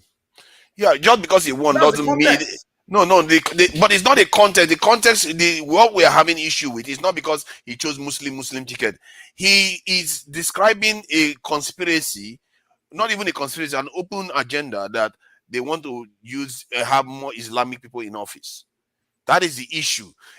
Whether he choose Muslim ticket, Christian, Muslim, Christian, it really doesn't matter, because from what this man said, chairman said, he actually said they gave El-Rufai a lot of votes, but El-Rufai keep making it a divisive issue, even when it shouldn't be. You know, one thing about politicians is this: once they don't win, either you give them 25% or whatever, you still don't give them the vote. I think you get my point. But El-Rufai won. 25% is quite different from winning. You know. No, but he didn't get 25%. He got 47. That doesn't make him to win. 25% now. It doesn't make him to win.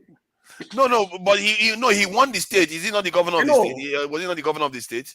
No, he didn't win that local government. He's talking about the local government. No, he doesn't have to win the local government. It's a Christian local government, for crying out loud. Forefather, that's what El-Rufai is talking about. It's different from what that man is talking about. El-Rufai is saying, no, I didn't win your local government. You didn't give me votes in your local government for me to win.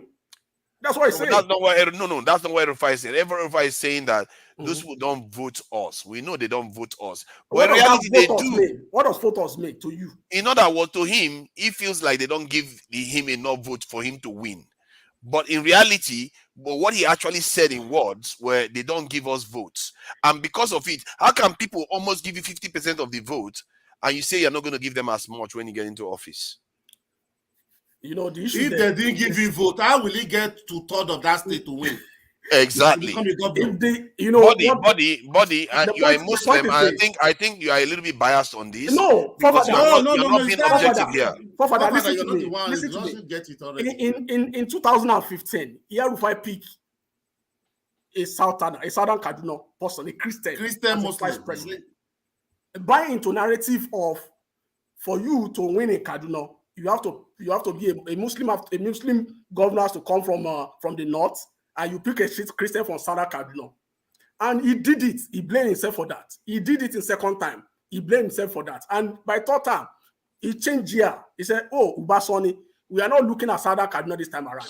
We'll be looking at 2 senatorial districts in the north. And they pick both the present governor and his deputy from the 2 senatorial districts in northern Kaduna. And they put their vote together. So that's why everybody is saying that, like, regardless of Southern Kaduna, you can still win. That's what he's saying now. But that is not the point, is it? That is not the thrust of his speech. That's where it stems from. That's where he started from now before he entered a federal. That's why everybody was saying he wants to repeat it nationally. Christian Muslim. It can be Muslim. He's saying, yeah, exactly. So that okay, you are saying that. Oh, yeah, hold on, KJ.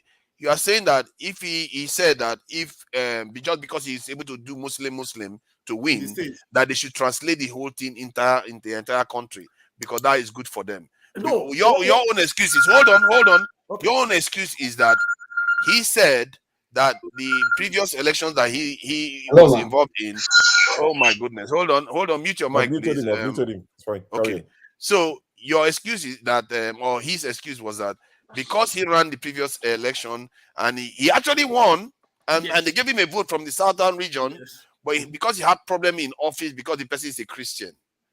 And you claim that the reason why the person is having problems in office, that he's a deputy governor, is because of his own people.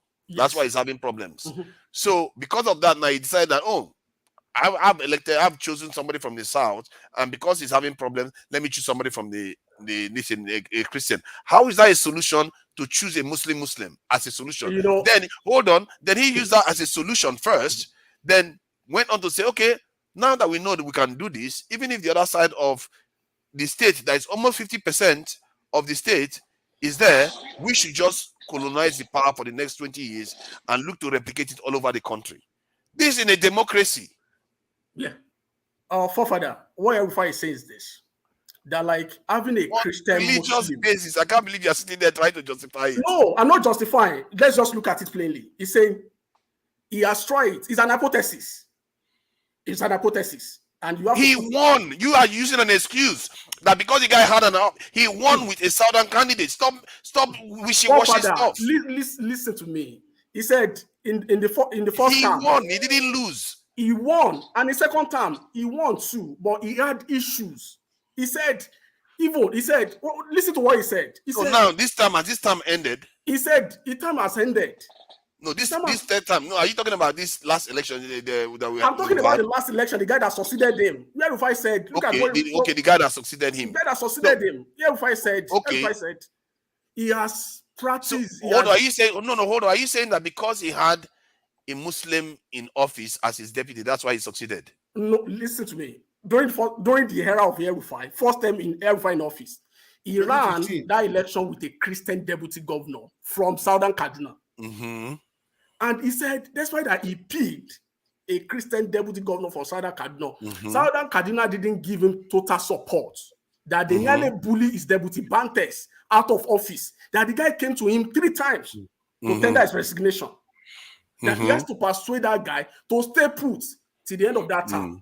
So the guy couldn't run second time with Yerufai. Yerufai has to pick someone else, a woman from Southern Kaduna, which is a Muslim.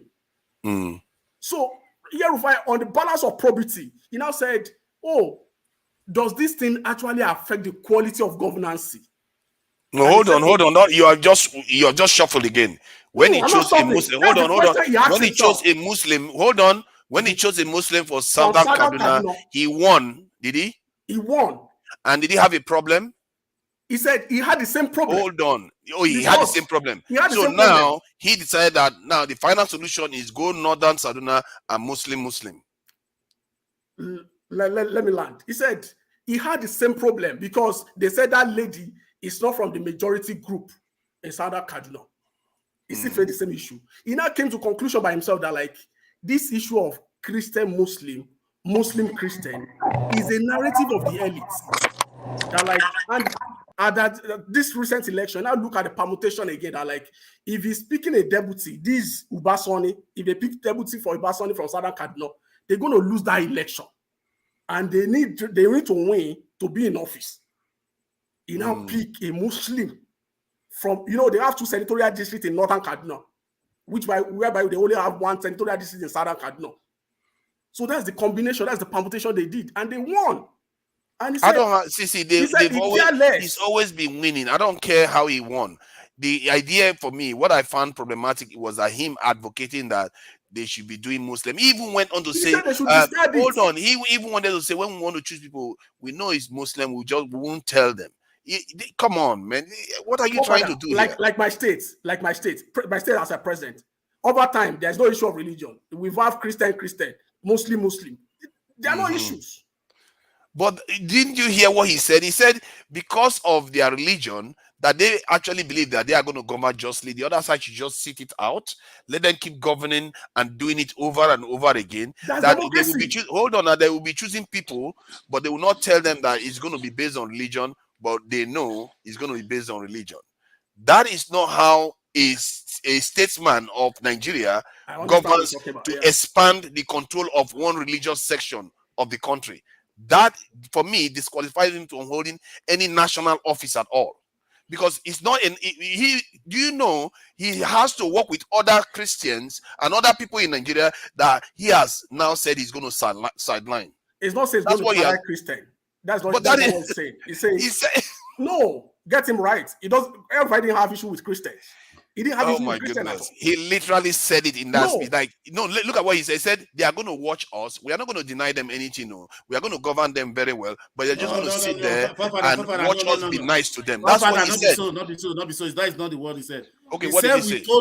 We told them it's not by religion, but true, but it's religion. But we made them know religion. But you don't say you are going to tell them. No, he just admitted that he was going to deceive you, and he's also admitted that that part you just heard that part. Then he also admitted that he was going to govern with the control of the Muslims, and he's going to be favoring them because they are the ones where he's getting the votes.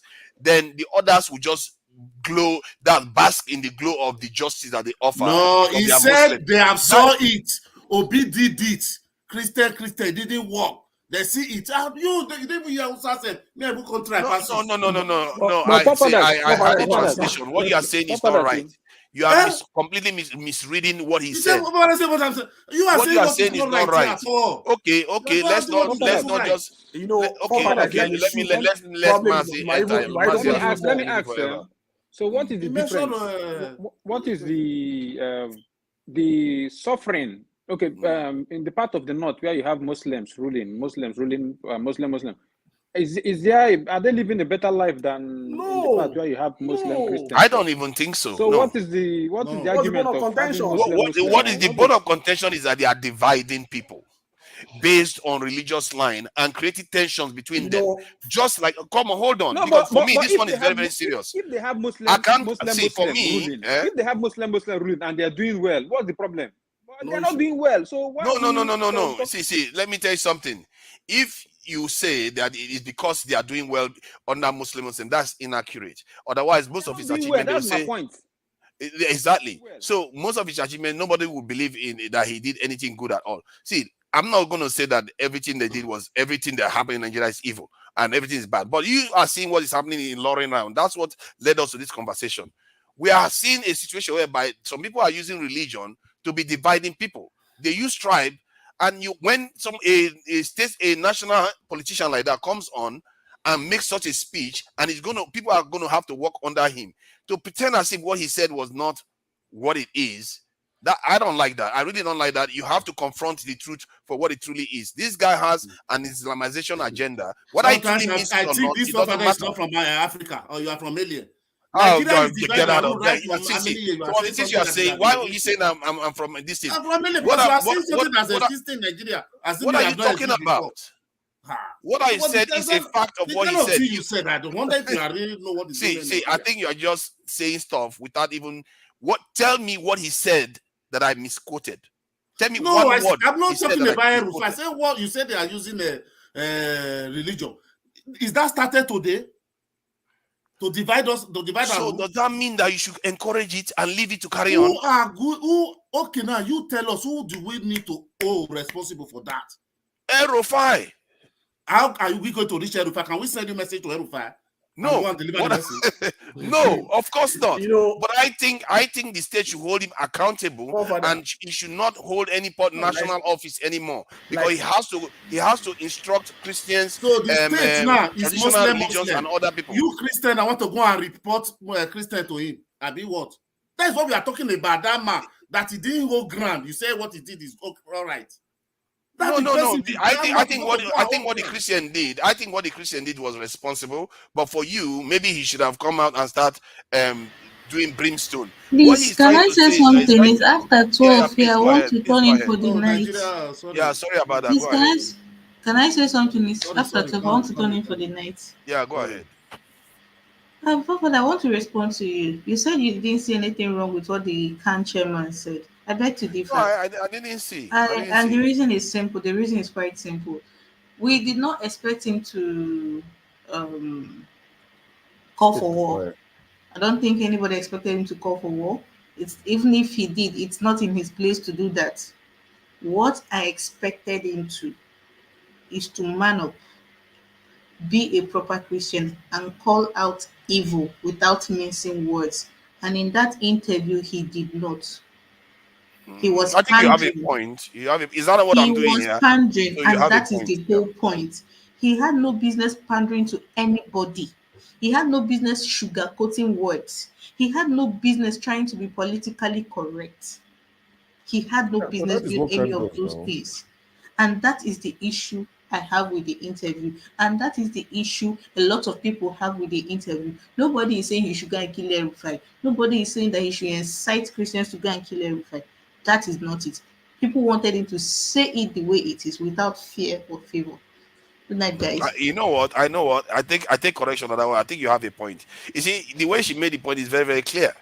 Because you can she's correct. You know, she's quite correct. The way she said it. No. Stop it, man.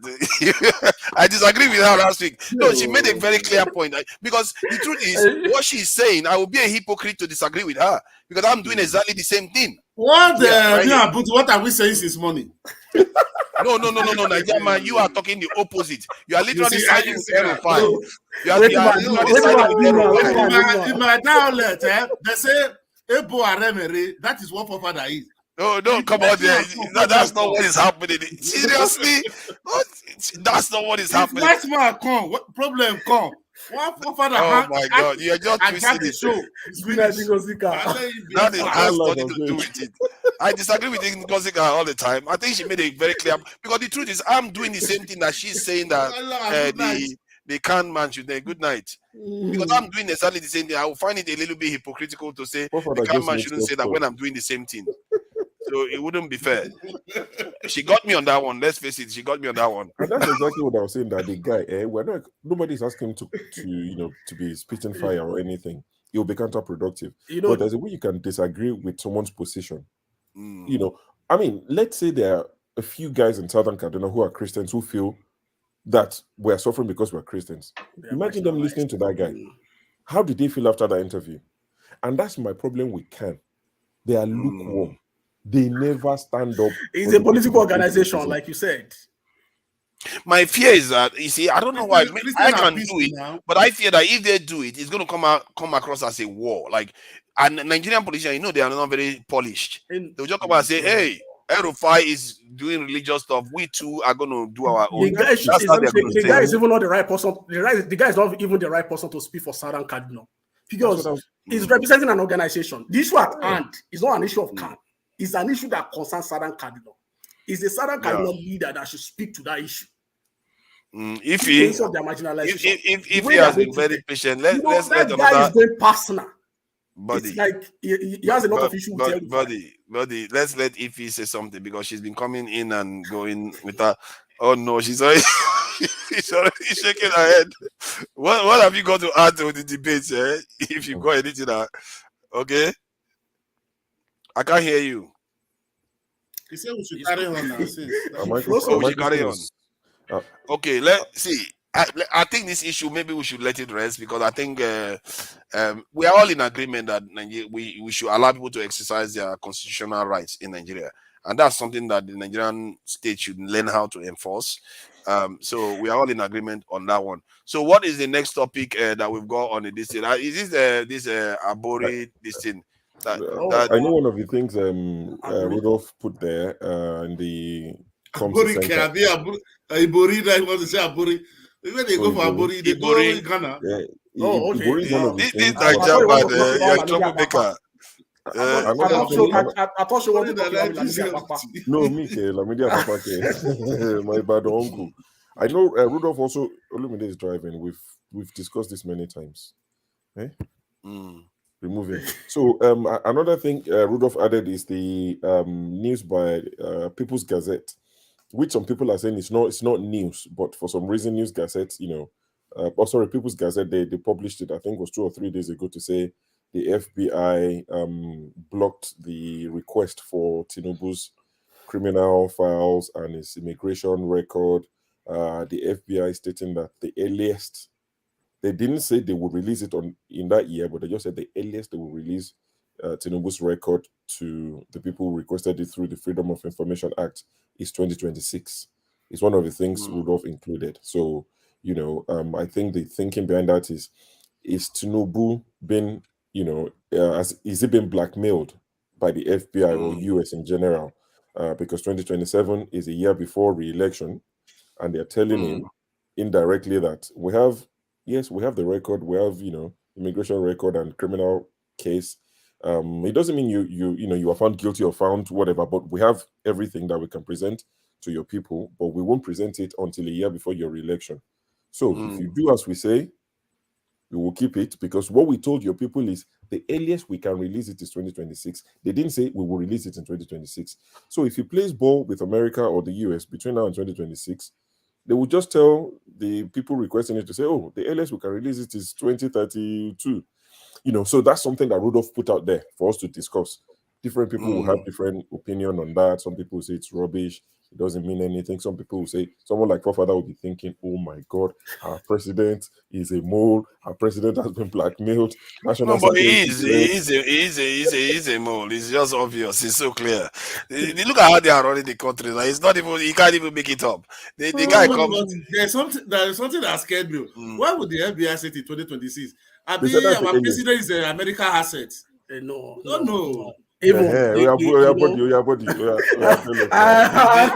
these leaders look like they are governing for you? They are not governing for you. The issue is this. There's this man called Jeffrey Gotterman. Yeah, Jeffrey, yes. I think he's a clinical psychologist or something like that. He is, and he's an obedient. So, yeah, somebody went through him to send a request to FBI. And you're familiar with this territory. Privacy is a big issue. A third party cannot make a request on an information about anybody. Even you can't call a bank on my behalf and ask for my bank account. You can't call a school as a parent and request for a transcript of your daughter. So that's how big it is here. And they replied to that man, we can't say we have a record of Tinubu, and then we cannot say we don't have a record of Tinubu. But as a third party person, we can't release this information, whatever we even have at all. Or the only thing, if you feel satisfied, if you feel dissatisfied with this letter, you can file a complaint. That's what they said to that guy. Additional test days. I think on July 11, Atiku went to a court here in Chicago, Cook County, to file a subpoena to subpoena Chicago State University to bring record of Tinubu. Probably they think that will help them in their case in court, because one of the grounds they are challenging Tinubu in election petition court. If they could subpoena the school, maybe they will get the record, and it's just a political thing, thinking that whether to, but it's late. If you know Reno is Atiku Man Friday. Reno. Yeah, Reno is Atiku Man Friday. But he's twerking for Tinubu. He's been twerking for Tinubu the last few days. He's really twerking. He's wearing wearing crop top, mini. Hey, if you remember in 2022, Atiku and his gang, they came to America. They were taking pictures on the streets. They are taking pictures on the streets. Actually, they actually met some agent of government. Some white people, yeah. During that time, Reno took a tour down to Chicago to get the record of Tinubu. Free. And he actually find out that the record are there, that PDP shouldn't bother about it. They should challenge him on other things. So that's for the politician to take care of. You know, whether it will help their case, whether it will not help their case. It's interesting that the uni attended to Reno as a third party to get his information. No. He talked to the school. He went there. Yeah, that's what I'm saying. But I mean, I'm just going backtracking on what you said. No, the way he did it is this. He went to the school and he actually asked questions about it. And they told him that it's one of our alumni. It's even a great one. They showed him. That's a lie. That's a lie. That's a lie, body. That's a Reno speaking, not me. The letter wasn't signed. I saw the letter. No, that's a Reno speaking, not me. That's what Reno was saying. I saw the letter. It looked you know, he made that video in front of that school, in front of the. Yeah, that's where. Yeah, he's right. Yeah, that's what I'm speaking to. I'm not speaking for myself now. Reno, I'm only re-echoing. I'm only quoting Reno. That he went there. They show him that, like, oh, he asked questions about him, and they told him that, oh, this guy is one of our guys. He's from here. He's school here. He's one of our best students. That's what they said to him. And afterwards, you know what he did? He went Bodi, to cut it short. Don't even need to stress yourself. When can I respond to that? He was having issue with Rufai, so you know, at that point in time, I think we are going too much into the weeds. The context of the hold on, body. Before you start analyzing, body. I think you are here to kind of push some kind of story for these people. No, I'm not pushing story. I want to say what let me finish what I'm saying. Because the context of the question is not what you are addressing. The context of the question is that when these people have records with foreign powers, and please, can I quickly say something in response to that?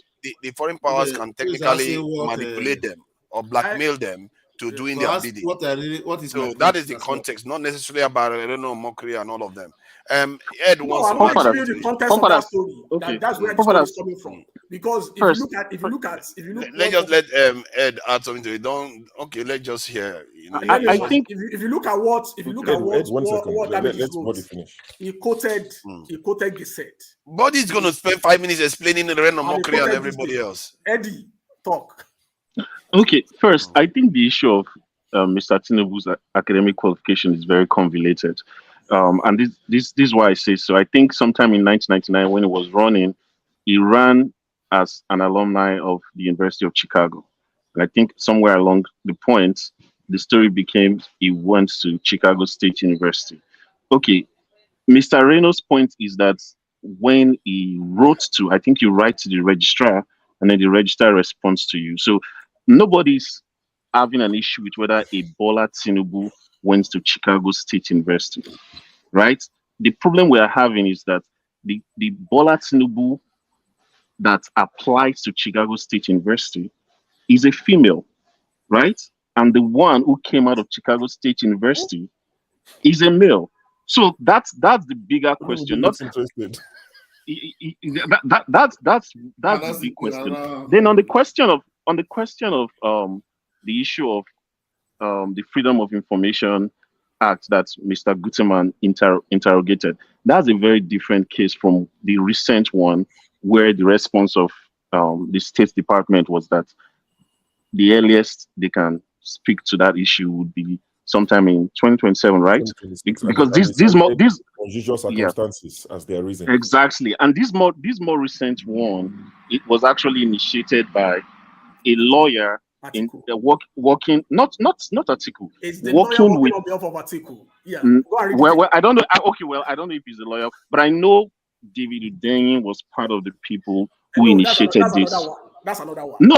That's the one that. No, that's a different one. No, that's a different one. No, you can Google it. Go and check it again. I don't Google. No. Go and check it again. Where do you find this?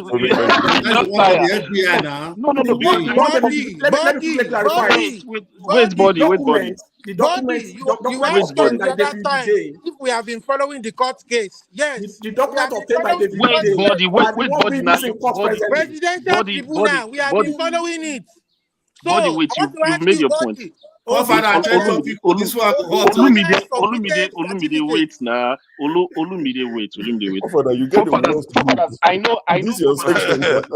I'm just leaving them. Let them self-regulate for a while. Wait. I know forefathers will do his research on this, right? Please, could you research what initiated this whole response of the state?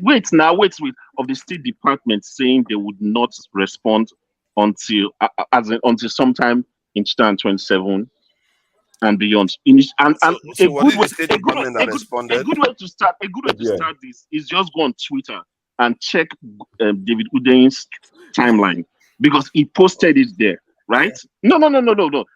As in, coming next week Sunday, by the way, just to let you guys know. Okay, yeah, he posted it, and I saw it there. And then even on the issue of the freedom of information thing, I think it's a little bit sketchy, because recently, I just found myself like, I don't know what happened, and I decided to read about Bob Marley, right? That's the popular musician, and I found online that there was a time he was deported from the United States, right? He was deported from the United States.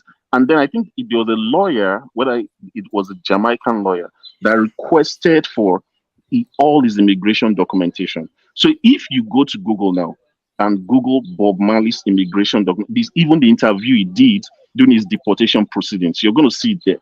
So when this whole freedom of information argument, sometimes, I don't know, maybe because Tinubu is a politically exposed person, but I don't think that it's always necessarily the case that a third party cannot access your information with the State Department, because clearly it was a third party that requested Bob Marley's. You can just Google it. You even see pictures. Okay, yeah. No.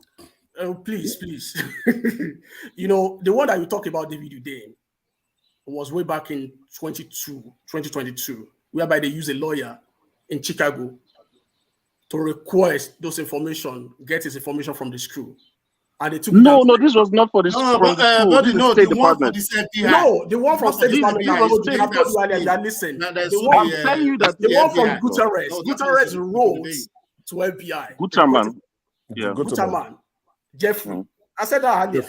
That one was earlier. I'm talking of something that David then he posted last week or sometime this week. Yeah, the one that you are having. Yeah, just the one that I know of. Go through its timeline. The one that I know of to this month is on July 11, Cook County Court in Chicago, Illinois. Atiku filed a case, a subpoena to a court that they should subpoena Chicago State University to bring credentials. That's not the case. We're talking of the case that triggered the response from the State Department. The one for this criminal record for the FBI. No. We're talking about the French. Okay. Hold on, Ed. Before we even start going around this issue, the one from FBI. What I know about no, forefathers speak. Body, let's calm down. I just want to highlight one. Was on May 6th. That one that you are talking about. Body, calm down. 15 seconds. It's on May 6th. Why is it that we are worrying about this when clearly, even with that State Department record that they have, is not including conviction? If conviction was included, it would have been released. And if conviction is not included, what is the point? Because that is what is relevant for any Nigerian court to act upon. I don't know. Yeah, I don't know. I'm not a lawyer, but let me quickly hazard a guess, because I just read through the Labour Party's address on this issue. I think the contention is on the definition of what a fine is, because it's established that Mr. Tinubu had a forfeiture, or what you could call a fine. So the argument that Labour forfeiture. Yeah, so the argument that the Labour Party is making is whether that is for the court to determine, based on the definitions that they are presenting, whether a fine equates an admission of some guilt or a punitive measure against someone for a crime, right? And if that is the case, then going by the Constitution, the government and the president should not be subject to a fine for anything that has a criminal or fraudulent coloration. That's what the Constitution clearly states. You bundle it there because there's what they call. Let me say this: in law, there's what they call civil forfeiture and criminal forfeiture. You get my point? And if you want to charge, you want to sue somebody, criminal charge before a law court, a charge must be read. That person must take his charge.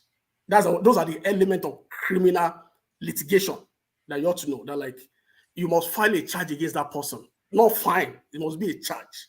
And that person must take his plea. No. The Constitution clearly talks about which Constitution? Are you talking about Constitution of the Nigerian Constitution? The Nigerian Constitution is the American Constitution and the Nigerian Constitution says that any money confiscated during a criminal investigation is no. Even the Nigerian Constitution. Even the Nigerian Constitution. If you follow those cases with the FCC.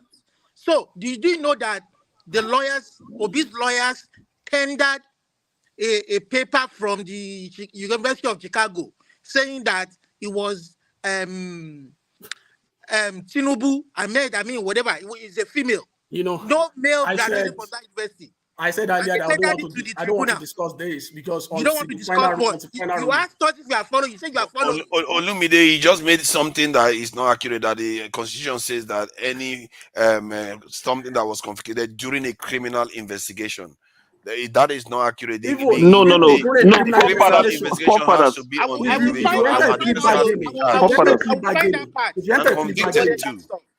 you enter a plea bargaining, you are not criminally charged. That's why you see most of our people that loot our assets. You see, body. That's not the question.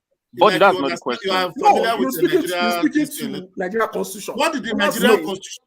In Nigerian Constitution require? There's a rule for plea bargaining, and was even, in the plea bargaining stage, you stole the money, you stole the assets of the state. The court will decide that one. And the state is coming for you. They have all the evidence, and then you discover that they have all the evidence. You are before court.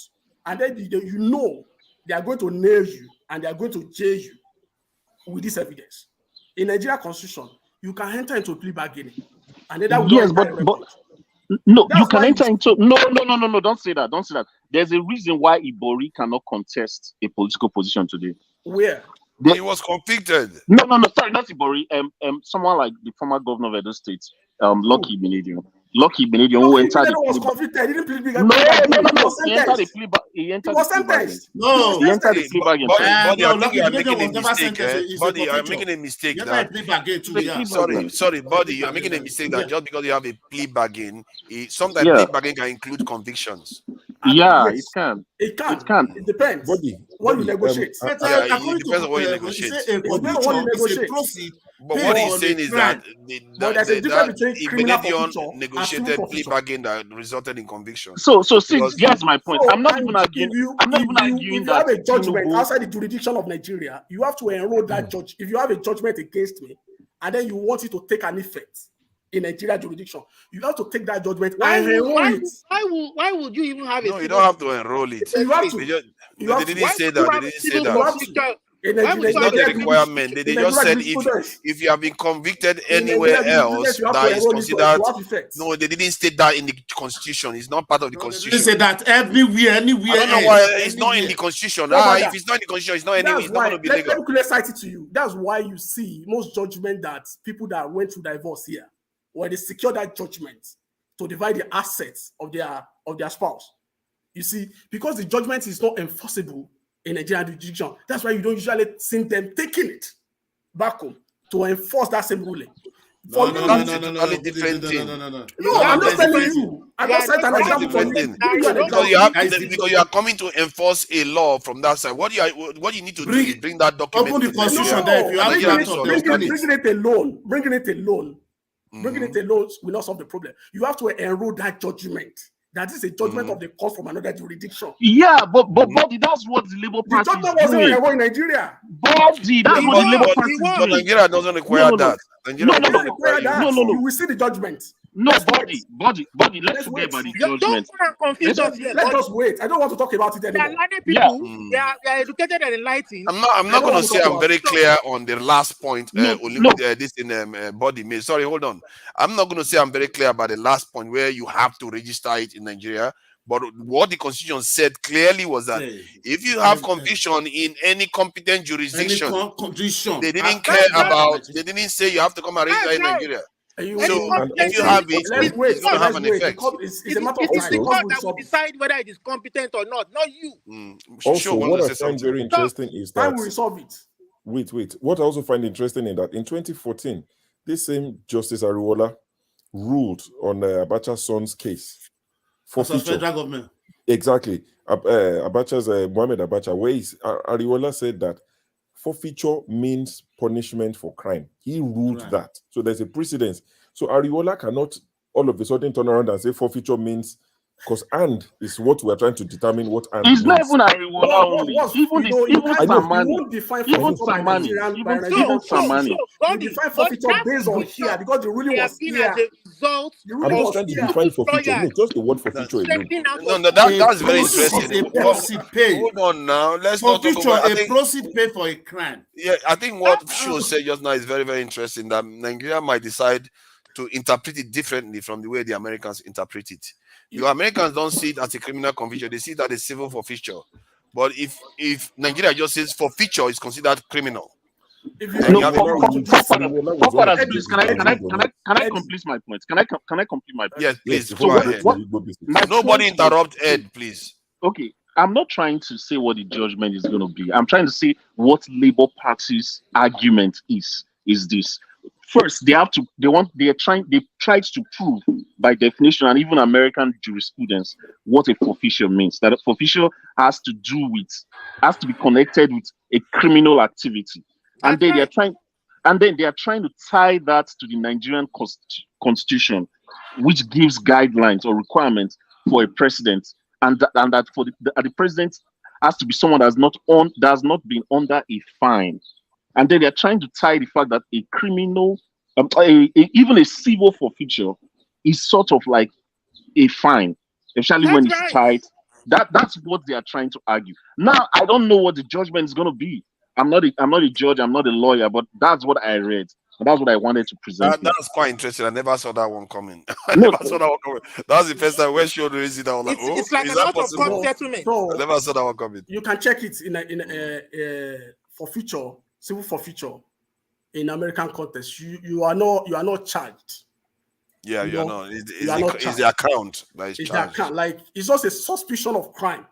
If you go to DC, it's what they usually do in DC Metro. If you go to DC, you might body, you are completing two things. They are not completing two things. They are not accusing story. They are not accusing Tinubu of undergoing any criminal conviction. They are saying he's been under a fine, which is clearly stated. The requirements. To Nigerian jurisdiction, they are tying into crime. That's the connection. Read. It's very easy. Read the requirements to be a Nigerian. Let's leave this one for the judiciary now. We are not judge. Maybe that. Body, you should pay attention to what Sho said in terms of precedents in Nigeria. That any forfeiture may be considered criminal. That was said by Ariwola, Chief Justice. You see, that's the problem we're having, Body. According to the rule of law in Nigeria. When is INEC when are they going to finish their case so that these arguments finish? You see down there in America. When are they going to finish their case? At this rate, I'm going to become a lawyer. It's unlivable for people like us. Hold on. When are they going to pass their judgment? October, November. Oh my God, that's a long time for people to wait. Then we finish one. Then we finish the appeal court by August. So they have to go to Supreme Court. Okay, so this one that's going on now, they can finish it by August. By August, yeah. So by next month, okay, we should be awaiting judgment. The first one will happen. But both of them will still go to Supreme Court. Yeah, I just want to say, forefathers, that the FBI did not just arrive one day and say, it's okay. Let's make it let's just make this forfeiture a civil case. Something led to it now. Something lead to something. Yoruba nation, man, is okay. No, we agree with that. No, that one everybody knows. But Olumide, that's the argument. Olumide, get 2 million. read what I posted here. They're not computer. But Olumide, technically, from story here. Olumide, I hear what you are saying. Technically, from the point of view of the US, that is not a conviction on the individual. But in Nigeria, it might be different. Forefathers, let me even tell you. Excuse me, 1 minute. Sorry, please. Read the private chat. There's somebody have wrote in something there. Yeah. Sorry, forefathers. Let me, because the burden of the Labour Party is that they are trying to prove that civil forfeiture is equivalent to a fine, and they even did was that they quoted American judges like Scalia, like what's this woman's name? This RBG woman. They quoted her in their address. Where those people exactly. Where those people you are a fine man. You are a fine guy. Please stop defending this guy. Okay. I'm not defending. Stop putting on the same. No, buddy, no. You are free to defend. You want to defend. I'm not defending. Who am I to defend? Who am I to defend? From Igbo Basics, so because you know Igbo Basics will never interrupt. You will wait for 2 hours and let the students speak. Who am I to defend? Please let us go from Igbo Basics. Use your erudite brain to do something meaningful for people that are suffering back home. Don't use it for that Tinubu guy. Okay. You don't be governor. Thank you, Mr. Shaw and forefathers and Buddy. You've been talking. I've been here. I've been listening to you guys. But I just wanted to make a quick contribution and get back to what I'm doing. And that is in regards to Tinubu attending Chicago State University. We are sweating it out here for no reason. I went to the University of Arkansas at Pine Bluff. 1981, I graduated. I went in 1977. That's when I went in. That's around the same period of time that Tinubu was supposed to have. Tinubu didn't go there in the 60s. Okay. Having been there from 1977 through 1981, when I graduated, I left a record there. I was vice president of student government at a university. I had classmates, I had schoolmates, Americans and all whatnot. One thing you have to not forget is that there were yearbooks from universities and colleges during that period. If you go through the period that Tinubu claimed to have attended there will be a yearbook. The yearbook was almost mandatory that every student that passes through there shows up in the yearbook. And there was what they called International Youth in Achievement. That was another thing that was going on during that period of time. I showed up in International Youth in Achievement, 80-81. There was also what they called Who is Who in American colleges and universities. That still takes place up to tomorrow. Amongst all those things, Tinubu didn't show up in any of them. Hello? All of you who are here, you went to school one way or the other, one place or another. You have schoolmates. You have classmates. You are not a mirage, even if you are not so popular during your period. For such a person who eventually rose to become governor of a state and eventually wangled his way, stole his way into the presidency of a whole country called Nigeria. All I'm trying to say here, have you stopped for a second? Ask yourself. You went to school, you had friends. Ngozika was talking about when she lived in Ghana, how she had friends there. Is this man a ghost? He's not a ghost, he's a human being we are seeing. Talking about transcripts, I graduated 81. In 2007, I was going to go to get a master's degree in another institution. I called for my transcript to be sent to the King University where I picked up a master's degree. Somehow, the lady at the register recognized the voice. They used to call me Ahiki instead of Iheke. She recognized the voice and we had a conversation, and I recognized the lady, a slim young lady, from way back. She was able to send the transcript to the institution that I requested, and she also sent a copy to me, to my particular address. What I'm saying is that this man named Tinubu, until the record comes out clear, it may have been a fact that somebody else got an admission into that institution, and eventually the person got kaput. And Tinubu went in there, got through, but did not look at the fact that the record of an institution will have female and male. So the work that David Hundayen has done is a great work. And for the last conversation about America saying they will not release the document, FBI, which is solid, whatever it is. If you lived in America, it doesn't matter whether you shit or no shit. Your record is somewhere, they have it. And if they do bring it out, everything is going to be there. All your entries, your fingerprint, everything is right there. Whatever you have done, it's in those records. If you like, go and claim to be somebody else. If this country brings out your record, that is a fact and nothing but a fact. They don't mince words. So in the case that we are discussing here, we should look at the fact that I'm going to end up my submission with a simple commentary, which I put up here before. The vultures have gathered. Who are the vultures?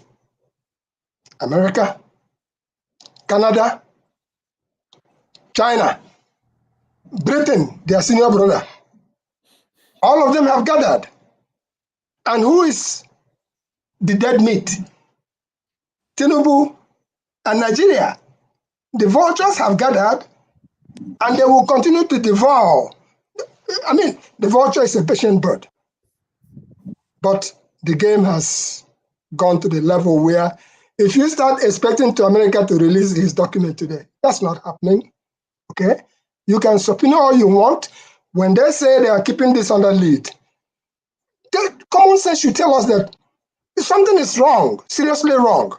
And if Mr. Tinubu or Alhaji Tinubu, if he truly who he said he is, he should simply come out and tell us. But it's not going to tell us. That's not happening. So the game goes on, and the vultures are feasting. The vultures are feasting. They are feasting on Nigeria. And what do we do about it? I heard you guys talk about it's about time that the diaspora do something. Until we realize that all of us as Nigerians are responsible for whatever happens tomorrow. We'll continue to run around the block. The game is on. The politicians are the politicians. They don't care. They are chopping. And it doesn't matter to them what happens. So it is us, for posterity's sake. Let us call a spade a spade. We can debate all we want all night. The man Tinubu, I don't know if I'll use the word phantom or a mirage. The man is Korokoro, who we don't know. The person we are seeing is not the record we are looking at. I rest my case. All right, thank you, Basics. I mean, on a lighter note, if that's allowed at this point, Tinubu belongs to class of 99, you see. He's quite quick to post with his former classmates from 1999, you know, the governors of 99. They took a picture at the Aso Rock. So, you know, they keep saying class of 99. If you don't have yearbook, at least you have class of 99 book. So Tinubu belongs to class of 99. And he's a youth too. He's a youth. Don't forget, he says I'm a youth too. Exactly. Ify, is your mic working? Let's try. Let's see if your mic is working. So what are you doing different today? Is it not the same computer or phone? Ify has gone mute. Yeah, she's tried to speak like sign language times today. She's coming. She's speaking sign language. I beg if you talk to us. Yeah, it's not working. with us. I've muted you, I've unmuted you, but for some reason, it's not working. Let her log out and Let's keep trying. remove the system. And Mr. Body just posted a yearbook of Tinubu and his classmates. Can you tell me the name that's under the Tinubu's? Is that the one with the Tinubu's image? TVU. Exactly. Bola what? You know, so Bola in what? Bola in what? You know. Tell us. Bola ATHUB, wherever. Is that the person you elected? No, you know. The point is this, that I'm trying to make is this. You know, I'm a Yoruba boy. I school here. You know, when you talk to these people on phone, even despite that you call your name for them, even there are still people, some of my professors still call my name correctly, but whenever they say to me, they're like, oh, did they call? I say, oh, you good, you close to it. You are a good spinner. No, I'm not spinning anything. You know, I'm telling you my experience. I'm not defending anybody. But regardless of what you say, Olumide, let him finish, please. And you have a rebuttal. I school here, you know. You know how they pronounce our name. You know how they call us. Yeah, true. I don't, you know, in my school, I usually just tell them, just call me B. Some turn it to Budi. You know, that's why you see me using Budi. You know, at times I ask them to just call me Ola. Because when your name becomes longer, they find it very difficult to pronounce. So, on the issue of school record, it's only the school. It's only the school that can tell. Even not the judge. You understand? We are only, you know, the kind of responsibility we are given to judge is very difficult. And the judge will only rule on what they call balance of probability. The school knows the truth. Bola Tinubu himself knows the truth. So whatever we say here, so they all know. Is the problem is that people believe he don't think he went to school anymore? No, you know, on here, like in my street when I was in university, back then when I was in Nigeria, because they usually see me every weekend at home. Some people even thought I didn't go to school at all. Some people, at the point I was playing National Student Union politics. We got to a voting point one day. A schoolmate of mine challenged me. You understand? At that point in time, I was in 400 level. And the guy challenged me. I was like, are you crazy? What year did you even enter school safe? You're a small boy. You know, some people, because they don't have much information. Body. You should have been a lawyer. Lawyer. I'm only talking about myself now. My issue with this thing is that my issue with this idea is that it doesn't make sense for people to be going. Maybe he's just defending the truth. Can I say something? No, I've not said what I wanted to say. And please do. Yeah, it's not going to be long. I'll try to keep it brief. My issue with this stuff is that they are going after his education as if they think he's not educated. If he did some forgery, let's find out. Okay, what do you think? Why do you think they are going after? So people are not going against his education like his. See, there's no way Tinubu is not educated. What people are saying is, if the education was the only issue, maybe it's isolated. But if you put it with the other baggages, then it becomes even a worse, situation. So people are saying, you didn't drop from heaven. Your name, people already have issues with it. Like, what exactly are your names? It's shrouded in a bit of controversy. He said he attended Children's Home School, Ibadan. Of course, I attended that primary school briefly. There's no way we'll have been around the same time. But there's no record of you attending that. You said you attended Government College, Ibadan. Government College you're set. I'm saying they don't know you. Do you get people that you went to same secondary school with are saying they don't know you? You can't mention forefathers as you did now. If, let's say we're not on camera and I ask you, name 10 people that you went to secondary school with. You would name most people in your set. Maybe 2 people 1 year above you, and you probably know 1 or 2 names beneath, a year below you. I'm not sure I know 10. No, I can tell you that right now. See the issues. When did you even leave? It's not like you're 70. How can you do we know where forefathers is from? In UK, yes, I will, but in the one in Nigeria, I'm not sure I can remember 10. But you get the drift. Yeah, I get what you mean. You can easily display some of these things by saying, oh, secondary school, what nonsense are you saying? I went to school with X, Y, Z, A, B, C, D, 4, 5, nobody, no record. So when you put all these things together, that's why it looks bad. Nobody can say Tinubu didn't go to school. You know that this Edo man, that was, is it Delta man that was, what was his name? Not Femi Falika, the other one, Keyamo. Keyamo went on TV and was saying, you know, the how you know the great men of those days, they didn't even go to school.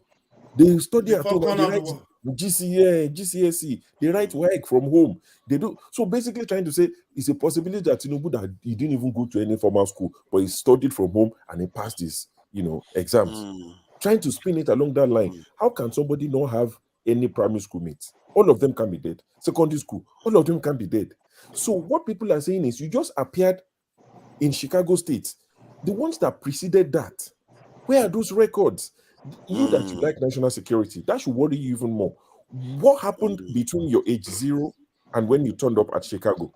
Okay, so now first is age 0. Do we know that he has a family that he grew up with in Nigeria? He said he was born by the Lagos Tinubu family. So people are now saying, no, they're not your parents. But hold on. How about the family themselves? Did they disown him? No, it's a straight question now, because if I was born into a family, they disown me. Father, who did this one big man? Who did this one big man? Exactly. This is not fair. This is not fair. Okay, does he have siblings? Are we saying that Tinubu is Damien or something? What is it? But I was supposed to speak. Let me just quickly speak to something. How old is Tinubu's first child? Folashade Tinubu, the one that we know now. How old is she? 7 years. I'm talking about his own siblings. He doesn't have any family members. How old is Tinubu's first child? How old is Tinubu? 9 years different. No, these are some of the things we should. That's not correct. Your president is not. That's not, the reason why I think we're going to get to the bottom of Tinubu today. When Buhari was in the same shoe. Can I make my point? Let's let Ed go. Ed has been asking to speak. Wait now. For someone that does not have like a dog in the fight, Mr. Body seems to always defend Tinubu's inconsistency. But let me quickly say something. Let me quickly say something. I think the problem is not just that there are accusations about Mr. Tinubu's history, his identity, and all of that. The problem is that it even makes it harder for you to defend him. For example, based on investigations, look at the Nigerian type in Nigeria. Your president owes you no explanation. You can't. For example, you can't save them. Carry on. Sorry, my brother. For example, if any one of you, if your educational credentials has been questioned, it's very easy for you to do it. You can present transcripts, you can present certificates. But guess what Mr. Tinubu presented? The certificate he presented was not even the one that was issued by the school, right? It's not the normal, the copy that Chicago State University. It's not the authentic. So, it just makes you feel like, okay, why is this guy going the extra mile? And I think it was David Udeni that actually investigated this and found that the certificate that he presented was actually something that you could go online and print out on Pinterest, right? So why will he have to do that? If he did that, that is forgery. But the question is, that's one of the issues that I think. Do you know what Eddie? Quick question. And if it is found to be forgery, it will be disqualified. Certified true copy. Do you know what they call it? Yes, if it is found to be forgery, it will be disqualified. Okay, let me. Do you know the copy of transcript? Do you know the copy of transcripts as I that was submitted at Tribunal? Sorry, say that again. Do you know the copy? Do you know the copy that was submitted at court by Tinubu? I didn't say there was no transcript. It was a certificate that he submitted. Are you sure? No transcript. It was. There was no. Show me. I may be wrong, but show me. No, okay, body. This matter. I think you can go to we don't see. Ed. There's a lot of confusion. It's like there's so many information going around. It's confusing even for me. I can't track. Yeah. They said on the day, Ed, please wait. I'm trying to sort this out. On the day when this stuff happened, because the viewers want to know. Every time we just keep talking about mystery and we end up in mystery. On the day when this stuff happened, they said Tinubu brought a certificate, not transcript, a certificate in court that he claimed to have come from the university. And it turns out that academic record, whatever, but it's a certificate. The point is that, don't worry, buddy. When they checked the university, they said the certificate that the university has looks different from the one exactly provided. Hold on. But that still doesn't necessarily mean it is not authentic in the sense that maybe they went to the university now. Give me a transcript of my this is certificate, and they printed with the modern version of their. No. If it's possible, how do you know that? Let me tell you, they compared. No.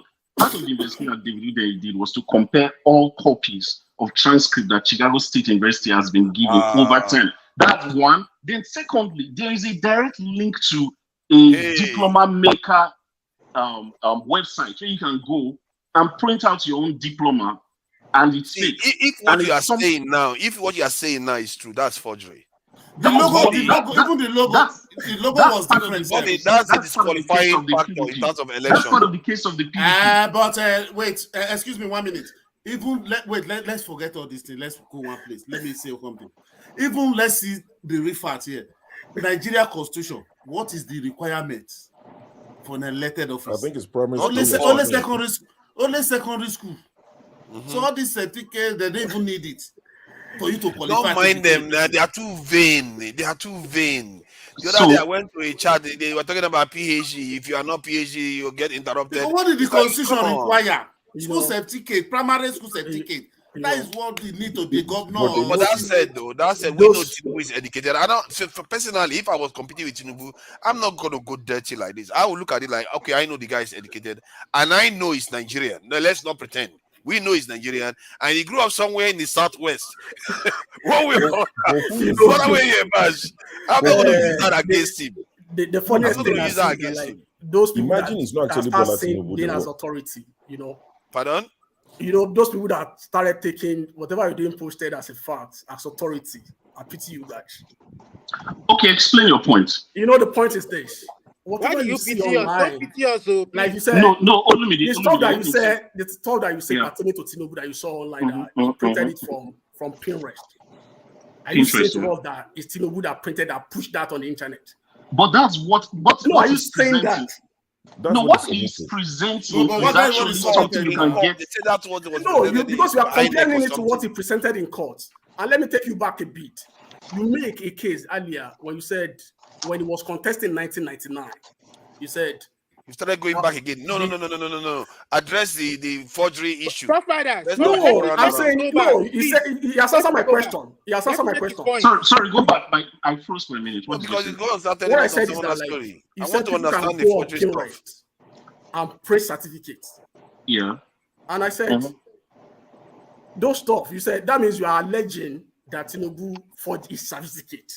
I'm not alleging. I'm saying. Wait. I'm okay. I'm alleging because, of course, you are alleging. Let me give. What are you comparing with? Body. Did you know that in 1999, Gani challenged Tinubu's educational qualification? What was the outcome? They begged Gani to keep quiet. You're no. Supreme Court nullified the case because at that point in time, even was still at Gani Fawemi's chamber. We move from one mystery to another mystery. We still have wait. Before body models, because he was already sworn in. Before body models these things. He has been sworn in. That's what Supreme Court ruled on. And Supreme Court said the only authority that could take on that case at that point was Lagos State House of Assembly. Okay, body. I will allow you go back again to the original question about the certificate. Can you explain how that is possible? Okay, body. Stop interrupting him. Let him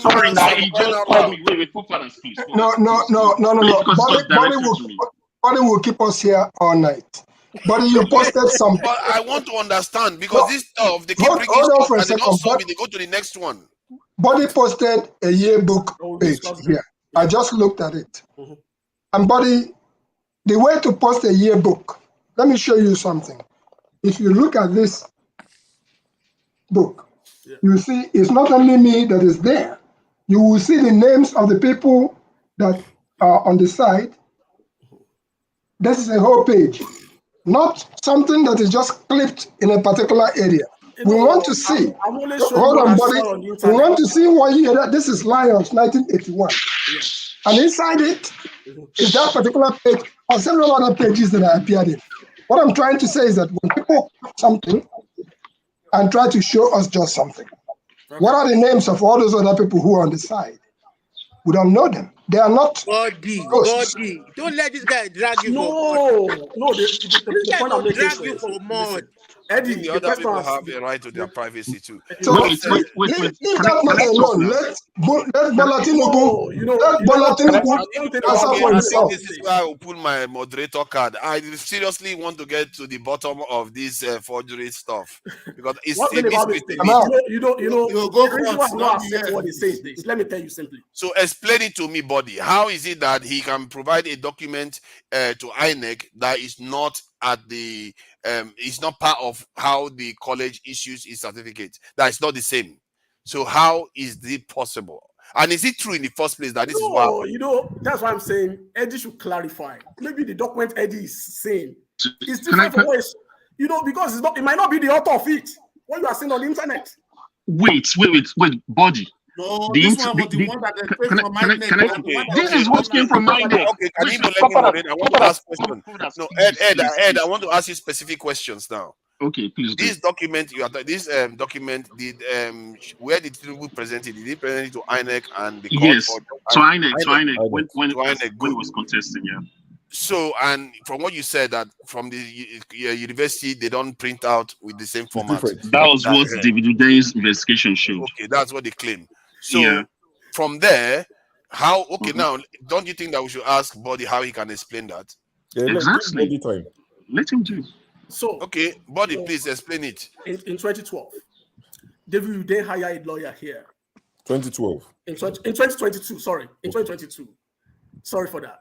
He hired a lawyer to get a record of Bola Tinubu from Chicago and Richard Dolly College, which they did. They hand over the document to an attorney in Lagos. The guy is, I forgot his name. He's actually an attorney in Abuja. In Abuja. I think the guy he had an attorney. Yeah, had an attorney. Yeah. He has a new name. He took the case to court. And now, God bless you. He took the case to magistrate, alleging perjury and other stuff. And being an attorney, you can't go by your own volition and say you want to file a case in court for perjury without the authority of the act from an attorney general of a state or the federation. So that even showed the lack of knowledge. Atiku gathered that document. They took it as part of their evidence in election petition tribunal. Thank you, Show. You have not answered the question. Please, I need answer. I'm curious too, just as viewers want to know. No, I'm telling you where they get the document from. The document they have, they are not comparing that document with document they saw on the internet. The document no. Did you just hear what he said? That the Tinubu side, the people that are investigating it, compared it with that of what comes from the Tinubu hasn't submitted his credentials to anybody at that point in time. Really?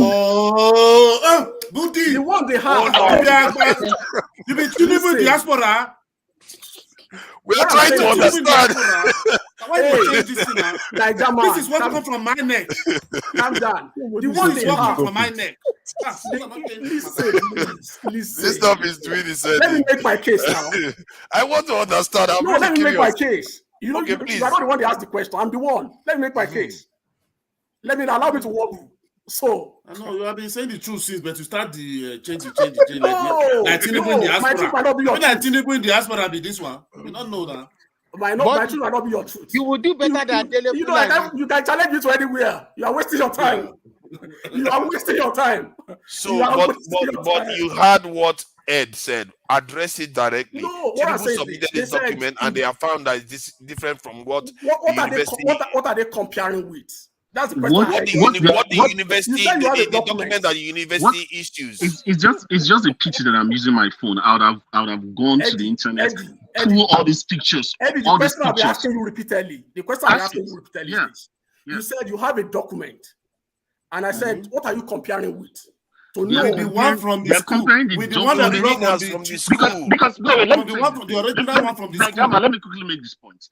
Bola Tinubu actually went to the university, actually released a certificate that belongs to Bola Tinubu, and that is different from what Bola Tinubu presented to INEC. No.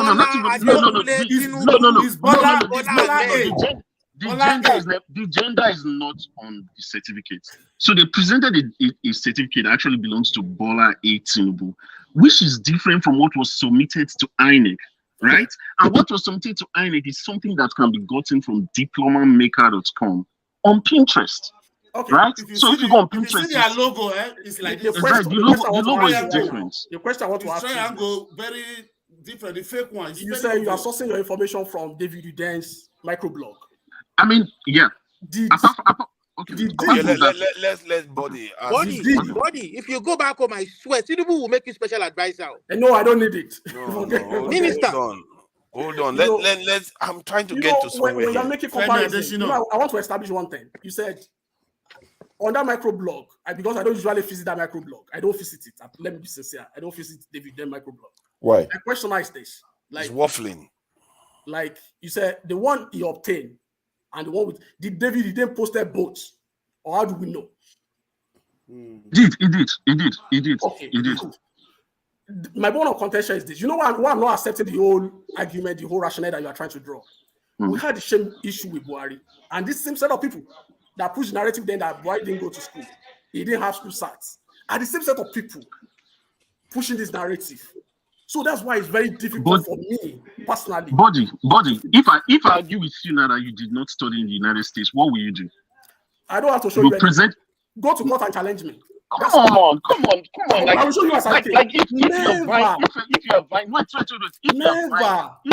for position, if you're vying for position, I will use it to make money because no. If you're vying for this is the lack of accountability that we have in Nigeria. Because if you say, oh, I should show you whether I'm a female or me, I should draw my pants. No, is that what we're asking you for? No, is that what we're asking you for? No, that's like what you're asking. It's not. If you're running, no, he said if you're running for office. If I'm running for office, yes. Whatever I show to you that is what I have, it's left for you to go and verify. What if what you show to me is something I can get from diplomamaker.com? Should I raise an eyebrow or not? Go to court and challenge it. There's a provision for it. This is the problem because this is why people don't really trust the judiciary because there's something called the eye test. That's why they sorry, body. If you have a company that employs 10 people in Nigeria, okay, and you want graduates, yes, and somebody walks through your door and presents you something that you think you're not too happy with, and you say, oh, this, and he says, go to court. That's somebody you're employing that you're going to pay 50,000 a year. But you're saying the president of a country and tell us to go to court. If you suspect that one of your employees, if he finally spoke, we had you. If you suspect, this is the procedure. If you suspect that one of your employer, you employ that person on fake record, it's equivalent on the employer to go to that examination body to check. That's what our university are doing. That's what our employer does. You know, even here in America, if you want to get a job, once you apply for a job, there's what we call background check. They ask you to put the school. Buddy, can I ask you a question? They run it. It's equivalent of them. They don't charge me for it. You can't ask me to pay for it. Buddy, can I ask you a question? To pay for it. Buddy, can I ask you a question? Yes, I can. Why is this so difficult to present this certificate? Why can't Bola Tinubu put an end to this case? Because even the picture I took, it's right here on my refrigerator. Why is this so difficult? You know, life. Let me tell you one thing about life. We have right to our lifestyle. No. Don't go there. United States. Hold on. Let me tell you. Let him finish, please. Let him finish. Don't worry. And none of it. You go next. I never attended my graduation. Will you tell me I didn't graduate from that school? I never. You don't have to attend the graduation. Let me tell you something. I can give you my classmates. I'm telling you that like people has a style and pattern. Hold on, buddy. I can tell you about elementary school, about 20 of my elementary school classmates. Yeah. I can, in fact, the whole of secondary school, all my classmates, I can tell you all of them. Okay. My university at UNN, I can tell you at least 50% of them. Okay. So why can't one person, at least I'm here, one or two people can recognize me and say, oh, if you went to school. Why can't if you're speaking to why that, is it so difficult? I've seen people that school. If he went to school, you are not born. They are never born you that time. That's okay.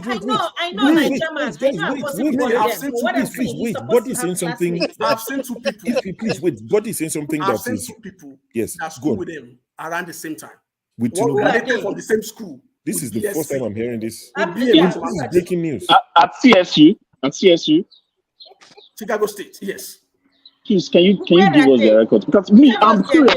I'm not trying to. I'm really curious. You know what? I'm just really curious. Forefathers, you don't know what we've just done. We've broken a news. This is a national treasure.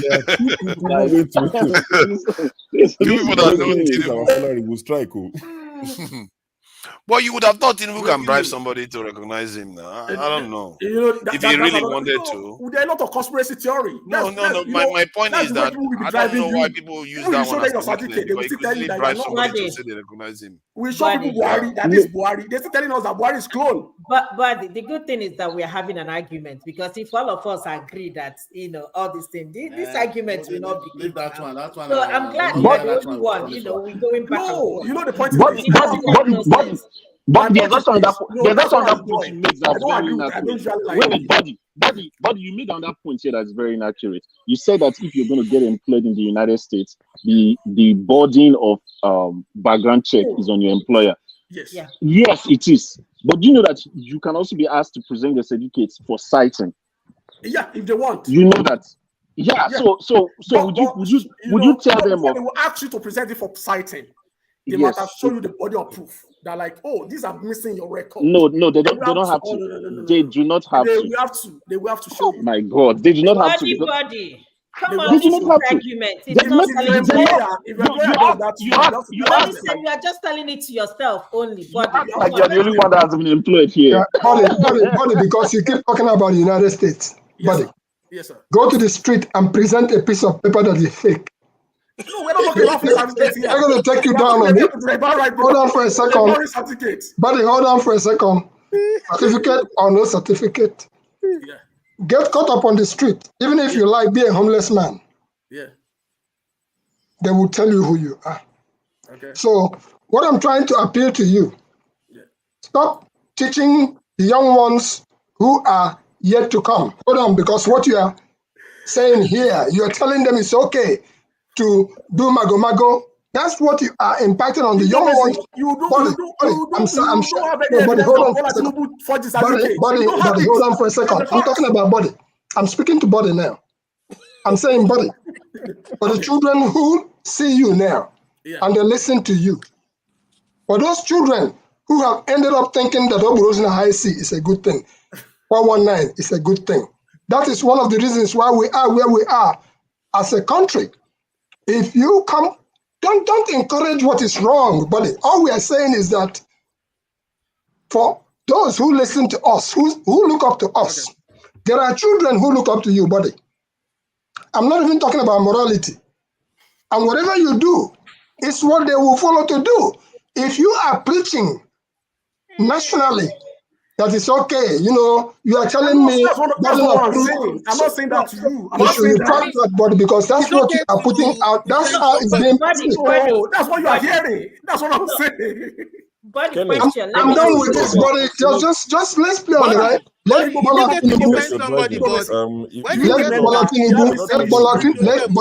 Bola Tinubu answer for Bola Tinubu. But don't talk about the United States and present the kind of things you are presenting here, because that is false. Forefather, Igbo basic. What I'm saying is this: if an employer wants to employ you, they will ask you to put. But you know the tire. They will ask you to put in your record. The issue is that some people being emotional with this thing. This thing I just see. Okay,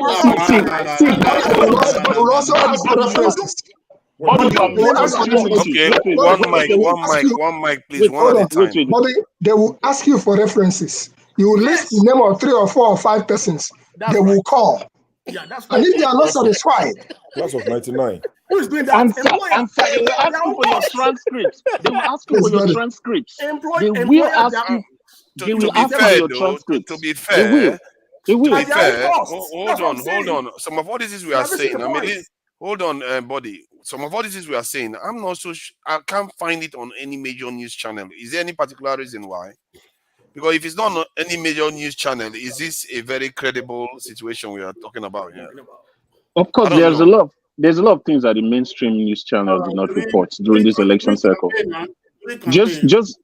Yeah. There's a lot. There's a lot. Because the civil for picture one showed up there, but this one, the people that would defend these things will go to energy. No. You remember during Buhari's time, they told us even if Buhari give us NEPA certificate, we're happy. That was the thing. Exactly. That mindset that needs to change. That if you give us NEPA certificate, we take it as his, that's why I find it very credentials. difficult to believe, because Also, then people make the same argument. Like, oh, why look at the case of this Enugu guys. That NYC are saying that we didn't give anybody discharge certificate. Not EFCC, DSS. Court. DSS are going to say the certificate is original. When NYC are saying it does not belong to us, this is Nigeria we're building.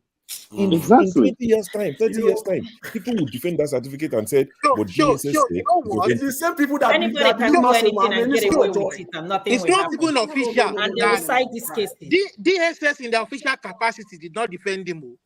The guy went to get somebody from DSS office. I know. And the guy wrote a letter himself without any letter. There's no letter. No, he didn't write the letter. The DSS guy was subpoenaed to court. Olumide, the DSS guy was subpoenaed to court. No, was subpoenaed to court by who? The guy, they presented him as their witness, and they later learned that the guy not sent by the office. Subpoena witness is quite different from petitioner's witness. Olumide, let's agree that it was subpoenaed. What concerned DSS? DSS with NYC. Exactly. This government will be said he has NYC certificate. The people that gave him said it's fake. The authority that issued said it's fake. We want a new Nigeria. DSS. See, the truth of the matter is that listen.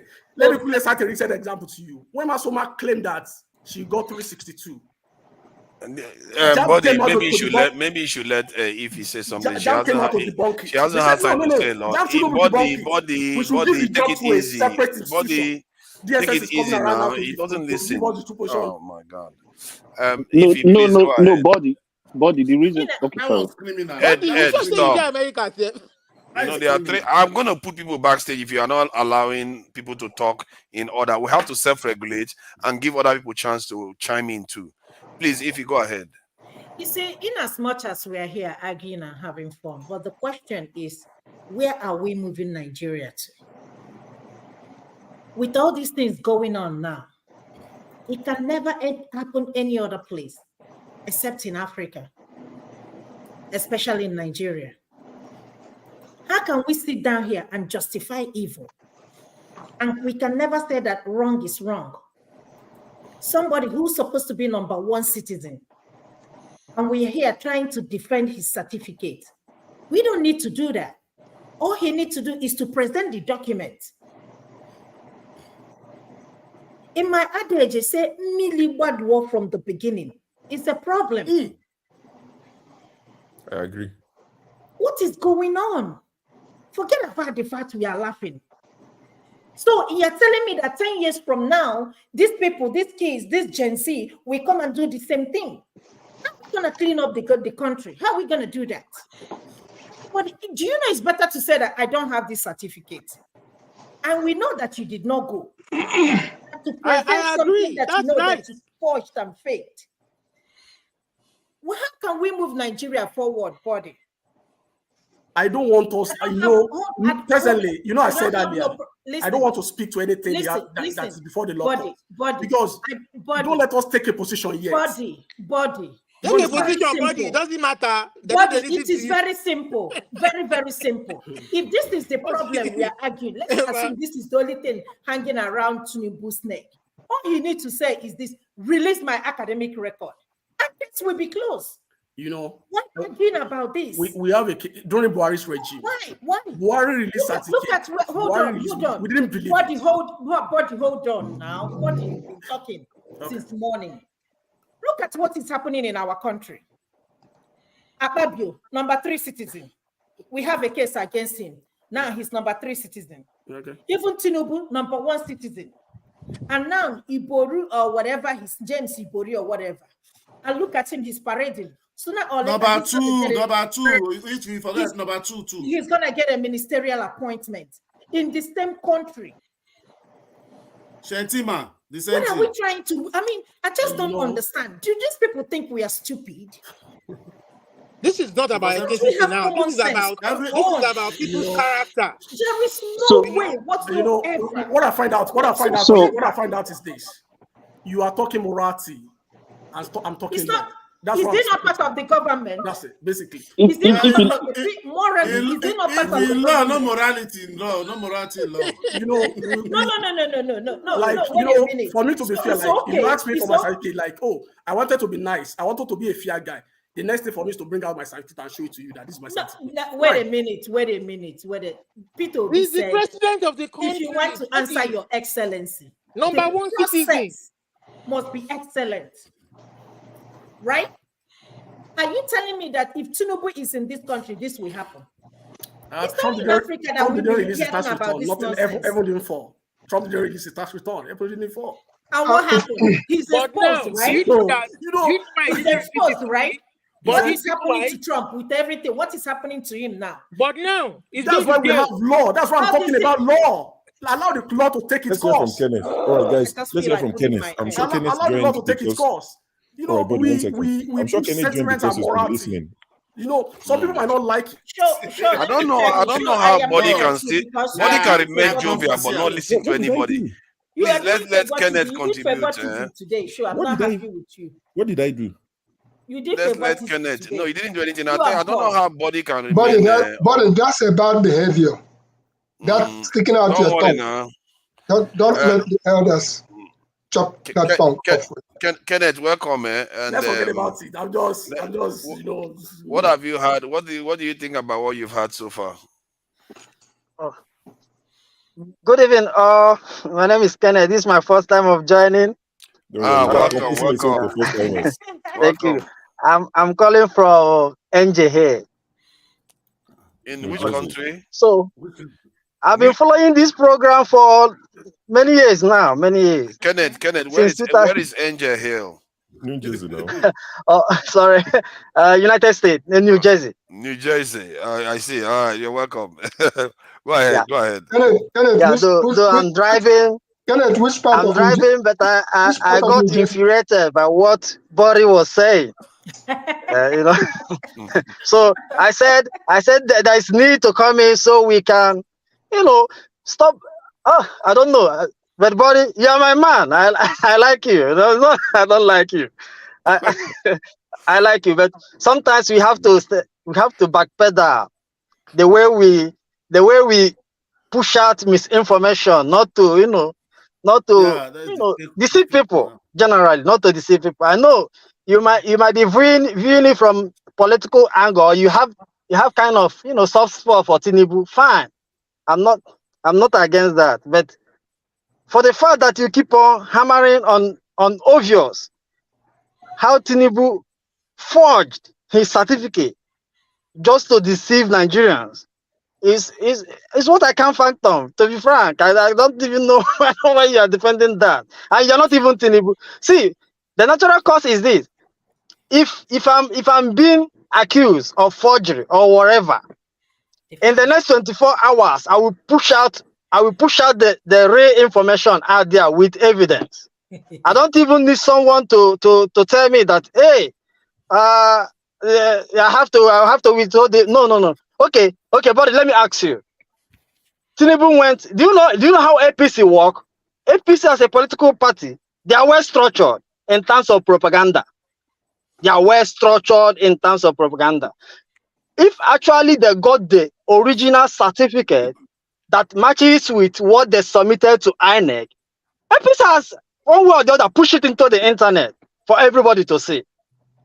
But what they got from Chicago is quite different from what they submitted to INEC.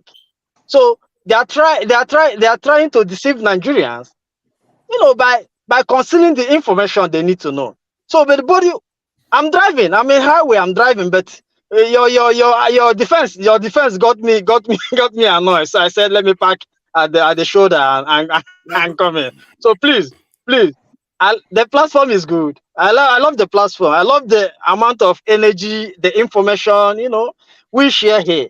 But we can't defend indefensible, please. My brother Kenneth, which part of New Jersey are you? Please. You don't win today. Kenneth, which part of New Jersey are you? Thank you, everybody. Thank you, Sean. Thank you.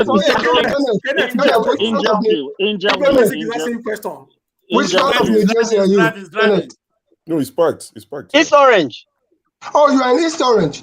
I was just there moments ago. Oh, nice. Are you living in Jersey? I'm in Elizabeth. Oh, Elizabeth. Yeah. Wow.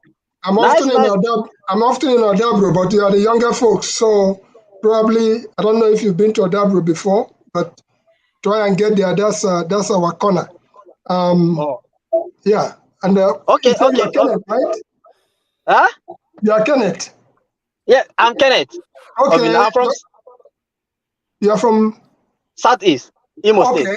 Dr. Rudolph, Dr. Damages is having an event in Bloomfield. Bloomfield? Yeah, that's the comedy show. Oh, fine. He's anchoring this a evening? comedy show. Yeah, this evening. Oh, can I? Because I'm driving home. Bloomfield is just at the corner with East Orange. I know. So I know. If it's possible, what's the time? If it's possible, once I get home, I can join. Yeah, we can share the information for you, and then you'll be able to get out there. I thought I was going to be able to make it there, but family engagement took me out. Yeah. But I'm pleased to see you. Who among your young generations that you know? Because you're a younger generation. A lot of them, because we are towards downtown of Noah. Yeah. Do you go to the soccer that the boys play at the East Orange field? Yeah. Okay. So this is priceless. Because you're a younger generation, if you ask them about Igbo basics, all of them know. So that is how we'll get connected to you. It's pleased to see you, and hopefully we will see you in person one day. Yes. I appreciate you all. Thank you for letting me in. Thank you. You're welcome anytime. Thank you, Kenneth. Thank you, Kenneth. Forefathers, your face was priceless. Just before I leave. How do you mean my face was priceless? Before I leave, I wanted to point out something. Babangida institutionalized corruption in Nigeria by the 419 edict. Yep. And since then, people think 419. Don't get me wrong. Wayo has been going on before we were born. Wayo will go on long after we are dead. But the fact is this, in the Nigerian context, prior to Babangida, there was still fear of, at least if I commit offense. Even when Buhari them came the first time, Idiabo was really the machine behind that horse. Nigerians straightened down. Babangida came, Babangida institutionalized corruption. And since then, we have not been able to recover from the concept of 419. Everybody now wants to go in the high sea. It's a problem. Now, Tinubu's era is introducing the kind of thing that you are trying to share here, trying to let us know you can answer anything, you can be anything. Don't worry, it's going to be okay. That is why we are having the Akpabio as number 2. That is why we are having the man who did not stand for primaries become back to the Senate. That is why we are having enough is enough in this our way, so that we can leave something for the future. That's all I'm trying to appeal to us. Let us start by ourselves, discouraging the lies, discouraging the two-face, discouraging the four-face. Yep. If you don't have children, you will have children soon. Okay? That's what I'm trying. When we come to this forum, let us do the best we can. Listen, if I say anything wrong, my children will put me in check. I'm trying to say they're not going to waste a moment. They would cut it straight the way it is. For that reason, let us, for posterity's sake, let us begin with us. Let us not encourage what is wrong. If all Nigerians turn out to call out on Bola Tinubu, is it not Nigeria that is trying to rule? The man will go down. But if we continue to say, oh, yeah, no, he is, or maybe he's not, or whatever, we are setting up a different ball game for the generations yet to come. And it's going to be very difficult to correct if we don't start correcting it now. That's all I'm trying to say.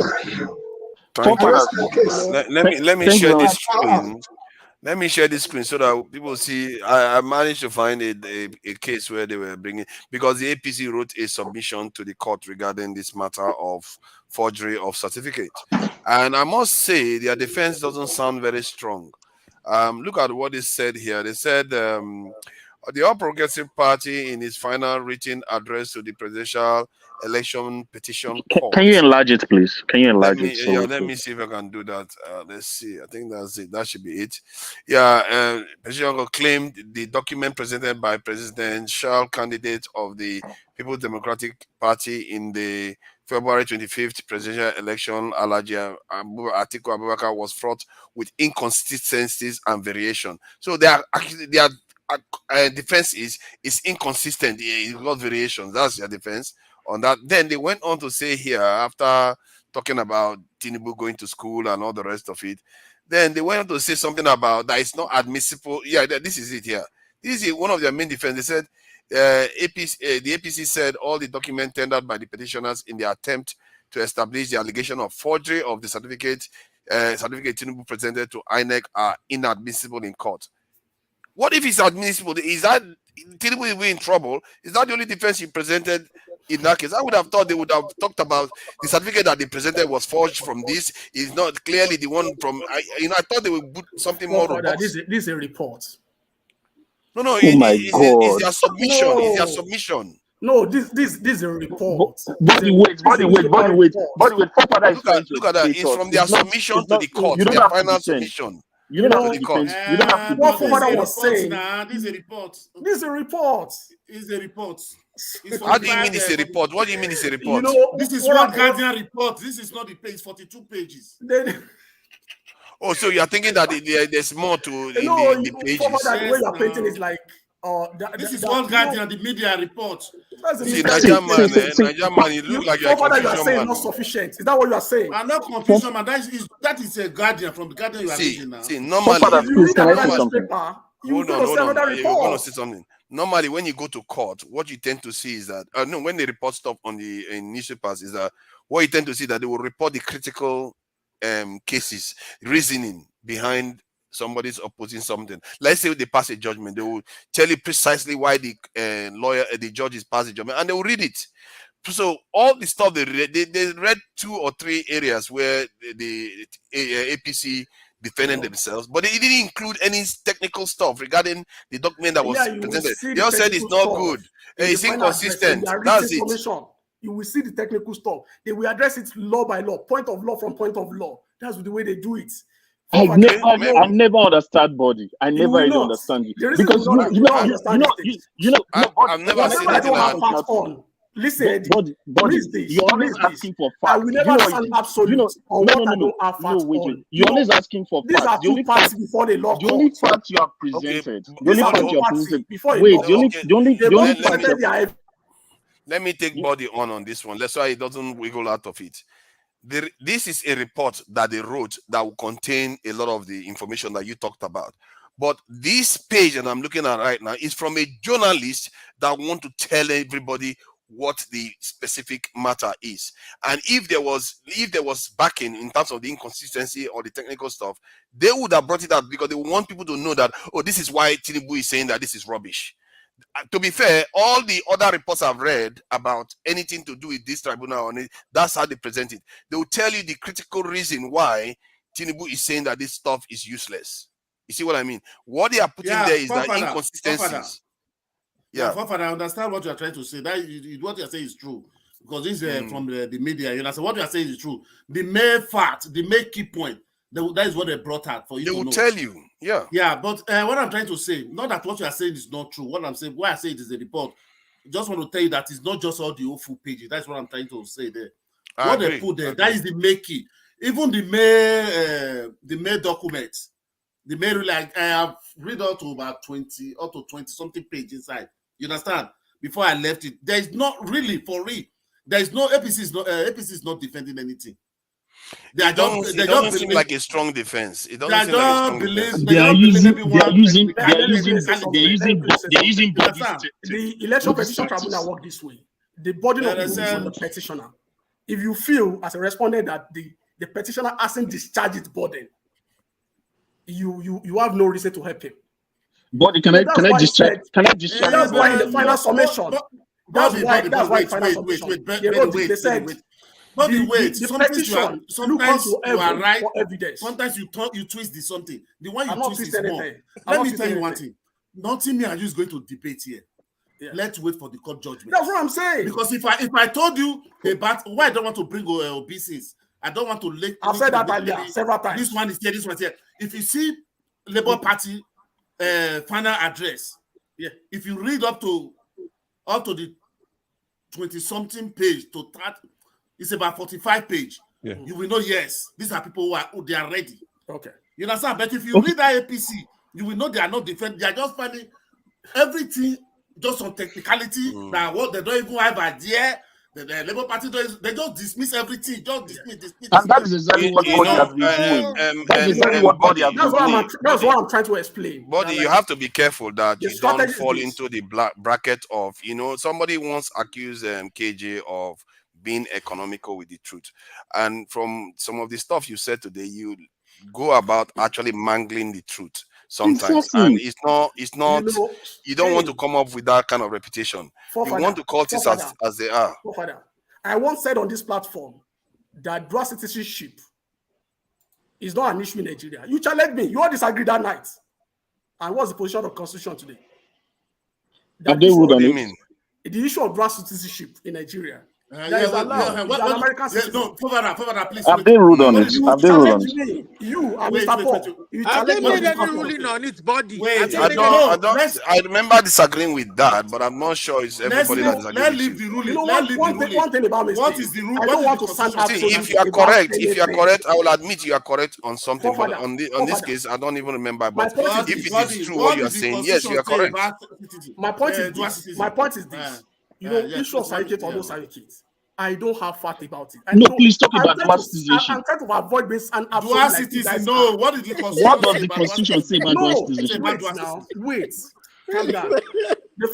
You're allowed to be a foreign citizen and be a Nigerian citizen too, and run for office. 2 things. Number one. Is that what it says? Yes, you're allowed to. As long as you are born in Nigeria. 2 things I want to say is this. On the issue of certificates, I want to lay it to rest. I don't want, earlier when we started the conversation, I said matter before court, I don't want to talk about it because there are 2 parties lay claim to be right. I said that earlier at the initial state. If everybody listen, I don't want to sound absolute. I don't have Tinubu certificates. Justice body. That's the point I'm arguing from. Some people might say, oh, maybe body is morally deficit. Not at all. The point I'm arguing from is that, like, I don't have. Let me make my case. You are confused to sounding a bit dodgy today. You're sounding a bit dodgy. I don't want to sound absolute. Who is that? I can't see you. I said. I can see it's a document. I can't see your face. So I'm sorry. I'm missing. Let me finish now. Show my point. Everybody will have a lot to say if you wait for each other. But he said he has 2 points. He has said one. Let him say the second one. Okay, please. sorry. I didn't hear that. Second point. On the second one, dual citizenship. Except you are not born by a Nigerian parent, that you naturalized, that you not be able to contest. The day I push it here, some people challenge me. How will you defend that in court? That's true, yeah. They didn't allow me to talk. I don't remember that case that you are addressing. And I put that the part of constitution. I put it here. It's interpretation. By several luminaries. No, that's true. But he's starting an argument where nobody's here to present the other side. So I don't know. You want to win an argument with an invisible entity. We have to be very careful. Maybe at times, like people like me, I don't have to agree with you. One thing about me is that if I don't have absolute facts about everything, I won't say, hey, I have it. I won't sound absolute. If you tell me that you have certificates, because I don't know, I don't have your certificate with me. I can't say you forged. If that's what people want to hear, you won't hear that from me. But if you forge, really, and you are charged, you are caught, you will face the wrath of it. That's okay. So and let's Ed come in, please. Ed. So sorry, I had to go get my computer to build my case. Right? No, we cannot see that. Oh, let me brighten it. Let me see if I can put you. Just look at it. Let me brighten it. That's funny. Let me see if I can bring you onto the screen. Let me see what I can. I don't know how I can. No. I don't even want. I don't even want to do that because I'm using my phone. I'm using my phone to look at it. Can you see this? Can you see this? So this was. We can't see it. We can't see it. Just look at the logo. You can see the logo. Just look at the logo, right? Okay. You can see this one. That triangle. Let me see if I can touch this.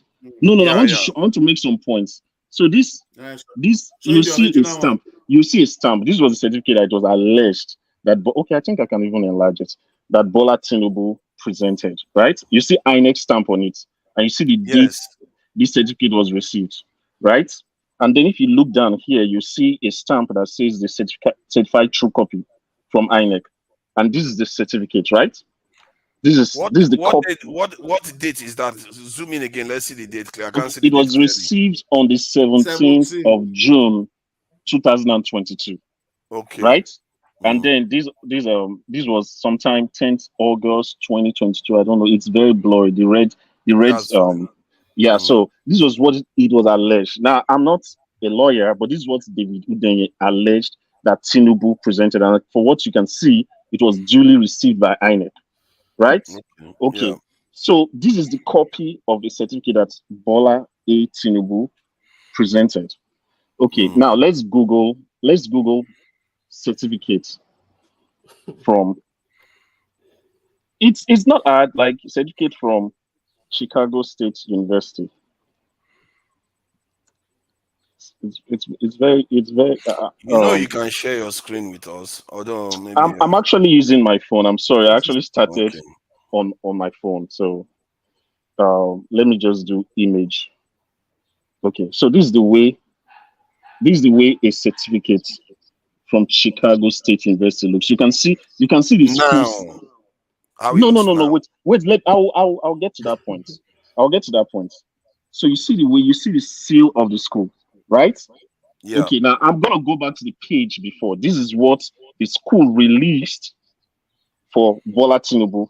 You see that it's exactly like what the school released. It's exactly the same, right? And you can see that this was not what was submitted to Chicago State University. Okay, sorry. Now I want to show you what looks like what Bola Tinubu presented. Can you see the description of this image down there? Yeah, the triangle, like the nautical. No. The Google description, pinned by fake, the text, pinned by fake diploma maker. Yeah. So right, and you can see the way that certificate looks. Yeah. Then let's go back to what Bola Tinubu presented. Is this not exactly that triangle you saw? And is this not the same copy? So now I'm not trying to even say that I'm not even trying to. I'm just presenting what David Udenye presented to you. Okay, do you know what could have also happened there? Although it could be that David faked it too, and you are just finding David's track. Okay, tell me how. On that note, no, you have to admit that it's also possible. Another reminder for you guys. David is going to be here next week Sunday. Deliveroo team is here tomorrow. Later today Sunday. So please make it a date. Okay, so tell me how he faked this. Who this caused Deliveroo to me? No. Tell me. Let's go back since we have seen what we need to see. So let me say this though: we have to admit that the case in the court, they didn't exactly say, "Oh, what they presented was completely rubbish." It wasn't even us. The document Tinubu presented was exactly the same. That is what they did not say. You see, that is tricky. They didn't say the document Tinubu submitted is exactly the same as what comes from this in Chicago University. That's something you would expect if you're making a strong case that something didn't change in between the university in Chicago and what was presented to INEC. You understand that? Body? No, the case they are making is that Tinubu committed perjury by presenting a fake certificate. No, forgery. No, that's what I'm. I was addressing. Sorry, Ed, I'm trying to help your case here. I'm addressing Body here. Body, don't you think that the Tinubu side not even arguing once that the document that the other side presented was complete rubbish? That this document that Tinubu submitted to INEC was exactly the same as he received from the Chicago University. They didn't say that. Exactly. My answer to you is simple. They both made their submissions. They've submitted their record. But don't you think if that is what they did, they would have just stated it? This idea of waiting for the judge. I'm asking you now. I'm asking you though. But normally, this way for the judge is giving vibes of go to court. I understand that. No, Body, as somebody that understands this area very well. Okay. Don't you think if that is what they did, like they got certificate from Chicago University, and that's what the certificate they took and presented to INEC, that they should have just at least stated that fact? Okay, Father, listen. Yeah, Eddie has been able to show us 2 different certificates. On that two different certificates, is it the same name? It's the same name. Bola Tinubu. Is it the same degree? The same degree, yes. Hold on. Is it the same degree? Hold on, I know where it's going. Yes, the same degree. Everything the same. Let's assume everything is the same. What are you trying to say? So, okay, what do they call perjury? Forgery, not perjury. What do they call forgery? No, perjury actually. Forgery is the duplication of a document in the essence to deceive. It doesn't matter whether they said it doesn't matter whether the information contained in the new document is the same as the one that was duplicated. The idea is to pretend as if it's a different document when it is not. Mixing it is forgery, not perjury. Wait, forefathers, let me explain why it's perjury. Because the form that you fill, as in to apply for is an affidavit. An affidavit is under oath. It's under oath, right? So that's why it's perjury. So it's not just forgery. From what they said in that page, they were addressing forgery. They didn't talk about perjury at all. Maybe they're wrong, but that's what they. Perjury is there. Perjury is there. If you look at I didn't say, okay, let me search perjury then. If you look at those documents, that is why I say you have not read all your documents. Now that's why we just give this my headline. You have the document, Nigerian. You have the document. It's on the net now. Let me check now. It's on the internet. Let me see forgery. I have to find forgery. Even the dual citizenship is about perjury now. Has the same name. Yeah, the two have the same name. Have the same class of degree, the same program. It says with honors, the degree of bachelor. It doesn't. They don't say. No, wait. They don't tell. They don't wait. They don't put class of degree on your diploma now. You don't know that. Like if you do undergrad here, you don't have class of degree. It's just your name, the degree you had. If you had it with honors, they put with honors. That's what shows. No, if you graduate with cum laude, that shows no. It's not like that's only. You are reading guidance. What are you telling me? Like are you studying here? My certificate has it. So forget. I'm reading guidance. Okay.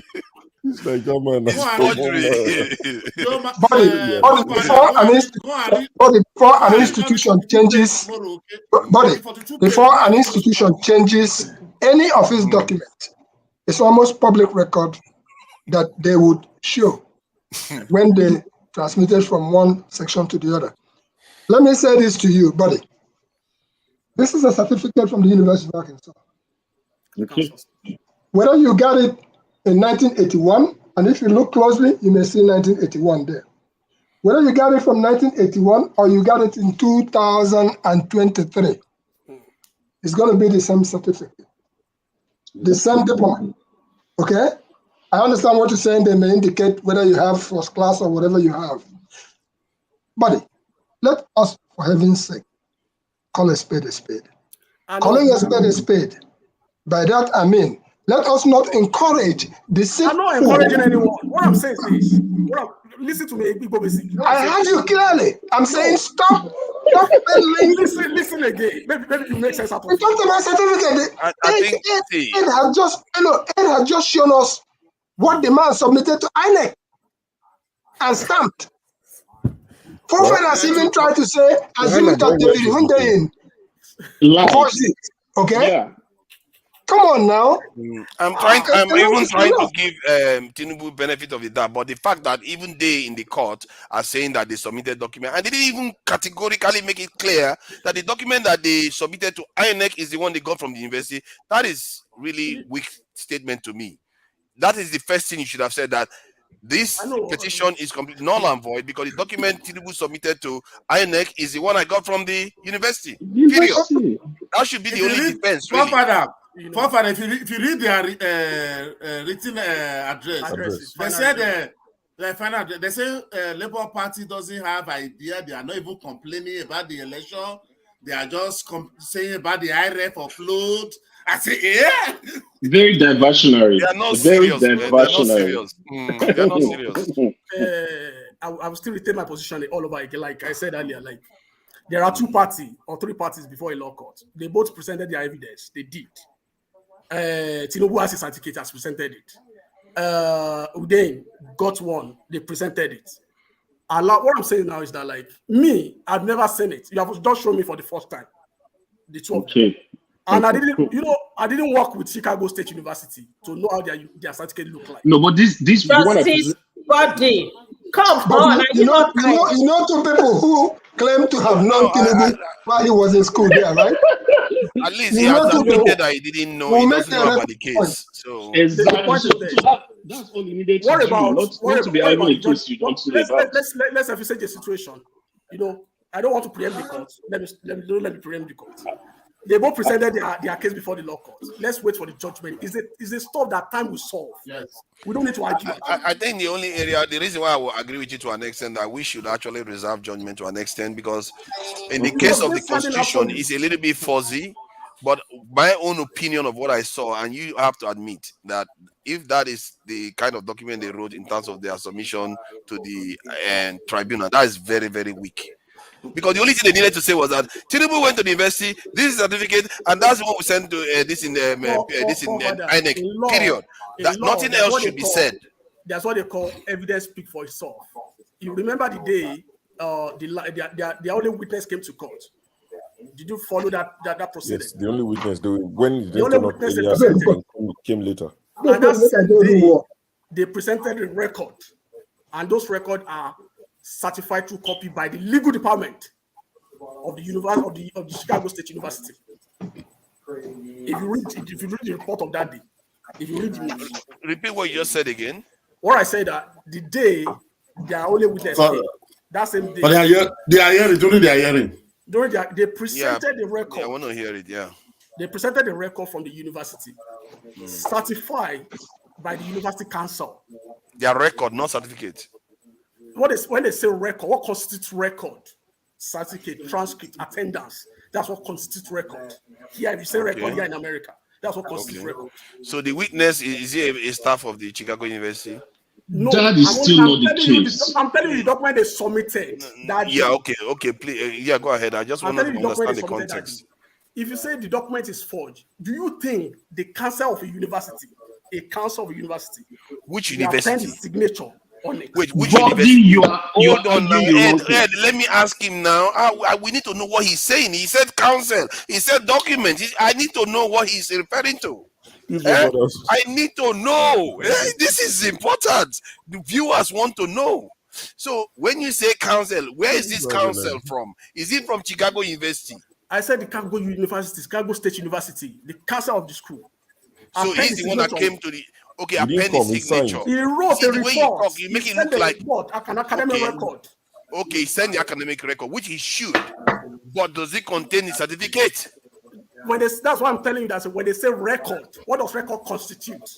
Record constitutes. If you are not sure what it contains, though. Listen, I'm telling you what it constitutes, Father. Calm down. Okay, tell me then. Okay, go ahead. You know what record constitutes is this: your school attendance, your transcripts, and your certificates. Okay. That's what it constitutes. If you want, you can write to your school, request for they will ask you, do you want the whole record? If you want the whole record, they will add your certificate and transcript and your attendance to it. Okay, so now that is a dark area. You know what you just said just now. What you just said just now, you are assuming you don't really know what was submitted. You don't have any evidence for what was submitted. I'm telling you for the point. Nigerians use words all the time, but one thing you can are you 100% certain the certificate was among what was submitted? I'm telling you about record. When they say record here, No, don't tell me about record. I'm telling you what is actually happening in the Nigerian court. Are you certain a certificate was there?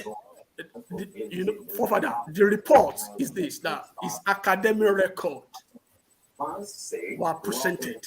Please let me talk. So please. It may or may not contain the certificate. So when they say 100% record, certain. I'm not telling you what constitutes record. From it's not very clear because the same argument you are making, is the same argument I'm making on that certificate.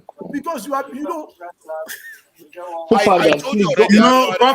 Forefather. Yes. You know when the APC call their witness, to call. You know, they only call only one witness. APC one witness, Shetima one, and yes.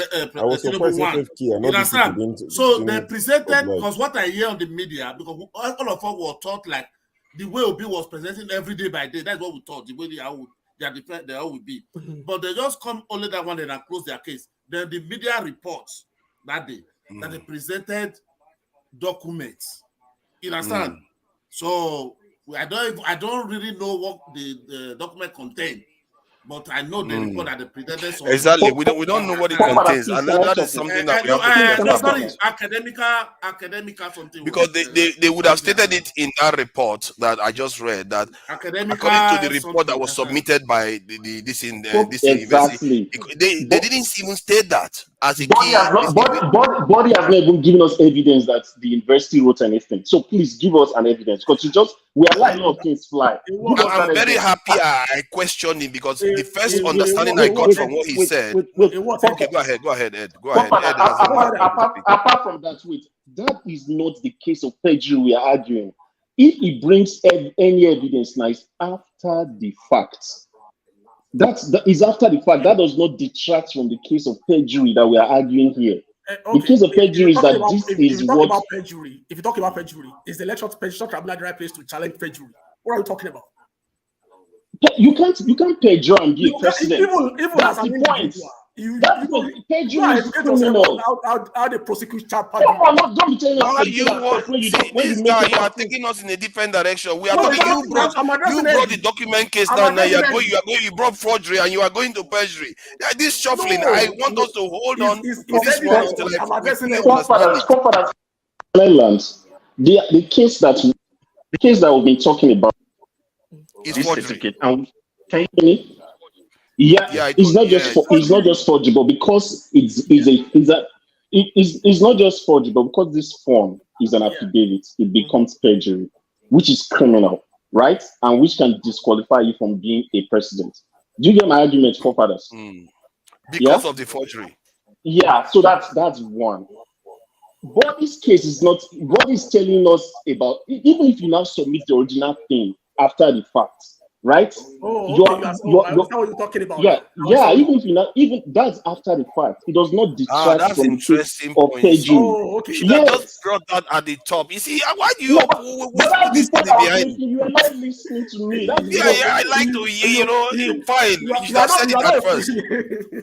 That's the point I've been making. Yeah, that's wasting the time of this court. Can you people see that John Abba is not smiling? Can you people see John Abba is not smiling? It's not a good. Secondly, I'm about to leave. Wait, let me just make my point. What amount of disqualification in an election? Stubborn. How many points you don't make? I said that I don't tire for this. In election petition, energy. You have only 3 fronts to challenge to put your case. One is the eligibility of the candidate. So they are challenging the eligibility. So using the certificate, the perjury of a thing, but they don't refer to it in election petition as perjury because they call it forgery. Yes. So that's why what father was referring to. What you will see all through there is forgery. So that's the only thing that could disqualify him. under that. That is dangerous because it's removed governors from office. Because for perjury is another kettle of fish. It's another kettle. The way they prosecute it is not within the jurisdiction of election petition. Why is it not? Why is it not? Yeah, the reason why it's not is this: because you need the fiat of a state attorney or attorney general of the federation. I don't agree with that. Go and check. If you have any check. No, please give us evidence. You've said a lot of things without evidence. No, you don't give us links to things. No, what is I should go and check. Let the poor breed. She the one who said let the poor breed.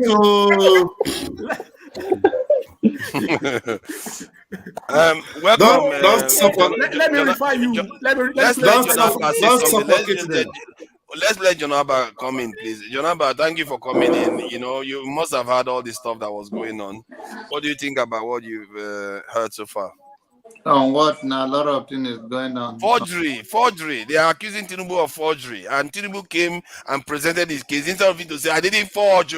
I got the document from my university and I submitted it to INEC." Instead, Tinubu is saying there's a lot of inconsistency in the document, and the document is inadmissible. How is that a strong defense? It's Nigeria. All things are possible. Man, you call all his names. All things are possible. Exactly. What can you say? I expected a better defense. There is no. To want to put Nigerian issue in the context. We're all going to be wrong or we're all going to be right. It depends on who is in power and who is influencing who, and what you want, what case you are interested and what side you are on. And it's okay to be on one side, but if we want Nigerian to work for all of us, then we must speak to the standard that what is good for the one person is good for the other. But in Nigeria, we all take side regardless, whether it's because this is my tribe or this is my this is my that. But I think in Nigeria, when Bible says all things are possible, that is that country. So regarding, because since you are technically a northerner, there was this issue that was going on in the Ilorin, where some groups, or let's call them some Muslim groups, didn't want this traditional practitioner of Oshun doing her festival in public. And we also learned that when they went to do some sacrifice, that they were harassed and probably attacked by some Muslims. Some guy recording them and chased them away from the stream. Yeah, now they were harassed and chased away from exercising their constitutional rights. So I don't know, is this something that you want to address, and what do you think about such an event and actions? Come again, please. Yeah, it's regarding in Kwara State. This lady, she's a traditional practitioner, traditional spiritualist practitioner. She wanted to go and do festival publicly. She used to do it privately, but she wants to go and do it publicly this time. And some Muslim groups came and told her not to go and do it. And it appears the emir supported the move to stop her from coming out publicly to do it. And then when she went and they went out to do some sacrifice, by the stream or something, and they were chased away by Muslims. Yeah. So yeah. Go ahead. So what do you think? No, that's it. Yeah, she have right to exercise her own faith the way she want to, but like I said, whether in the court of law in Nigeria or in any setup, it's about domination. It's about conquering. It's about somebody believe that their own religion is better than the other, or they are more popular than that. It's not respect with people while you disagree with them. You can be a Muslim, and I may not be a Muslim, and I don't have a problem with you being a Muslim and exercise your faith or do your own sacrifice or pray to your own God in your own way. I'm sure that is body. Where is he? Even when he's off camera, he's causing trouble. Okay. Yeah, John Alba came in and body ran for his dear corner. John Alba, it's good to see you at least. Good to see you, brother. Good to see you. Good to see you, my brother. So the issue is about conquering, and the Nigerian is in a mess and African is in a mess when you come to religion. Religion is something that have tamed us for many years. Everyone have the right to exercise their own faith in their own way. And the Muslim thing is the way of chasing them. Oh, you have no right. The Emir says that. It's like Obama says in his early, when he was a senator, that he was not in support of gay. And when he become a president, you know, the case is popular. And I say in support of it. Is that they size the people. They know the direction the people are going, and they go with that. Where even privately, they may have a different opinion, but publicly they express themselves based on the move. The same thing happened when this lady was killed in Sokoto, and then Atiku put on a tweet, and later he sees that it's not good for him politically, and he withdraw it. This is the people. But how can you compare this to Obama supporting gay rights? Like, this is it's about looking at the people. They are breaking it's the about law. sizing the people and know the direction and the move of the people. But the gays are not breaking the law. These ones are breaking the law, and you are saying you are siding people breaking the law. To them, if you ask a traditional or a Christian today, they say to them it's even more than breaking a law. They think that law is breaking by doing wrong or right. This is against nature. So there are things that are morally wrong, but they may not be legally wrong. There are things that are legally wrong that are not morally wrong. So what matters is the legal part. This is a constitutional nation. Okay, if people are assured of their constitutional rights, that is what will make it worse, because it is the same thing that go into the law. Like in America now, it's a law. Mm-hmm. Yeah, it's a law.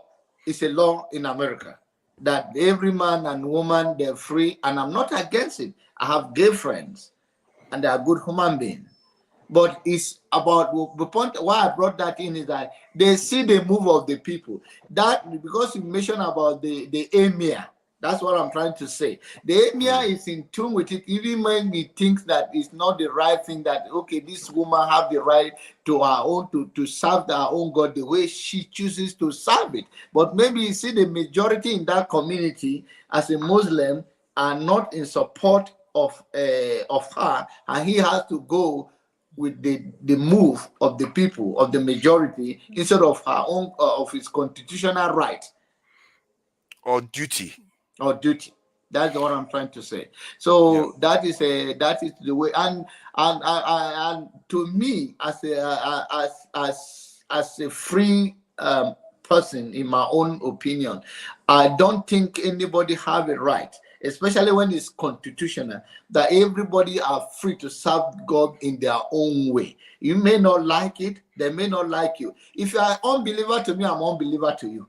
There's all those language of this outdated language people use, say you are not a believer. If you don't believe what I believe, you are unbeliever to me, I'm an unbeliever to you. Period. That's how it's supposed to be. We are supposed to be tolerant of each other. You can't ban one side from not operating. And we tend to see this stuff. I'm not sure this stuff has happened in the South before. We tend to see a level of intolerance in the North that is very, very concerning. We say that like you said, the leaders they seem to be following the people, but in reality, it may be the leaders that are inciting the people in this direction.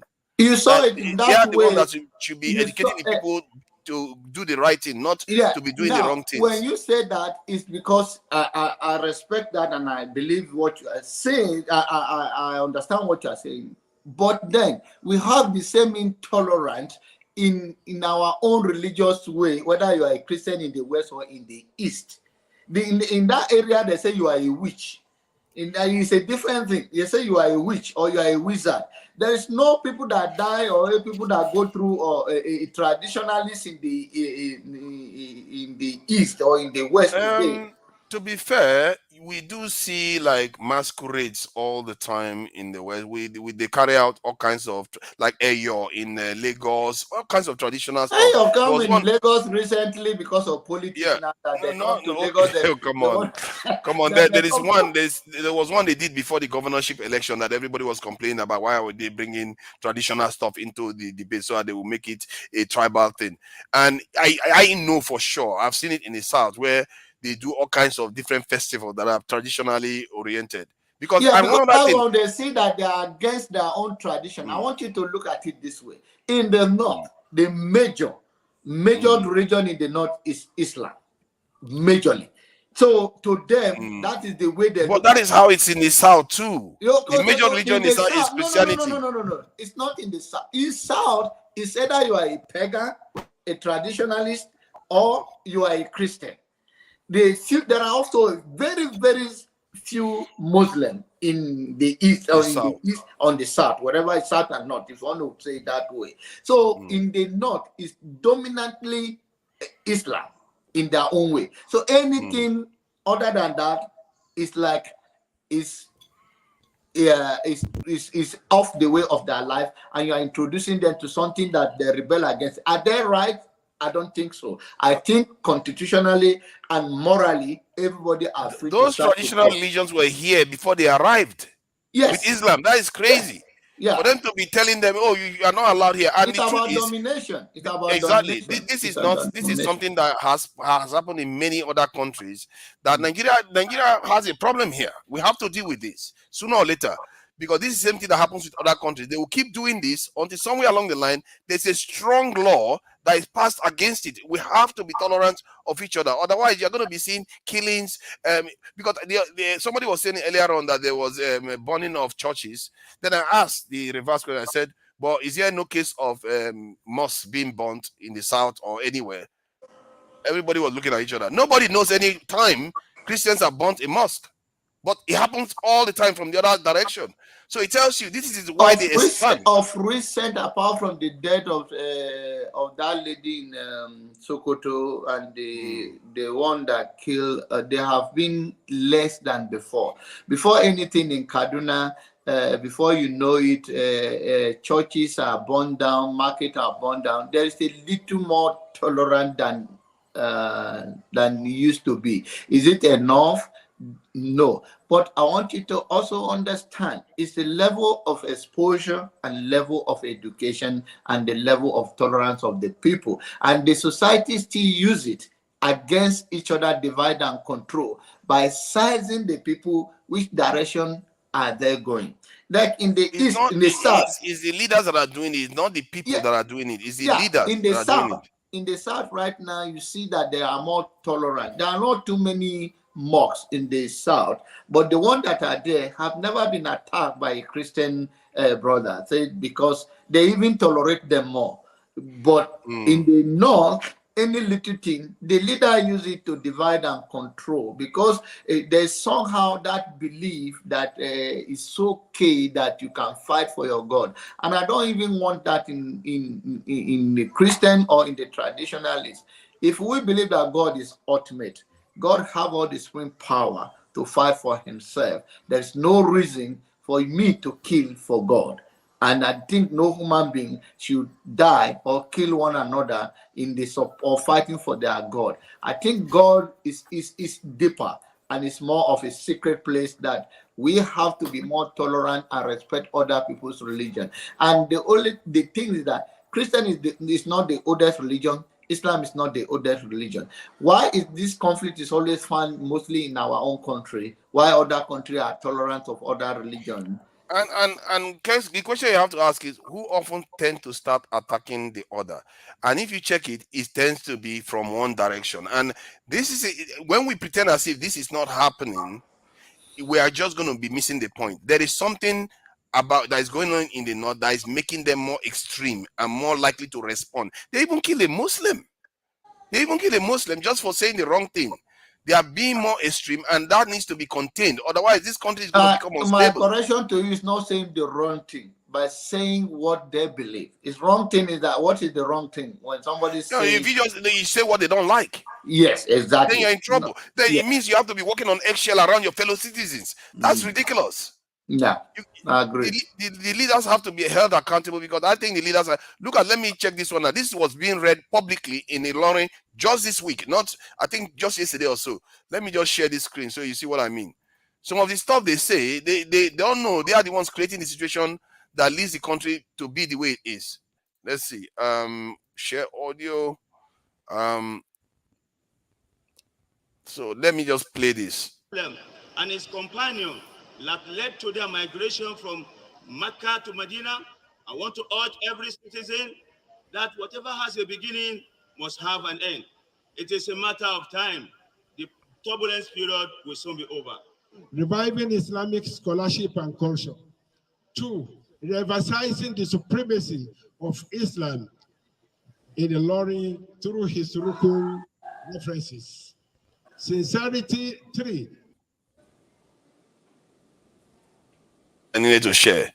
So this is something they come out openly and say, supremacy of Islam in a state of Nigeria. You come out publicly. No. It says state of Ilorin. It state of Ilorin. It mentioned instead Ilorin. of what? Ilorin. No. It says supremacy of Islam in where? Ilorin, the state. That state. Ilorin. Yeah, Ilorin. Not in Nigeria, of course. I know he was talking about the state, but that is a problem in the state, because you are trying to push it, and it shows that what they are doing, they are putting pressure of any other group, Christian, because they always have a problem with schools and everything. They are taking up ground. While we are arguing, they are taking more ground. These are primitive people that the governors and the world scholars, even in Islam, should push back on them. Once again, society and the leaders side the people and move in the direction of the majority, even when they know. But sometimes these people don't know better. They're always emphasizing and choking people with their own belief. We in 24/7, in 21st century, we do not have to have this. And it's also not only the governor, it's also to a federal and the law enforcement that things has to be changed, even if the constitution of the state said so. Because we are operating under federalism, and the federal government have input in these things, that this should not go like this. So these are the things that when we come to a platform like this, we speak to it, because they're listening to us. They know it may not be on fire as they expect it to be engulfing the whole street, but gradually, when people make sense here, it touches the people. They're listening. They see that we are imparting peoples and educating them and exposing them and open their mind to be more tolerant of one another, whether your belief system or your tribal issue. So in this kind of thing, the federal government is supposed to step in and put a comment. But in any case, if we continue going in this tribal thing and this religious thing without having the mindset of the openness of how do we improve our beliefs and be tolerant of one another or each other's religion, this kind of conflict is about to happen, and it's dangerous. Well, I think you are right. What makes it, you are quite correct, everything you said there. What makes it even more dangerous than you even refer to right now is that if you look at the state of the world right now, I'm beginning to think that this is a feature of the religion now, where they are using this type of method. That's a method of one. I've had a Nigerian tell me that they told him that they were going to pay him money because he's skilled to convert, because the other side shouldn't have this type of person. This is the kind of attitude we are seeing in the country. And in Sudan right now, one of the reasons why they are fighting, because it's not only because of religion now, because they are all religion, but because of Arabization. Because they believe there is this thing that keeps going on, whereby there's always pressure to take on more, take on more, take on more. And it happens everywhere. And we keep saying that, it's because of the people, they are not wise, or because of this, or because of that. This is why historically, no Christian nation, no Muslim nation has ever converted to Christianity. but the other way around has happened repeatedly because the Christian faith has decided to separate religion and science and law from their religion. But the Islamic ones maintain all of them, almost everything in one, and keep pushing and pushing and pushing, and nobody seems to be pushing back. Personally, I recognize it for what it truly is, and the leaders have to be held accountable to be addressing their people to stop doing these things. You can't keep doing this regularly, attacking your fellow black man. Do you know how bad that is? Because of another man's religion, you start attacking fellow black people, killing fellow black people. For what purpose? Something people that are protected under the Constitution. That is wrong. They should really need to call these people out and say, you need to stop this because this is our country. The more we do this type of stuff, the more we are going to suffer. We are all going to suffer together, just like we are suffering now. It doesn't do us any good. But some people would rather suffer. I can tell you right now, some of them would rather suffer and get Islam throughout the whole country than this thing. Just take it easy with their fellow neighbor and live happily happy ever after. That is the level of thinking, the way they approach these type of things. And I understand it. I do understand it. But for me, where I draw a line is where you start breaking the law and attacking people. That is where I draw the line. Because America, Christians vote for even Trump. That is very, very immoral. They vote for Trump because Trump is going to give them a Supreme Court judge that is going to give them ban on abortion. So Christians can hold their nose. In other words, religious people can hold their nose to support something that may not necessarily be ideal. I can understand that. But when they start attacking people in Nigeria and making the country unstable, because I hear so many Southerners say all kinds of stuff about Northerners, and I condemn it all the time. Because I say, oh, look at how you are talking about them. Look at how you are as if they are not human beings like you. They are not black people like you that have been here thousands of years with you. But if you see the other side too, you don't tend to see people condemn their behavior there. For me, I just get tired of hearing attacks. And you rarely hear, okay, Yoruba people attacking Hausa people. You rarely hear Igbo people attacking the other side. It's always them attacking others. We can't keep doing that and pretending as if it's two-way. It's not two-way. Right now, it seems to be one-way street.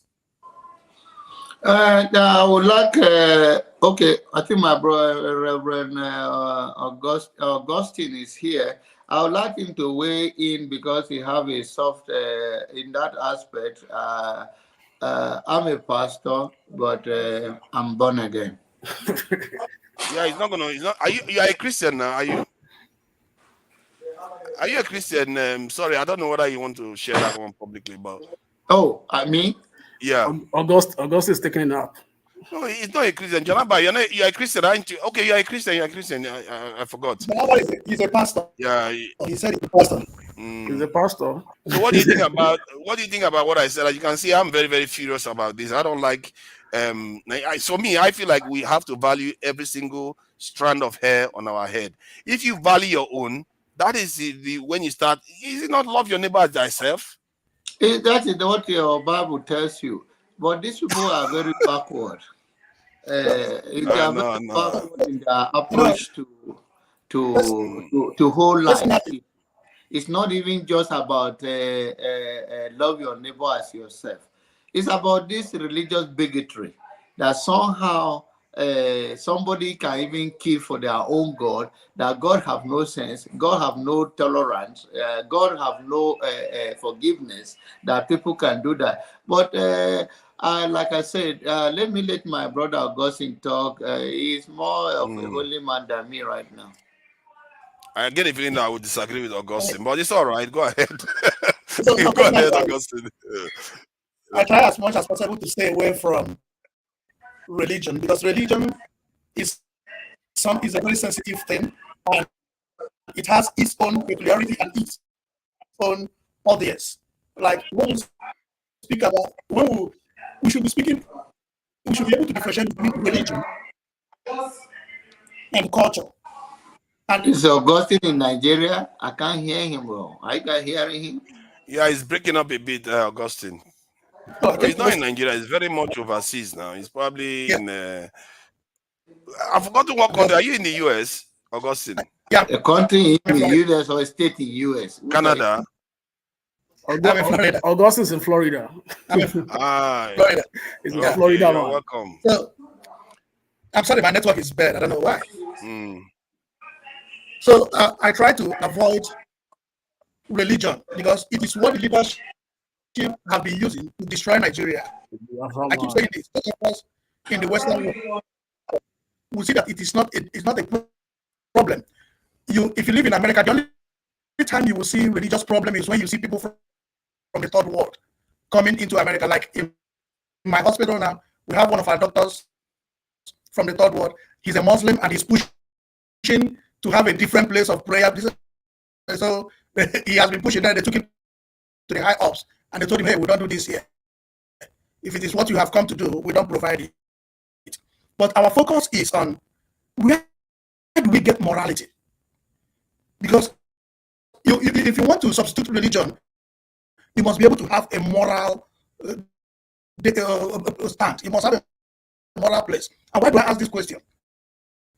If we have our moral status right, you can forget about religion. Because I know that most of the things we have in our world today, no matter the world, no matter the part of the world, you can't take away religion from the development of any part of the world. That does not mean that you remove that there is no negativity that came with it. There is no part of the world again that religion have done this wonderful things that they didn't come with its own negativity. It comes with its own negativity and it comes with its own positivity.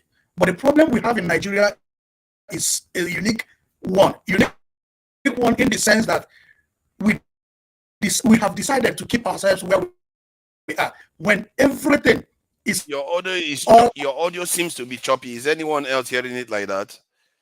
It's gonna be over time it's gonna be hard for people to listen to. Maybe you want to go out and come in. It's really go bad. out and come back in again. Yeah. Okay, let me I think Paul was here before you. Biafra. Let Paul have his say, then you can go Biafra. So Paul, what do you think about this Lauren this thing and the trends anyway from El-Rufai, the attacks? You know, I don't know how many cases we heard about in the South. I think I heard about one case where they said this lady was a witch, and I don't know what they did to her, whether she lost her life or just beating or something. I'm not sure, but we know about El-Rufai. We know about the young lady from the college and a young man again getting attacked. Then you know about the Lauren one, and I fear that there's a level of religious intolerance. It has gone so far. I could remember during the time of Raoul Faregbeshola, the former Osun State governor. You understand? There is a crisis over this Muslim Christian thing and these Christian schools, the unity schools. So, the Muslim protest that they have to wear their hijab to school and every other thing. So at the time, the Christians got tired of it. So the Christians too now come now and dress like Celestial. Wear their Celestial to church. The traditionalist people dress their traditionalists to school. Everybody wear all type of thing. Well, as a Celestial, I dress like Celestial. A Catholic dress like Catholic. We can't continue like this. We need one thing to unify all of us together. So now, when you see the things that the Christian did, it will look like the Christians don't understand that the Muslims have been covering up for a very long time. But why the Muslim is asking for what they are asking, at the same time, you have to respect other people's view. And you don't punish people. You don't just take laws into your hand. There is a reason why we have system. Why not let the system crucify the people? But you see an individual will take this law to their hand. Sometimes it just look like the leaders even instigate them to do things like that. When people take laws into their hand, instead of the leader to mitigate issues, manage this problem, to take side or they'll just sweep it like we normally said, they sweep it under the carpet. Like I said the other time, if you play football, if you are winning, you don't change strategy until you start losing. You understand? So if they get away with everything that they are doing, why do you expect them to lose? You understand? And also when you even look like this quarter that we are talking about, it's also the extension of Usman Danfodo that brought about this same thing that we're talking in Kwara today, where an Hausa, you understand, become the emir of a populated Yoruba place. Just like I said. But we've been getting that for a very long time. Now, I want to use that same thing now compared to places like Warri, where due to the influence of Awolowo trying to extend the Yoruba race, you understand, make the Olu of Warri a Shekiri person, a very minor minority. You just can't even equate that. Like if you go to Warri today, you don't tell an Urobo man or an Ijaw man the Olu of Warri. You understand? Just to make it easy, they'll say the Olu of Ishekiri. Because no Urobo person, you understand, go pay in that palace. He can't even control or talk anything about around where the Urobos do something, where they just do something. You understand? But in federal might, it's being known like the Olu of Warri. You can see when they did the inauguration of this new one last year. If you can go back again and go watch the video very well, you see, even though vice president, you see people represent, but you won't see any Urobo person there. Something that's supposed to be one of their own. Do you think that, because I noticed something that recently when the House of Assembly members, they went to the north, they said they went to the north anyway, they were showing it on news to ask, they are saying that they want to give traditional leaders powers in terms of constitutional powers. So that they are going to be looking to do that in this House of Assembly this session. So, but one of the things I noticed was that they said they were going to traditional leaders. What the traditional leader was an emir. So what occurred to me was that I asked myself, but traditional leaders in the South are not Christian leaders. They are their own. They have their own, like Oba of Benin, this Oni of Ife.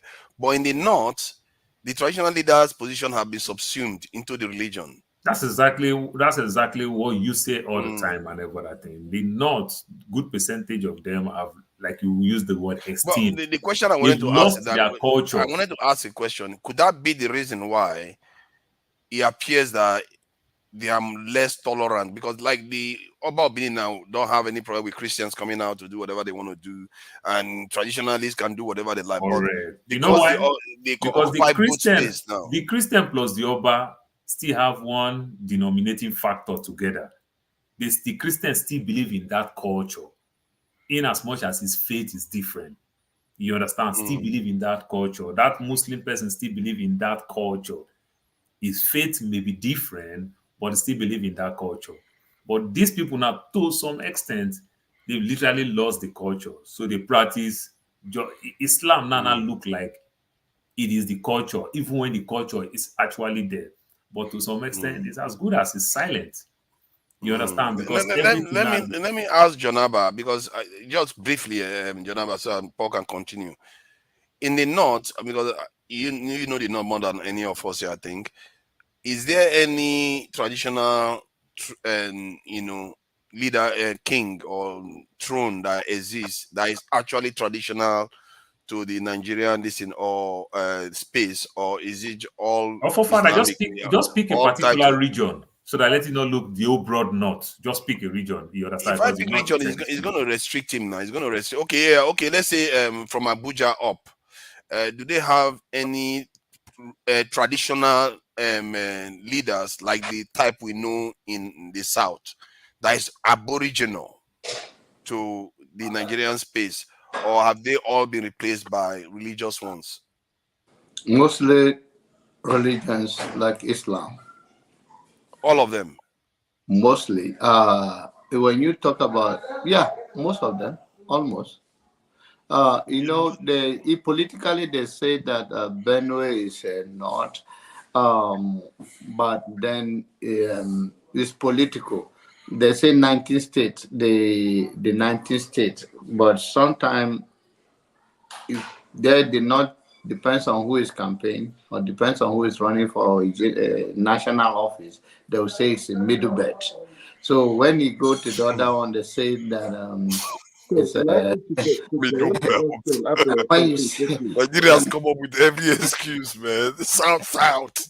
Middle belt. They come up with any name they like. When you say it's middle belt, there is a difference, which is Benue, Plateau, Nasarawa, which you can see more tolerant of the Christian over there. But when you go to the far north, like Kano, Sokoto, Borno State, Adamawa State, and the rest. Adamawa is still the same thing as the old Gongola state. That's what it's called, Adamawa now. So all of those places are mainly Muslim that are called Emir. Like you have Oba of Benin, like Paul was explaining. Oba of Benin will not have a problem, even he may be a traditionalist, whatever he believes, he will not have a problem with a Christian. But in the far north, I'm not saying they have a problem with the Christian. John Abba, can I ask you a quick question? Yes, These emirs in the north, are they all Fulanese? No. Not all. Where are they not Fulanese? It depends on the city. Last now you talk about Borno State. Emir of Borno State are Kanuri. Just where your vice president is a Kanuri, Shetima, is from Borno State. So if we are looking for real Fulani people or Fulani dominated area, like Kano, Fulani are not major. That's where you call Hausa. The real Hausa that their language are written in for you to read is Kano. Okay. So, in Kano, sorry, quick one. In Kano, you said that are Hausas.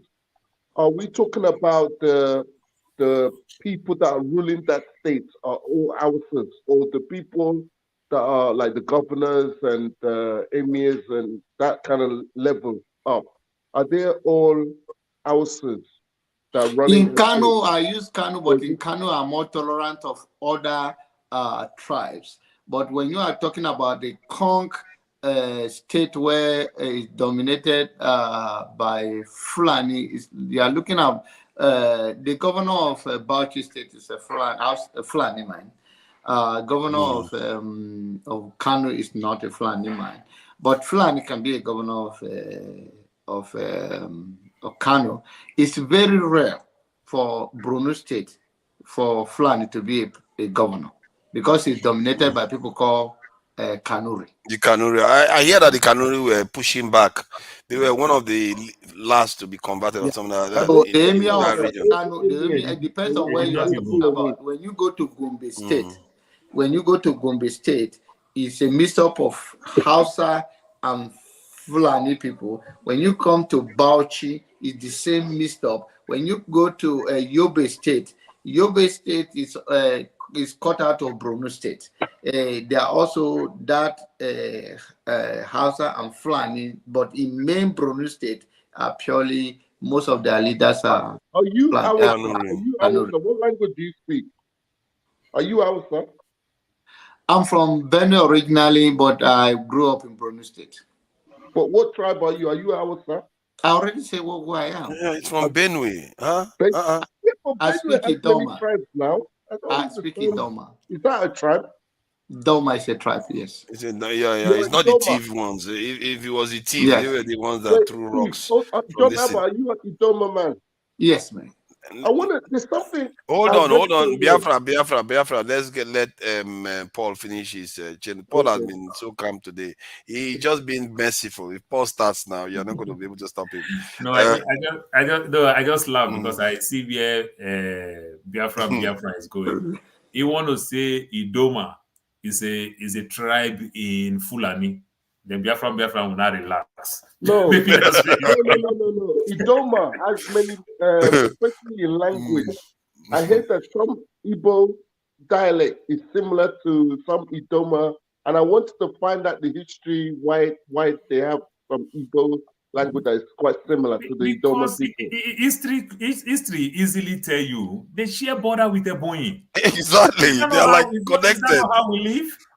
That's why when I keep telling Nigerians, we've been living together here for such a long time. We share culture and every other thing with an Asian person because at the same time we share border. Remember these boundaries that we are talking; they're all artificial. Hold on, Benue is a state that is borders other states. So are you telling me that where they border other states, that they all speak?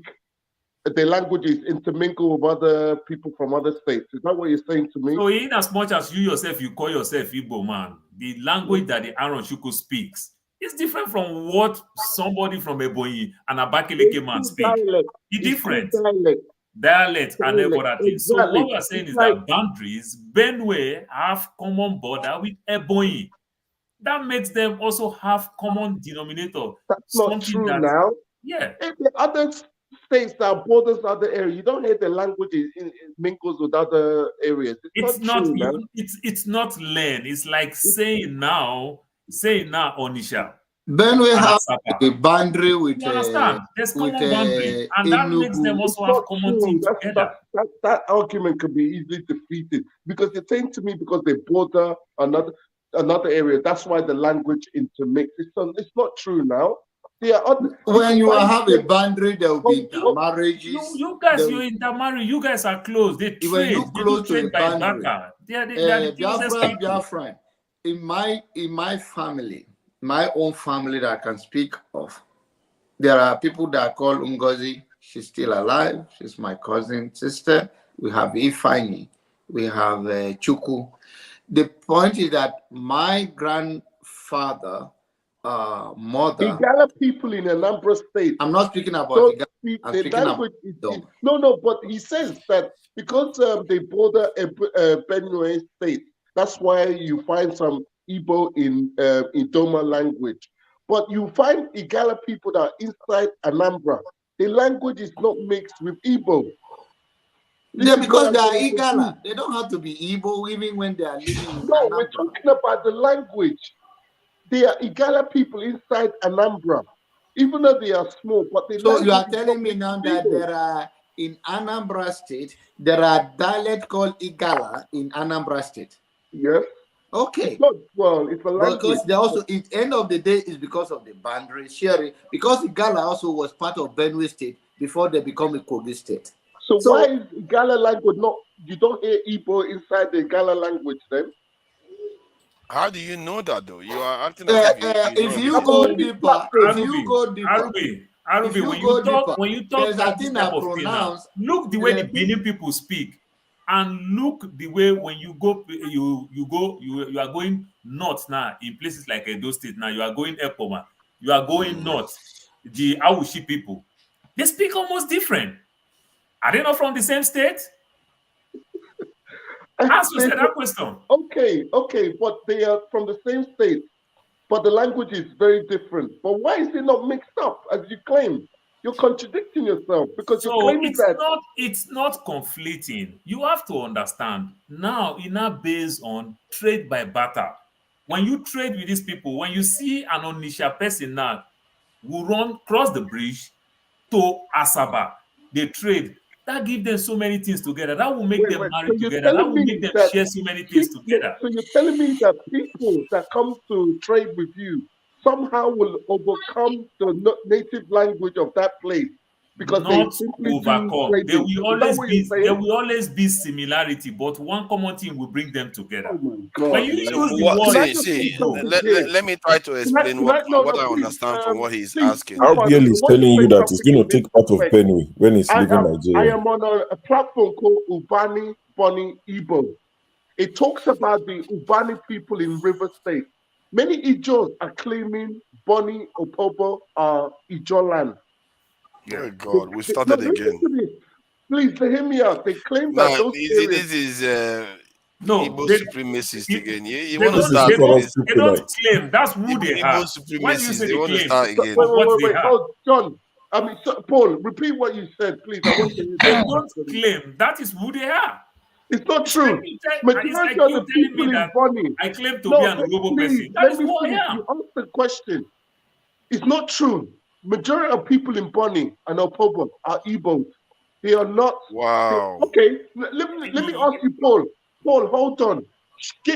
Provide me documents pre-1960 that shows it just existed in Bonny and Opobo. It's like me telling you that all the Igbo children that were born in Lagos are Yorubas. And Opobo speak what are you talking about? Because of the women came there, the men married Igbos and so on.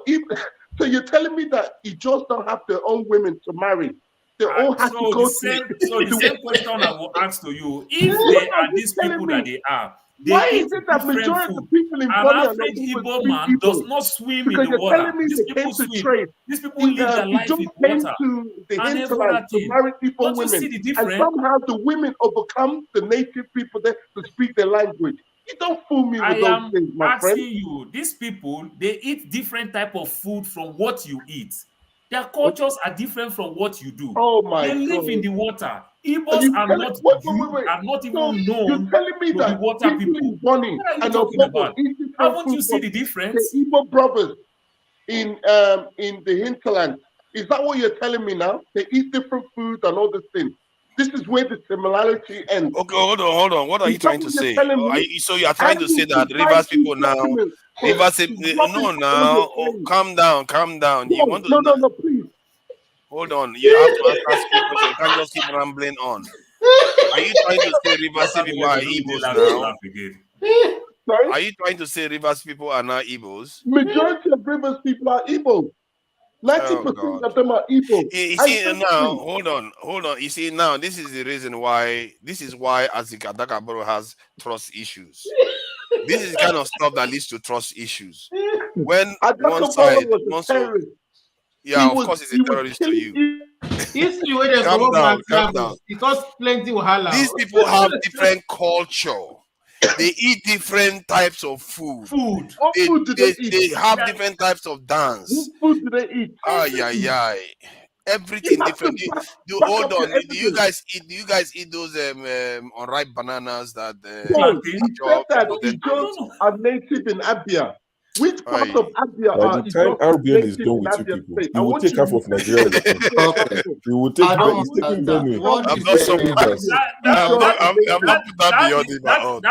that is the more reason why, even though now you want to bring talk now, that is the more reason why good people from your place, they will profile them. You understand? Oh my God, man. Yes, that's your God. That's your God that you are calling. He's failing you. I feel sorry for. That's your God that you are calling. Now he's failing you. Half of the South. That's why you can't even cut deals with the other half of the South. Oh my God. That's why you can't cut deals with anybody. I don't care. Grow up. That's why you can't cut deals with anybody. Most of the Igbos in that region were brought in during the slave trade era, and you just forget about it now. Mr. Forefathers, all right, send me your details, Instagram. I will provide you documents. You will come back to this platform and say, look, this is what this man has been sending me. It's all lots of rubbish. Do you know the Opobo language? Hold on. Do you know the Opobo language doesn't sound anything like... When you have a computer... Document on what? No. It's empty. It's called garbage in, garbage out. Why do you want to send me something that you feed in? I don't understand. Paul, what document are you trying to provide? Will not be able to back me at all. No. Let's see now. Let's hear Opobo. Let's see if we can hear Opobo's song or something, the Opobo language. Let's see what I sounds anything similar to Igbo language. Let's see. Let's see. I think that's one of them. Let me see. Video from one tiny Ijo area and claim that. No. This is Opobo people. No. This is Opobo people, not any other people. I have to bring specifically. Why would I just bring any random? Where the so you see what I mean? Ijo people learn how to eat black plantain. Oh my God! Hold on. The way they dance, dress the way they dress. Where did they learn it? Where did they learn it? No. Where the Ijo people learn that language? It's a lie. Okay, let's listen to this. Let's hear whether there's one Igbo word in there. If you hear any Igbo word, you let me know. And you that say it's Igbo, you will tell me what you are saying, because I've in that chat they told me what they are saying in that song. I didn't know what it was. Okay.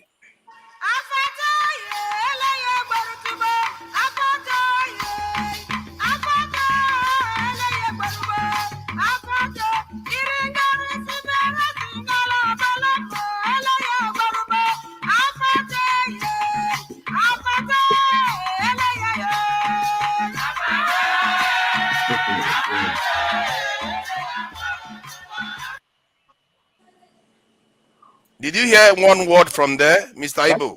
That's not evidence, my friend. It's like, hold on, hold on, man. Oh my God, I can't help you.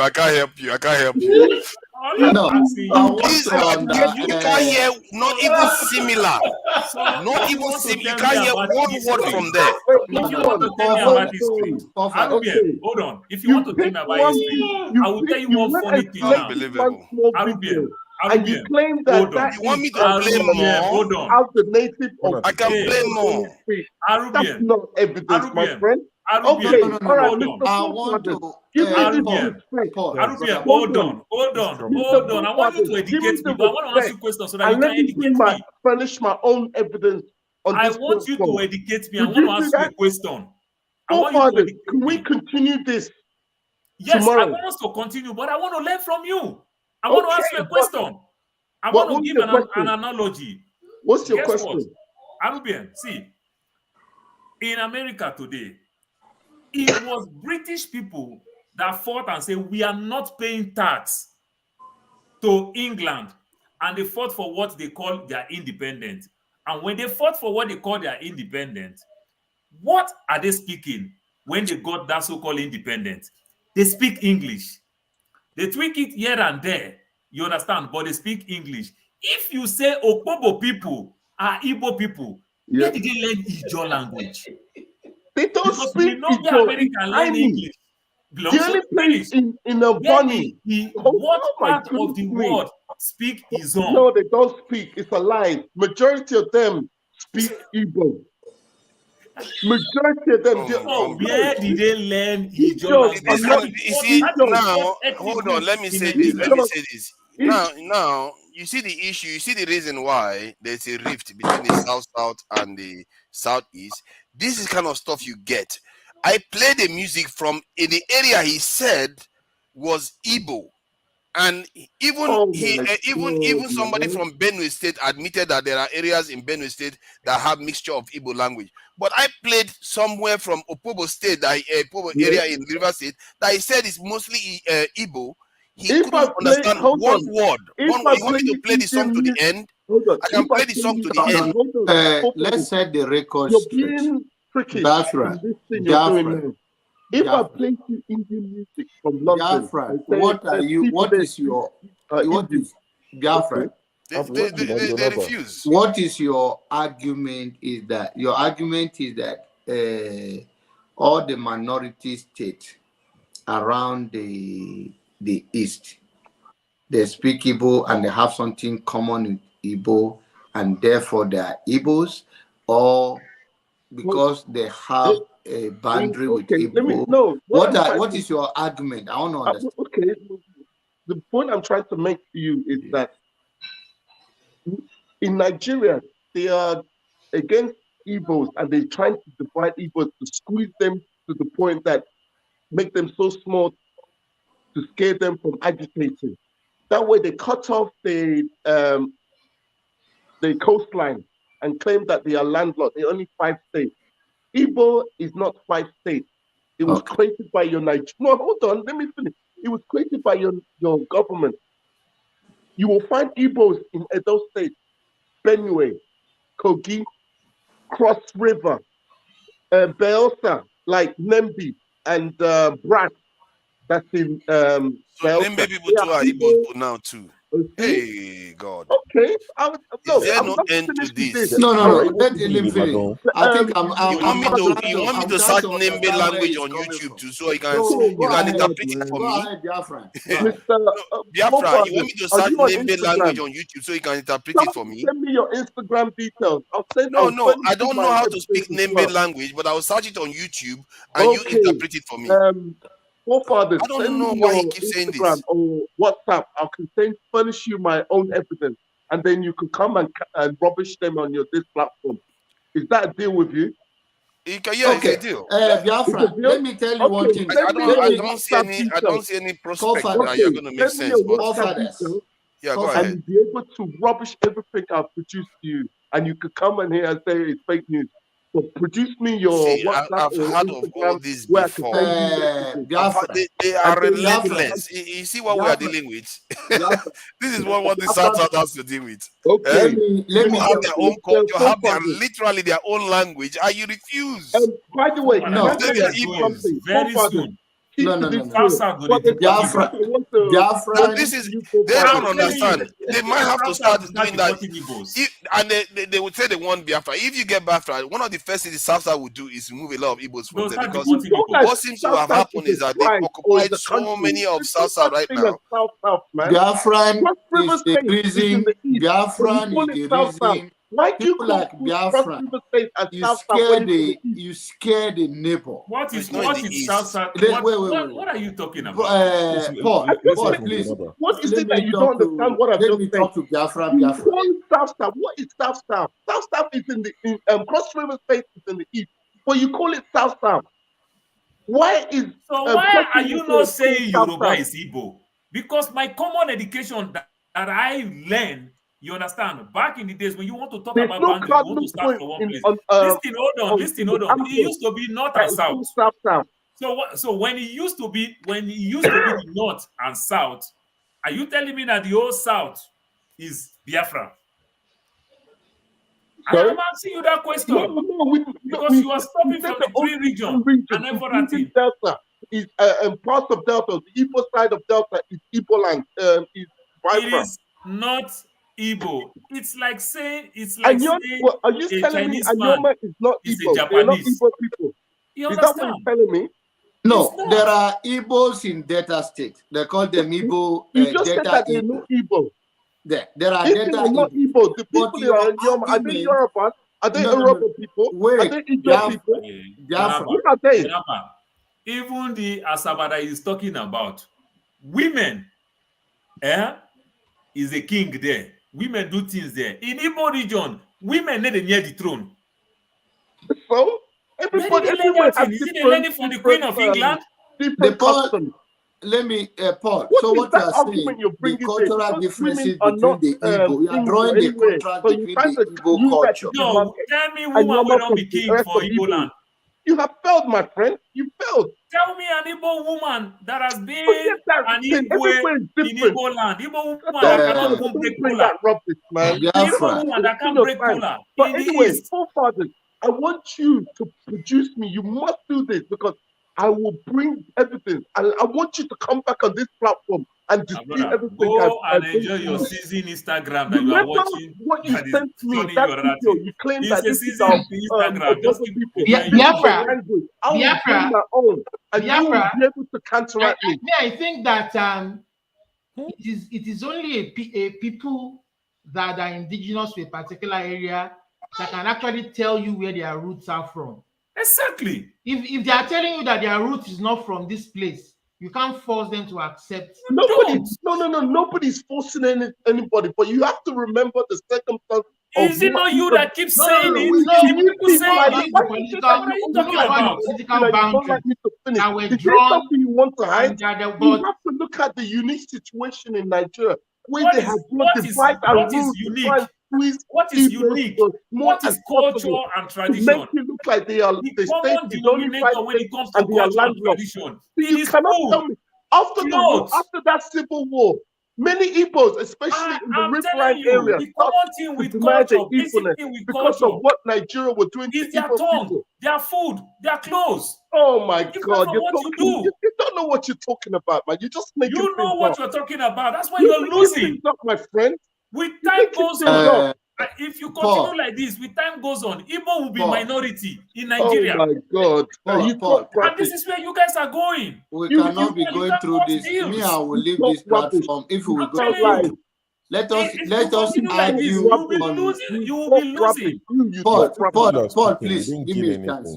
Paul, Igbo Biafra. Let me tell you, my brother. You come here, or Biafran, wherever you call yourself. Let me tell you, you scared people like you. Sometimes I don't choose my word carefully, can make things go the other way. The people around the Igbo region, they get scared that they intermarried with Igbo, the Igala, the Idomas, the Ijos, and all of that.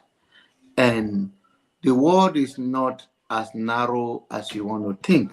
But when you come here to dismiss other people's culture, it's another form of colonization in 21st century's approach, that people have no identity and by force they are young people. It's crazy stuff. It's like you tell them and they refuse to listen. And It's like the guy that Rudolph followed, the Rudolph is from Calabar. Here. Listen to because me. You Calabar, know that in Nigeria, Rudolph peculiar because they have tried to divide people and squeeze them as small as possible to deny the heritage. But Igbos are coming back to break down that divide and rule. Igbos is not fighting. The way the Igbos are going, the way you before Igbo feel like you are the one causing the divide. You are the one causing the divide. It's not the perpetual failure. See, it's weird. He is the one causing the divide. It's almost like people like him are designed to actually create the divide. He said that he wants to end it. It's like that's what they do. I keep saying it all the time that that part of the south is actually more populated than the southwest. But people like him come and disorganize that area.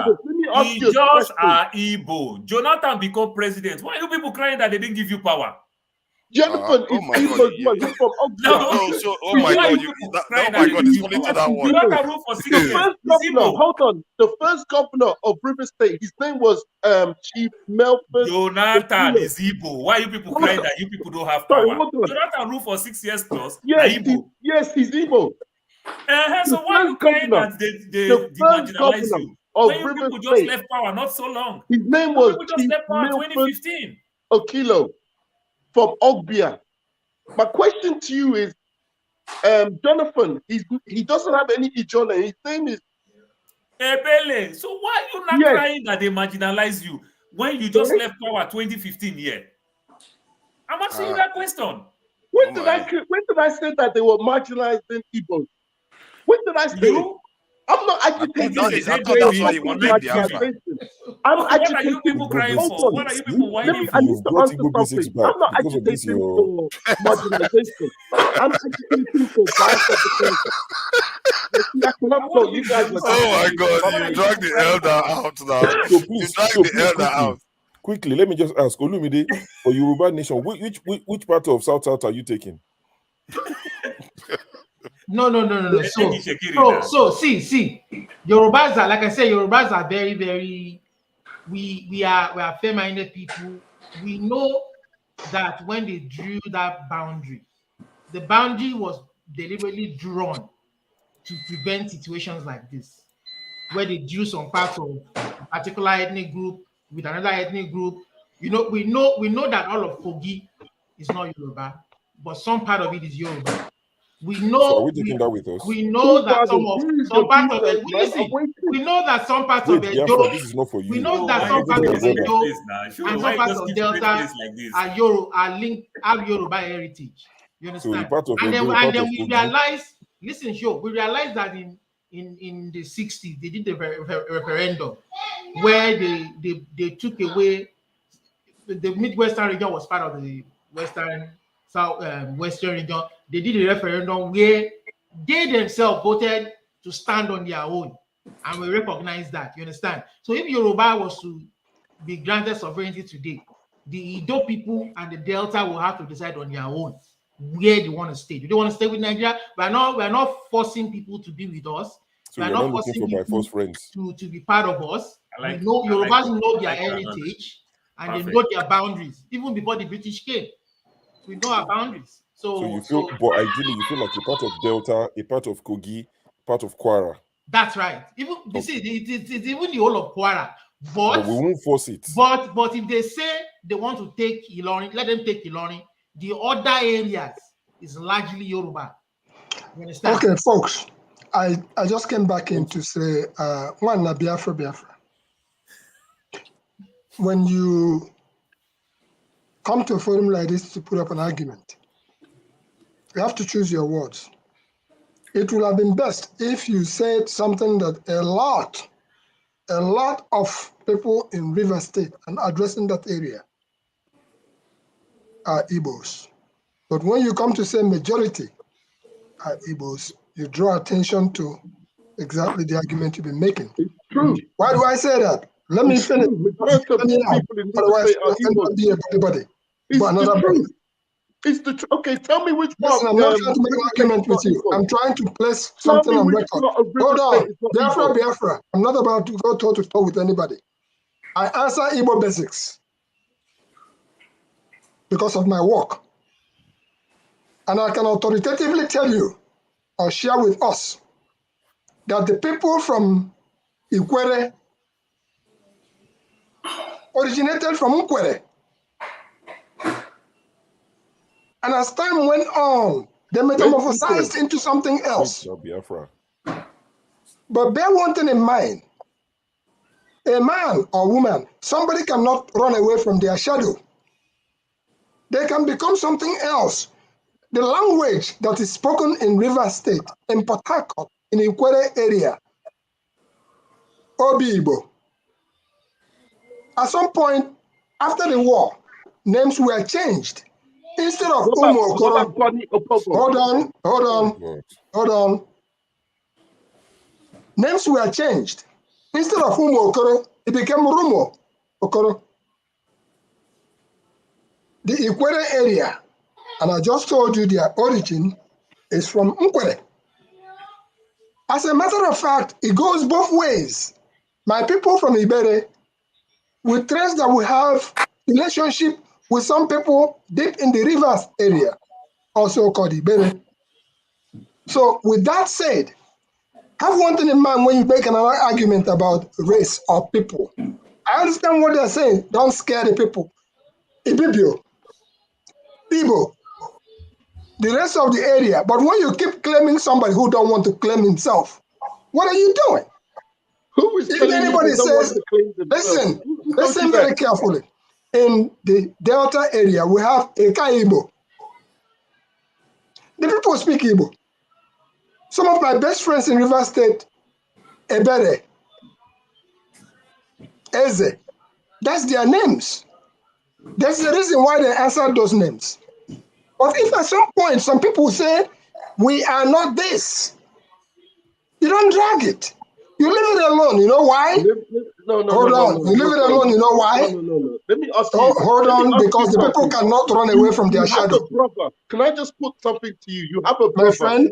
My friend, I'm just trying to certain things. Hold on, let me put something to you, and you can tell me what you make out of this one. You have a brother, yes? You know your brother, you two were separated at birth. You went to your brother to try and show him your brother, your sibling. Are you telling me you're forcing that person to be your brother? That's not the argument. That's the argument, my friend. The argument is this. It's not. The argument is this. When forefathers played, hold on, listen. When forefathers played, hold on. I don't have that energy at this what time. Nigeria has done to all of us. This is another body. But let us forget all this. No. Let's not start with the Nigerian one. Let's finish the debate we are having. Let me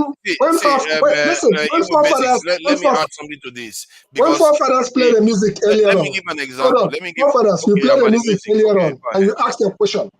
If you listen carefully to that music that he played, you will hear some Igbo language that is there, but it's been. Okay, can you translate it? Okay, if you can translate it, I'll play it again because I've hold on for a second. I'm just saying to you that you hear some of the language is there, but they have moved on into a different area. Dialect I didn't hear one Igbo there at all. No, let me finish this way. If tomorrow a man from Anambra tells you that it's now what we call it JKB, it's no longer an Igbo man, what are you going to do about it? If you say something in Igbo, I'll pick it up. But if those people, I couldn't pick one thing up. I had to ask them, oh, come on, there's no dialect in Igbo that I don't understand. I don't have that anymore. Oh my God. Okay, you tell me what you hear here. Let me play this again and tell me whether you understand one word. If you tell me, then I'll show you the translation of what it means and you say whether you got it right at all. Then I'll go back to the song again so that you can hear it yourself. Because I don't know why we keep saying this. I was in Port Harcourt and I see those people, I don't see any Igbo in them at all. And yet they call them Igbos. It's just weird. I was in Anobak Ikwere. organization meeting here in the US. Ikwere is different. Ikwere, the language they speak sounds like Igbo, but we are speaking English now. Does that make us Igbo? English? No. So what you don't understand is that England, yeah? what you don't understand. Hold on now. Hold on. Calm down. Oh, this guy, let me talk. No. I need to answer you right I'm there. going to send you backstage. You don't let me talk. I have to make one point at least. Father, do you understand Liverpool? Okay. Biafra, you are speaking like another body who would keep the whole. You want to talk. Listen to what people are saying to you. And what they are saying is very, very sad. If I tomorrow turn around and tell you I'm not Igbo, there's nothing you can do about it. But I cannot run away from my shadow. I can change my life. You can if you are not. See, let me explain this. Because people speak a language doesn't make them from a specific group. Just because somebody was colonized and their language was completely subsumed by other group, like the northern, listen, in the north now, because they are Muslims, does that make them Arabs? It doesn't make them Arabs because many of them, like in Africa, many of them go on to speak Arabic language. It doesn't even make them Arab. Like Morocco and Algeria, they go and speak Arabic language. It doesn't make them Arab. So when they tell you that they are actually like Amazigh or Berbers, you should listen to them. Even if they speak the Arabic language. Sometimes history happens in a very messy way, and when the people decide that, okay, we are actually different from those people, even if we speak language that is similar to them, you need to listen to them because that message came down from a long time ago, and they are telling you that they are actually slightly different. But in the case of this song is totally different from Igbo.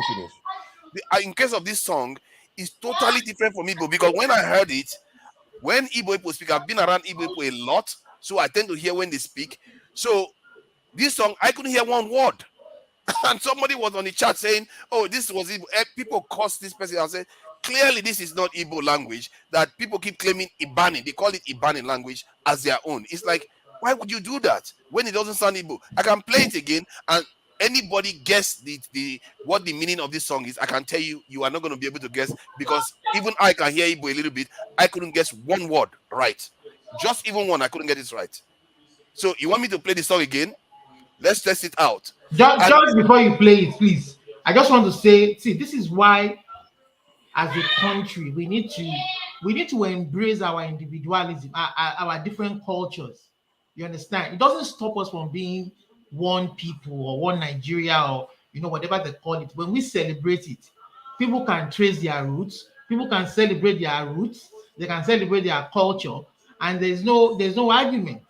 This is what happens when they abolish history in our schools. We can't even ask where we are from. We are not proud of where you're from. We need to start to embrace this individual.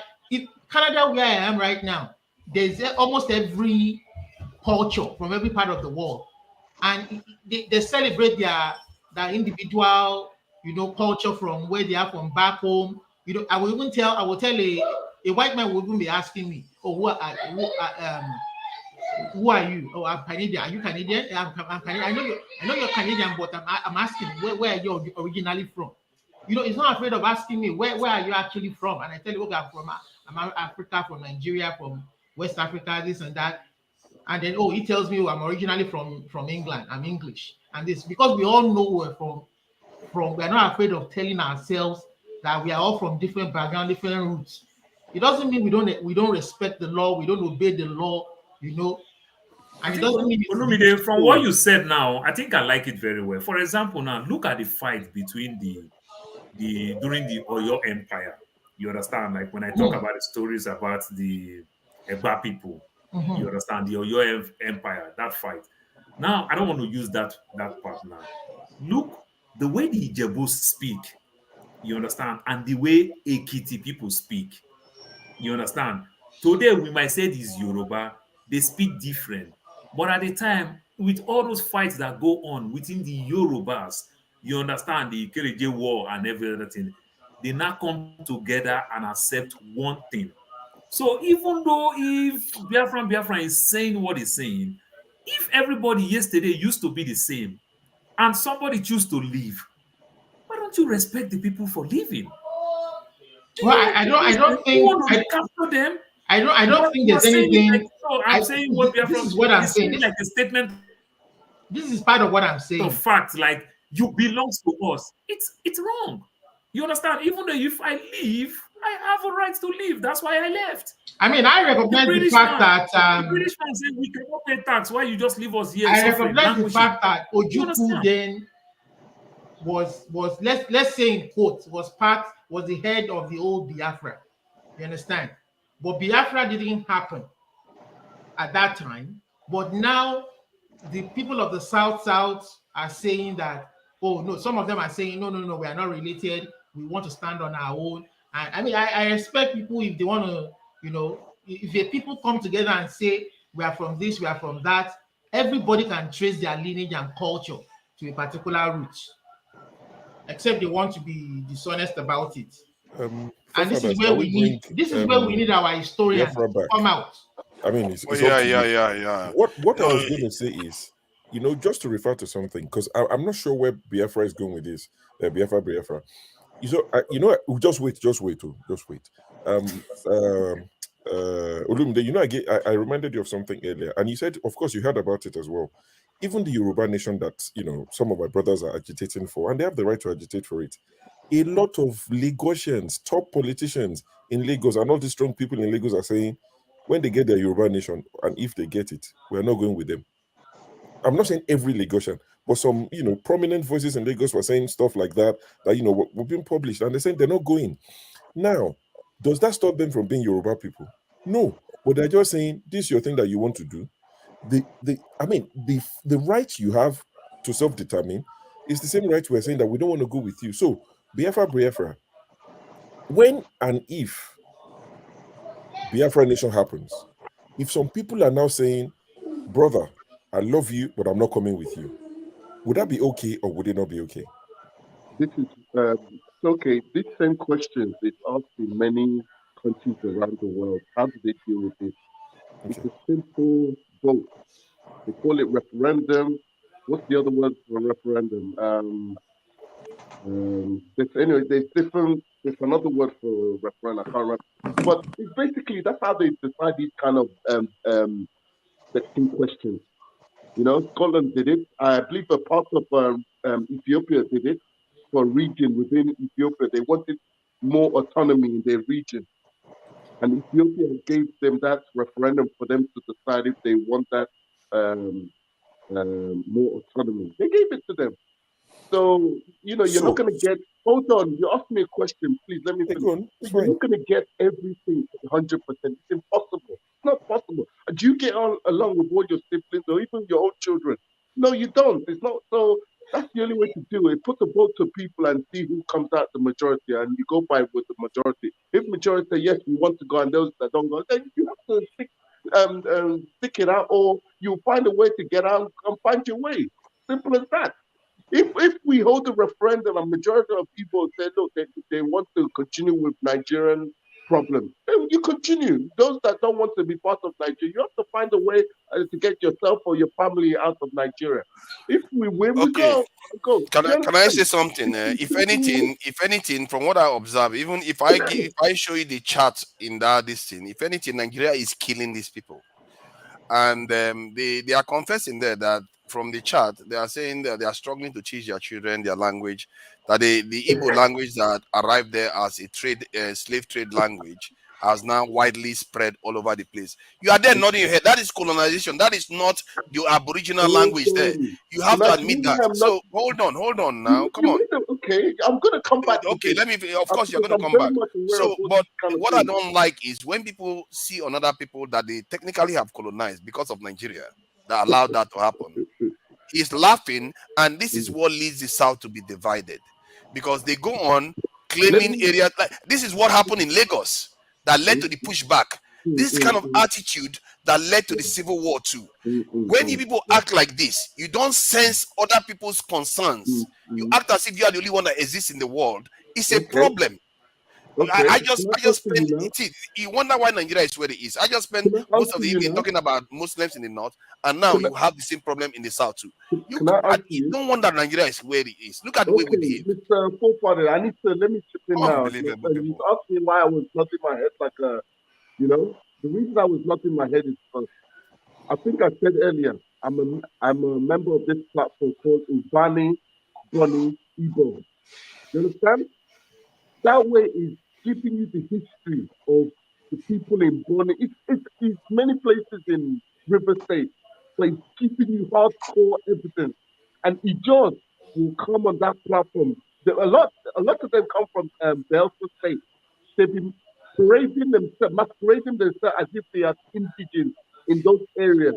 To claim, but if you look at the reasons that they're claiming that the majority of the people there speak Igbo and not Ijo, it's that they're claiming that they are traders came in, they were slaves, and somehow the slaves were able to. After all, Igbo say they came from Israel. I don't know, suddenly now you're Aboriginal. No, forget that Israel. You say you're from Israel, then the next thing you say you are Aboriginal, you want to claim everywhere around the South as yours. Trying to change the subject. Don't do this. No, okay. Let me ask you specific question now. Let me ask you specific questions now. You don't allow me to finish now. Because you just want to ramble on. I have to direct the conversation. Hold on. In the chat, let me ask you specific questions so that we'll get somewhere with this. Hold on now. If you're not going to let me ask questions, I'm going to send you backstage again. I need to ask you specific questions. I'm allowed to ask questions. Okay. So, do you admit that the Igbo people came there recently? During this? When did I say this? No. I said, do you admit that it was okay because they are indigenous to Benin, to Bonny? People are indigenous in Egypt. Egypt are the recent migrants. They are tiny in River State. They're not even indigenous. Oh my God. Oh my God. Hold on. You know, when the Europeans arrived, they met people there. And the people they met there, hold on. They are still there today. Calm down. They met people there and they are still there today. They have houses. And King Jaja Vopopo, that is Igbo, came there as a slave. Just like a lot of people, because the white people were not able to go to the interland. So it took the Igbo people to go to the inner land, like catch Igbo people, bring them to the south and sold them as slaves. That is where the Igbo language came to that region. Hold on, calm down. Hold on now. I want No, hold on. He just claimed that Igbos are really, Biafra, you are becoming like Buddy, who was here earlier on and talking. You are not listening. Because if you listen, the argument is very simple. No matter who you are, be you Hausa, Igbo, Yoruba, when you come to a land, when you land in any particular location, there is somebody that you meet there. Yeah, exactly. Have that in mind. Hold on. You just keep talking. I don't have that energy. When you meet somebody there, you may multiply. And become more than that person, but that person is still there. Please, you have to listen. Because if you don't listen, you can ramble all you want. It's not going to take us anywhere. I don't have time for this kind of an argument. We are here to learn. How did the Igbo people lost rivers to other people? If the Igbo people own that place, how did the Igbo people lost it? Can you emphasize on that? No, Paul, we cannot go in there. He doesn't want to listen, and I really feel bad about it because Biafra have that knowledge and the temperament to even address such. It's beyond his capacity. The only thing I said here is this: no matter who you are, you cannot run away from your shadow. You can change your tongue and start to speak differently, but there is a gene in you that runs along with you. That doesn't mean that anybody should force you to come back. Keep going. If it does you right, so be it. If you miss something on the way and you want to come back like a prodigal son, that's your business. But stop this claim that you must be my brother. I don't have to be your brother. Is that a roundabout way of saying that Ijaws are actually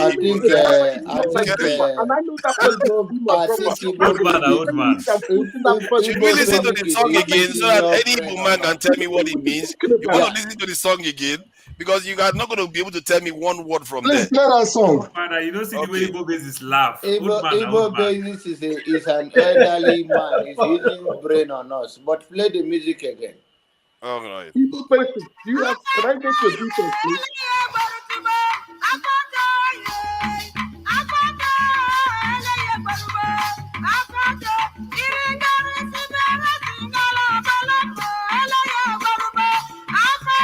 Biafra, you don't understand. That's inducting Igbo. That's inducting Igbo. You know that Igbo claim that inducting are Igbo people. You are talking over the whole.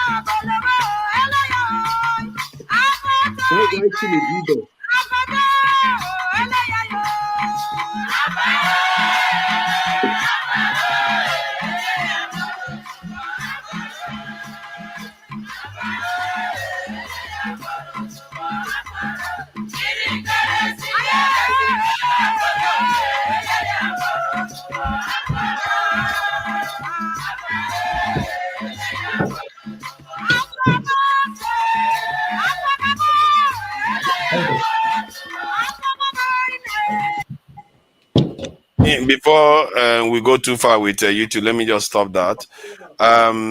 Yeah, anyone have any guess? Because unfortunately enough, I can't hear one word from there, but I got the translation. Did anybody hear one word from there? I'm not Nothing. not from Nothing. that. I'm not Not from that. one word. I'm not from that region. Not even like beer or this is nothing. It's Ibani. It's called Ibani language of the What is Ibani language? What is Ibani language? It's the language they speak in that region. What is the Ibani language? I've never heard of the Ibani language. It's the song you just listened to. What is the Biafra. He cannot answer it. He says the Ibani. He can't I am puzzled by the question because it's right there for KJ will school you better on this, but let me say this before I leave. Yeah, go on, Igbo Basics. Go on, sir. The song that was just playing sounded the same tone like our Ohoba song in Iberi that my mother then used to. Okay? That is in terms of the tone of the song. If you listen carefully, you may pick up maybe just one word, whatever it is. But I'm going to bow out on this because you're not listening. KJ, I believe, is more seasoned in that area. He's from my area. KJ is 12 miles. I have to pass KJ's place before I get to Iberi. But I'm just saying to you, buddy, you have to learn one thing. No, you see, I called you buddy because buddy was doing the same thing earlier on. He wasn't listening. KJ, please, I think you can do better in this area. KJ, just before KJ, can I come in? Can you guys see me? Yeah, KJ, you go in just 1 second. I just need to address a comment quickly. There's a comment from Black Experience who says a bunch of Yorubas and South people discussing the great Igbos as usual. That's a dumb comment. I'll tell you that, that's not something I would usually say, but that's a very dumb comment. Because as you can see clearly, if you're not being biased or intentionally stupid, you would see that there are 2 Yoruba people on the platform. There are 2 Igbo people. With the addition of KJ, that makes it 3. There's the Idom man, John Abba. So how can you come and say a bunch of Yorubas and South people discussing the great Igbos as usual? Now, these are some of the things that attracts enemies that you don't need. Where did that? So you intentionally, mischievously leave out Black Biafra. His name couldn't be more Igbo. Biafra. No, it's true. And you had Igbo Basics. Look at the 2 names, but you somehow miss them, and you typed a comment that some people might run with and say, "Oh, it's the South guys and the Yoruba guys discussing the great Igbos." Everybody is great. Come off this high horse that somebody is special. Everybody is special in his mother's eyes. So this nonsense of we are greater than the rest is BS. Your governors are not better than, they are the same crooks as the ones we have in Southwest. They are useless as the ones in the North. Equal opportunity crooks. See, I've never weighed in on this Igbo thing before. because I have a lot of Igbo friends who I'm cool with, but this sort of nonsense, this myopic, dumb, daft arguments. Believe me, I feel the frustration. I am exhausted. So who is not great? Please tell me who is not great. What tribe is not great? Is the Igbo land better today than the Southwest? Is the North better than the East? It's all a mess. Is your Okorocha better than our own Ayofayoshi? Are they not the same crooks? So when people come and type all this sort of mischievous half-truths and say the Igbos, the South, and bunch of Yorubas discussing the Igbos, I mean, for the respect of people like Igbo Basics, who are sensible people, KJ, people I respect, the things I would have said, I probably regret it when I look back. Because when you type things, honestly, that just literally, ticked me off. Like some sort of, gossip. They gossip every day about Igbos. Who's got time? I try to run this show when I'm in charge. I try to avoid this topic like a plague. Because no matter what we discuss, we always end up here. I'm fed up of hearing Sure. Is that why you wear a face cap when it's not? Yes, now. May they know. Say as they be. No, but on a serious note, look at that comment. A bunch of, is even Jonaba South? Is he Yoruba?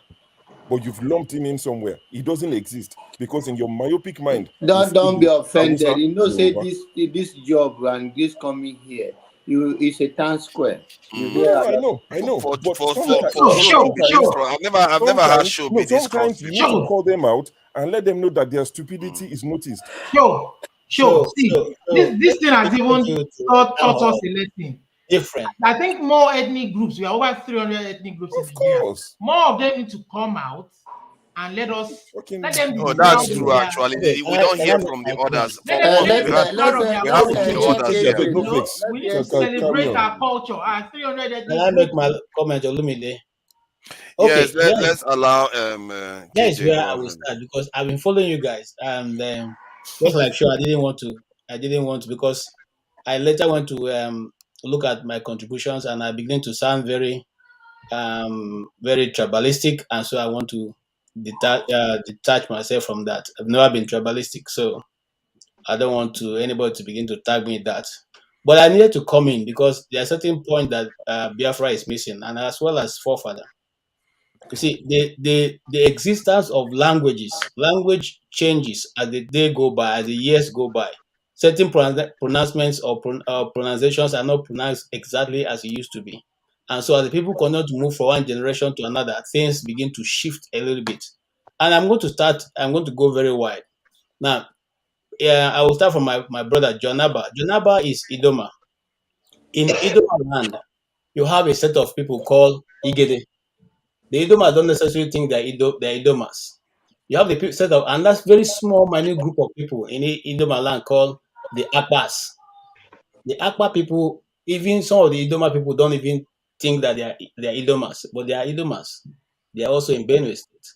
There is another set of people from Aguila, whose dialect is a bit different from the Otukpo people. But all these are the same set of people. They are all Idomas. They cannot be another. Even if you trace the history of the Idomas, you find out that there's a set of people in Cross River State called the Iyala. The story is that they were divided from the Idoma people because of salt.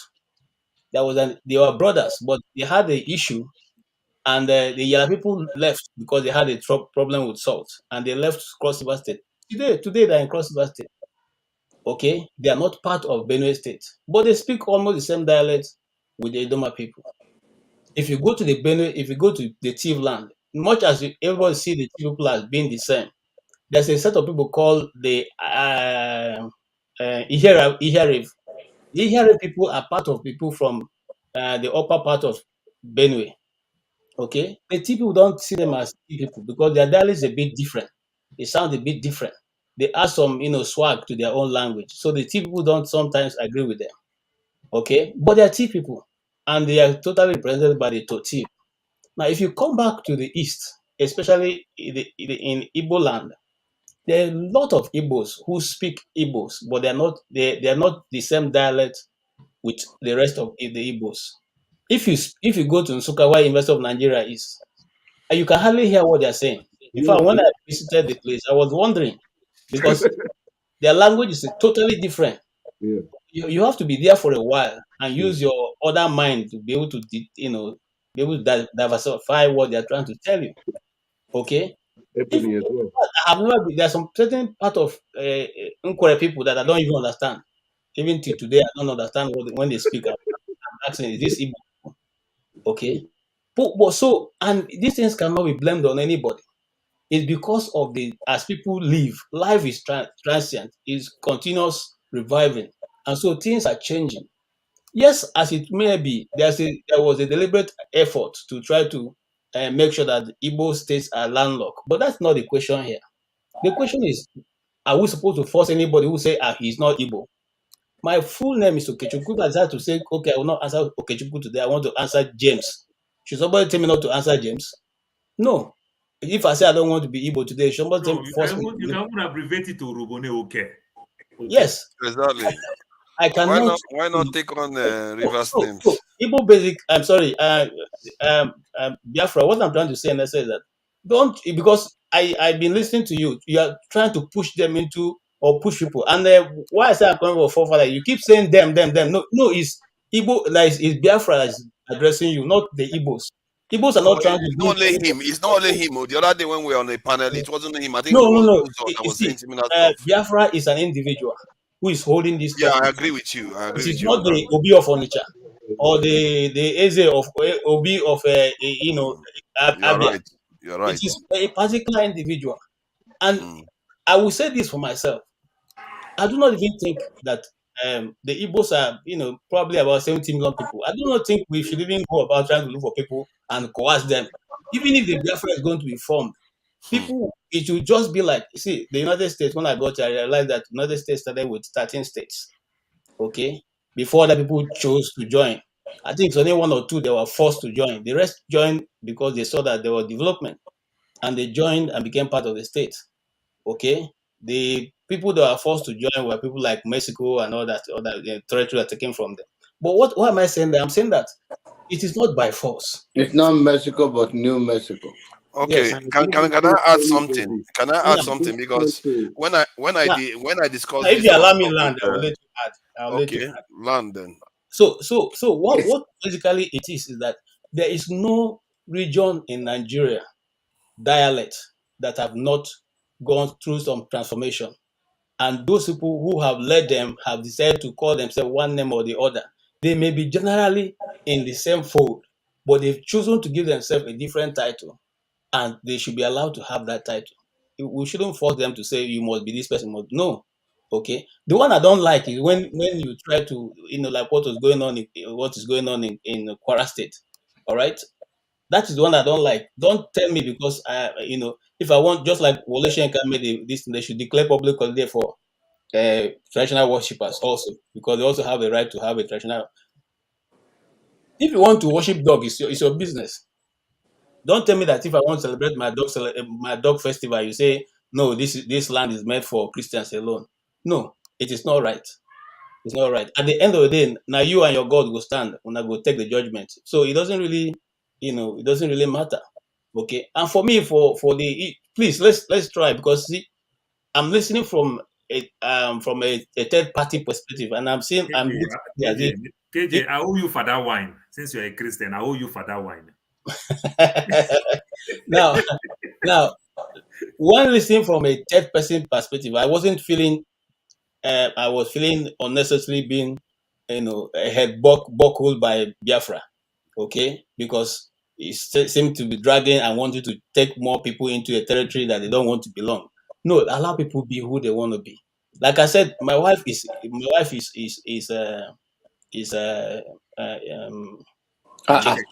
Are you going to sleep in that house today? My wife Shikiri. No, my wife Shikiri. You are stammering to know where your wife come from. My wife Shikiri, and I have never one day been thinking of her tribe. I mean, I don't know if you understand what I'm saying. I don't see my in-laws and I see them as different people. So let's not make it look as if there's a different, there's this head buckling between the Igbos and the rest of the tribe. No, it's not right. It's not right. And the more Biafra pushes, the more people get resistance come from every point. And guys, please, it's Biafra, not Igbo land that is debating with you. So The name represents the common, most popular ideology of that zone. So, in as much as showing that it's not only Biafra that is doing this, that very song that I played just now, if I go to the chat and share it to you, sorry, let me just show him something. If I go to the chat of that song, because this is on YouTube, if I go to the chat section, and because I was one of the first people to ask the question that this language, I don't know, because I do understand a little bit of Igbo, I don't know what this language is. Guess what happened? Some people claimed that this was actually Igbo. Then people were like, no, it's not. And you had the quarrel. And some of the people that actually speak the language, they are lamenting that their language is suffering because the young generation now, the Igbo people have come to dominate the area and they can't even teach the young ones their language. This is what Nigeria is doing to these people. And what people don't understand is that this stuff is going on in the south. They are idiots from Belsa State. Maybe you are the guy that commented that and they were having a go. I don't know. But they do these things and it leads to friction between them. This is, if you read the speech of Isaac Adakaboro, you're going to see the same pattern again, whereby they feel like these groups don't see them as independent people. They want to subsume them, and it's not healthy at all. These are people in the millions. I like you a lot, but because of the mention you have mentioned about this as Dakaboro, I've gone to do a lot of more research and more videos on him. Good. And some of the things that you are pushing, not necessarily right, but what is different? Please correct me. The same way, there was a time, certain individuals were saying that, when the war started in the East, it was Ojukwu that declared war, and Ojukwu marched out, against the federal state. And I needed to go to do research. And by the time I ended up doing the research, I realized that the Igbos never advanced from Igbo land. The Biafran soldiers never advanced from Biafra land. The only time they made any incursion outside of Biafra land, because they were only defending themselves. I thought you wanted to correct the Adakaboro stuff. Was too Ore. Okay. Now, the Adakaboro issue also is not something we'll discuss today. It's another day we'll deal with that. So that I have all the facts as I'm talking about it. I'll put it on. Good. Fair point. I wouldn't push you into something you are not very clear on. And if I'm wrong, I will openly admit it because I'm not well read. But I know what I read about Adakaboro. Done to us in terms of when you play that music and people are arguing. What is that when you say? Okay, let me read some of the. Let me see if I can read what some of the people are saying. No. It's what I'm not that one. I said you said that this is what Nigerian has done to us. What does that mean? Yes, it means the South. The oil spills, the decimation of those areas. Nigeria did it to them. If they were not part of Nigeria, that wouldn't be happening to them. No, maybe they wouldn't even care about the oil. They will be doing their fishing. They will be living their lives and doing their own things. So the South is going through all that stuff in Nigeria. That's what what they call it, Nigeria has done. And when we say that some Southeastern like Biafra goes on and starts saying, these people are from the same area. I grew up in Port Harcourt. I know how these people feel. They are cross. They don't like it. When they see that the Igbo people just dismiss them and like, oh, you are not from, you are one of us or something like that. Like, but they speak totally. I know Okrika people. They totally different. I can't even say. In short, I can't even guess one word they are saying. It's crazy how complicated Nigerian languages can get. Okrika person will speak and a Bani person will speak. I won't hear anything they are saying at all. Not one word. But yet an Igbo person will speak. I'll pick up on it. Why? A Yoruba person will speak. I'll pick up on it. But that's what I just told you. I'm Igbo. I'm mother, father Igbo. But if I go to Nsukka, where the University of Nigeria is, where I have uncles who work there, I don't even pick up what they're saying. For instance, they tell you, Deje. They're just like thank you or something like that. But in my own dialect, Deje means you should go. You can continue going. Alwa, we don't say Alwa. Okay? But that's how they speak. And it's totally like a reverse, of the Igbo language. That is just one point. If you go to Ebonyi State, you will hardly pick what they are saying. If you are from Abia. Or you will pick up a few words. You will definitely pick up a few words. That's the difference. Listen, even when the Idoma speak, some Igbos pick up few words. Exactly, but not these people. Now I'm not coming. your language. Even when the Igala speak, a part of Igala speak, the Obadibo people speak. They speak almost Igbo, and the ones you don't hear, you can pick it up. Okay, but it doesn't necessarily mean that the Obadibo man must come and say we should force him to say he's Igbo. If he says he's Obadibo. That's it. Okay, just like KJ. I don't know. I don't KJ. know. For me, this is not even about self-identification. This is very, very simple. These people, when I look at them and I see people, I look at their coloration is even different. They are very, very different. If you look at them, they are like black and white different. It's like saying Igbo man is Yoruba. That's how different they are. They are not even close. And that, for me, I just find it baffling. And to an extent, it seems almost as if you are, because these Ijaw people, they spread all the way to Ondo State. They spread all the way. They said some of them are even in Gabon and all those areas. They spread everywhere, and somehow they are also Igbo. How does that even work? Forefathers. I'm gonna make this last submission. I may exit. I may hang around because I see a young man like Victory, who is a young man growing. Sometimes I like his view, but adage in my place say where old man sit down and see. If a child climb tree, he will not see it.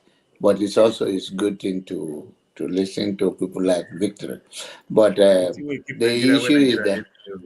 issue is that Biafra is a colonizer.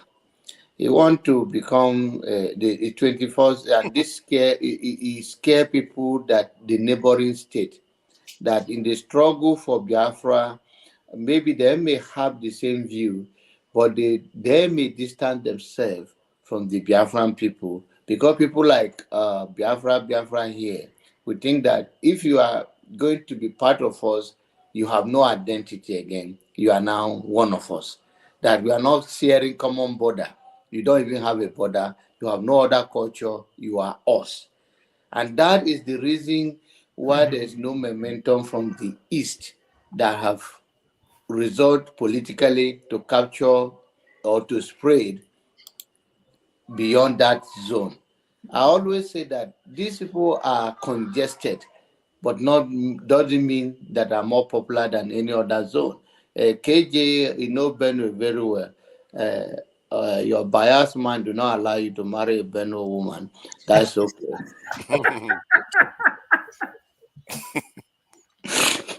That's a good one.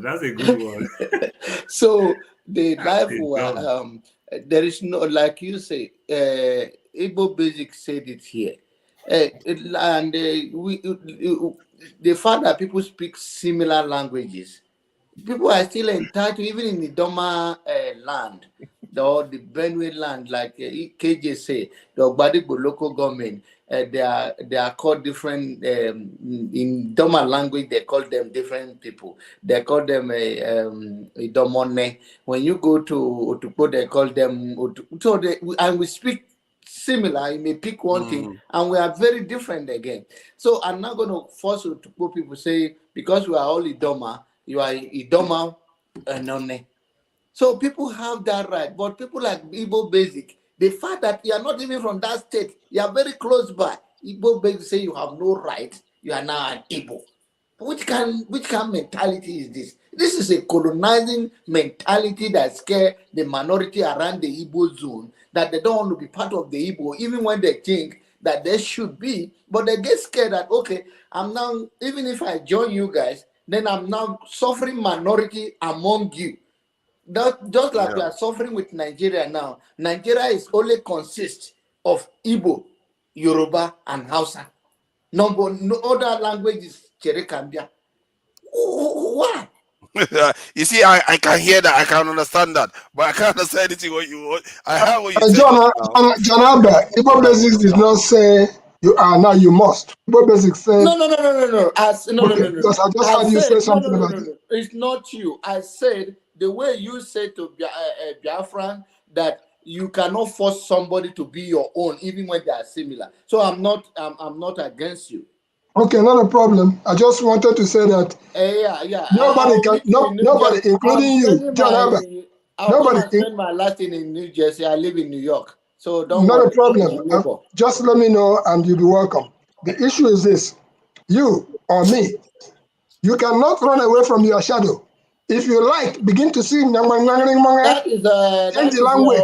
You are using all the wisdom. Well, what does that mean now? What does that mean? Are you saying that they are Igbo, but they are pretending not to be Igbo? That is the same thing as Biafra is saying in the roundabout way. What it means is this. I'm in a city called Elizabeth. Everybody speaks English, supposedly. But lately, it has become overwhelmingly, whether you like it or not, Hispanics. I don't speak Spanish. Everywhere they speak Spanish here. Okay? So that is, things evolve.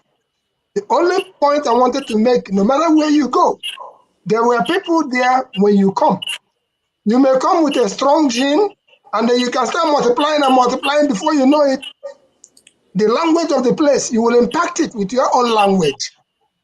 Things metamorphosize, but you cannot. Listen, we have a Kaibo. Igbo basics. Igbo basics. I know you may not know Igbo basics. I know you may not know it very well. Daddy Shoki now. If I ask somebody like you now, where Daddy Shoki come from? If I ask you now, you might want to think, oh, Daddy Shoki is a Wari boy, is an Orobo boy, the late Sami Oposu. You understand? All these great minds that I just make mention of them, they are Isoko people. The Isoko and the Urobo, you can't, if you are not an Urobo man, you can't know the difference. If you are not an Isoko man, an outsider, you can't know the difference because you can't see any difference. We dress the same, we eat the same, we do everything. But one thing that keeps us together is that we stop fighting ourselves. Which one is Ishekiri again? There's Ishekiri there too, isn't Guess it? what? Every Isoko person Paul, how about Ishekiri? Paul, are you hearing me? So what happened to Ishekiri? Is Ishekiri among them too? So now the Shekiri, I'm not sure how they all fit in. No, the Shekiris do more things like Yoruba. You understand? Okay. Then because of the Shekiris, every Urobo person from my mother's side, when we are talking now Wari, we are talking now Uwe local government, those from all those areas, you can never have a blood. If I should check my blood very well, I must have Shekiri in me. Like my mother would tell me, we used to marry. But after that Olu of Wari thing came up and everything, the split comes. You understand? Now that intermarriage, we started losing it. But when you look the Urobos and the Isoko, we dress the same, we eat the same, we do everything, we dance the same. The problem started coming, Urobo are majority, Isoko are minority. The Isoko are comfortable to marry an Kwale person than to marry an Isoko person, an Urobo person. So this conflict has been there for a very long time. Then they start looking at it. Let us leave these people alone. If they choose to say they want to be Isoko, let them be Isoko. Now, in the Urobo kingdom, there is a tribe again in Urobo kingdom called Orogun. Now, the Orogun person that we are talking about today is the governor of Delta State right now. They pride themselves to call themselves Orogun, but when election came, when the guy was campaigning, he campaigned as Urobo everywhere. You understand? So sometimes let's just leave people for how they want to identify themselves. So the Isoko and the Urobo people, do they have common words that sound alike? So many words, Migwo, Diwo.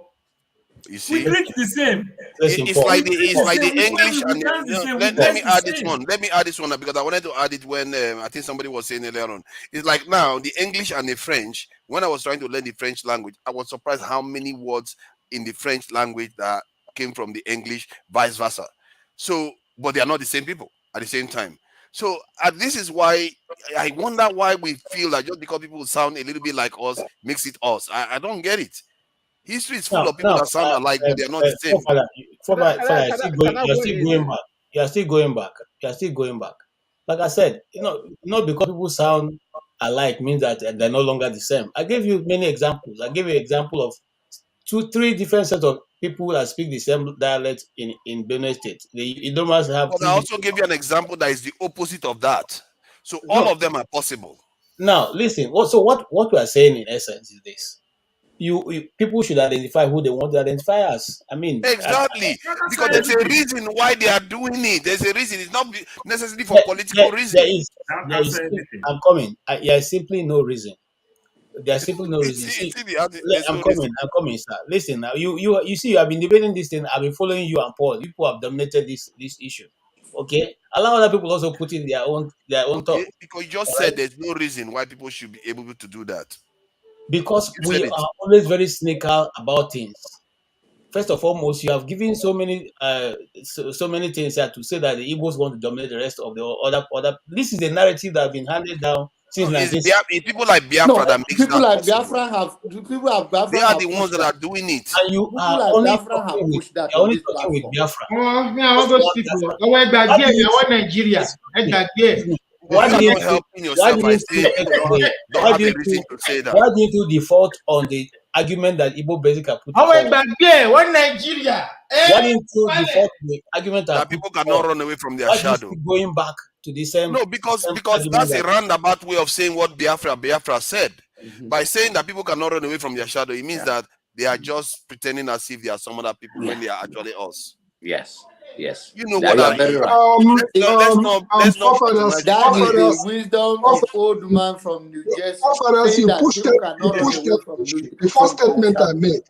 The first statement I made was, if you come to a place, there are people in the place where you come to, and your own gene, you start multiplying and start multiplying. Say there are 10 people there in the place where you showed up. And all of a sudden, you reproduce and you have 50 of you. You are almost overtaking the place. And I just talked about the city of Elizabeth, how the place has automatically become a Spanish-speaking area. It's 5 minutes away from the Newark airport. So things just keep metamorphosizing. But when I say you cannot run away from your shadow, if you go and start asking your own parents questions, they might tell you your great-great-grandfather originated from Aruchukwu. I'm just using that word as an example. Or they originated from Ekaibo or somewhere. And that is up to you. It doesn't make you to go back to Aruchukwu. It makes you where you are now today, you're moving forward. And that's what I'm saying when I say people cannot run away from their shadow. Whoever they are, there is a gene in each and every one of us. And that gene, as it multiplies and keeps on going, there's nothing you can do about it. But nobody should say, you must be me. No, you don't. Even your papa will born you. If you like today, say you know what? Igbo Basic, what you are saying in a nutshell. There is a topic that we discussed here 2 days ago. I had my daughter in New York. I had my son in Linden. 1 minute drive to Elizabeth. Linden, Elizabeth, and Newark. The same place now. Guess what? Now look at my family. Paul was born, raised in Lagos, but every paper that comes to his front, I'm from Delta State. It used to be I'm from Bendel State. There you go. That changed again now. I started writing new one again. That can even cause me problem. Maybe tomorrow if I contest in mayor in Phoenix, Arizona. Say 1 minute you say you were Bendel State, now you say you are Delta State. Guess what? But my son is just comfortable. I'm from New Jersey. I was born in Linden. Simple. You understand? My daughter, she was born in New York. You understand? Like my son would say, oh, he's ghetto. My daughter was born in ghetto. Then my daughter would laugh and say, even Linden too is ghetto. She said, no, it's not ghetto, it's suburb. But these little kids are comfortable enough to say where they are. What is our problem with this history that will not take us anywhere? Let's just move on. Than trying, and on Igbo Basics, what people don't like is for you to tell people where they're from. Let the people tell you, like my son, we comfortable say, he is from Linden. My daughter will say she is from New York. But me, I'm not comfortable when I follow my papa. I'm from Delta. When I'm supposed to say I'm from Lagos. You're making Igbo basics point. And the same children will turn around to say, "Oh, my dad is from Nigeria. My dad is from Nigeria." Okay. Exactly. You're making Igbo basics points of it, but by roundabout. Can I say something? This is what I tell you what. This is like. I think people have to realize that the average Nigerian man, no matter where you're from, they're very proud of wherever they are from. And there's nothing that actually gets on people's nerves when people try to tell them who they are. Do you understand? Because no one has the right to tell me I should be able to tell you this is where I'm from. You can't tell me, you can't speak for me. And I've been on so many forums where I've seen people say, "Oh, there's nothing so that is sad, it's rubbish. Oh, this is what Nigeria did to split the Igbos." I mean, how can you speak for anyone? Paul just said something that is very critical tonight. My dad is Urobo, my mom is Isoko, right? You cannot tell the difference if they are speaking, unless you are an Urobo man or you're an Isoko person. You can tell that this is the difference. Because the language is so similar, everything, culture, everything is so similar. It was on this show, on Dr. Dame's show, on the 90 Minutes Africa on Sunday program. I can't remember the name of the writer, Paul. Were you on that show that day? The guy that was talking about. I was in. They're quite one guy. No, the guy that was talking about the Biafra war, like writing it from the perspective of the minorities. What's his name? Is that the guy that said he has a phone relationship with Nigeria? No, not that guy. No. The one that the writer. Now you're talking about the writer. The writer, yeah. Yeah, I was it. Wow, so I'm just reading some. Sorry, go ahead. He talked about the how the Ojukwu was saying in the stadium when they asked him what about the minorities then before the civil war, and he said Ojukwu just said that, "Oh, we're going to treat them as our wives. It's going to be the relationship of a man and a woman, so they are like our wives." And there were a few people here on that platform that was very upset that they were very, very upset, and some Igbo guys there, they were going crazy about the things the guy was saying. The Biafra soldier went into the minority land and they didn't what and all that, and people were upset. And I'm thinking that why are you upset? These are people telling their own story. You should be able to listen to people's story. This conversation is a two-way street. It's not just one way. So because people don't listen, that's why you get this friction, and that's when Nigeria has remained where it is. And why should anybody who come in a minority? Who gives you the audacity to say someone is a minority? I can say this is where I'm from. I'm proud of it. There are countries in Europe where there are like 3 million people, 4 million people, 5 million people. They are doing well. You know, so it's not as big. It's not about you are a big country and you have nothing to show for it. So people must be allowed to identify with what they want to identify with, and nobody has the right to tell people, "Oh, this is where you're from." That means you're even a dictator. You're even worse than what you're fighting. The Nigerian state that you're fighting, you're a bigger monster than the Nigerian state that you're fighting. Because it shows me that if you get your own sovereignty, you're going to force other people to come along with you. So you're even a bigger monster than the Nigerian state that you're fighting, that you say you want to get rid of, you want to run away from. But yet now you don't want other people to identify with what they want to identify with. You don't want to let other people be. And like I said, I've been on so many forums and I've heard this kind of conversation that really takes me off big time. And people need to stop this thing. I don't know where this thing is coming from. People need to stop that. It's good that at least somebody is saying that they